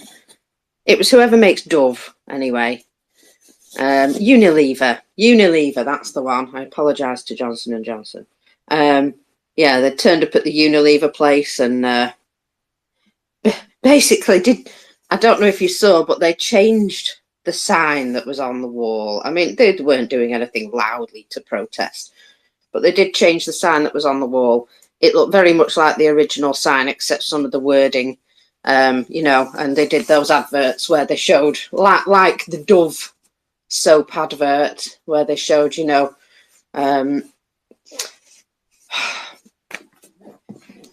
disabled veterans on, and it said, Dove helps pay for the bombs that injured all these people and stuff like that. So, I can appreciate that sometimes we might be a little bit annoying in the way of protest, but I don't know. I think the arms industry especially. Well, look what happened in Bulgaria is all I'm going to say. Which bit of what happened? Well, I'm pretty sure it was Bulgaria. That a large munitions factory just blew up all of a sudden, and then there was other people that were found to be poking around their military places and arms manufacture. So I wonder if that's why the British just, try and keep it generally quite quiet, because, yeah, we've said we're ramping up. We've said the locations, but we've also said, but we might be doing some other stuff as well. And sort of just left that hanging. Yeah, no, I think that's a very good point, actually, Mock, because gosh, that takes us back, doesn't it? God, what's that got to be? Those discussions when we were talking about how the Russians had planned this by, blowing up those plants in advance of the invasion and that. God, yeah, absolutely right, Marcus. Christopher, go ahead. So yes, there is a press release about the numbers, hiring numbers, but it's back from 2022. This is BAE Systems in Glasgow. They're looking to hire 400 skilled tradespeople, right? So work in the 2 Glasgow shipyards. The recruitment drive, it says it's required as part of the company's $3.7 billion, I'm sorry, that is pounds, 3.7 billion pounds contract to deliver the first batch of 3 Type 26 frigates for the Royal Navy. And the jobs, on the River Clyde in Govan and Scotstoun include like fabricator, platers, welders, pipe fitters, mechanical fitters, electricians, joiners, sheet metal workers, painters, etc. Those are highly skilled jobs, and I tried to find something a little bit more current to see what the hiring drive came up with, but those are good, well-paying, good, respectable jobs. I don't want to use respectable as sometimes a pejorative in some ways, but this is honest. This is honest work, and so that's where you have with that. I'll keep digging around. Thanks, Chris, for bringing up. No, there's definitely try and find BAE Systems Glascoid, GLASCOED, right? Because I'm pretty sure it was on their website, or BAE Systems Washington. Is it what Washington? Is that Tyne Weir or something, Marcus? I think it is. It's near Sunderland. Good old Sunderland. Yeah, Sunderland. Yeah. Yeah, that's I'm pretty sure it's on the Glascoid website, Chris. I found it, and it said 100 people had been taken on there, 100 more people, which for Glascoid would be a big deal. Okay, great. I'm gonna keep listening, but I gotta go get breakfast. Otherwise, I'm gonna do one of those things.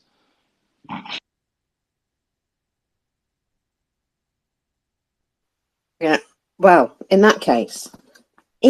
What should I do? Shall I do some numbers? Shall we do some numbers, Prince? Because we forgot to do them for ages yesterday, and I can't possibly be tardy again today. That would just be wrong. So we'll do some numbers. Bear with. I've just got to turn my necklace round so the right thing's at the back. I know. I just can't concentrate while it's not right. There we go. Right. I know you'll think I'm weird now, right? If you didn't before. So what are we looking at here for the 4th of December? Oh, all day. 770 liquidated personnel. Now, I know that's below 1,000, but let's just say it's still a lot. Still an awful lot. If you stood all those people together, they'd take up quite a bit of space.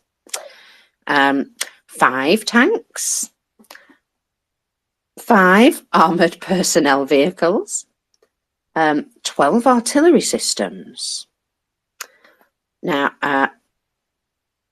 22 UAVs, 19 vehicles and fuel tanks, and of course, a special equipment, which I love to pieces.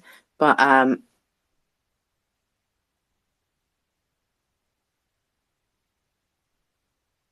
oh, I'll show you in a minute, Prince. I'll show you in a minute. Yeah, I've got it somewhere. So yeah, anyway, all of that stuff. Now, what we have noticed is that there are less and less in the way of vehicles. And this is probably because there are less and less vehicles being shoved out into the field.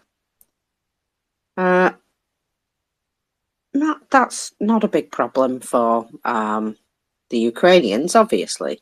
But what it does show is that, yeah, it's, what did Will say yesterday?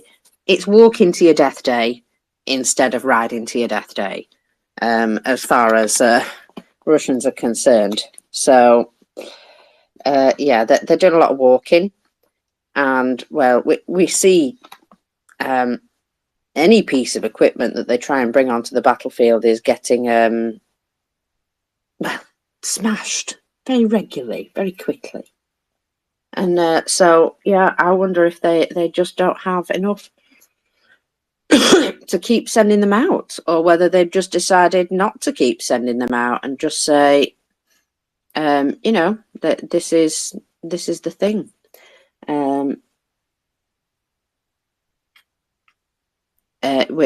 We just have men, and that's it. Off you go, men. So let me just find what I was looking for, because I obviously can't find it now.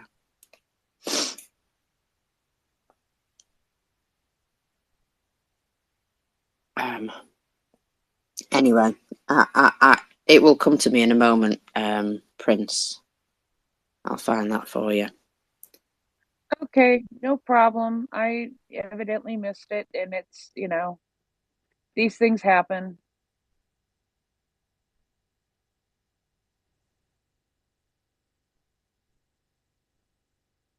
When you think you can rely on someone or something and completely you can't, just sort of, you know, sometimes you see something and you say, oh, I can just fly by that. I don't need to read it because we know that that's a good, reliable, you know, person. And now I'm seeing that that's not a good, reliable person. And what the hell did Lindsey Graham do?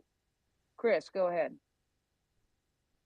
Oh God, what did Lindsey Graham do, Prince? But because I was only going to say to Chris, is Chris in the German quarter of New York, or is he in Germany? Then is that why he's having German breakfast? He flew Is over he? your house yesterday. Oh, cool. I'm looking for a piece of video, Prince, where Lindsey Graham says, oh, we need to help ourselves first rather than helping Ukraine. And I was like, you what? You actual what? Yeah, here we go. His words were, I'm not helping Ukraine until we help ourselves. What's the actual...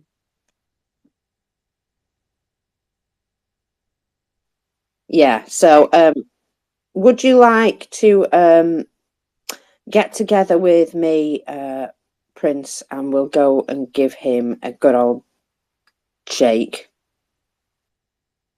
Yes, and I believe he does need a glitter bomb, because I still don't believe he's not gay. Go ahead, Chris. He's back in the Trump cult then, is he? He's all of the good words that he was saying about supporting Ukraine, and now suddenly he's about turn. Well, somebody's got something on him, don't you? It's obvious because he doesn't just change his mind, or he doesn't just talk things through. He just about turns. And that tells me that somebody's got something on him and they've yanked his chain. 100%, Marcus. Couldn't agree more. Anyway, of all the people to have come out and said something like that, I think that makes him obviously compromised, as far as I'm concerned, because for somebody who's been banging on about Ukraine, been a very good supporter of Ukraine, was actually in Ukraine in 2014 and all of that. And, he said lots of good things about it. And when it comes to the crunch, oh yeah, no, I don't give a F. Sorry, I nearly swore. And it's not surprising to me that somebody probably has something on him.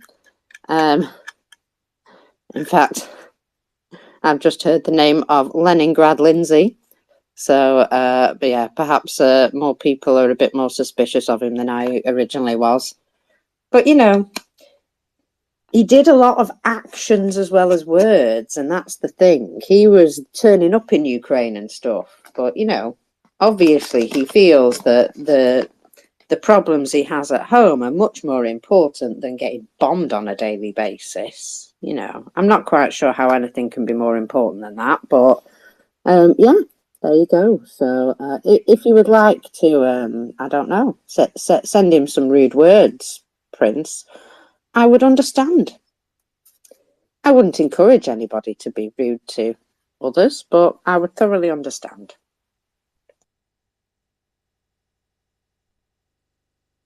I'm thoroughly pissed off now. Yeah, me too. You're not the only one, but this is just what happens. It's a perfect example of why you can't seem to trust. It's why I have not liked that man for years. I have not liked that man for years. And you know what? I started to kind of at least like him because he was so supportive of Ukraine, and he has been so supportive of Ukraine for years. And now this bull on. I should have stuck with my initial feeling. That man for years. I can go right back to it. Sorry. You know what? He's a weasel. He's a weasel. Wait. He's a lily-livered weasel who cannot stick up. The only time he could stick up for what was right and stick to it is when John McCain was by his side. I had my own problems with John McCain too, but John McCain in the end was a good man. But realistically, Lindsey Graham, you're a slimy weasel. Sorry. Yeah, I think some people knew that. Go ahead, Dave. Go on. I'm been doing other stuff. What did I miss? What did Lindsey Graham say specifically? I'm going to have to find it again now, aren't I? He said, and I will find it. I have to go back to my search. Now, unfortunately, it's not the first thing on my search, but he came out and said some words which were basically that oh, effing hell. Let me just refine my search, because apparently he said a lot of things that people were annoyed about.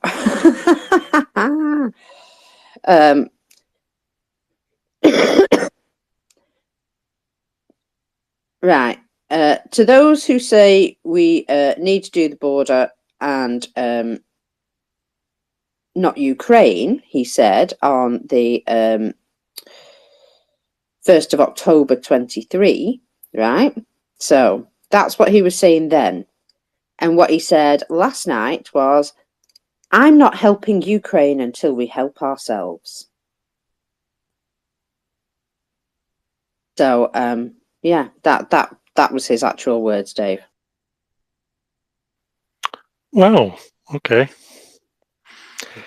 Yeah, I agree. Somebody is pulling his strings. It's been pretty obvious to me for a while that he only responds to what other people tell him to say, and so apparently his handlers have pulled on his leash and told him to stop being supportive. Yeah, unfortunately, I do think he is an owned man. And this, to be honest, shows it to me as well, because as principles go, Ukraine has been one of his sort of, one of the things that he has sort of carried as I want to say a pet project, but it's not, it's like something that he's been consistently supportive of since 2014 when he was in the country and so on. And yeah, it's just suddenly, all of a sudden, oh no, it's not important to me anymore. And that's somebody with no principles whatsoever, if you ask me. Chris, go ahead. Yeah, no, all I was going to say, Mark, is I totally agree with everything that you guys say, but or girls are saying. But the the only thing I hope is that actually what's going on is like, yeah, we want this bundled package, and we want we want the border money in it as well, and that, and I'm that's just me being optimistic, and that that bundled package will go through, and that and they just want to make sure that the border money's in there. Well, they can have the border money as far as I'm concerned, as long as Ukraine gets their money. Yeah, the thing is, they don't just want the border money; they want border policy changes, which would make it would change their entire policy with regards to immigration. And I Yeah, think I heard that's that. something that they're trying to keep out of the bill, and Republicans keep putting it back in. And I can understand why it's an issue, but you can't have a complete policy change issue without discussing it properly. And that's kind of, it's just kind of like, here's this poison chalice that we're just sliding in with this. Yeah, I'm just, right. I know politicians talk crap all the time, but with something like that, that's been sort of close to his heart for a long time, I can only think that somebody has him dancing to their tune. And that's worrisome for a politician, isn't it? Worrisome for somebody who's making decisions about the country's future, as to who's yanking their chain. I think I've probably got a fair idea who, but not the point. That makes you think that they are not loyal to their own country either. Cleo, go ahead. Yes, I just want to reinforce what you're saying so that you don't ever, get disappointed in him again. He, ever since Trump came in, and especially after one particular golf trip, the first golf trip he took with Trump, he went back on a lot of things because he'd done a lot of warning about Trump before he'd gotten elected. So yes, the speculation is that it's compromat and that it was, something that wasn't necessarily harvested by U.S. investigators and instead from Russian investigators. And I was surprised actually that he went back to supporting Ukraine, since that is definitely on Trump's hit list. But it looks like Trump had another one of those talks with him. It's really a shame because he has, I mean, obviously everything that he would vote for, I wouldn't vote for, except for military stuff, because he was a JAG, and he was a lawyer who would do prosecutions in the military for court martials, and he's a really really sharp guy, and he really does understand the military and the defense that's necessary. He just, there's something in his past that he is allowed to, that he can get his chain jerked on. So we just can't depend on him. And I just wanted to let you know that that's how it is, and we'll just have to see what happens, because that could flip again. Thanks. There is that. Can say one thing and do another, of course, but yeah, it's particularly disappointing coming out of his mouth, I'll be honest. Now, only because of his actions in the past. I don't know. If somebody had compromised on me and it wasn't murder, I think I'd be out there telling people myself. I'd just come out with it, because I'd be then like, blackmail somebody else. Yeah, I honestly, I'd be like, right, call a press conference. I'm going to tell everybody we had that crazy BDSM orgy in a basement in London, and there are photos. What's it matter? What's it really matter? Yeah, I don't know. I agree, but your integrity is more important, and even if it hurts like hell, you've taken an oath in being a senator. But I don't know how deep stuff is, but I'm with you. To heck with it. It's full speed ahead. Go ahead and rip it all out there, and I'll hang out to dry. Well, exactly. I mean, what can be worse than being a treason weasel, really? As far as I'm concerned. So, yeah. It just, let's just say he's gone very far down in my estimation with regards to Ukraine. Not that he was my best friend in the whole world previously, but it's just like, oh well, at least he's supporting Ukraine. I can get with that. And now, unfortunately, yeah, it would appear great big disappointment, and it's a shame. It is a shame. So, just one of those things. I Anyway, feel like, you know what I feel like? well, I feel like I'm pissed off like Will Ferrell is pissed off these days.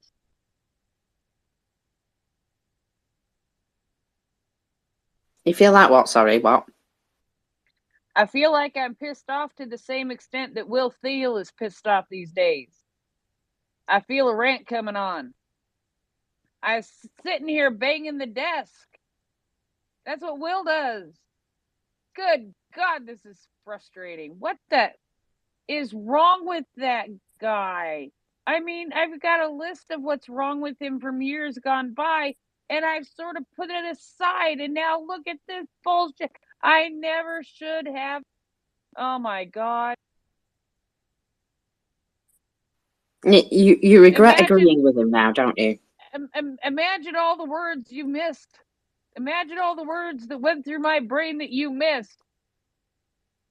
I think Dan the Martha Man is asleep, because I think Dan would be coming up here and yelling with me. Very possibly.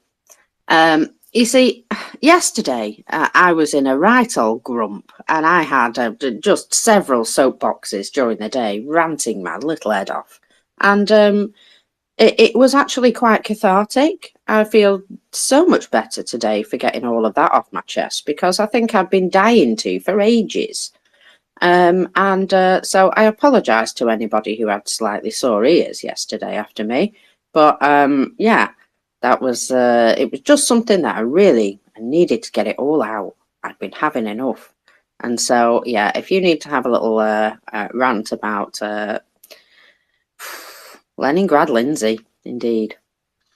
Yeah, that's I am getting many messages of support, and I thank you very, very much. But I haven't thought of the perfect movie reference. It'll make everybody laugh and make me feel better all at the same time.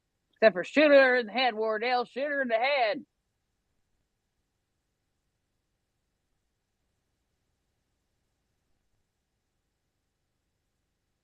And Mockers is going, what the hell did she just say? Ha ha ha. You don't even Yeah, know the movie reference, Disinfo Dave. yeah, I don't, unfortunately. I was just going to put in a plug for I the just swear do jar. that. Well, yes, the swear jar. I cannot afford the swear jar, which is why I am editing myself a great deal. Why are you Saying things talking like, like Lindsey Graham? because And I'm now thinking of my movie, Shoot Her in the Head, Wardell, Shoot Her in the Head. And it applies. which movie is this? Sordid Lives, Del Shore. It is a black comedy about white trash. Oh, okay. I haven't heard about it. Yes, and it is an older movie at this point, so it's funny though. I love the movie. Unfortunately, we don't love Lindsay. Yeah, so well, says some people are in disbelief that Graham would actually say that. So here's a clip. Look for yourselves. Yeah, and well, makes me want to puke. You're right. So yeah, it's a load of crap. Anyway, we are having a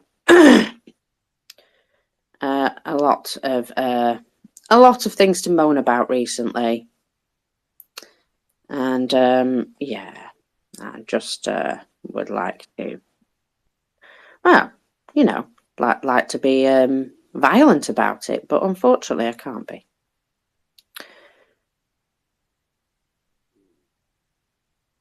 Right. Anyway, that is why you say shoot her in the head, Wardell. Shoot her in the head, because it makes you feel a little bit better.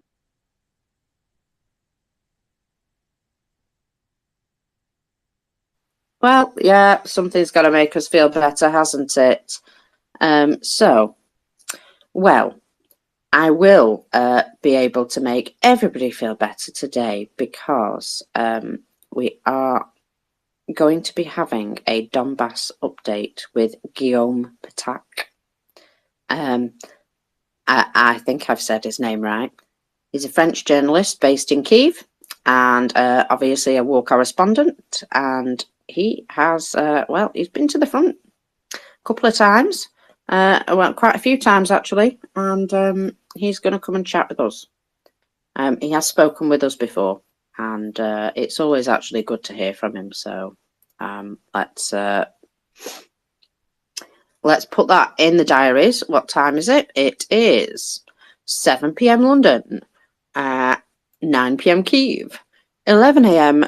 Pacific time, and 2 p.m. Eastern time. That'll do. Right, put it in your diaries. Set your alarms and all that. Now then, what do we have here? Oh gosh. I'm going to tangent away from everything and go to Russian woe, which is severe weather. Now, I know Ukraine managed to shut down their airports a number of times, but 75 flights have been delayed at the 3 major airports in Russia, by the looks of things. Vnukovo, Domodedovo,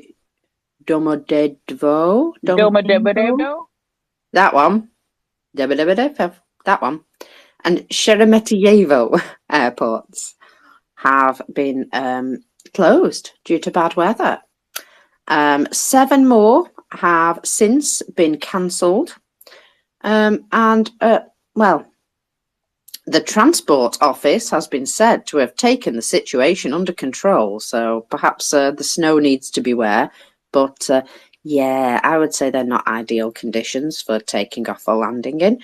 To be honest, pretty much a blizzard. So yeah, looks like they're having a little bit of fun there. But what am I looking at here? I am looking at a huge fire in occupied Luhansk. Don't know what it is right now, but it will come back to me, no doubt. More information will arrive.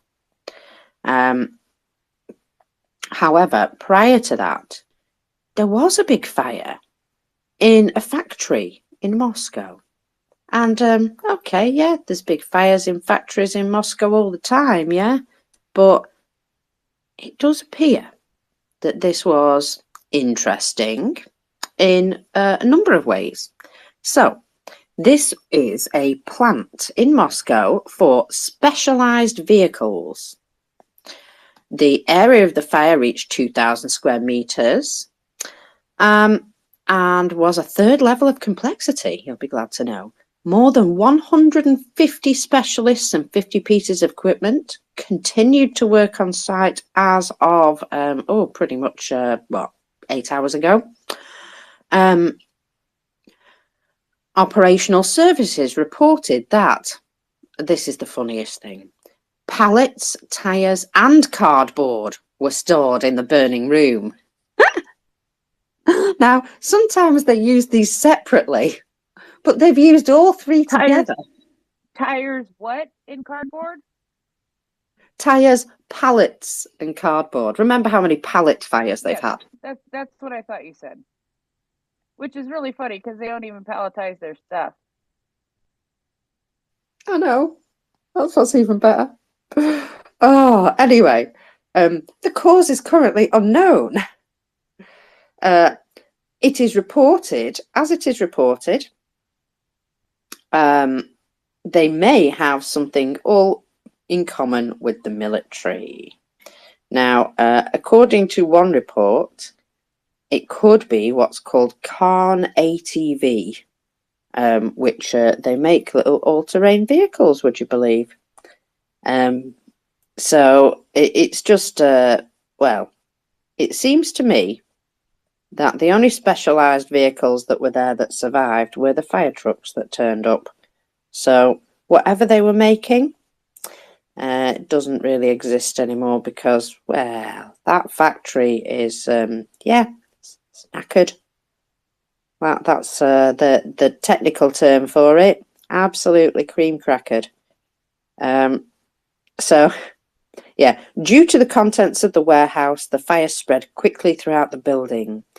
Later, it was stated that the contents were pallets, tyres, and cardboard. The flames spread to the roof, and, judging by the looks of things, pretty much the entire building has gone. Oh no.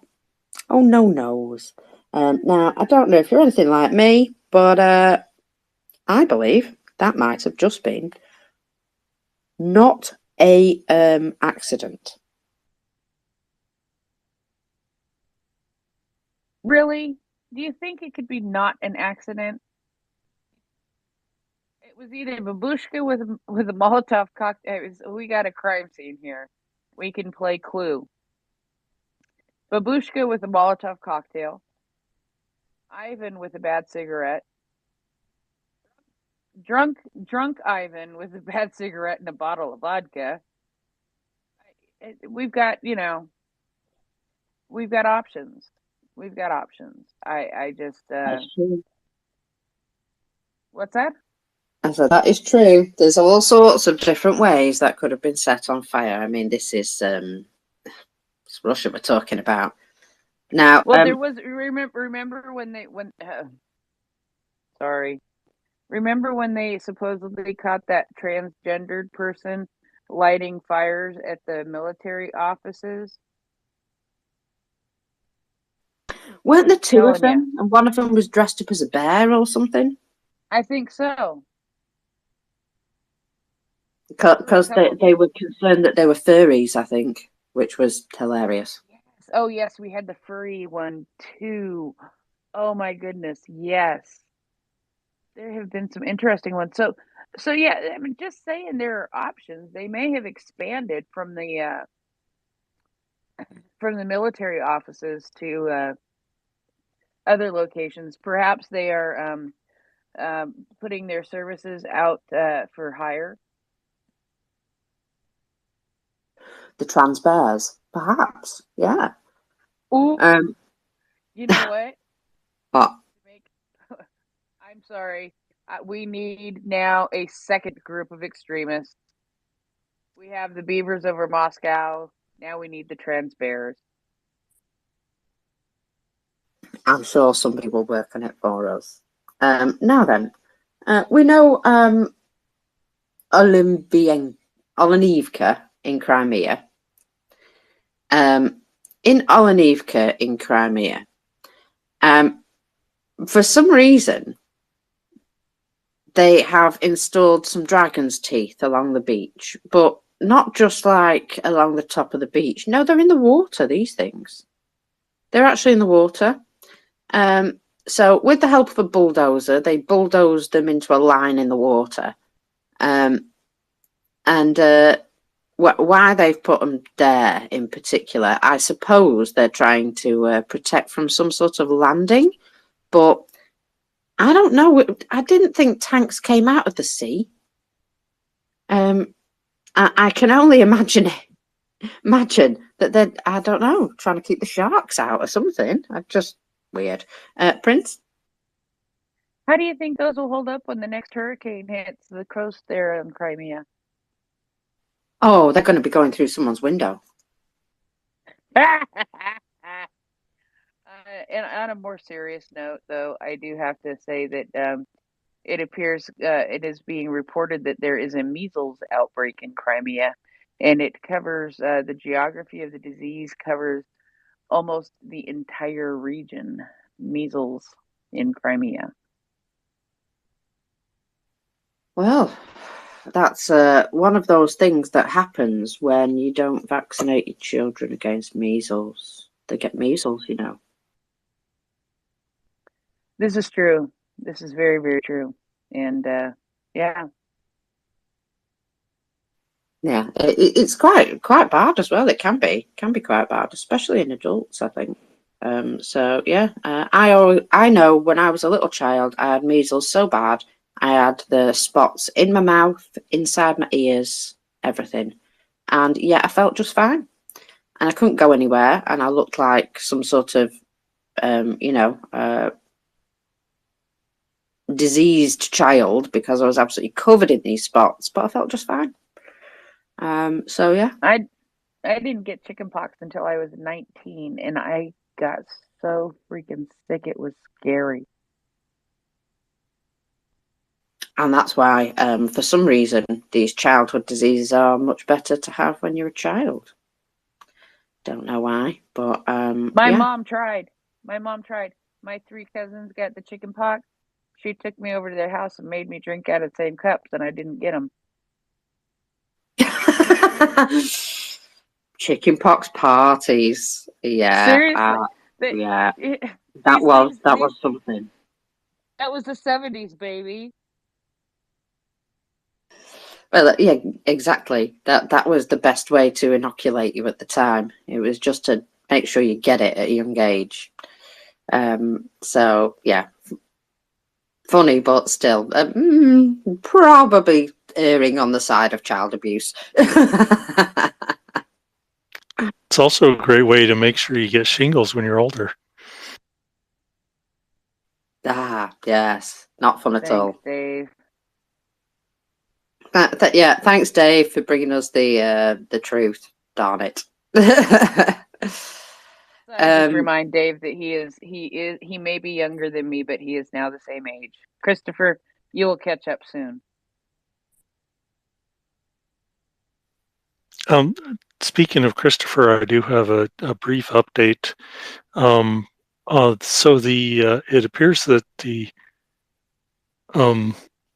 person that is behind the lawmaker that is behind the PEPFAR problems is Chris Smith, who is a representative of New Jersey, and he does not have a presence on Twitter because he doesn't believe in those kind of things, I guess. So I've put a reply in my thread that's up in the nest, how to contact him the old-fashioned way. He also screens his emails, so you need to. I'm I'm currently looking for the right zip code to put in so you can send him an email. But there's at least phone numbers.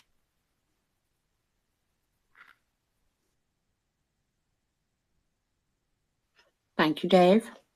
You're a good one. So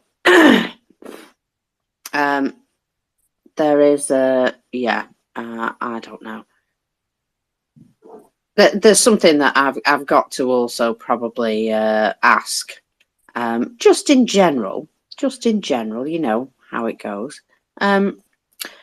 You know when people are trying to talk for peace negotiations and stuff like that. I would just like to point out all the additional soldiers that Russia is sending into the battlefield right now. Those things are not signs of somebody who's looking to negotiate. So if we could all get over that particular issue, because we know it's a Russian talking point, that would be nice. Thank you. That's yeah. So just you know, wanted to get that one out as well. That yeah, just look at what Russia is doing with regards to pouring more meat into the meat grinder. They wouldn't necessarily be doing that if they had any proposition to have any sort of negotiation or talks. So let's just keep that in mind, because that's who they are. Now, I don't know if you've seen in Donbass, they have deployed a tactical Christmas tree 6 kilometers from Bakhmut, which I thought was kind of sweet. I don't know how long it'll stay there, but it is just a little bit of fun. Just a little bit of fun. God knows where they got a Christmas tree from, but they have one now. So at least we know that there is, yeah, the guys in Bakhmut have their own Christmas tree.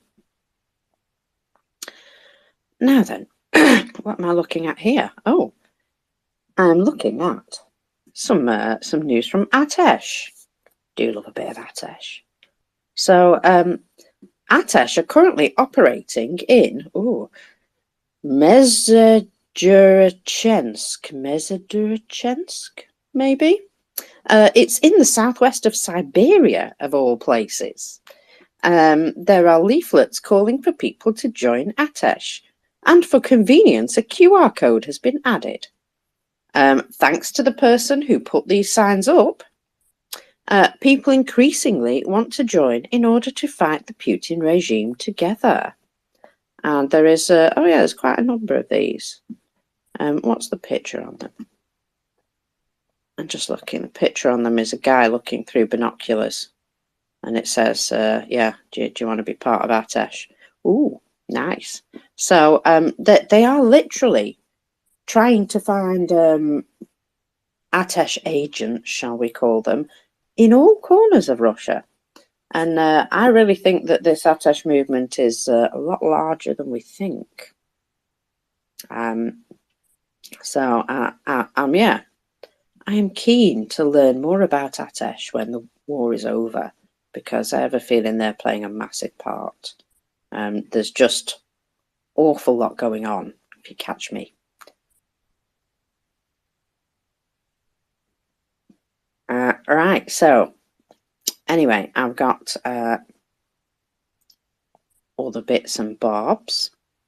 I've talked about the cope triangles on the beach, haven't I? Yeah. So let's have a little look at what happened in November. In November, the occupiers lost 8,700 people in the Bakhmut direction, mainly due to meat assaults continuing. The head of the Public Relations Service of the Ground Forces Command of the Armed Forces of Ukraine, Lieutenant Colonel Vladimir Fityo. So he stated, the losses of the enemy on our line of responsibility since the beginning of November are 8,700 people. This is only on our front line. in the Russian Federation, a covert mobilization is continuing to be carried out to replenish those losses. And accordingly, in addition to the losses of the 200 and 300, they have a problem with non-respondents and deserters who are now leaving the battlefield. So I think that's particularly interesting that there's a lot more of that appears to be going on, of people just not wanting to fight. Well, I hope that continues, definitely. Have you been keeping track of the Ministry of Defense Advent calendar?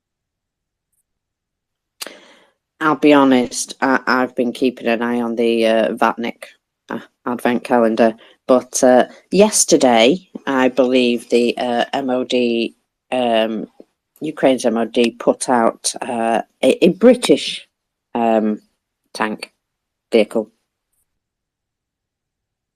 Let's see, we had the HIMARS. It looks like the first.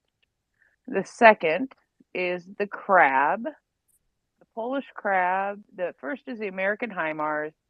Second was the Polish Crab. And third, yes, you are correct, was the British Challenger.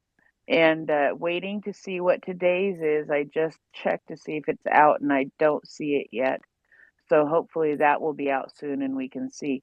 Now, did we talk about what got knocked down overnight as far as drones and such? I have it here actually. Yeah. So Yeah, how how did you get that? Oh, go on. You may have sent it me. I know that, but I was actually sort of offering to do it if you want, but I am more than happy to Go let you ahead, do it. my lovely. Go ahead. I will have a No, big slug of coffee. now I got to figure out where it was.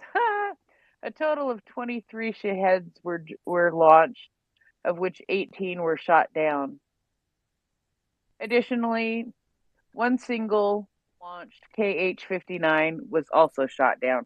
Why are they doing that, mockers? Why are they sending, some drones and one missile? One missile. Test. Test of what? It's a test of, did they find a hole in the air defense?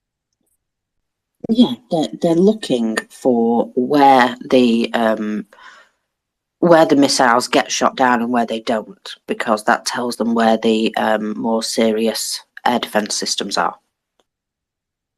Yeah, but just one missile. I mean, it just seems so freaking pointless. I don't. Maybe I'm making too much out of it, but it doesn't seem to make a whole lot of sense to me. And that's what I'm going to say about it. And I'm going to whine because I want to. I think they're using it to map out a different area each night, because the missiles can go in all sorts of directions, can't they?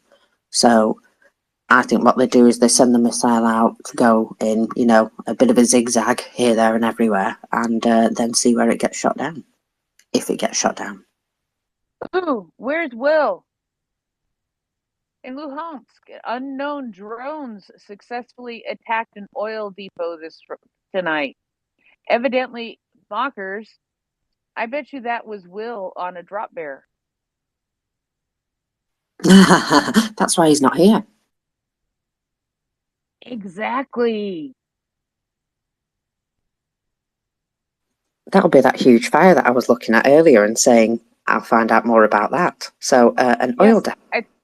I just sent it to you. I think it's a different view than the one I saw earlier. And then there was a beautiful fire in Vladivostok. It looks like on some apartment buildings, but then it's very, very black. Very black for apartments. It'll be tires, no doubt. Yes, I do prefer to keep a lot of tires in my apartment buildings. That's usually the sort of thing they use as an excuse, though. They have started going for what's it called? What do they call them? Short circuits. They have gone for a lot of short circuits recently, so it might be one of them. It very well may be. It may be. Yeah, I do like this. Oh, this is a pretty fire. Oh, where's Genesis Man? Where's Will? This is Oil Depot. Oil Depot equals Will. Poor fella's probably at work. But I would say I'm definitely going to be sending that to Genesis Man. I think we'll need to have his what do you call it, expert opinion on it. And Yeah, I do love hearing him chuckle when he's like, "Oh, they've messed that up, haven't they?" Yeah. So I love it. yeah, it's one of my favourite things when he's like, "Oh yeah, they're not putting that out." Oh, lovely, lovely. Oh, wow, that is quite smoky, isn't it? Beautiful colours. I might have to put that into the nest in a second. There we go. On its way into the nest. So you can all enjoy the successfully attacked oil depot. Gosh, how terrible. Now then, bit more fun for us. Attache agents have been recording a huge amount of military equipment being unloaded in Fedosia. This is in Crimea. Mainly Kamaz trucks and a large number of fuel trains stood on the territory of the station for a long time. We now have the schedule for the arrival of these trains. Oh, I love it when they say stuff like that. And fuel train, eh? Sounds like a juicy target.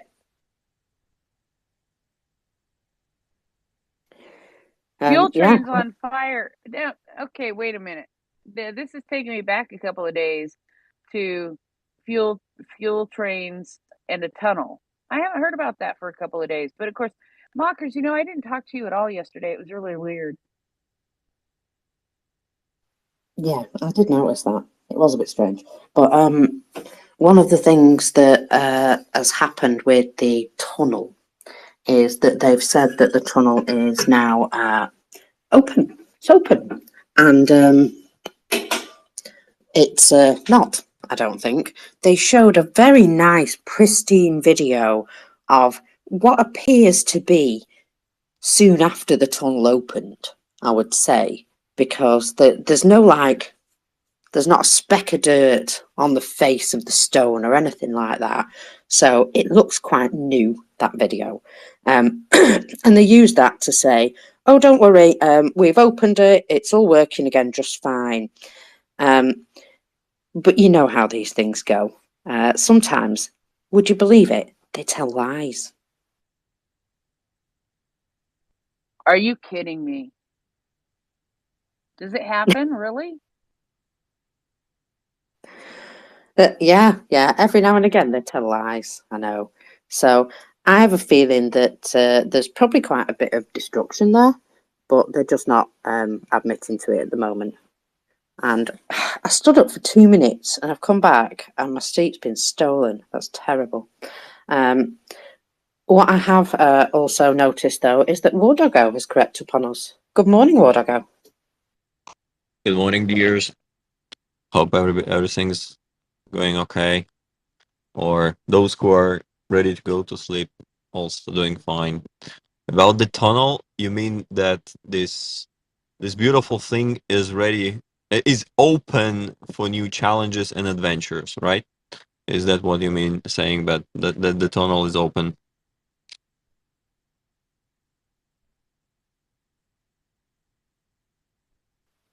Well, the Russians say the tunnel is open, but the video they've used is a bit suspect. So, probably not. Yeah, that's always how it works in Russia. Russia lies. They say black, it means it's white. Because it's Russia. They are pathological liars, and they use lies for, as they think, for their benefit, but never the world have been gained a lot from someone lying and misinterpreting the things and making the propaganda that affects people as it affects Russians. And our task is bringing just the truth applied, and as history shows, and like very short term history, if we consider like with comparing with the long term historical horizon, Ukraine war in Ukraine is showing that, just simply showing the truth against the Russian lies, it really works. And for that, NAFO does a great job. The community of uh, people all over the world that's making Russian nonsense looking as nonsense where it really belongs. Um Mriya report does fantastic job in uh, sharing how the things are in Ukraine, and making Ukrainian topic uh, still vocal, despite that world gets more and more complicated. The root cause for many trouble is Russia, and we've been discussing yesterday this with Yehuda and with other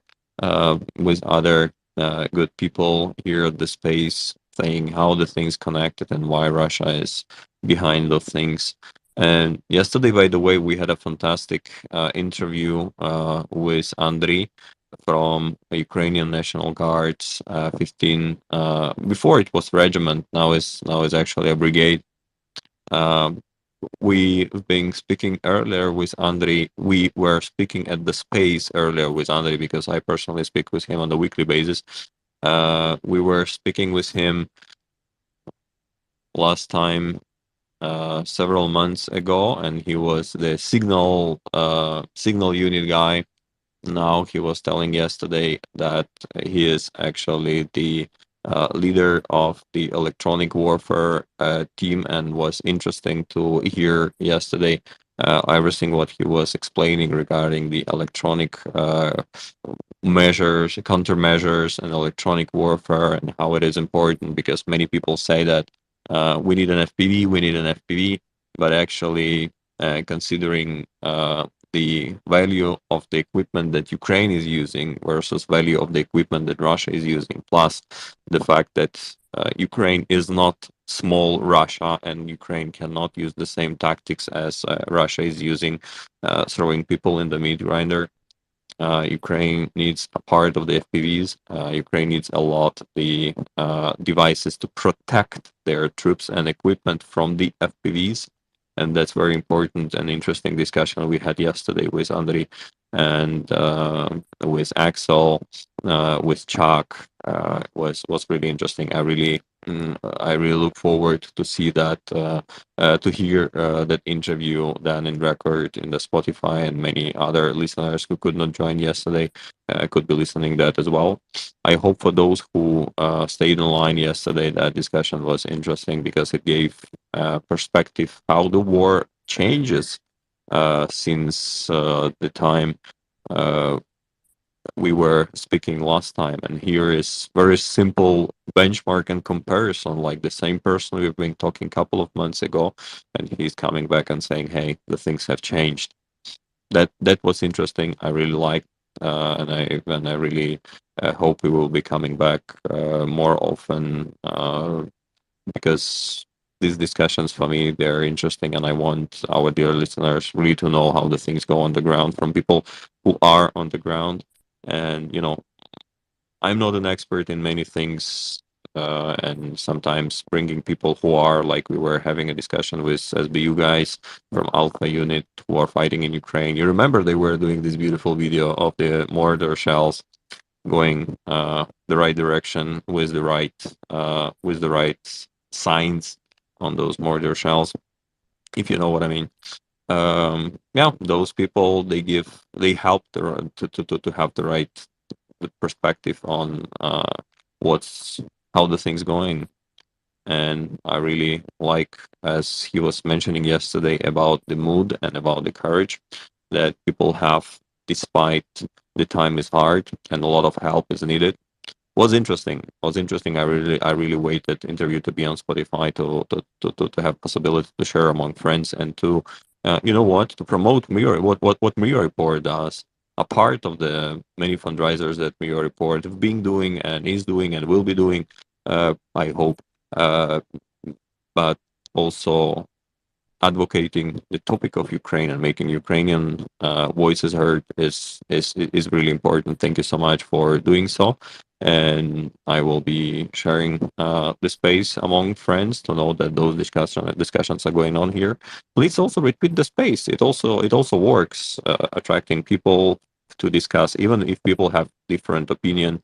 We are not Russians. We are discussing these things openly, and if we are sharing the truth. Many people are also convinced that uh, some things work probably not the same way they were thinking before.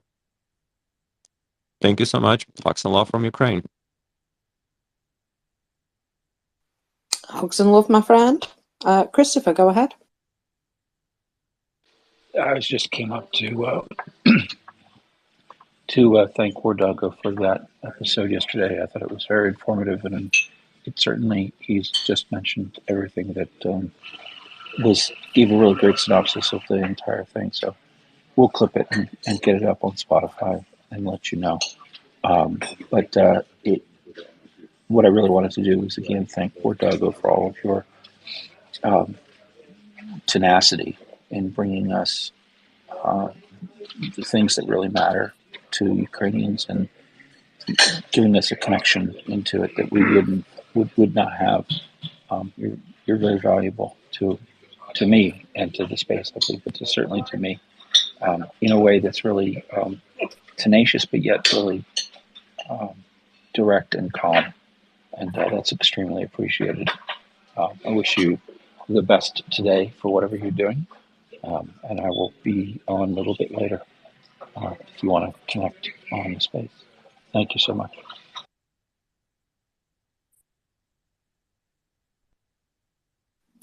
My day is not complete unless I hear hugs and love from Ukraine from War Doggo. I just have to say that. I didn't get to hear it yesterday because I got off early for a change. But hugs and love to you too, War Doggo.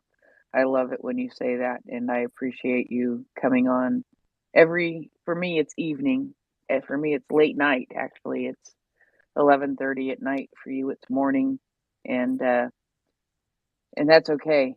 It's it's like a good night story for me, or good night comfort thing for me to hear War Doggo to say hugs and love from Ukraine. How many people in this world?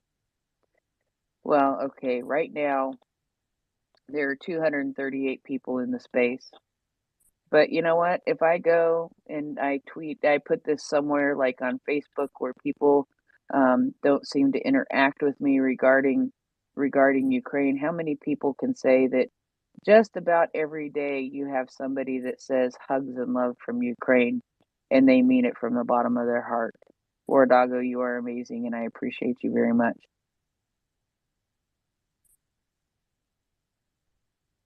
Honest, I usually find words in many situations comfortably, but I don't find the right words about just saying I'm not doing anything in particularly uh, seem to me to be important. I hope I make myself very clear. Uh, but in fact, I how to say, uh, for people who had early February, end of February, early March, help a lot of Ukrainians to keep their despite all of the things happening, all the horror happening, and having people saying, you know what, Ukraine will win, despite all of the things that were people saying all around, and all of the horrible things happening. I mean, hugs and love in return is just the small thing many Ukrainians feel against those who help. And Mriya Report helps a lot, and listeners of Mriya Report helps a lot. Very good people connecting together make very good things. Thank you so much again.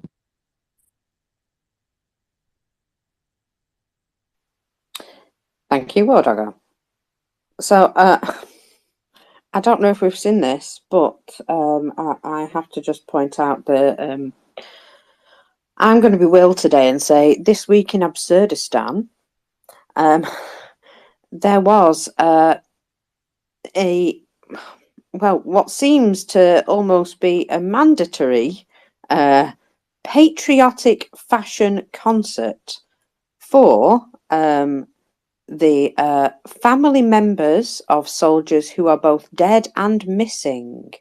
Not only were they invited to attend this fashion concert, but also some of them were chosen to be models. It just seems slightly bonkers. Is this because they're back on the dating market or what? But you know what it reminded me of? It reminded me of that advert that was, Wendy's Soviet fashion show or something like that. And they literally all came out wearing the same outfit. She was like, this is swimwear, this is nightwear, and everything was the same outfit. I think it got banned for being racist, but I thought it was hilarious. Well, anyway, it still exists, and that's exactly what I thought of. And would you believe one of the main themes of this fashion show is army gear? So it's a lot of sort of sparkly camo and blue and white striped T-shirts and things like that. Basically they've gone all out war, it's just it's wrong. Morning, Fox Tyrants. Good morning, Mockers. You knew how to bring me up, didn't you? Is that the Ministry of Happiness has merged with Ministry of Fashion? Is it? This must be one of their projects, see? Cheer everybody up. Yeah, that's right. You can't afford any new fashions, but look, don't worry. We'll dress everybody in army green. It'll be lovely. The Russian freedom, isn't it? They take them forcefully, but it's their will. It also seems as though this fashion show was not entirely voluntary. They were pretty much told to turn up because it was going to be filmed. So that's fun as well. I always like being invited to something and having absolutely no choice. What was it this time? Coercion, threat on gunpoint? What was it? Or kidnapping their kids, jumping out the windows, tea? You know what? They probably paid them to be there. That was probably more like it. We'll give you some firewood if you turn up. I don't know, but yeah, some of them were actually wearing sort of like what looked appear to be black plastic bags as well as part of their outfit, which I also found ever so slightly amusing. Don't know if that was done on purpose or what, but that just seemed to be something that happened. I just, yeah.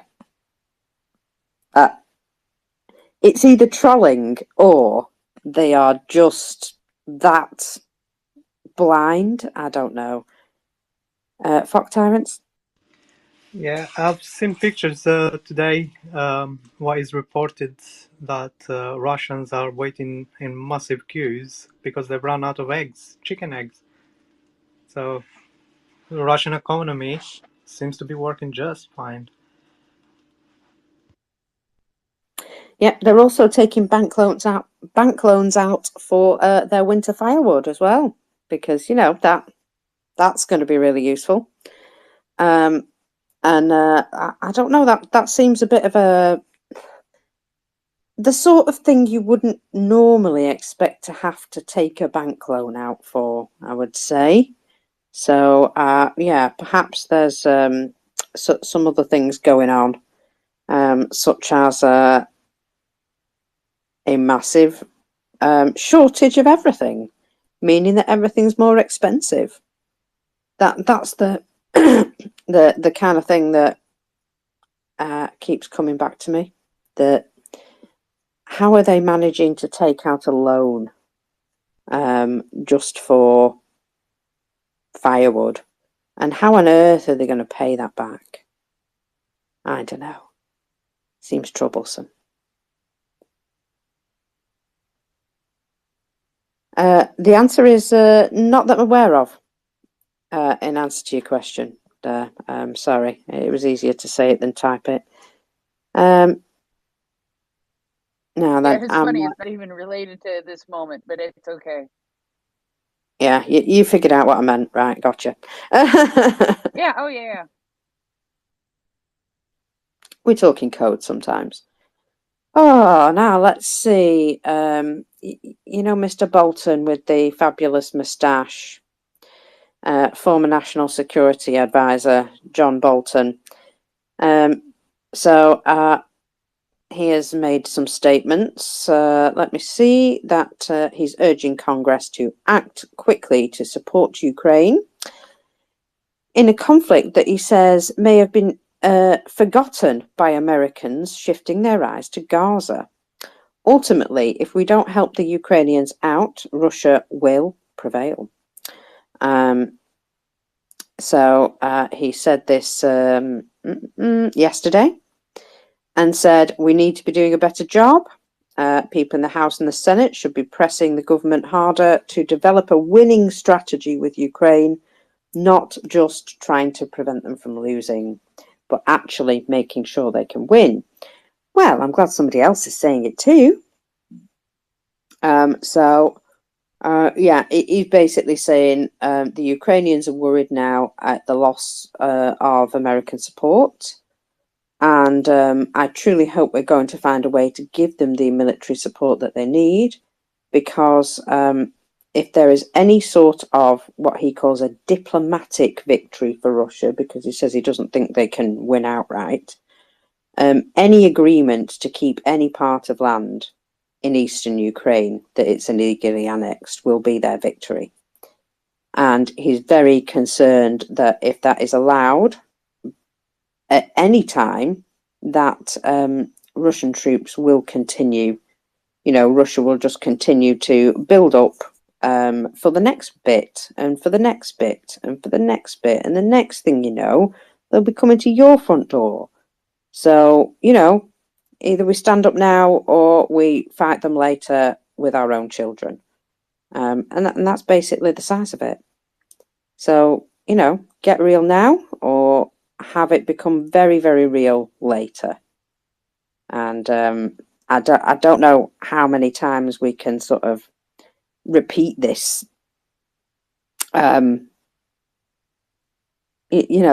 truth. It's not even a warning. It's a promise that if you don't deal with it now, you will have to deal with it later. And later, it will be a bigger problem. So, it's just, it's ugly that other issues are being brought in to try and, obfuscate, shall we say. Yes, anyway. I could have got back into a rant for that. But, I mean, for example, things like us supplying Western industrial equipment to upkeep the Western industrial equipment that Russia are building bombs with. That's right. Let me see. There is. Well, I went through yesterday a just one production of missiles at a particular place. I can't remember what it's called. Began with a V. Anyway, all these unprecedentedly wide sanctions for the last 2 years, and yet they're still receiving parts for German and Swiss machinery.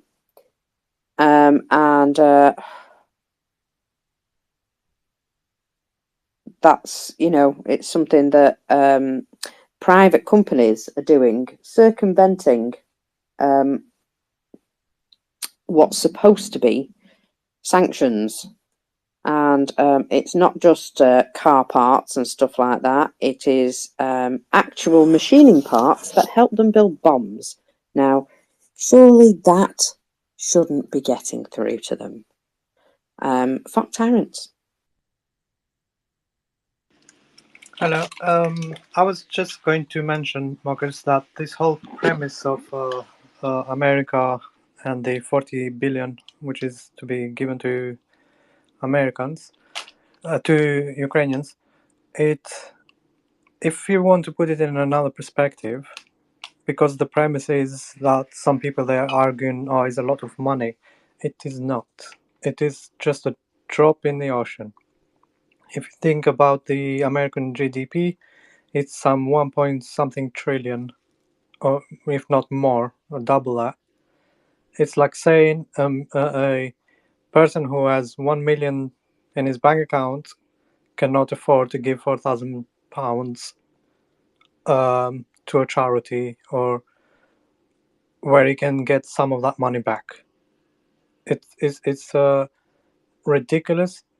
I have no idea how some people still circulate that around. That this 40 billion is nothing. It's literally just like a person that is a millionaire to spend $4,000 or pounds or whatever, and donate that, and he's guaranteed to get some of that money back. That's the hard truth. So if anyone is on the fence about this, don't be. It's a drop in the ocean, and they could save many, many lives.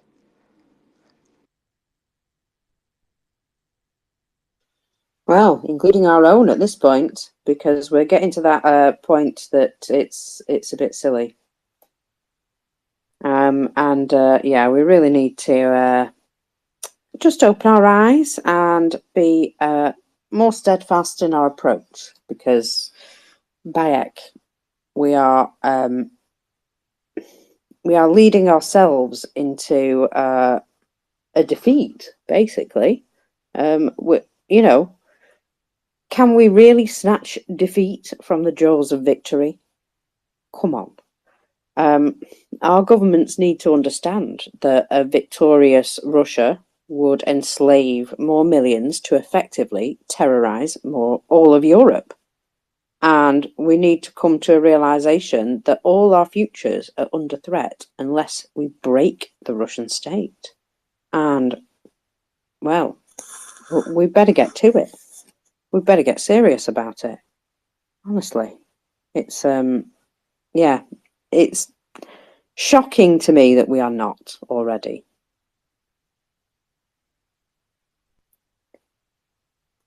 Fox Tyrants, go ahead. Yeah, they're also cowards. All these dictators are cowards. They send everybody else to fight their battles and just hide in their own bunkers. I don't think they can win this anyways, because they are fighting in one or two countries at the moment, which is Ukraine and Israel. That they've stirred things up. They've tried already to stir things up in Armenia. They already started to stir things up in the Balkans with Serbia and Kosovo, and they're always looking at starting another bit on China and Thailand. So what's next? They're going to look at any other little bit of conflict. They already trialed this in 2014 when they took Crimea. They also started with Israel. If anybody remembers, in 2014, Israel had this fair bit of a fight in there. It always almost like a rehearsal, that was. So at this point, we should all have been awoke and be like, no, we can't repeat this again. And they're just dictators. They're just bullies, and in the end, they're cowards. So we just need to show them and give them a punch on the teeth, and then they'll just run away. That's all. That's all it is. We just need to show our force, because we haven't even shown our force yet.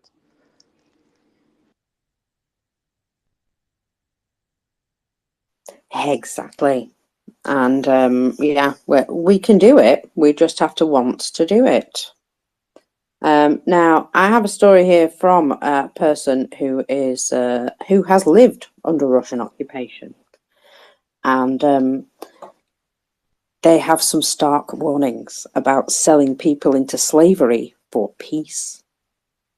So they say, we've all seen recently how a NATO functionary talks so casually of Ukraine giving territories to Russia in exchange for joining NATO. And there's a small section of the US population who talk about how aid should not be sent to Ukraine. Let me speak on this subject as a person whose family actually lived under Russian occupation. First, I'll speak of those who talk of giving territories to Russia in exchange for peace. Do you even understand what you are saying? Picture this: blood-splattered cellars ringing with screams of pain as bones are broken. Human beings being subjected to electrical shocks until their heart stops. Stand and watch as a Russian torturer with a pair of pliers pulls out a woman's fingernails. Do you understand that this is what you will make happen? This is what will happen to the people you give to Russia in exchange for peace.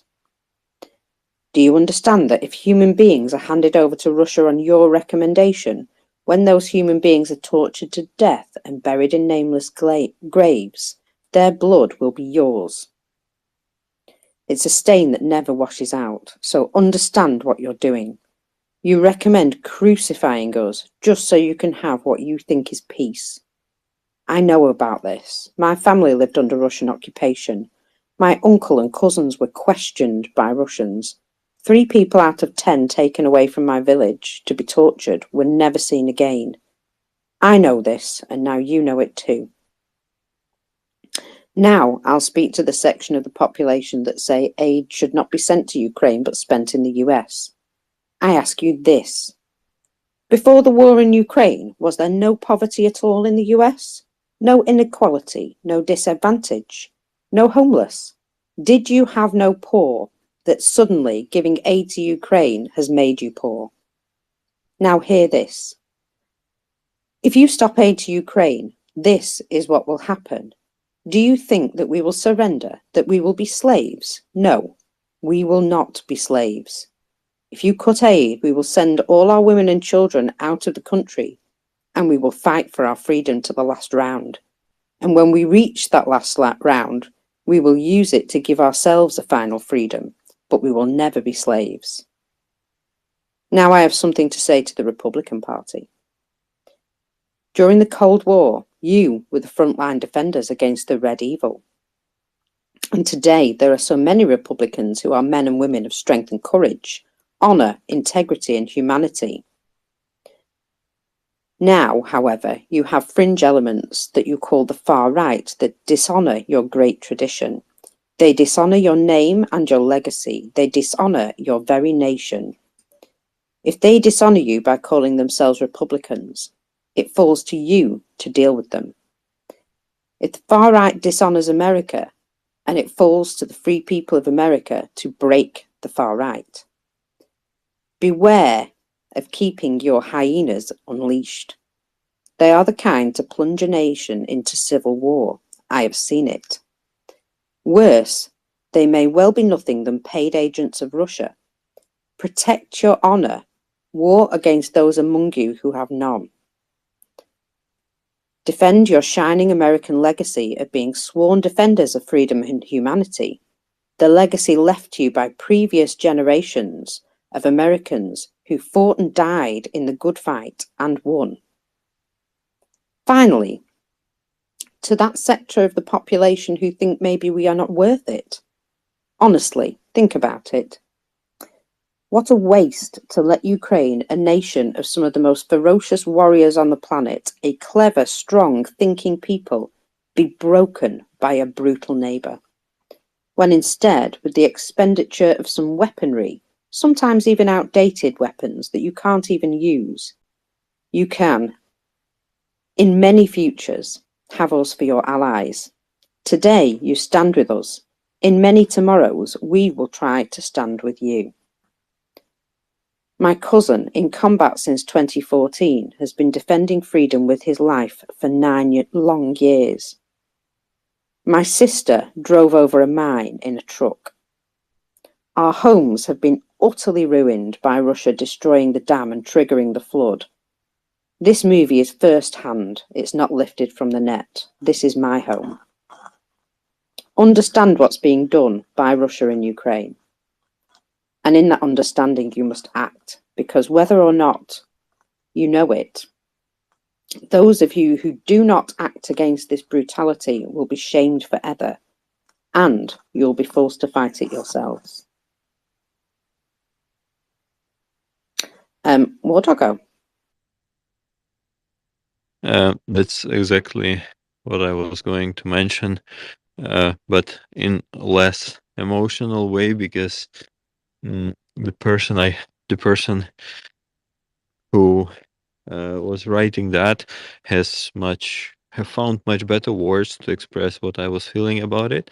My simple idea was just to say that, like, as many know, Ukraine is living in that war since 2014, since Ukraine have made its civilization choice, saying that Ukraine's future with the Western civilization, with being part of European Union, being member of NATO, and since that moment in 2014, Russia actually attacked Ukraine, and Ukraine is living that war since 2014. And we already tried, and this history is in front of us. You don't have to go like 100 years ago when everything is covered with the dust and a lot of things have different misperception, and like many people have their own opinion on what's been happening. In fact, 2014 was just 10 years ago, where we already tried with many things to land those lands in peace, saying yes, let's do the ceasefire, let's do this, let's do that. And 2022 February 24 was actually showing what's gonna happen with any peace negotiations with Russia, any pause they used to recover, and they used to prepare, and they used to attack, because they didn't come here to negotiate. They came here in order to genocide and what to discuss with an enemy who just simply came to kill you. Please kill me fast. That is the only thing you can be begging for, but I believe that is not the case for Ukraine.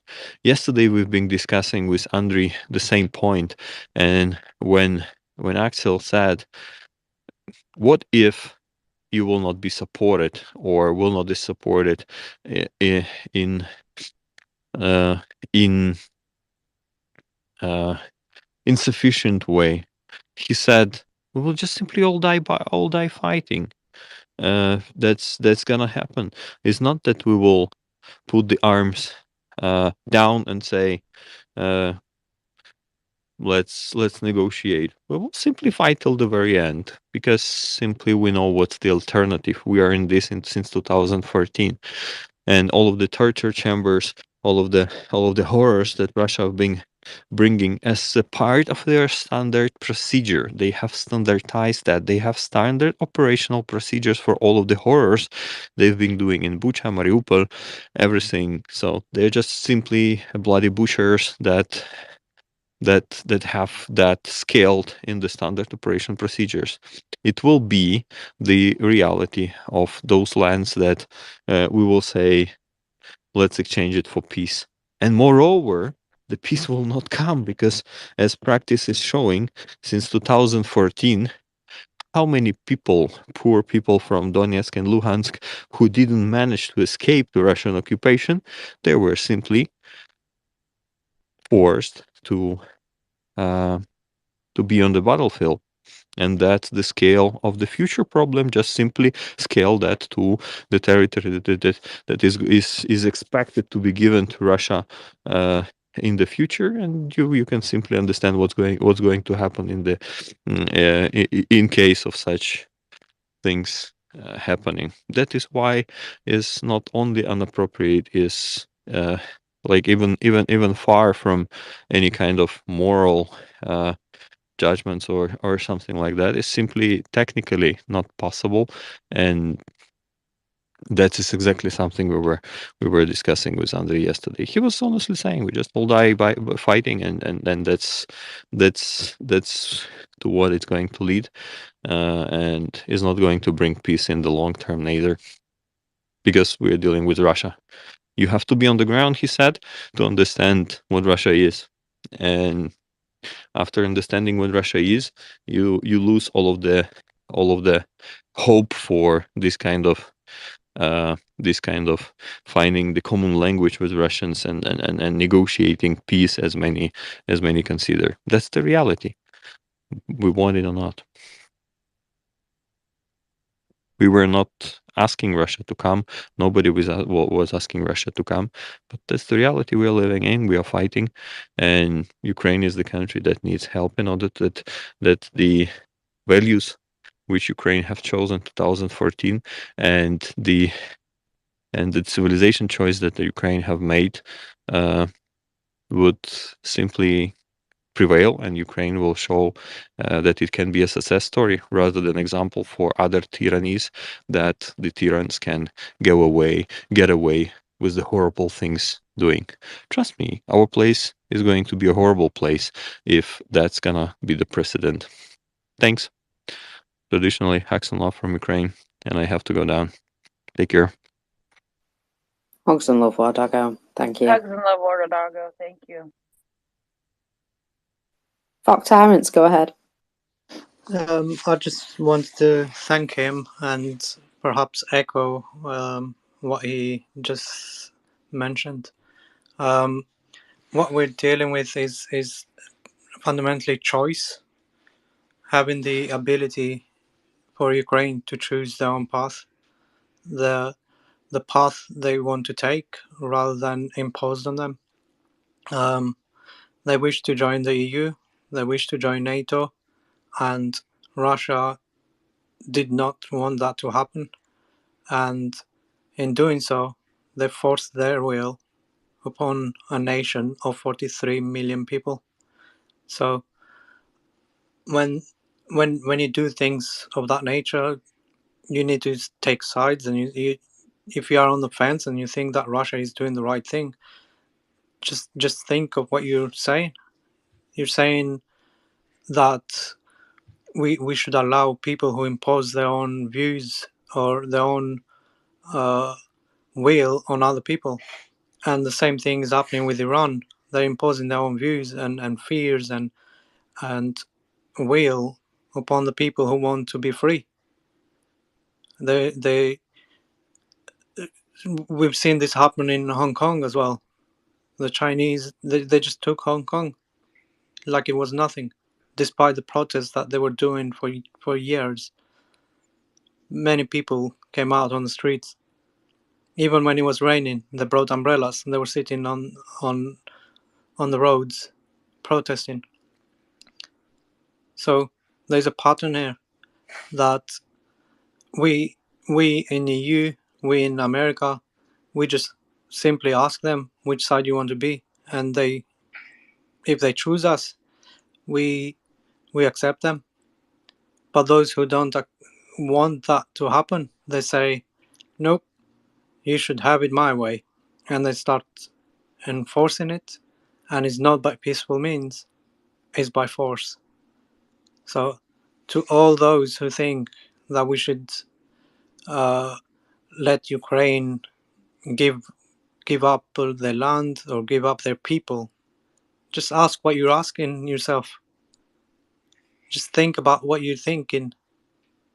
You're thinking to let all these people go to the Russian side. We know 200,000 children have been taken,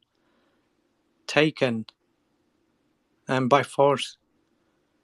One of the MPs of Russia, he went and he shopped for a little child at the front lines.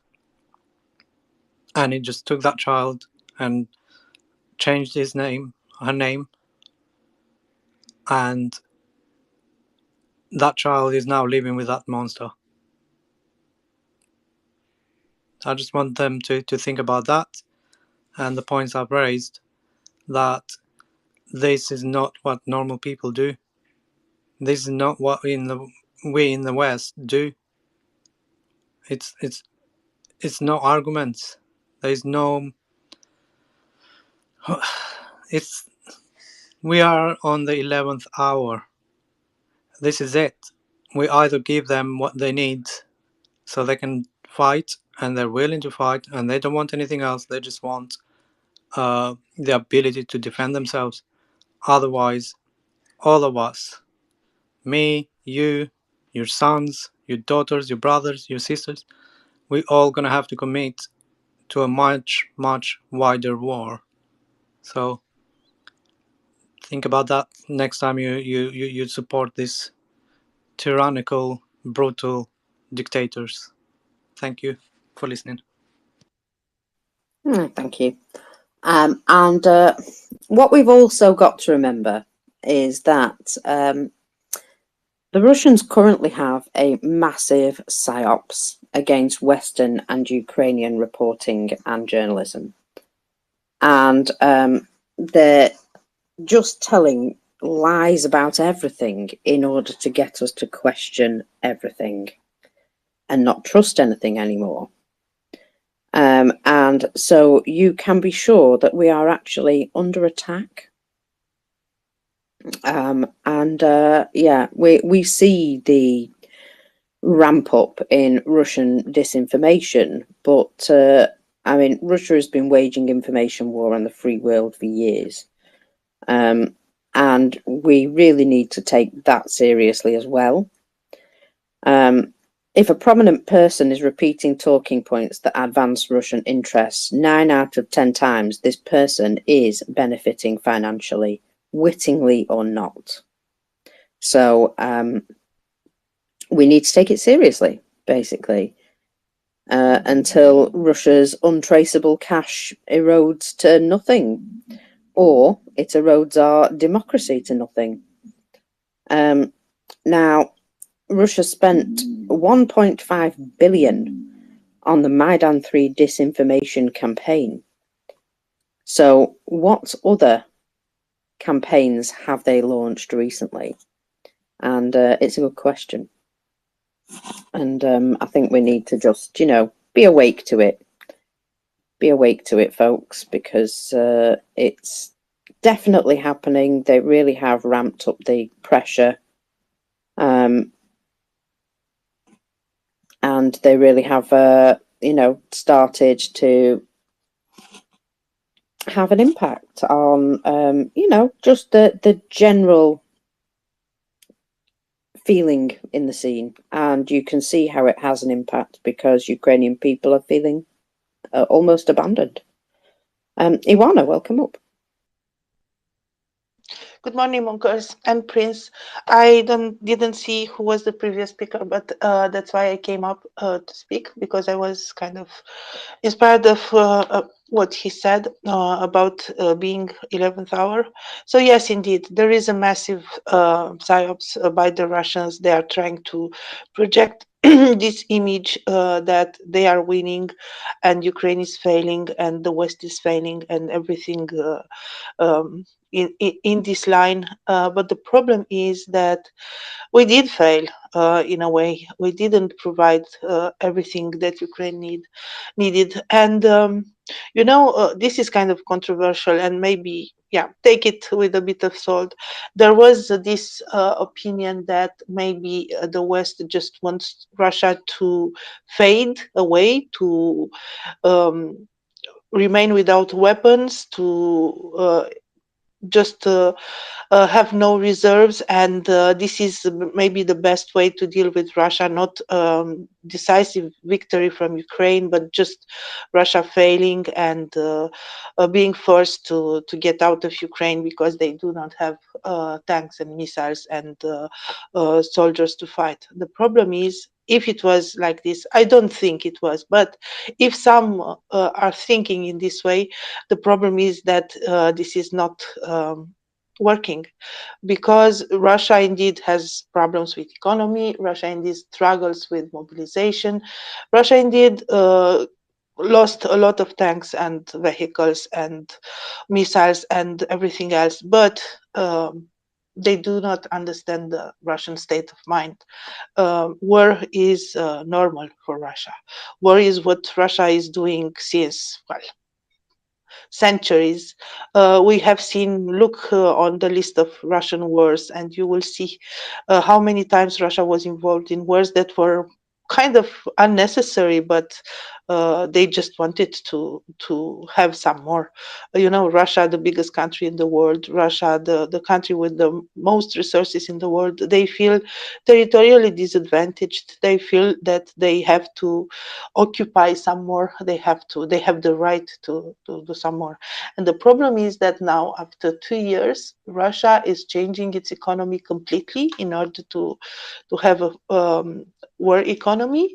We have seen the signs, and even if they run in a way out of money, I said it before, they will let the population starve, but they will still produce weapons, and they will still try to wage war as long as possible, maybe forever, because you know this is the Russian mindset. And another problem is that there will be elections in Russia next year, and of course, Putin will be re-elected. This is between quotes. There is no alternative, actually.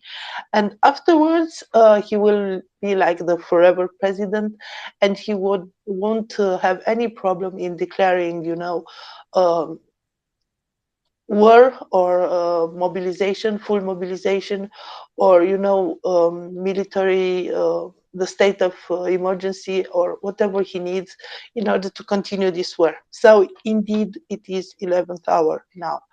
We should send Ukraine everything it needs. The ATACMS. US has a lot of ATACMS. They need those weapons in order to target, you know, the places where the planes are taking off, and the concentration of troops and things like this. They need the F-16s, and many F-16s, not just a few dozens of them, because Ukraine needs air superiority. They need everything, and it's another winter, and it will be horrible on the front lines. Yes, Ukrainians are strong. Yes, they are resilient. Yes, they fight for their country, but this doesn't mean it's not difficult for them. It's very, very difficult. And also, you know, the Russians will try to target again the energy system of Ukraine, so it will be difficult for the civilians, and also think about those in occupied territories. I almost don't want to think at Mariupol. Of course I do, but imagine another winter in that city. We have seen Mariupol, how it was before the war, a vibrant community, a very beautiful city. They invested a lot, the Ukrainians, in developing that city. It was, you know, seaside, a beautiful place where people lived in peace. Russians came and practically destroyed it completely, and now they brag about giving two cups of porridge to some poor people that are standing in line for hours. And this is the Russian mir. So we don't want this for Ukraine. We don't want this for the occupied territories. We don't want this for Europe. It's Europe. It's like a stick throw from Romania. It's very close to us.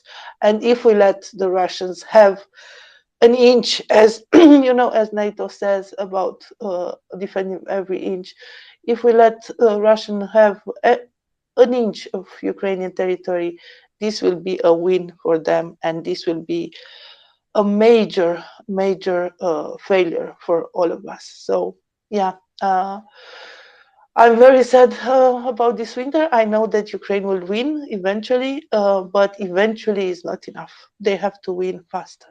I'm sorry for my mood today and for my ranting. Thank you. Oh, don't worry, Warner. I had a terrible mood on yesterday and ranted most of the day, to be honest. So it's okay. I think we all need to let it out once in a while. Fuck Tyrants, go ahead. Yeah, I just wanted to again echo what she's saying, Iona, and yeah, it's time. It's time we give it all. We're past the point where we try and reason with these Russians, especially Putin. We've given him chance after chance after chance, despite all the atrocious things that he did. We tried. We tried to give him a chance to a backdoor to move, get out of this, but he insisted on keep going. He could have walked away a month after his invasion, realizing that this was a terrible thing. It was going to last for a long time. A lot of people would die. He knew this from day 4, right? Now, all our politicians, they should know that. They should know that we're past the point where we can reason with them anymore. So we're past the point where we should be careful of what we send and how much we send because we're going to upset them. No, it's past that point. We just give them everything now. Everything we can, everything we have, so they can defend their own children, their own wives, mothers, sisters. You know, it makes no sense. Where is our morality if we allow this to happen? Where, how would we face the rest of the world and say we're still a powerful West? We can't say that, can we? So we need to make a stand, send everything we have, show a force against these Russians, and be done with it. Ukrainians will do the rest of it. And I follow this guy who is a British soldier, and he's volunteered to go on the front lines. He's been there for like months and months uh, since the beginning of the war, and even he's saying like we need these weapons. It makes no sense. Today he's calling for us here in UK to call our MPs to voice our concerns.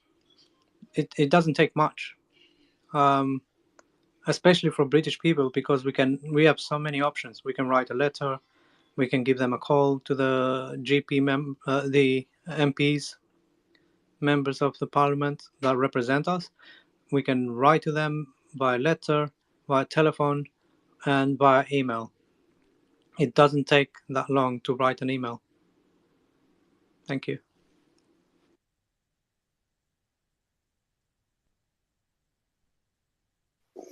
Absolutely. So, yeah, let's get on it. Despite all this doom and gloom, I thought I would just point out something which I've whacked in the nest for us. 80 Russians have surrendered in the past 3 weeks. That's a significant number considering a lot of them are dead.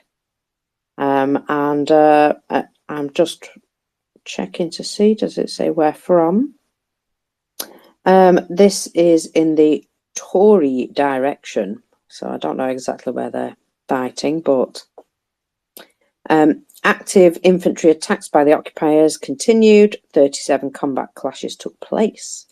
During the day, the enemy lost 429 personnel, 21 units of equipment, and more occupiers surrendered.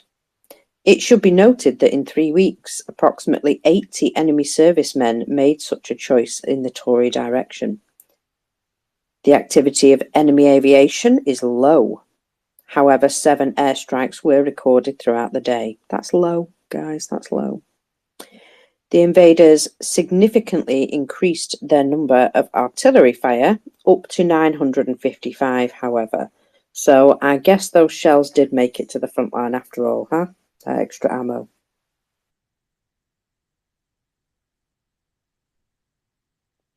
Yeah, sorry. I'm multitasking. I multitask a lot. So the ammo made it to the front line, it sounds like, right? Yeah, unfortunately so. Oh gosh, my stomach is grumbling, so I do apologise if you can hear it growling. Now then, the Russian deputy PM has come out and, well, this is all about their future wars, obviously, and stated that reproductive health of men and women will be included in the mandatory health check for Russians that will start in 2024. This sounds scary. And I'm supposing this is military-linked health checks or something like that. But mandatory health checkups to check your reproductive health. Oh dear, what if you can't have babies? What does that make you then? Does that make you a second-class citizen? Yeah, I'm just, Gilead. Sounds very terrifying. There are a lot of things these days that make me think of Gilead, and I do not like it. I do not like it. There are Mockers, there's too many things. I know what you mean. So some of these things, written as a warning, I would say, and so yeah, I would like to just say that let's never go there, hey. But Russia appears to be going there with gusto. So yeah, good for them. Now then, what did I have? I had something here which was there we go. So there has been some movement with regards to the Polish border blockade. Some compromises have been found with the Polish side on the border blockade, and we really hope these proposals will be enough for the protesters to stop protesting.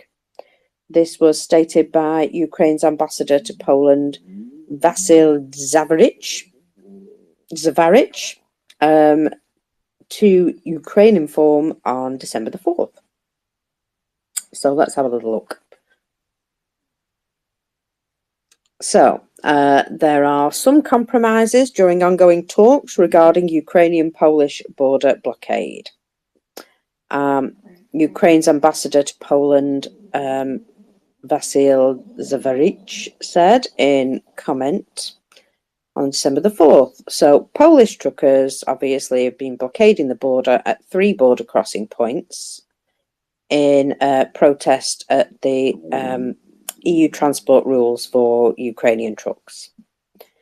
4 checkpoints have been blocked so far, resulting in huge lines and delays. Ukrainian authorities have been doing everything in their power to try and unblock the border and restore the movement of traffic. So, negotiation with the Polish government has found some points of contact, and we hope these proposals, which worked out together with the Polish government, will be enough for the protesters to now stop their protest. According to the senior diplomat, there is no reason to continue to restrict traffic at the border. So, following a December the 1st meeting, the 2 parties agreed to open a border crossing for empty trucks at 1 border crossing. I'm not going to say it because it's difficult.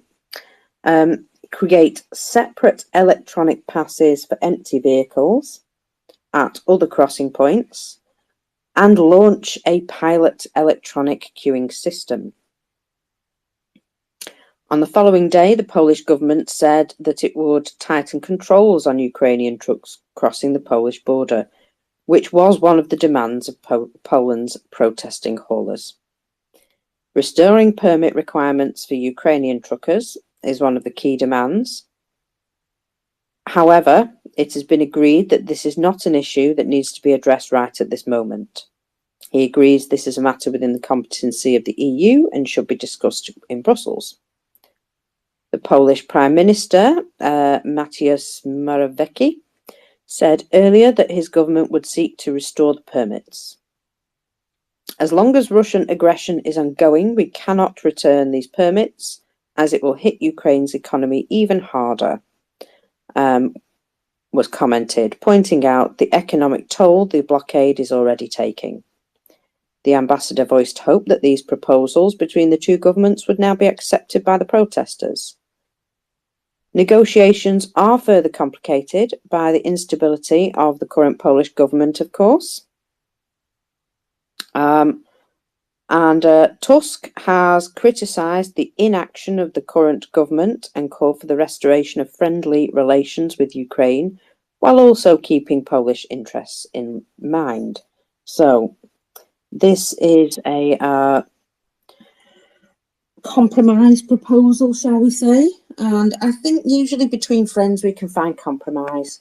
And the Polish government has actually started to turn some wheels and maybe, create a path for some more understanding between the two parties. So we do know that some crossing points have actually been moving, and I think they were the ones with the empty trucks coming backwards and forwards.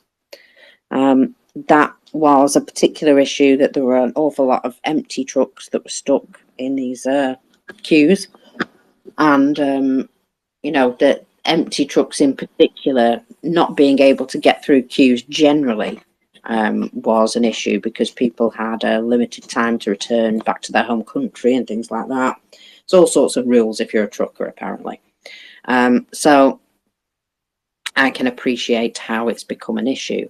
And I think it's a really good idea to have one crossing that is just for empty vehicles, just to let them through so they're not holding up the queue for everybody else. I think there's some sensible compromises coming out. So hopefully this week we will have some movement on that. But there is some sort of meeting today, isn't there, going on? Trying to think. We were waiting for some sort of meeting.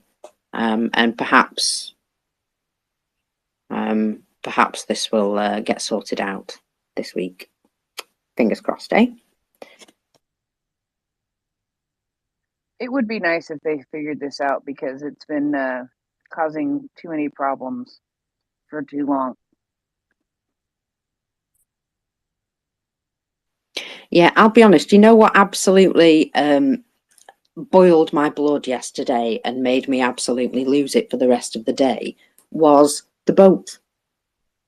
The boat, which has been built by Safe Boats, the patrol boat for the Ukrainian Navy, and it was being sent back into the queue as the protesters were calling it a luxury yacht, which it quite clearly wasn't.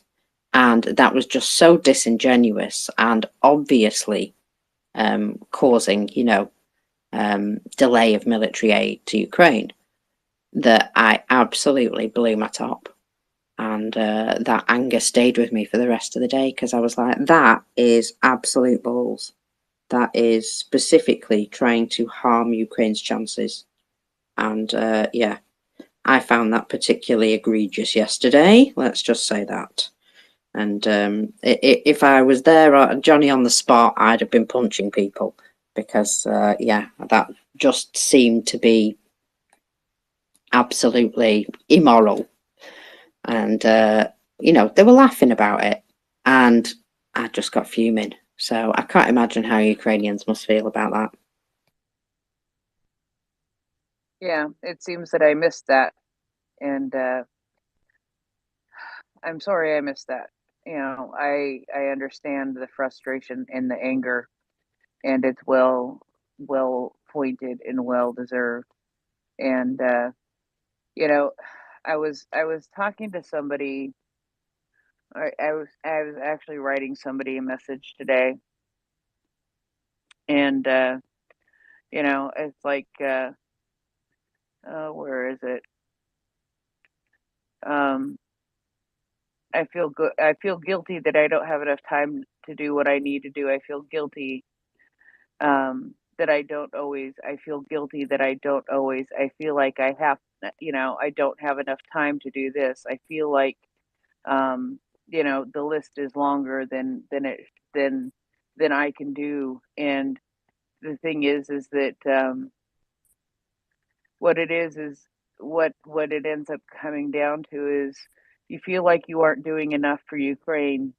You feel like everything that you do that is taking care of yourself at this point is so selfish because Ukraine doesn't get a break. Why should you get a break? Why should I get a break? If Ukraine doesn't get a break, why should I get a break? Um, Ukraine goes. You see, right? That's a Yeah, trap that we fall into. Yeah. that you feel like you aren't doing enough for Ukraine. You feel like Ukraine goes through so much more than you do every day, right? Isn't that? I mean, isn't aren't those are feelings I go through every day. I wake up tired. I wake up tired and I think, but how tired must somebody in Ukraine be because they were up because of the air alarm, the air alerts all night? So why should I complain and feel like I can go back to bed and get a little bit more rest when Ukrainians can't do that? Oh yeah, I get that, but also you've got to remember that as somebody who cared for my father along with my mother for 15 years, there comes a point where you have to be selfish and you have to take care of the carer, as it were. It's always best to remember that you can only help somebody yourself if you are not making yourself ill. And Well, remember that. and that's the thing. Well, no, I mean you and I both have lived in the same position. You took care of your dad, I took care of my dad. And I know how exhausting that was. And and then shortly after my dad died, which 8th anniversary is 4 days from now. No, it's not. Oh, get it. Oh, crap. Oh, crap. It's my nephew's birthday. I forgot. Anyway, um, sorry. It's all Ukraine. It's not nephew's birthday. It's all Ukraine. Um, and I knew that. I know that taking care of my dad, when he would be in the hospital, I would be so relieved, but he would want me to be in the hospital with him the entire time. And I had to put my foot down and say, no, I need to be able to take this time while you're in the hospital to take some downtime for me. I know that. I've lived it. You've lived it. It's hard to do that with Ukraine. For some reason, it's harder to do that with Ukraine. I don't know why. I did watch a movie last night, though. Oh, well, there you go. See? Bit of time for yourself. Sometimes you've got to do that. But I felt guilty. Don't feel guilty about it. Sometimes you've just got to blank your mind and think of other things. I mean, come on, sweetheart. You deal with genocide. And there is some stuff, right, which I have in my bookmarks, which I really want to, read to people. But I don't think I can because I just find them too harrowing. There's a story of a POW who, while he was, I'll give you the short version because the long version will break me. But while he was in captivity, he was so hungry that he was trying to catch either a rat or a mouse. And the soldiers found out, so they poisoned the rat. They realized he was chasing them, so they poisoned the rat. But he managed to catch the mouse. However, they saw him move inside the room. So they came in to see what he was up to. And rather than lose his meal, he popped the mouse into his mouth quick, and obviously it bit him. They asked him to confirm some details. He obviously couldn't speak to them because he didn't want to lose his meal, which is shocking. So they decided to beat him. At some point while they were beating him on the kidneys, he spat. Obviously he would. He's been bitten inside his mouth. So they thought that they had done more damage than they realised. And they threw him back inside the room and shut the door and walked away quick, going, wasn't us. And anyway, he made a meal out of a mouse. And he said the only thing he could think at the end of it was that he was going to live another day because he managed to find himself something to eat. And that made him, feel defiant, and it was almost like, F you, I'm going to live no matter what you do to me. And I was just like, oh my goodness me, what a thing to have to go through just to survive. I know. And I can't read the details of the story. I can read them myself, but I can't read them out loud because I'll just crack halfway through it. And I've had that story in my bookmarks for a few days, and I keep looking at it and going, no, I can't do that. And it's because it's hard. Send those to me, please. I have a collection of those. And some of them are rather old. I actually have a picture from that one of our listeners posted, and I asked her to come up and talk about it sometime because there's a story behind this picture, and it is a very difficult story, and I haven't done it. I haven't asked her to come up and talk about it yet, and it's been a couple of months. And so basically I have a bunch of stories like that I hang on to, and sometime, someday, it weaves itself into the conversation somehow appropriately. And for some reason, I can read those stories, and I'm okay with reading those stories. Reading those stories is important to me. And I know that may sound odd to people. You and I both read these kinds of things all the time. I read them so that other people don't have to read them, so that I can tell people about them sometimes without all the details. Or I can just describe to you the kind of torture that happens. And the kind of torture that happens is awful.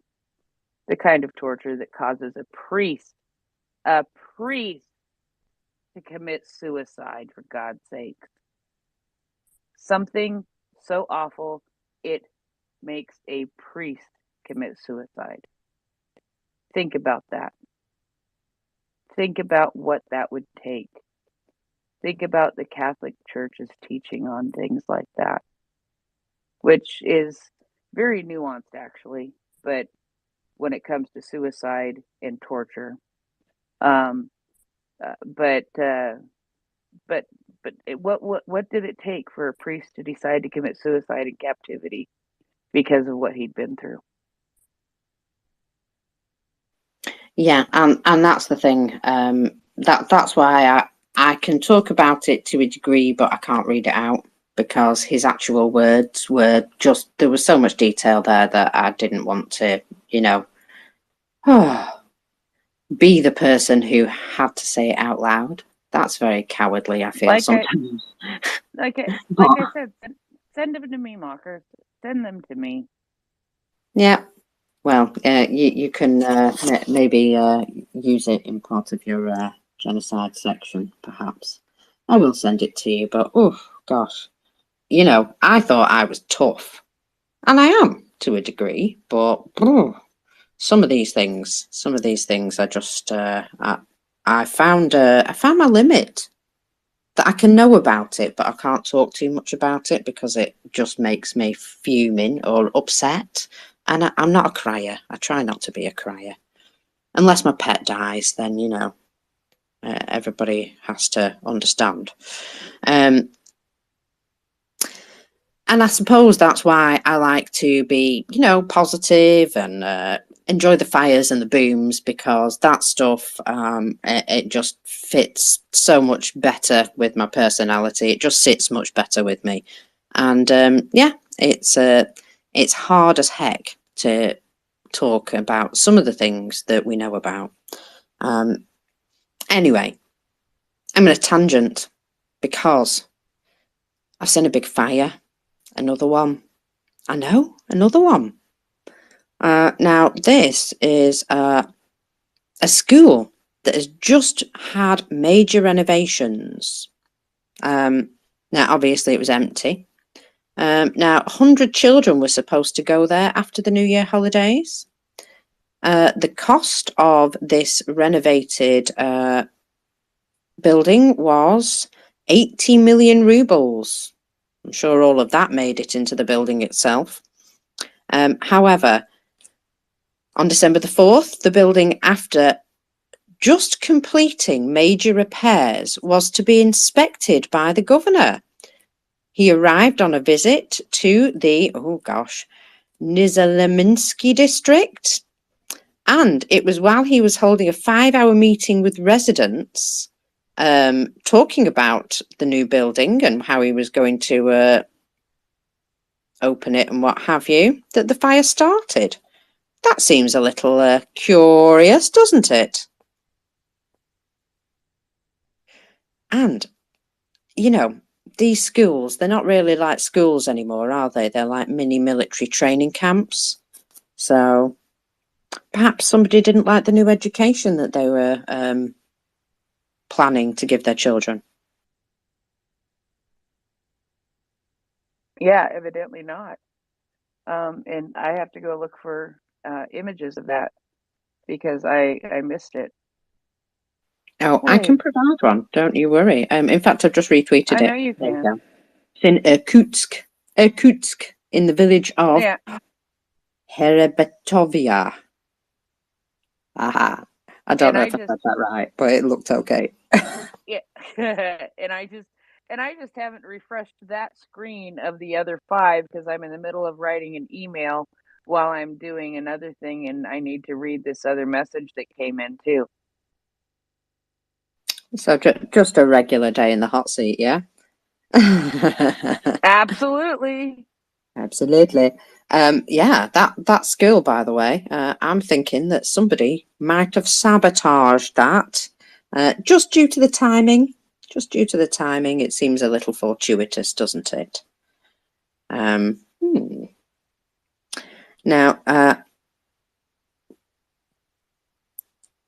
I'm just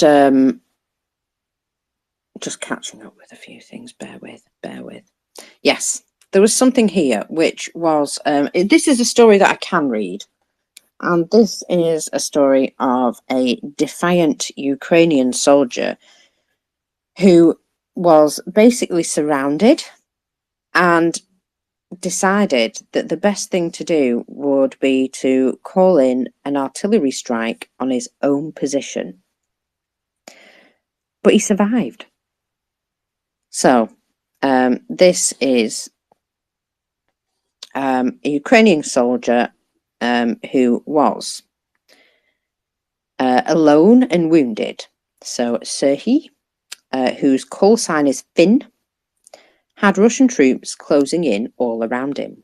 Surrounded and expecting to die, he called in an artillery strike on his own position, successfully deterring the advancing Russian forces. So, quietly, over the radio, he would repeat the coordinates whenever the enemy closed in around him, creating a temporary shield thanks to the accurate artillery fire. He states, I was surrounded by enemies and whispered again the coordinates on the radio for the artillery to fire. I expected to die. This is a soldier with the 80th Air Assault Galician Brigade, 36-year-old had returned to Ukraine from a decade-long life in Finland, hence the name Finn, and enlisted soon after Russia invaded Ukraine in February. His call sign nods to his past life as a handyman in Finland. So this happened on October 27th. Sergei and his unit were dispatched on a mission in the eastern front line near Bakhmut, the scene of some of the most bloody fighting in the Russia-Ukraine war. He and his comrades only expected to be out in the field for 3 days, but found themselves pinned down by relentless fire for what would become a harrowing 2-week situation. It became even more dire when a mortar explosion near the dugout left him wounded in both legs, alongside 2 other soldiers with broken limbs. He insisted that an evacuation team prioritise his comrades first, and he would wait for the next opportunity. But subsequent attempts to reach him were thwarted by constant Russian bombardment, leading to an agonising 2-week ordeal of waiting for multiple evacuation teams that never came, repeatedly forced to abort every rescue mission. Alone in the trench, he utilised a drone provided by the commander to receive essentials such as water, painkillers, chocolate, and even cigarettes, as Russian units came closer and closer to his hole. A Russian soldier even once stepped into his dugout, seemingly oblivious to his identity. Miraculously, the soldier spoke to him. He asked the soldier for water, and he left and never came back. Sergei received a directive from his commander to crawl through the enemy territory to reach safety. After several artillery fires that actually cleared the area around him. Navigating tripwires and grenades, he successfully crawled back to Ukrainian positions. He's now recovering from shrapnel wounds in a Ukrainian hospital, and he truly believes that he wasn't going to survive in the trench. He absolutely thought that calling down artillery fire on his own position would be the end of him.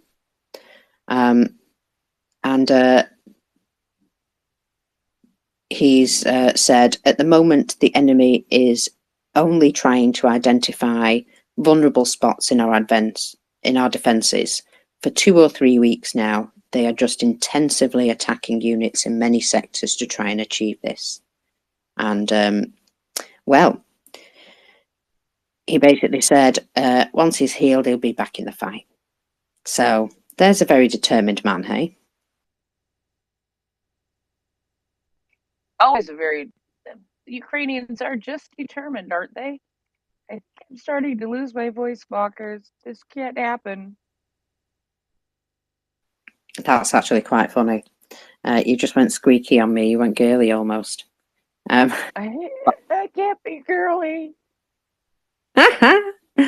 Don't. Please don't. Now then, let me just have another quick look at what I'm doing here. Ah, yes. So I might have popped this into the nest, actually. I don't know if I did, but you know how you just think you have done? No, maybe I didn't. Okay. So what I will do is I will take you through a little bit of what Beefeater has got to say, because you know what? It's usually very well thought out when he comes out with his threads. And there's, usually a lot of reasons for the opinions that he brings. And he is being particularly honest about the situation. That all this looking around at individual heat zones right now is playing straight into the Russian narrative of distraction with the aim to divide and conquer. Luring networked fraternity of NAFO, for example, into focusing on different conflicts obscures the bigger picture and the common threat. And we all know what that is. That is Putin and his regime. So no matter what else is going on in the world, such as Israel, Hamas, Iran, Syria, North Korea, Poland, Hungary, Yemen, Belarus, China, Argentina, Venezuela, and the Central African Republics, we know that Russia pretty much has a hand in all of that. And the biggest threat is Russia, who are currently in Ukraine.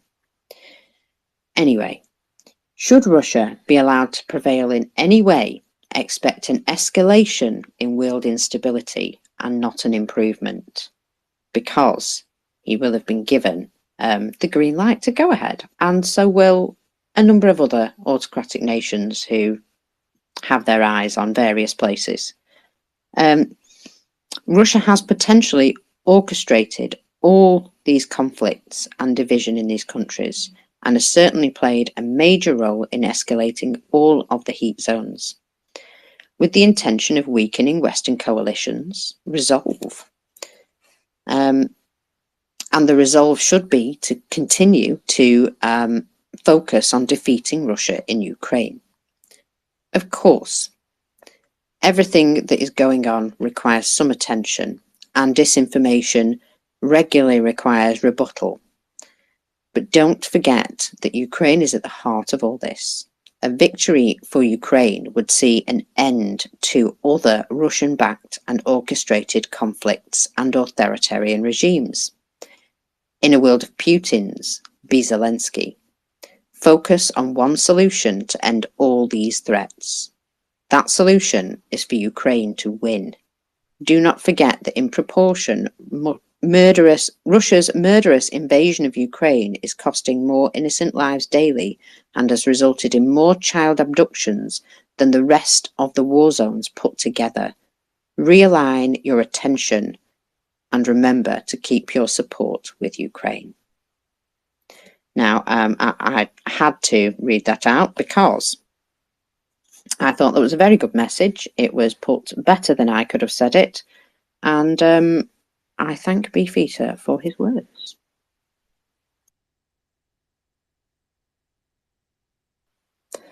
I bet Prince hasn't got a voice at all now. That'd be awesome. Sorry. Squeaky. So You're what are we enjoying on this a today? little too much. Obviously. Of course. Today is the 649th day of Russia's illegal invasion of Ukraine. So let's just have a little quick recap. There were 24 drones sent by Russia last night. 18 of them were shot down. According to the morning update, also one missile was destroyed. The number of drones that have been destroyed by Ukraine is now more than 6,000. And the sheer cost in cash for Russia must just be astonishing. And there is a slight reduction in the numbers all across the board, which suggests that they are maybe starting to slow down with their number of assaults in order to consolidate and start again. Of course, there was an explosion reported in Melitopol last night at about 10 p.m. local time. I did see that, but there was no further news afterwards, so we don't really know what that was at the moment. Now, oh dear, I'm just seeing as well that a helicopter has crashed in Russia. It's not a military helicopter, but well, it's sat on its side, laid down on its side. It was tired, and it needed a nap. It needed a nap, indeed, it did. So, obviously, not a military aircraft, but another example of machines being used in the aviation industry that are obviously suffering from sanctions. It was an Mi-2 owned by Converse Air, you'll be glad to know. And it suffered an engine failure in Stavropol. Now, it did manage to land and flip on its side, and the crew were able to escape without serious injury. But basically, that's the situation.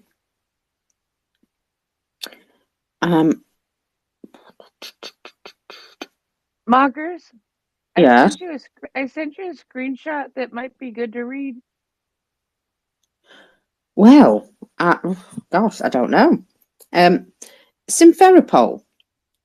Wasn't there a large poisoning there just a couple of days ago by two lovely ladies who brought vodka and goodies? Well, yeah, but this is a different one now. Well, yeah, but this, I don't know. This seems to be possibly accidental. I don't know. It says here 11 people were poisoned by an unknown substance. 4 of them could not be saved, and the tragedy occurred on the morning of December the 4th. So this is new, most definitely. However, this appears to be a carbon monoxide poisoning. So it says, in the Simferopol region, a family of 4 died due to carbon monoxide poisoning. The couple's 3 other children were hospitalized and are receiving medical care. Although it says initially that 11 people were, 7 more people, including 5 further children, were injured. Does that mean that they felt the effects? But it would appear that a number of those were okay. But these things happen. It is possible that it is a carbon monoxide poisoning, especially if it's families like that, unless these were prominent families that were being targeted for any reason. But there's not enough information in there to tell us. But let's just assume that was an accident for the moment. But yeah, these things do happen, don't they? People have carbon monoxide things for a reason.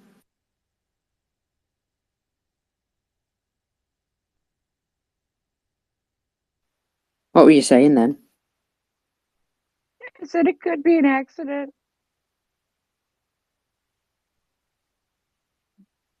Heaters and such. I don't know what happened. You just sound like you're about to burst out laughing. Funny. All right, that's killing me. Sorry. Oh dear. So, where was I? You'll be glad to know that another 5,000 FPV drones have been purchased as part of Operation Unity and are now in the hands of the Ukrainian Armed Forces. And I'm just going to put this picture up into the nest so you can see what a beautiful stack of drones they have there. I'm not entirely sure why they need to lie them out all on the floor like that, but it does look pretty. But I'm looking at the boxes at the back where you can see just how many there are. That looks like Ukraine might be having some fun with those. So, ho. Now then, you did mention there was a powerful fire in Vladivostok, but it seemed to be a tower block. Now again, a construction site. I did not realise that it was a construction site because it's almost completely finished. Gosh, how wasteful. So it is quite a powerful fire as well. Very black smoke. And according to information, this is because polystyrene foam and bitumen are burning. Now, I've noticed this before, that, that they seem to, yeah, they seem to have these large fires at construction sites, and there's always this thick black smoke because there's bitumen burning. I'm assuming that's some sort of waterproofing that they're using in the building, but gosh, that doesn't look healthy. Now, according to preliminary information, a cylinder exploded. Wonder how these things just keep happening. You know, just boom, dramatically, out of nowhere. I'm sure there must be a reason why these cylinders keep exploding. Overpressure? So yeah, that's interesting. Overpressure. Well, yeah, there is that. There is that. But usually, that comes as a a result of something. Just thinking out aloud. Now then, let's go back to something that I have in my bookmarks. So, there was, a couple of days ago, do you remember Poroshenko being stopped from leaving the country and making a big fuss about it, Prince? I saw something about it, but I never figured it out. But yes, I remember hearing about that. Yeah. You just keep asking me questions because you want to hear me squeaking and laugh. Yep, exactly that. So, Ukraine security services, quoted by Reuters here, said on Saturday that they had prevented the former president from leaving the country on the grounds that Russia had planned to exploit a planned meeting with Hungary's prime minister to hurt Ukrainian interests. So, according to the SBU, Poroshenko was planning to meet Orban, who was denouncing the opening talks about Ukraine's membership with the European Union. However, the agency said that the Kremlin was preparing a series of provocations which would derogate Ukraine amongst its foreign allies as the conflict in Russia goes past its 21st month. So, right. So, it would appear that they were well aware of this meeting, that he was going with government permission, but it was found that Russia planned to use this meeting like other working meetings with representatives of countries voicing pro-Russian narratives in psychological operations against Ukraine. And so the government agency added that Orban constantly holds an anti-Ukrainian position and is obviously one of Putin's short list of friends.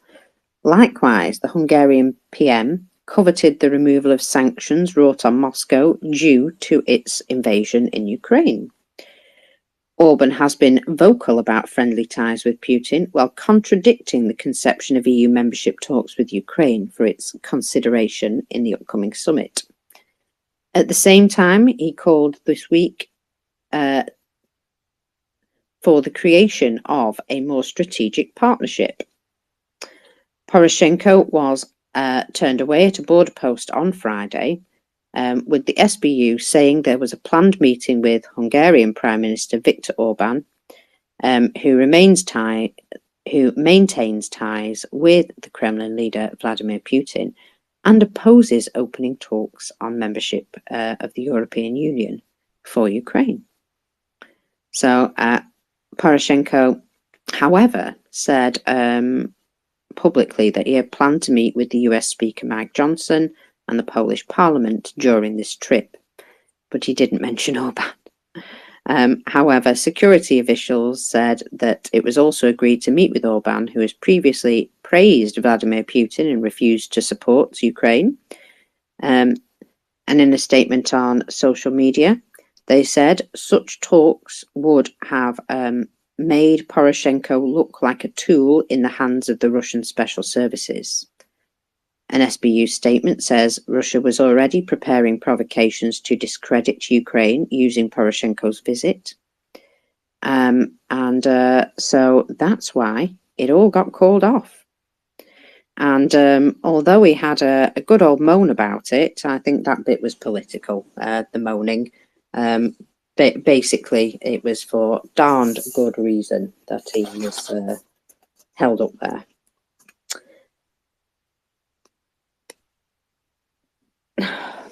So we still need Will. We still need Will Genesis man about the fires. But did you see Bulgaria? What Bulgaria did? yeah, I'm just looking at that. So Bulgarian President Rumen Radev apparently vetoed the provision of 100 old armoured personnel carriers to Ukraine, manufactured approximately 40 years ago and stored in the warehouses of the Bulgarian Ministry of Internal Affairs. So opponents of the transfer of the batch of APCs in the parliament accused the authorities of the fact that the equipment is being transferred free of charge. But before the parliament approved the supply of armoured personnel carriers to Ukraine by a majority vote.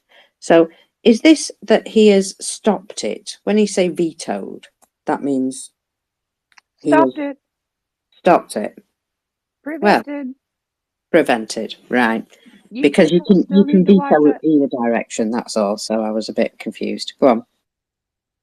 No, I'm just saying you guys need to watch I'm Just a Bill. Because that's your voice right now. Is that what you're saying? No, I'm Just a Bill was a cartoon. I realize it was about the United States, but I'm Just a Bill was a cartoon to help you understand how legislation gets passed in the United States. But this would have helped you understand a veto also. It stops it dead. There you go. Well, oil fire.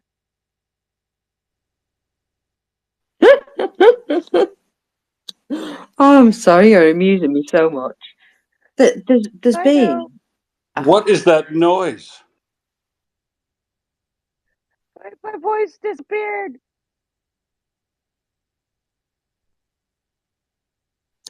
So Sorry, I she's killing literally me. just walked into the door because I got out of my meeting early and thought I'd be back here to help out as special guest ranter. But massive fire alarm then went off. Department of Unexplained Fires had to attend that, and no fault, no problem. Now I'm ready to get caught up and help out any way I can. There's a fire. There's oil depot fire in Lugansk. Can you even understand her, Will? If you go through some of the things in the nest, you will see near the middle, in temporarily occupied Luhansk, some drones successfully were intercepted by an oil depot last night, and it appears to be quite on fire. And I thought that was maybe Ukrainian drones is all I'm thinking, because it does say unidentified drones, but I think it was probably Ukraine. Well, yeah, I'm going to go out on a limb and say that the Russians haven't started targeting their own oil depots with Shahed drones, but I suppose it's not beyond the realm of possibility. But yeah, almost that would be, Ukrainian drones attacking oil storage facilities, because these will be a big deal. This will be a bigger deal as winter goes on. If they have the capability to interdict fuel oil and lubricants, like you were talking about the other day, Mockers, sometimes all these tanks, not sometimes, you can either decide to run your optics, your thermal optics, and your optic systems, or you can heat your tank, or you can save fuel in case you need to maneuver. But sometimes, if you don't have enough fuel, you can't do both. So that's the situation they're trying to put Russia into, and cause potentially even further problems upstream if they find a way to hit the oil refineries and the terminals. Terminals are bigger, depots are smaller, but this is an oil depot, and the terminal at Feodosia, as you know, would be one of my favorite targets. Oh, talking of which, there's been quite a build-up of manpower and equipment in that particular location, according to Artesh. So you never know; we might just be hearing that very soon. Now, There was also a huge fire last night, which were, well, it was a specialised vehicle plant. Did you see that one? Well, yes, I did, but I didn't understand that. It's like specialized vehicles, specializing in cars, or I mean, of course, it's a just call it an automobile assembly plant. I don't know which one it was, but yeah, just it looks like another industrial fire, and LX will obviously add it to the list of. I think this month it's. They've got a special on short circuits. That's it, electrical faults. Back to smoking incidents later this winter, I guess. Oh yeah, indeed. But no, this particular place, it made ATVs, all-terrain vehicles. So certainly interesting that. It also made something else which I can't quite remember. It'll catch up with me. Benas, welcome up. I don't know why, but it started to feel like Mriya Report is being sponsored by Disney. I don't know why. Is it that squeaky voice? It feels like Mickey Mouse is reviewing war in Ukraine. I'm sorry, Russia's aggression against Ukraine. That's a fair assessment. I'm sorry, but it's a fair assessment. Thank you. Oh, sweetheart, that's killing me. Yes, thank you. I wish we were sponsored by Disney. Can you imagine how many drones we could give to Ukraine? That would be amazing. G-Man, welcome up. Good morning. Just on the special vehicle fire. This may or may not be accurate, but I'm going to posit that it's a plant that makes fire engines, ironically, on fire. And Prince Heather, have you got that voice box on, that changes your voice? Because if so, turn it off. No, I don't. It just I lost it just in the middle of talk. I lost it a little while ago. It just disappeared. Oh, I need to go find it again. Okay. Yeah, well, a couple more hours. Yeah, she's with me till what, another hour and 45 minutes here. This is going to be fun. Will, go ahead. Do you need a hand? Well, that's what I was saying.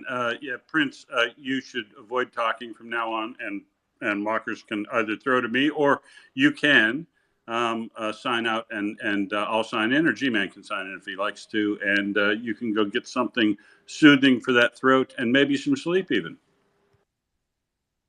I can do that. Sorry. Okay, let's talk about this, where we talk about things. Yeah, you go sort that out, guys, and I'm just continue to laugh.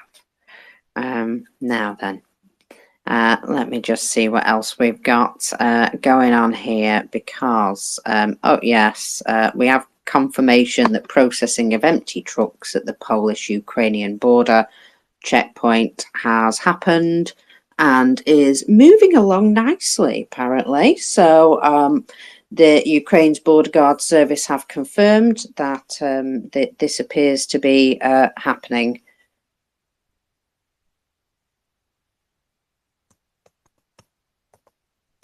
There we go.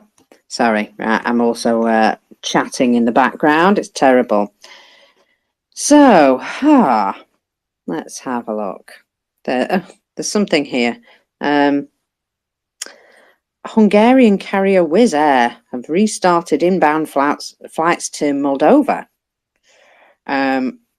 having suspended flights to Moldova in March due to Russia's invasion of Ukraine. I wonder how much they're going to cost, considering that that's the situation. So, there we go. Right, Prince has run away. Bye, Prince. G-Man. Yeah, I'm just looking through the New York Times this morning. There's a few bits and pieces about Israel, something about Ireland, but there's a story: Ukrainians in Germany face a wrenching choice. Basically goes on to say that it's hosting 1.2 million Ukrainians, and they have the right to work and live anywhere in the country and have access to the education, healthcare, and social benefits. But they have this agonizing choices to stay and put down roots, or go, or at some point return to Ukraine. I suppose that's the thing that all of the there's something like 10 million. Now some have gone back. Um, have a choice of how long it is staying. Is it temporary, or if they get a job, are they going to settle in the country in which they moved to? Not by choice. And there was a few stories going on when I get just back to Ireland with the migrant issue, where Ukrainians were getting sort of caught up in that. So there was a story I saw where the Irish government was allowing Ukrainians to leave, go back to Ukraine basically for Christmas, visit relatives, that sort of thing.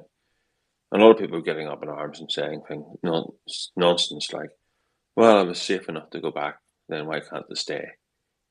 Not realizing, or something like, oh, there's, basically saying, well, they're not real refugees then, or something like that, and it's nonsense. And they probably come, as I made a point in some interventions on social media, that most likely come from the eastern part of Ukraine, which is at war. Their homes are probably destroyed if they came from Bakhmut, if they came from Mariupol, Avdiivka, any of those places that are being pounded, Kharkiv even, and their homes may not be standing, but they have relatives in Western Ukraine or something like that. So they can go back for a holiday, but they don't have anywhere to live permanently. So that's the thing. That's just something I observed so far this morning. Thank you. Yeah, and you've also got to say, people from all over go and visit family at Christmas, don't they? And it's not unheard of for people to go and stay with family for a week, a few days over Christmas, and then return home. And right now, if their only home with a roof is back in Ireland, then that's where they're going to go back to, surely. Especially when all their stuff's there. It's not like they're taking everything with them and just leaving an empty home. While they're you're away. exactly right. Yeah. Yeah, I mean, some people have a bit of a silly idea, don't they, about what's acceptable and what's not. Well, I tell you who do have a really good, strong mindset, and that is the Estonians. And Estonian border guards have now started warning anybody leaving to Russia that the borders may be closed if they don't return soon. So people who were going to Russia at the Narva border control point from the Estonian side received flyers with the warning that borders may be closed shortly and issues with return may arise. Now, this was reported by Russian media, however. So there's a possibility that it's absolute nonsense, but still. According to these flyers, it says that in the past weeks, Moscow has deliberately sent groups of foreigners to the Estonian border who do not have a legal right to enter the EU. So Estonian authorities may make a decision to close the border control point. Obviously, Finland has already done this, and the flyer acknowledges that this was due to migration pressure placed upon Finland by Russia.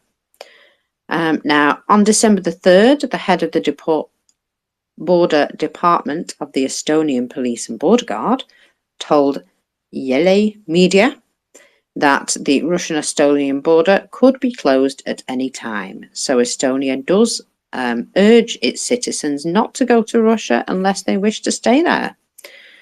He also pointed out that the Estonian border has become 25% busier since Finland closed their border control points with Russia. And this is part and parcel of an ongoing sort of tit for tat at the Russian border with Narva, where the Russians have now hung a big sign that says Russian borders end nowhere. And it is indeed a provocation, as it were. And I think Estonia just doesn't want to play the game.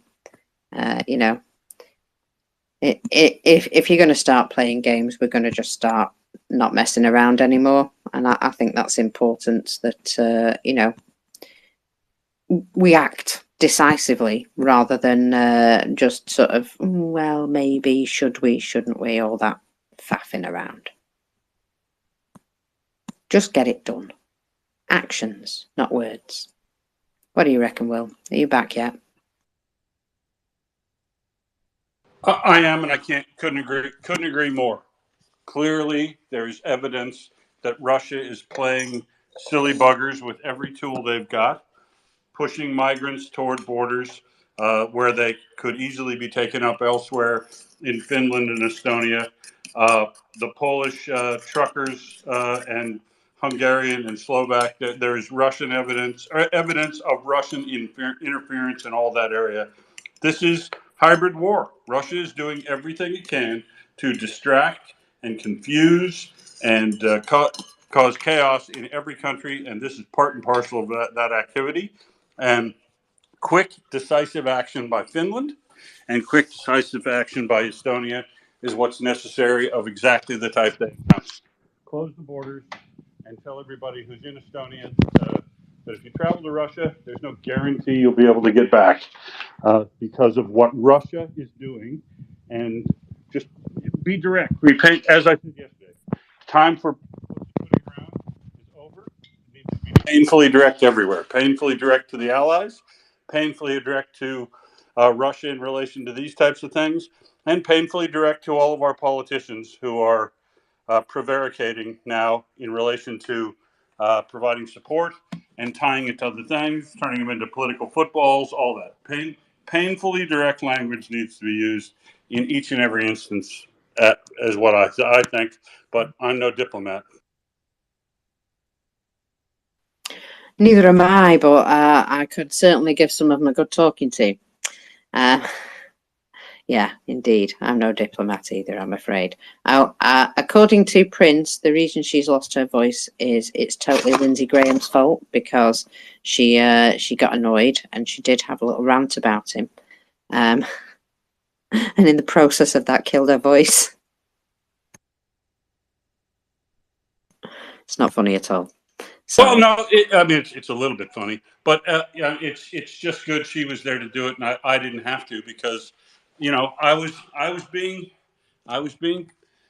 pointed out as being a negative Nancy a while back when I said, boy, it's surprising Lindsey Graham is such a Cold War advocate for this. I was pleasantly surprised and gave him his due when he stepped up, when he traveled to Ukraine, when he made unequivocal statements about support for Ukraine. But he has since backflipped totally and said he's now willing to tie it to internal causes in the United States, which goes against basically 75 years of U.S. history, 100 years, 110 years worth of U.S. history. Nobody talked about when the war in the First World War was going on and the United States decided to engage. Nobody said, oh, no, I want to tie it to this current cultural issue we have going on here in America. That's not what happened. America decided to get involved and take on the tyrannical power at the time. Same thing in World War II. There is no excuse that the Americans used to ballyhoo their all politics stops at the water's edge, and that's not the way it is now. The Republicans have openly said they will sacrifice Ukrainian lives in providing support for another liberal democracy until they get their way on a policy bill that's likely to take a year to negotiate, easily a year. They're talking about bail reform. They're talking about reinterpreting what the 1948 Convention on Asylum Seekers means in the American perspective. They're talking about build a wall and fund more military sort of operations on the southern border when those problems are so there are problems on the southern border of the United States, but not whipped up to the level that they're making a frenzy about. And the answers of that are policy answers, not a funding request for support for another liberal democracy. So tying those together, I don't care how they spin it. Lindsey Graham has backflipped. Tom Tilley, frankly, has a blood on his hands because he literally said he'd sacrifice Ukrainian lives until he gets his way. He's being a pathetic little piece of shit, and every Republican who takes that stance deserves to be primaried or lose the next election, because that's not what the America that we all came to know and respect. And America is whittling away its standing worldwide by allowing this to happen, and at their peril and everyone else's too. It basically if this stands and Ukraine doesn't get the aid it needs and Russia makes gains, it's a whole new game in the world. It's a whole new game. It's a game where everybody needs to stand up and stand on their own, because America will not be there to help you. That's what they're saying. We won't be there to help you unless we get our way on LGBT rights or banning books in schools or whatever current bullshit social issue they have going on. That's what they're doing here, folks, and they're responsible for this slowdown.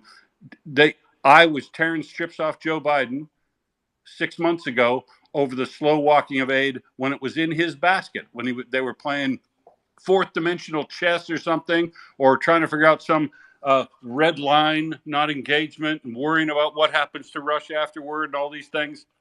That was all Joe Biden. The slow back then was Joe Biden. But Ukraine did get enough to survive. But now what we're talking about is nothing. Nothing until America sorts out its own little issues. And so all next year, it wouldn't surprise me one little bit if more aid for the United States doesn't even happen until after the next U.S. election. That's what it's looking like right now, based on the stance the Republicans are taking. And so I think the world needs to realign and reconsider how we're going to address support for Ukraine and support for liberal democracies going forward, because America says we're not in anymore. That's what this says. We're not in.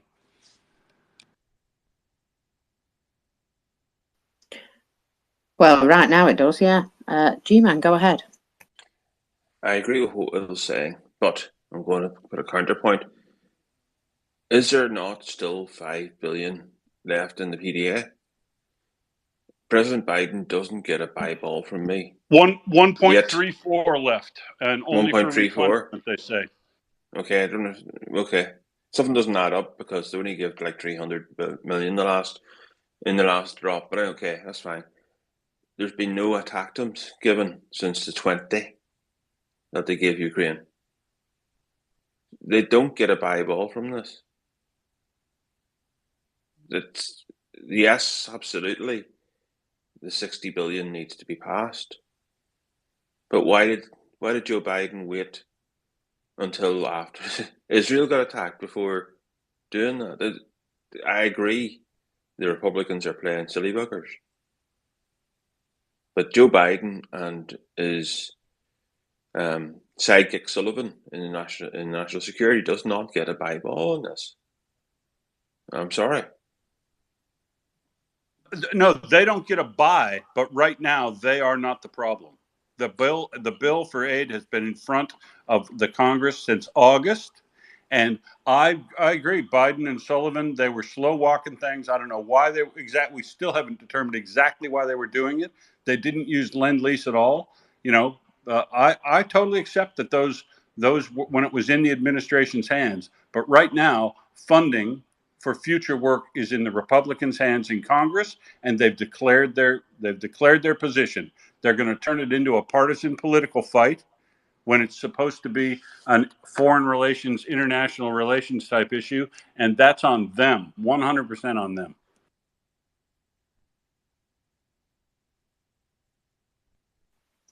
Peter, welcome up. Good morning, mockers and everybody else. And Will, there's a simple answer to this, isn't there?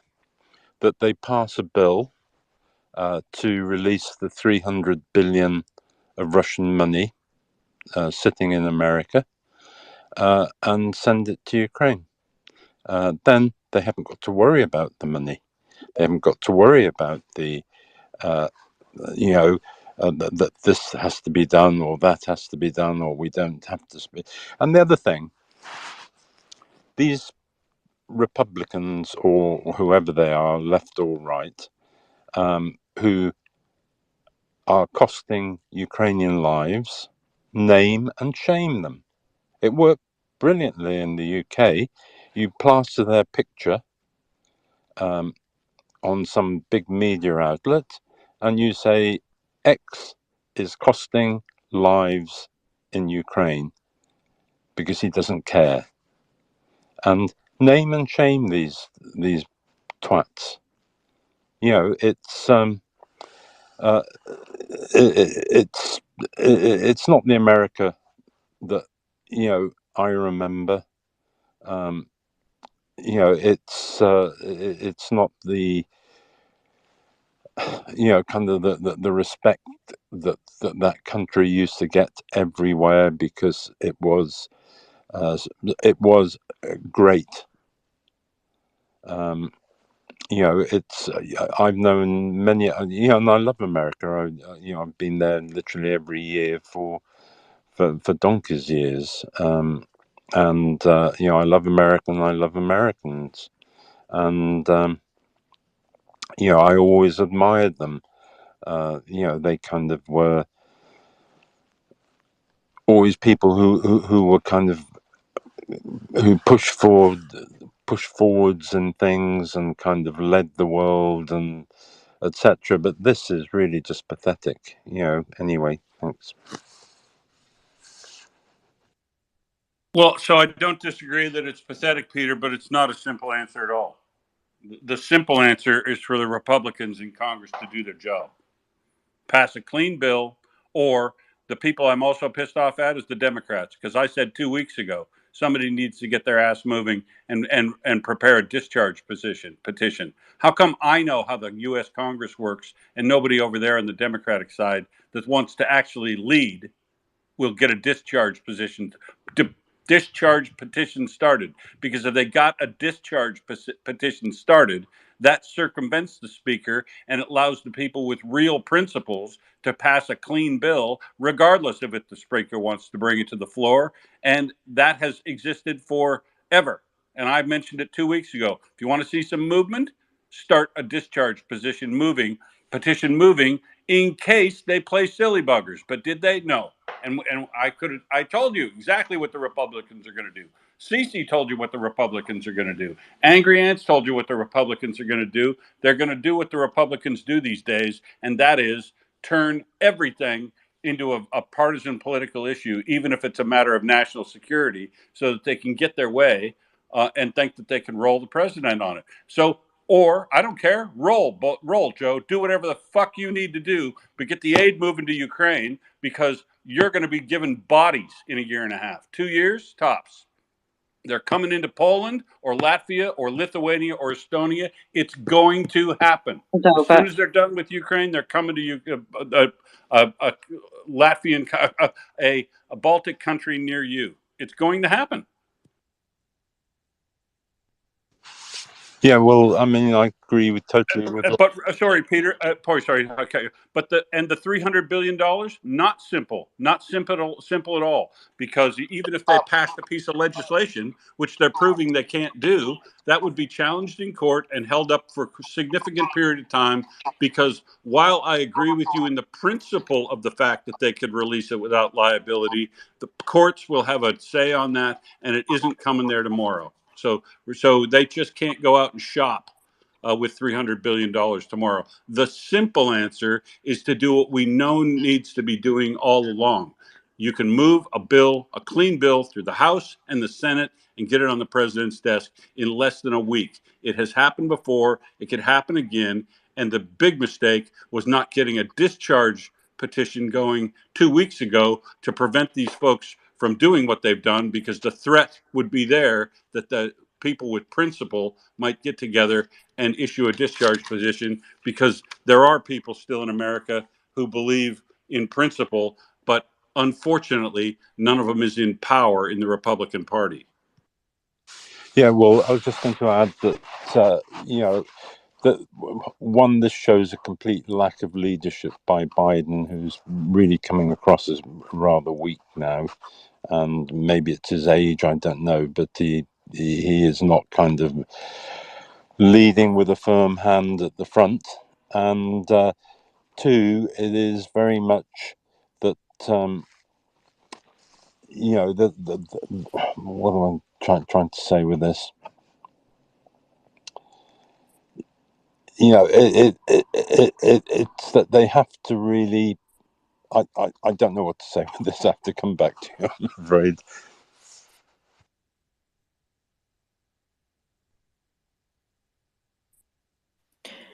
Well, yeah, either way, we get very annoyed, don't we, with the messing about, because it's people's lives. It's people's lives when it comes down to it. Fuck tyrants. I love the passion, Will. Is there any chance we can at least lease Snake Island to America, and it would work strategically well, because Ukrainians, they can't do much with it, but perhaps Americans, they can put a base in there, or of some kind. Just a thought. Take too long.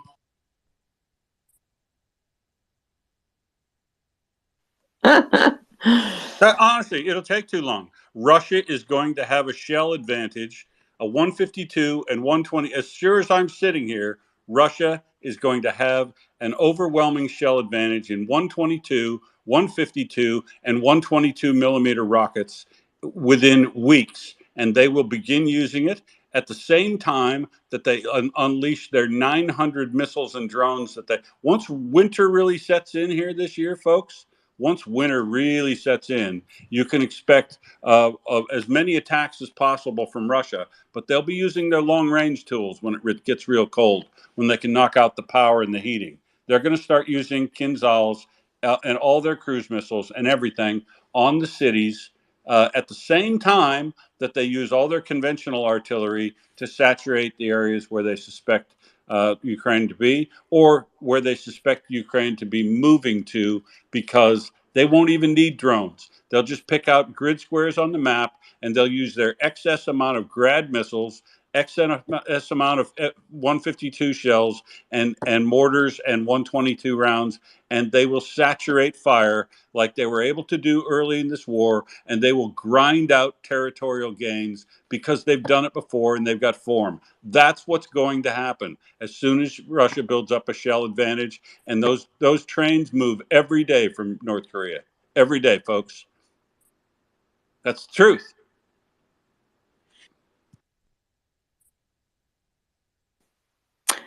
Liam, go ahead. Hi, thank you for giving me the mic.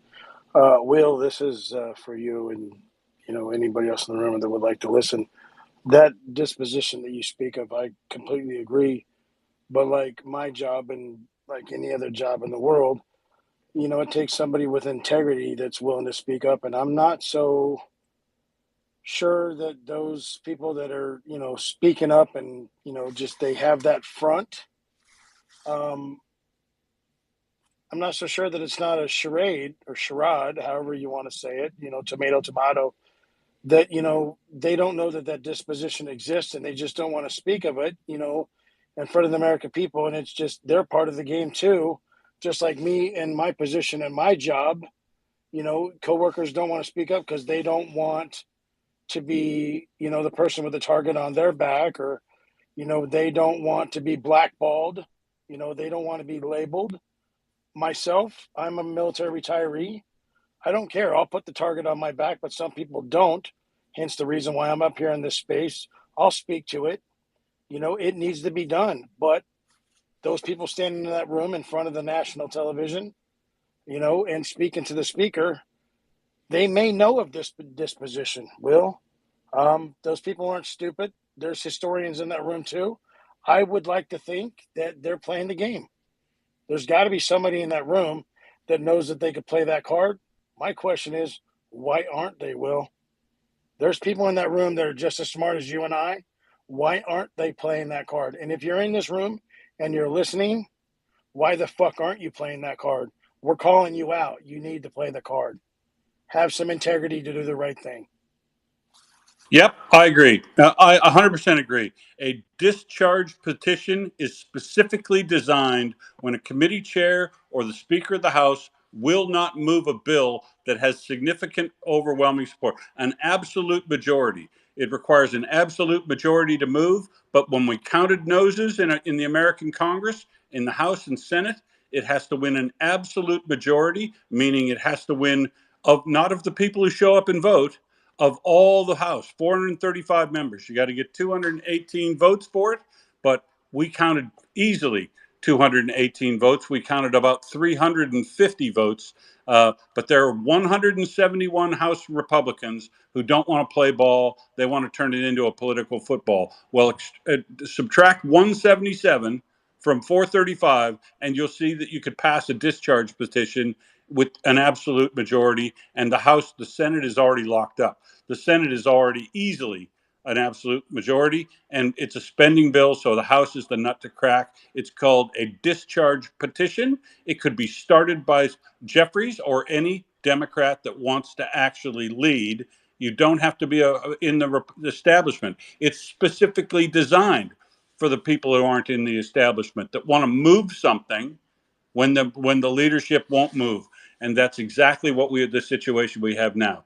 If you have a Democratic senator, or if you excuse me, if you have a Democratic House member or a Republican House member who is for support for Ukraine, you should be talking to them today about starting a discharge petition, because they all go, "Oh, I don't want to do it, comity and all." Hey, we're done. We're done with comity and going along and being friendly and working all that sort of shit. It's now time for cursing and head kicking. Joe Biden is no Johnson, I can tell you that. He's no LBJ. If LBJ wanted this bill through, you can bet your ass that it'd be moving already, right? I don't care Well, about Reagan. you and I I'm both talking about know real he's head not kickers in running the this past country. who could move stuff that was supposed to be not popular. Lyndon Baines Johnson moved everything he needed through a very unpopular war in Vietnam so that they didn't run out of bullets. And this is what we need right now. Somebody who understands how the system works and they're willing to stand up and be brave. And I don't care if they're a Republican or they're a Democrat, but they need to move now. Sorry, William, I cut you off. Go ahead. No, it's okay. I was just adding to what you're saying. Some of these people need to have the integrity, they need to have the fortitude, and they need to step up regardless of having a target on their back. I mean, this is what it's going to take. We need to have integrity. We need to have fortitude, and you need to step up. Right is right and wrong is wrong. We don't need to have this gray area. I mean, there are people, there are lives counting on these leaders. That's what leadership is. Leadership is doing the right thing at the right time. And this is the right time. This is not the time to worry about putting your ass on the line. Step up, Well, do the right well thing. to be honest, William, I think this is a time, a discharge petition is exactly the way to demonstrate leadership. If you're not in a leadership position now, it's not putting a target on your back. The target goes on the back of every Republican or any Democrat that won't sign on to the discharge position.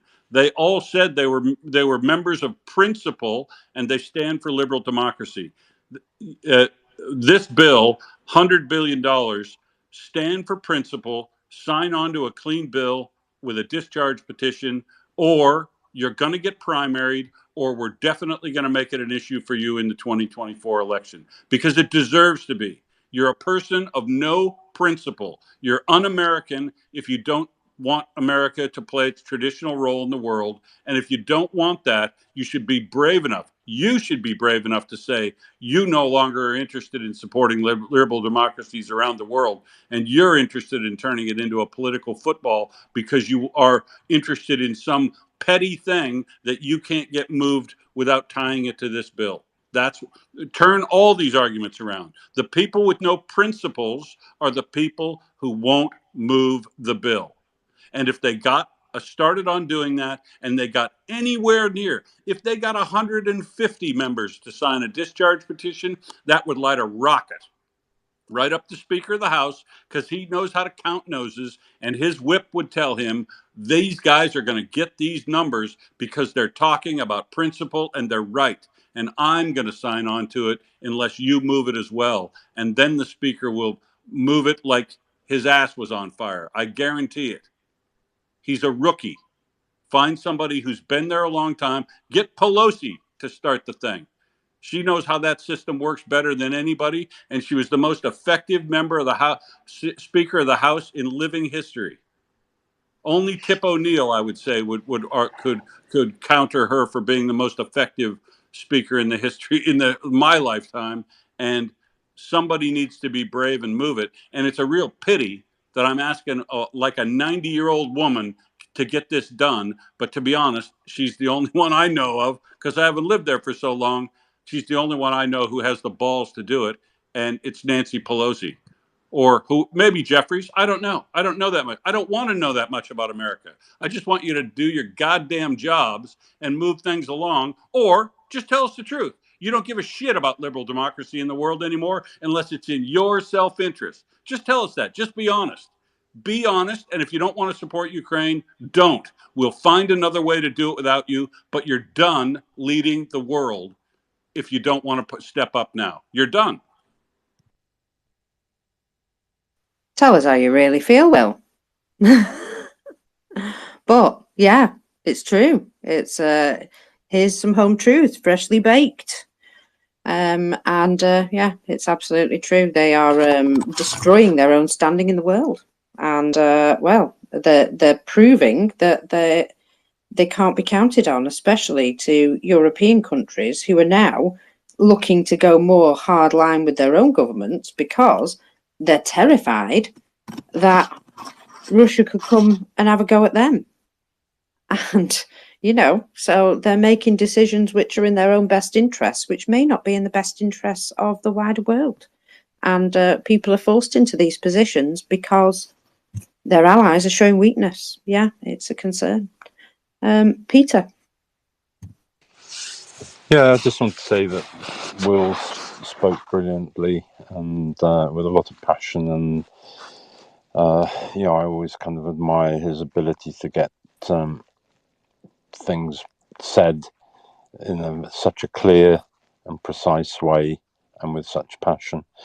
I think probably in some ways this kind of exposes the weakness of democracy and the rule of law, which has kind of shown its head time and time and time again, in the sense that you know, we have the problem, and it's not just in America, it's everywhere, that minority power has excess power because they use the intricacies of the law and the loopholes in the law to put a stop to things, to get their own way, to do things which are against the democratic will of the people.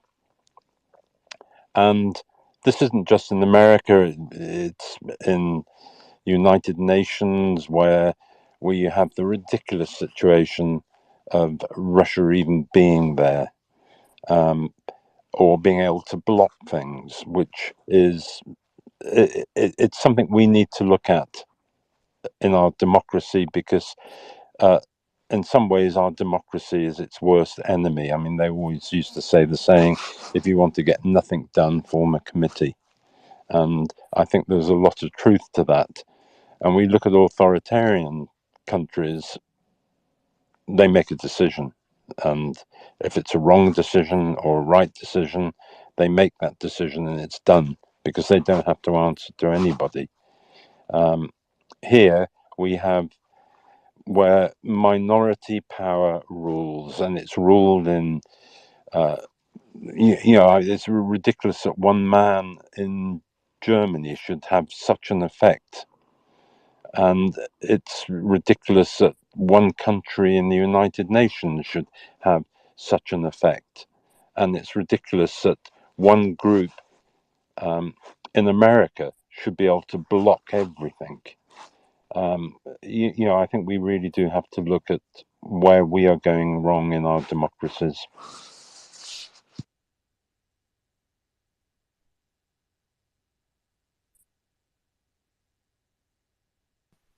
William, go ahead. Yeah, I think there's a lot of beauty and a lot of valid points in what he just said, and I think people are digesting that and people are realizing that, and that's what's so nice about this platform and what Mr. Musk has done for the world with this platform is so many voices around the world and so many different what's the word I'm looking for? Minds could come together collectively, and so to say, it kind of reminds me of, and just to break it down to minute level, the Disney movie Ants, right? With the collective mind, the ants versus the grasshoppers being the leadership and the ants being the soldiers. It's kind of like that whole WF, the population control, right?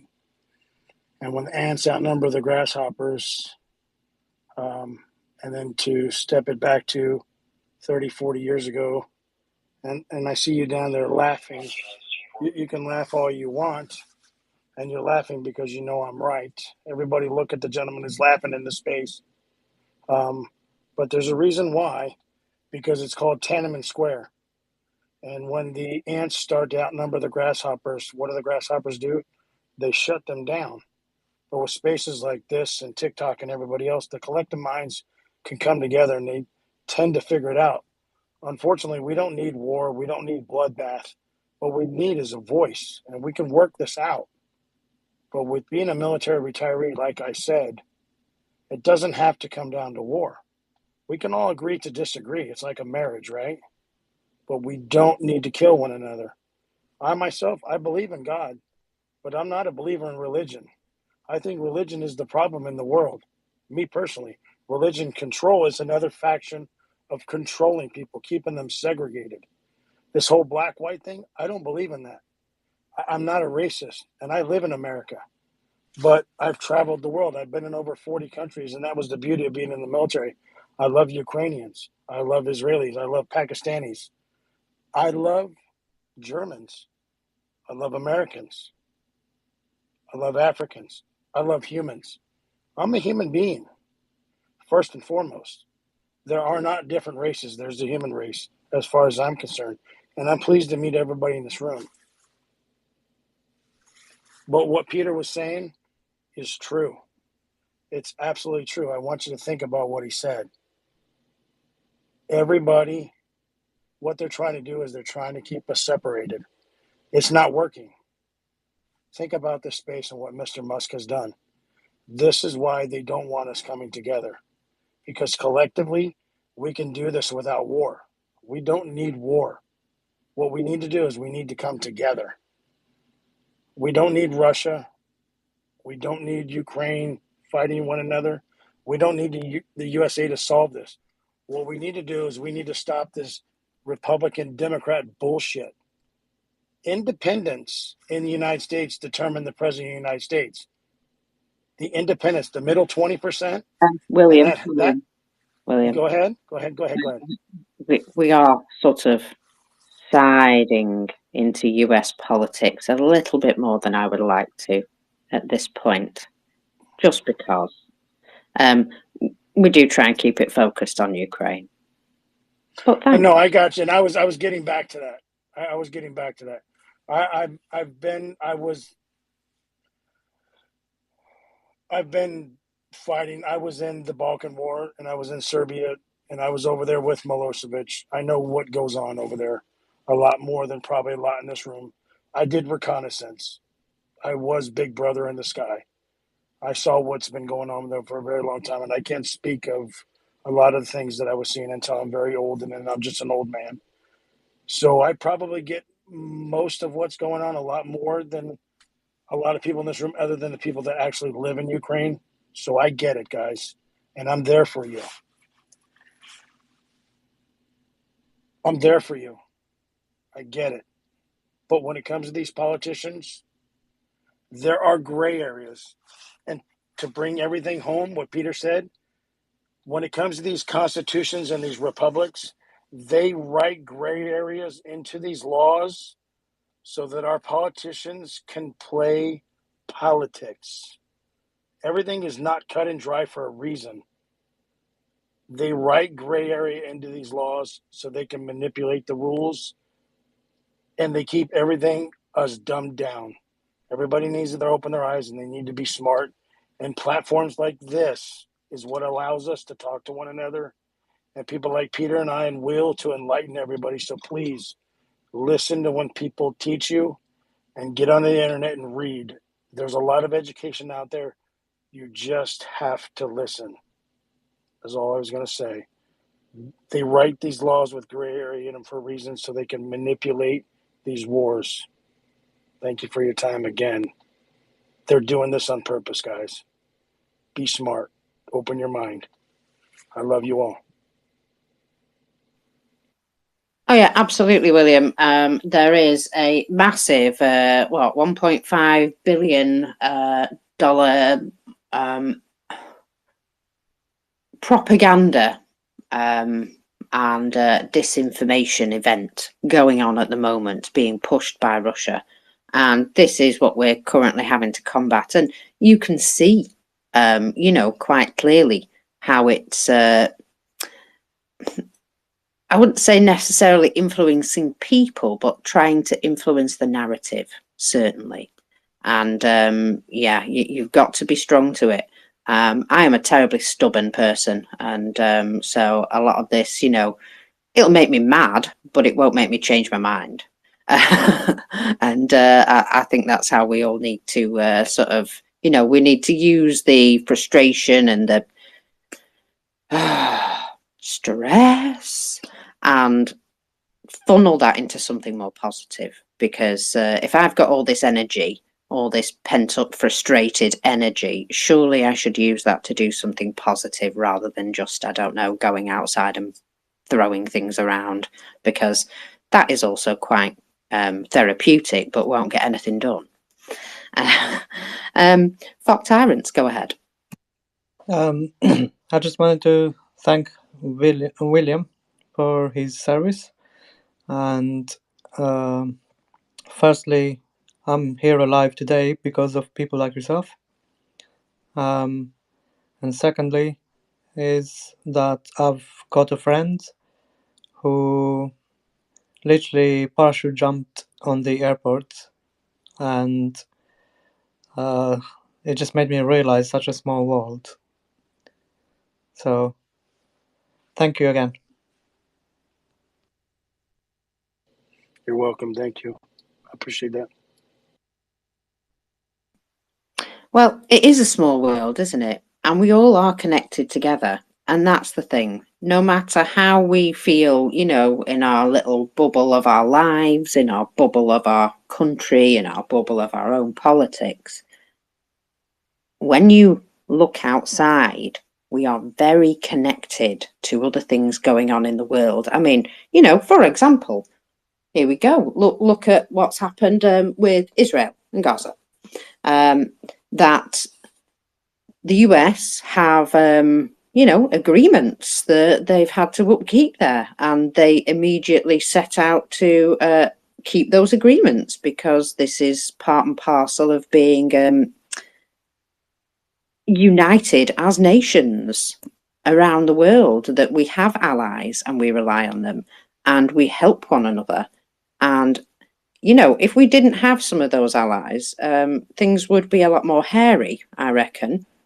So we've got to protect our allies, and we've got to understand that Ukraine is a very strong ally to have.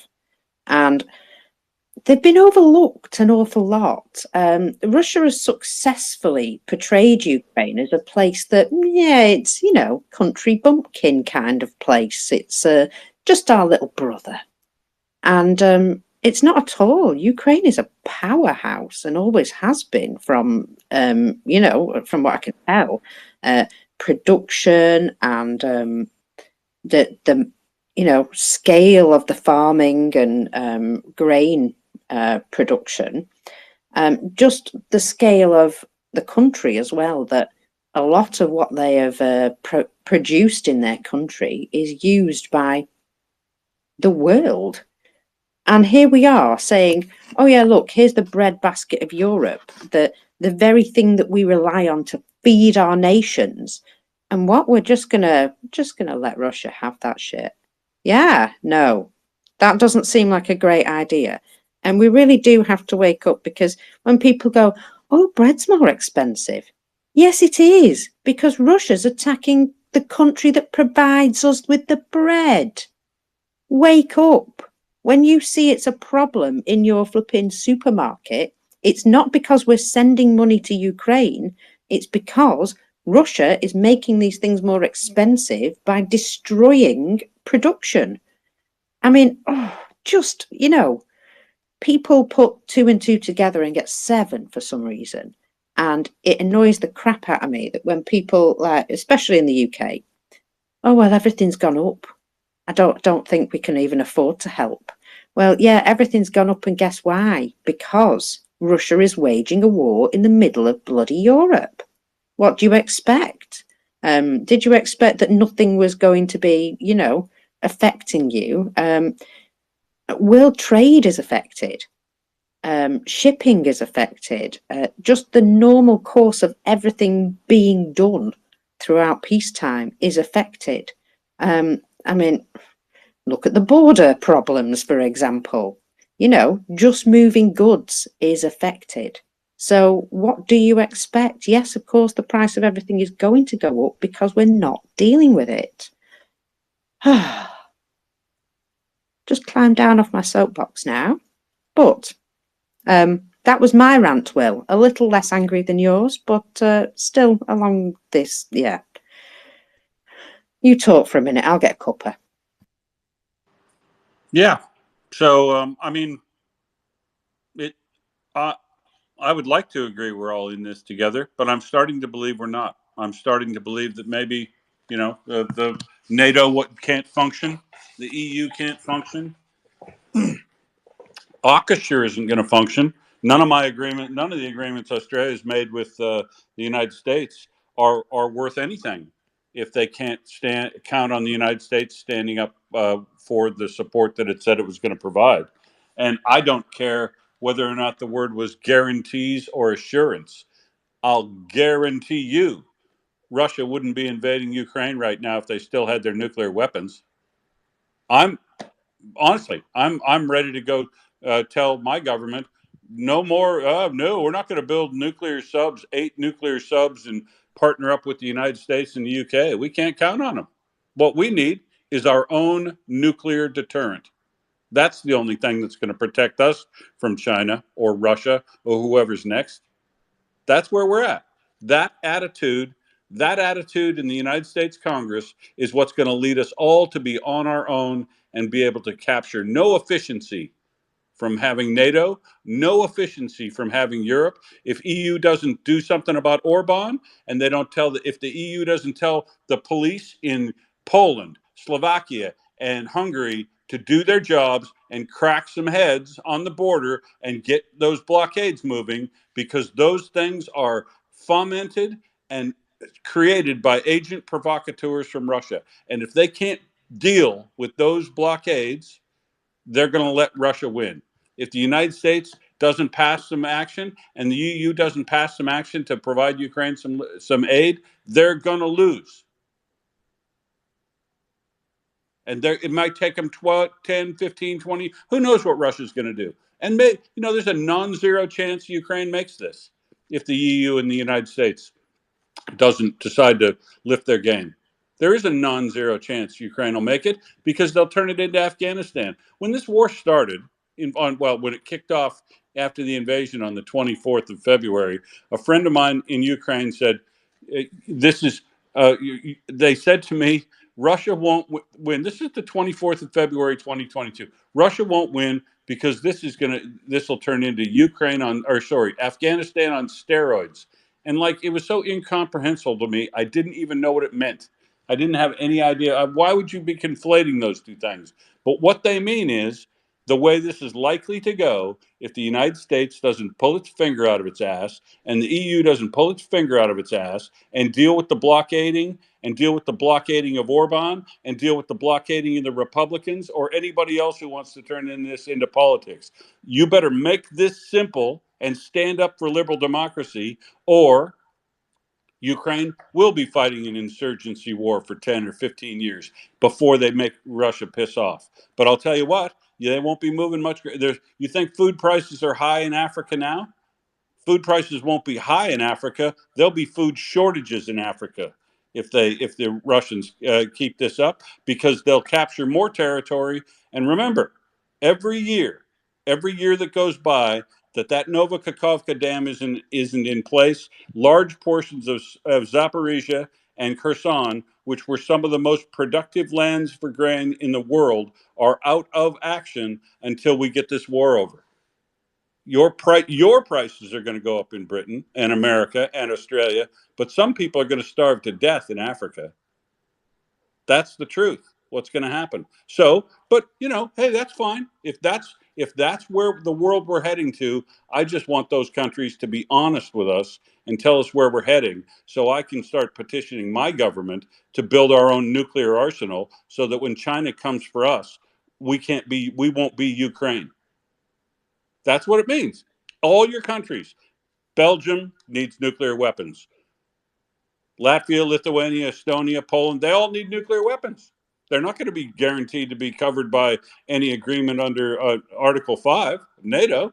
The United States isn't going to step in. They're not stepping in to help Ukraine over a security assurance or guarantee or whatever it failed to translate as in what we said we were going to do after Minsk. They gave up their nuclear weapons. You do owe them. We all owe them.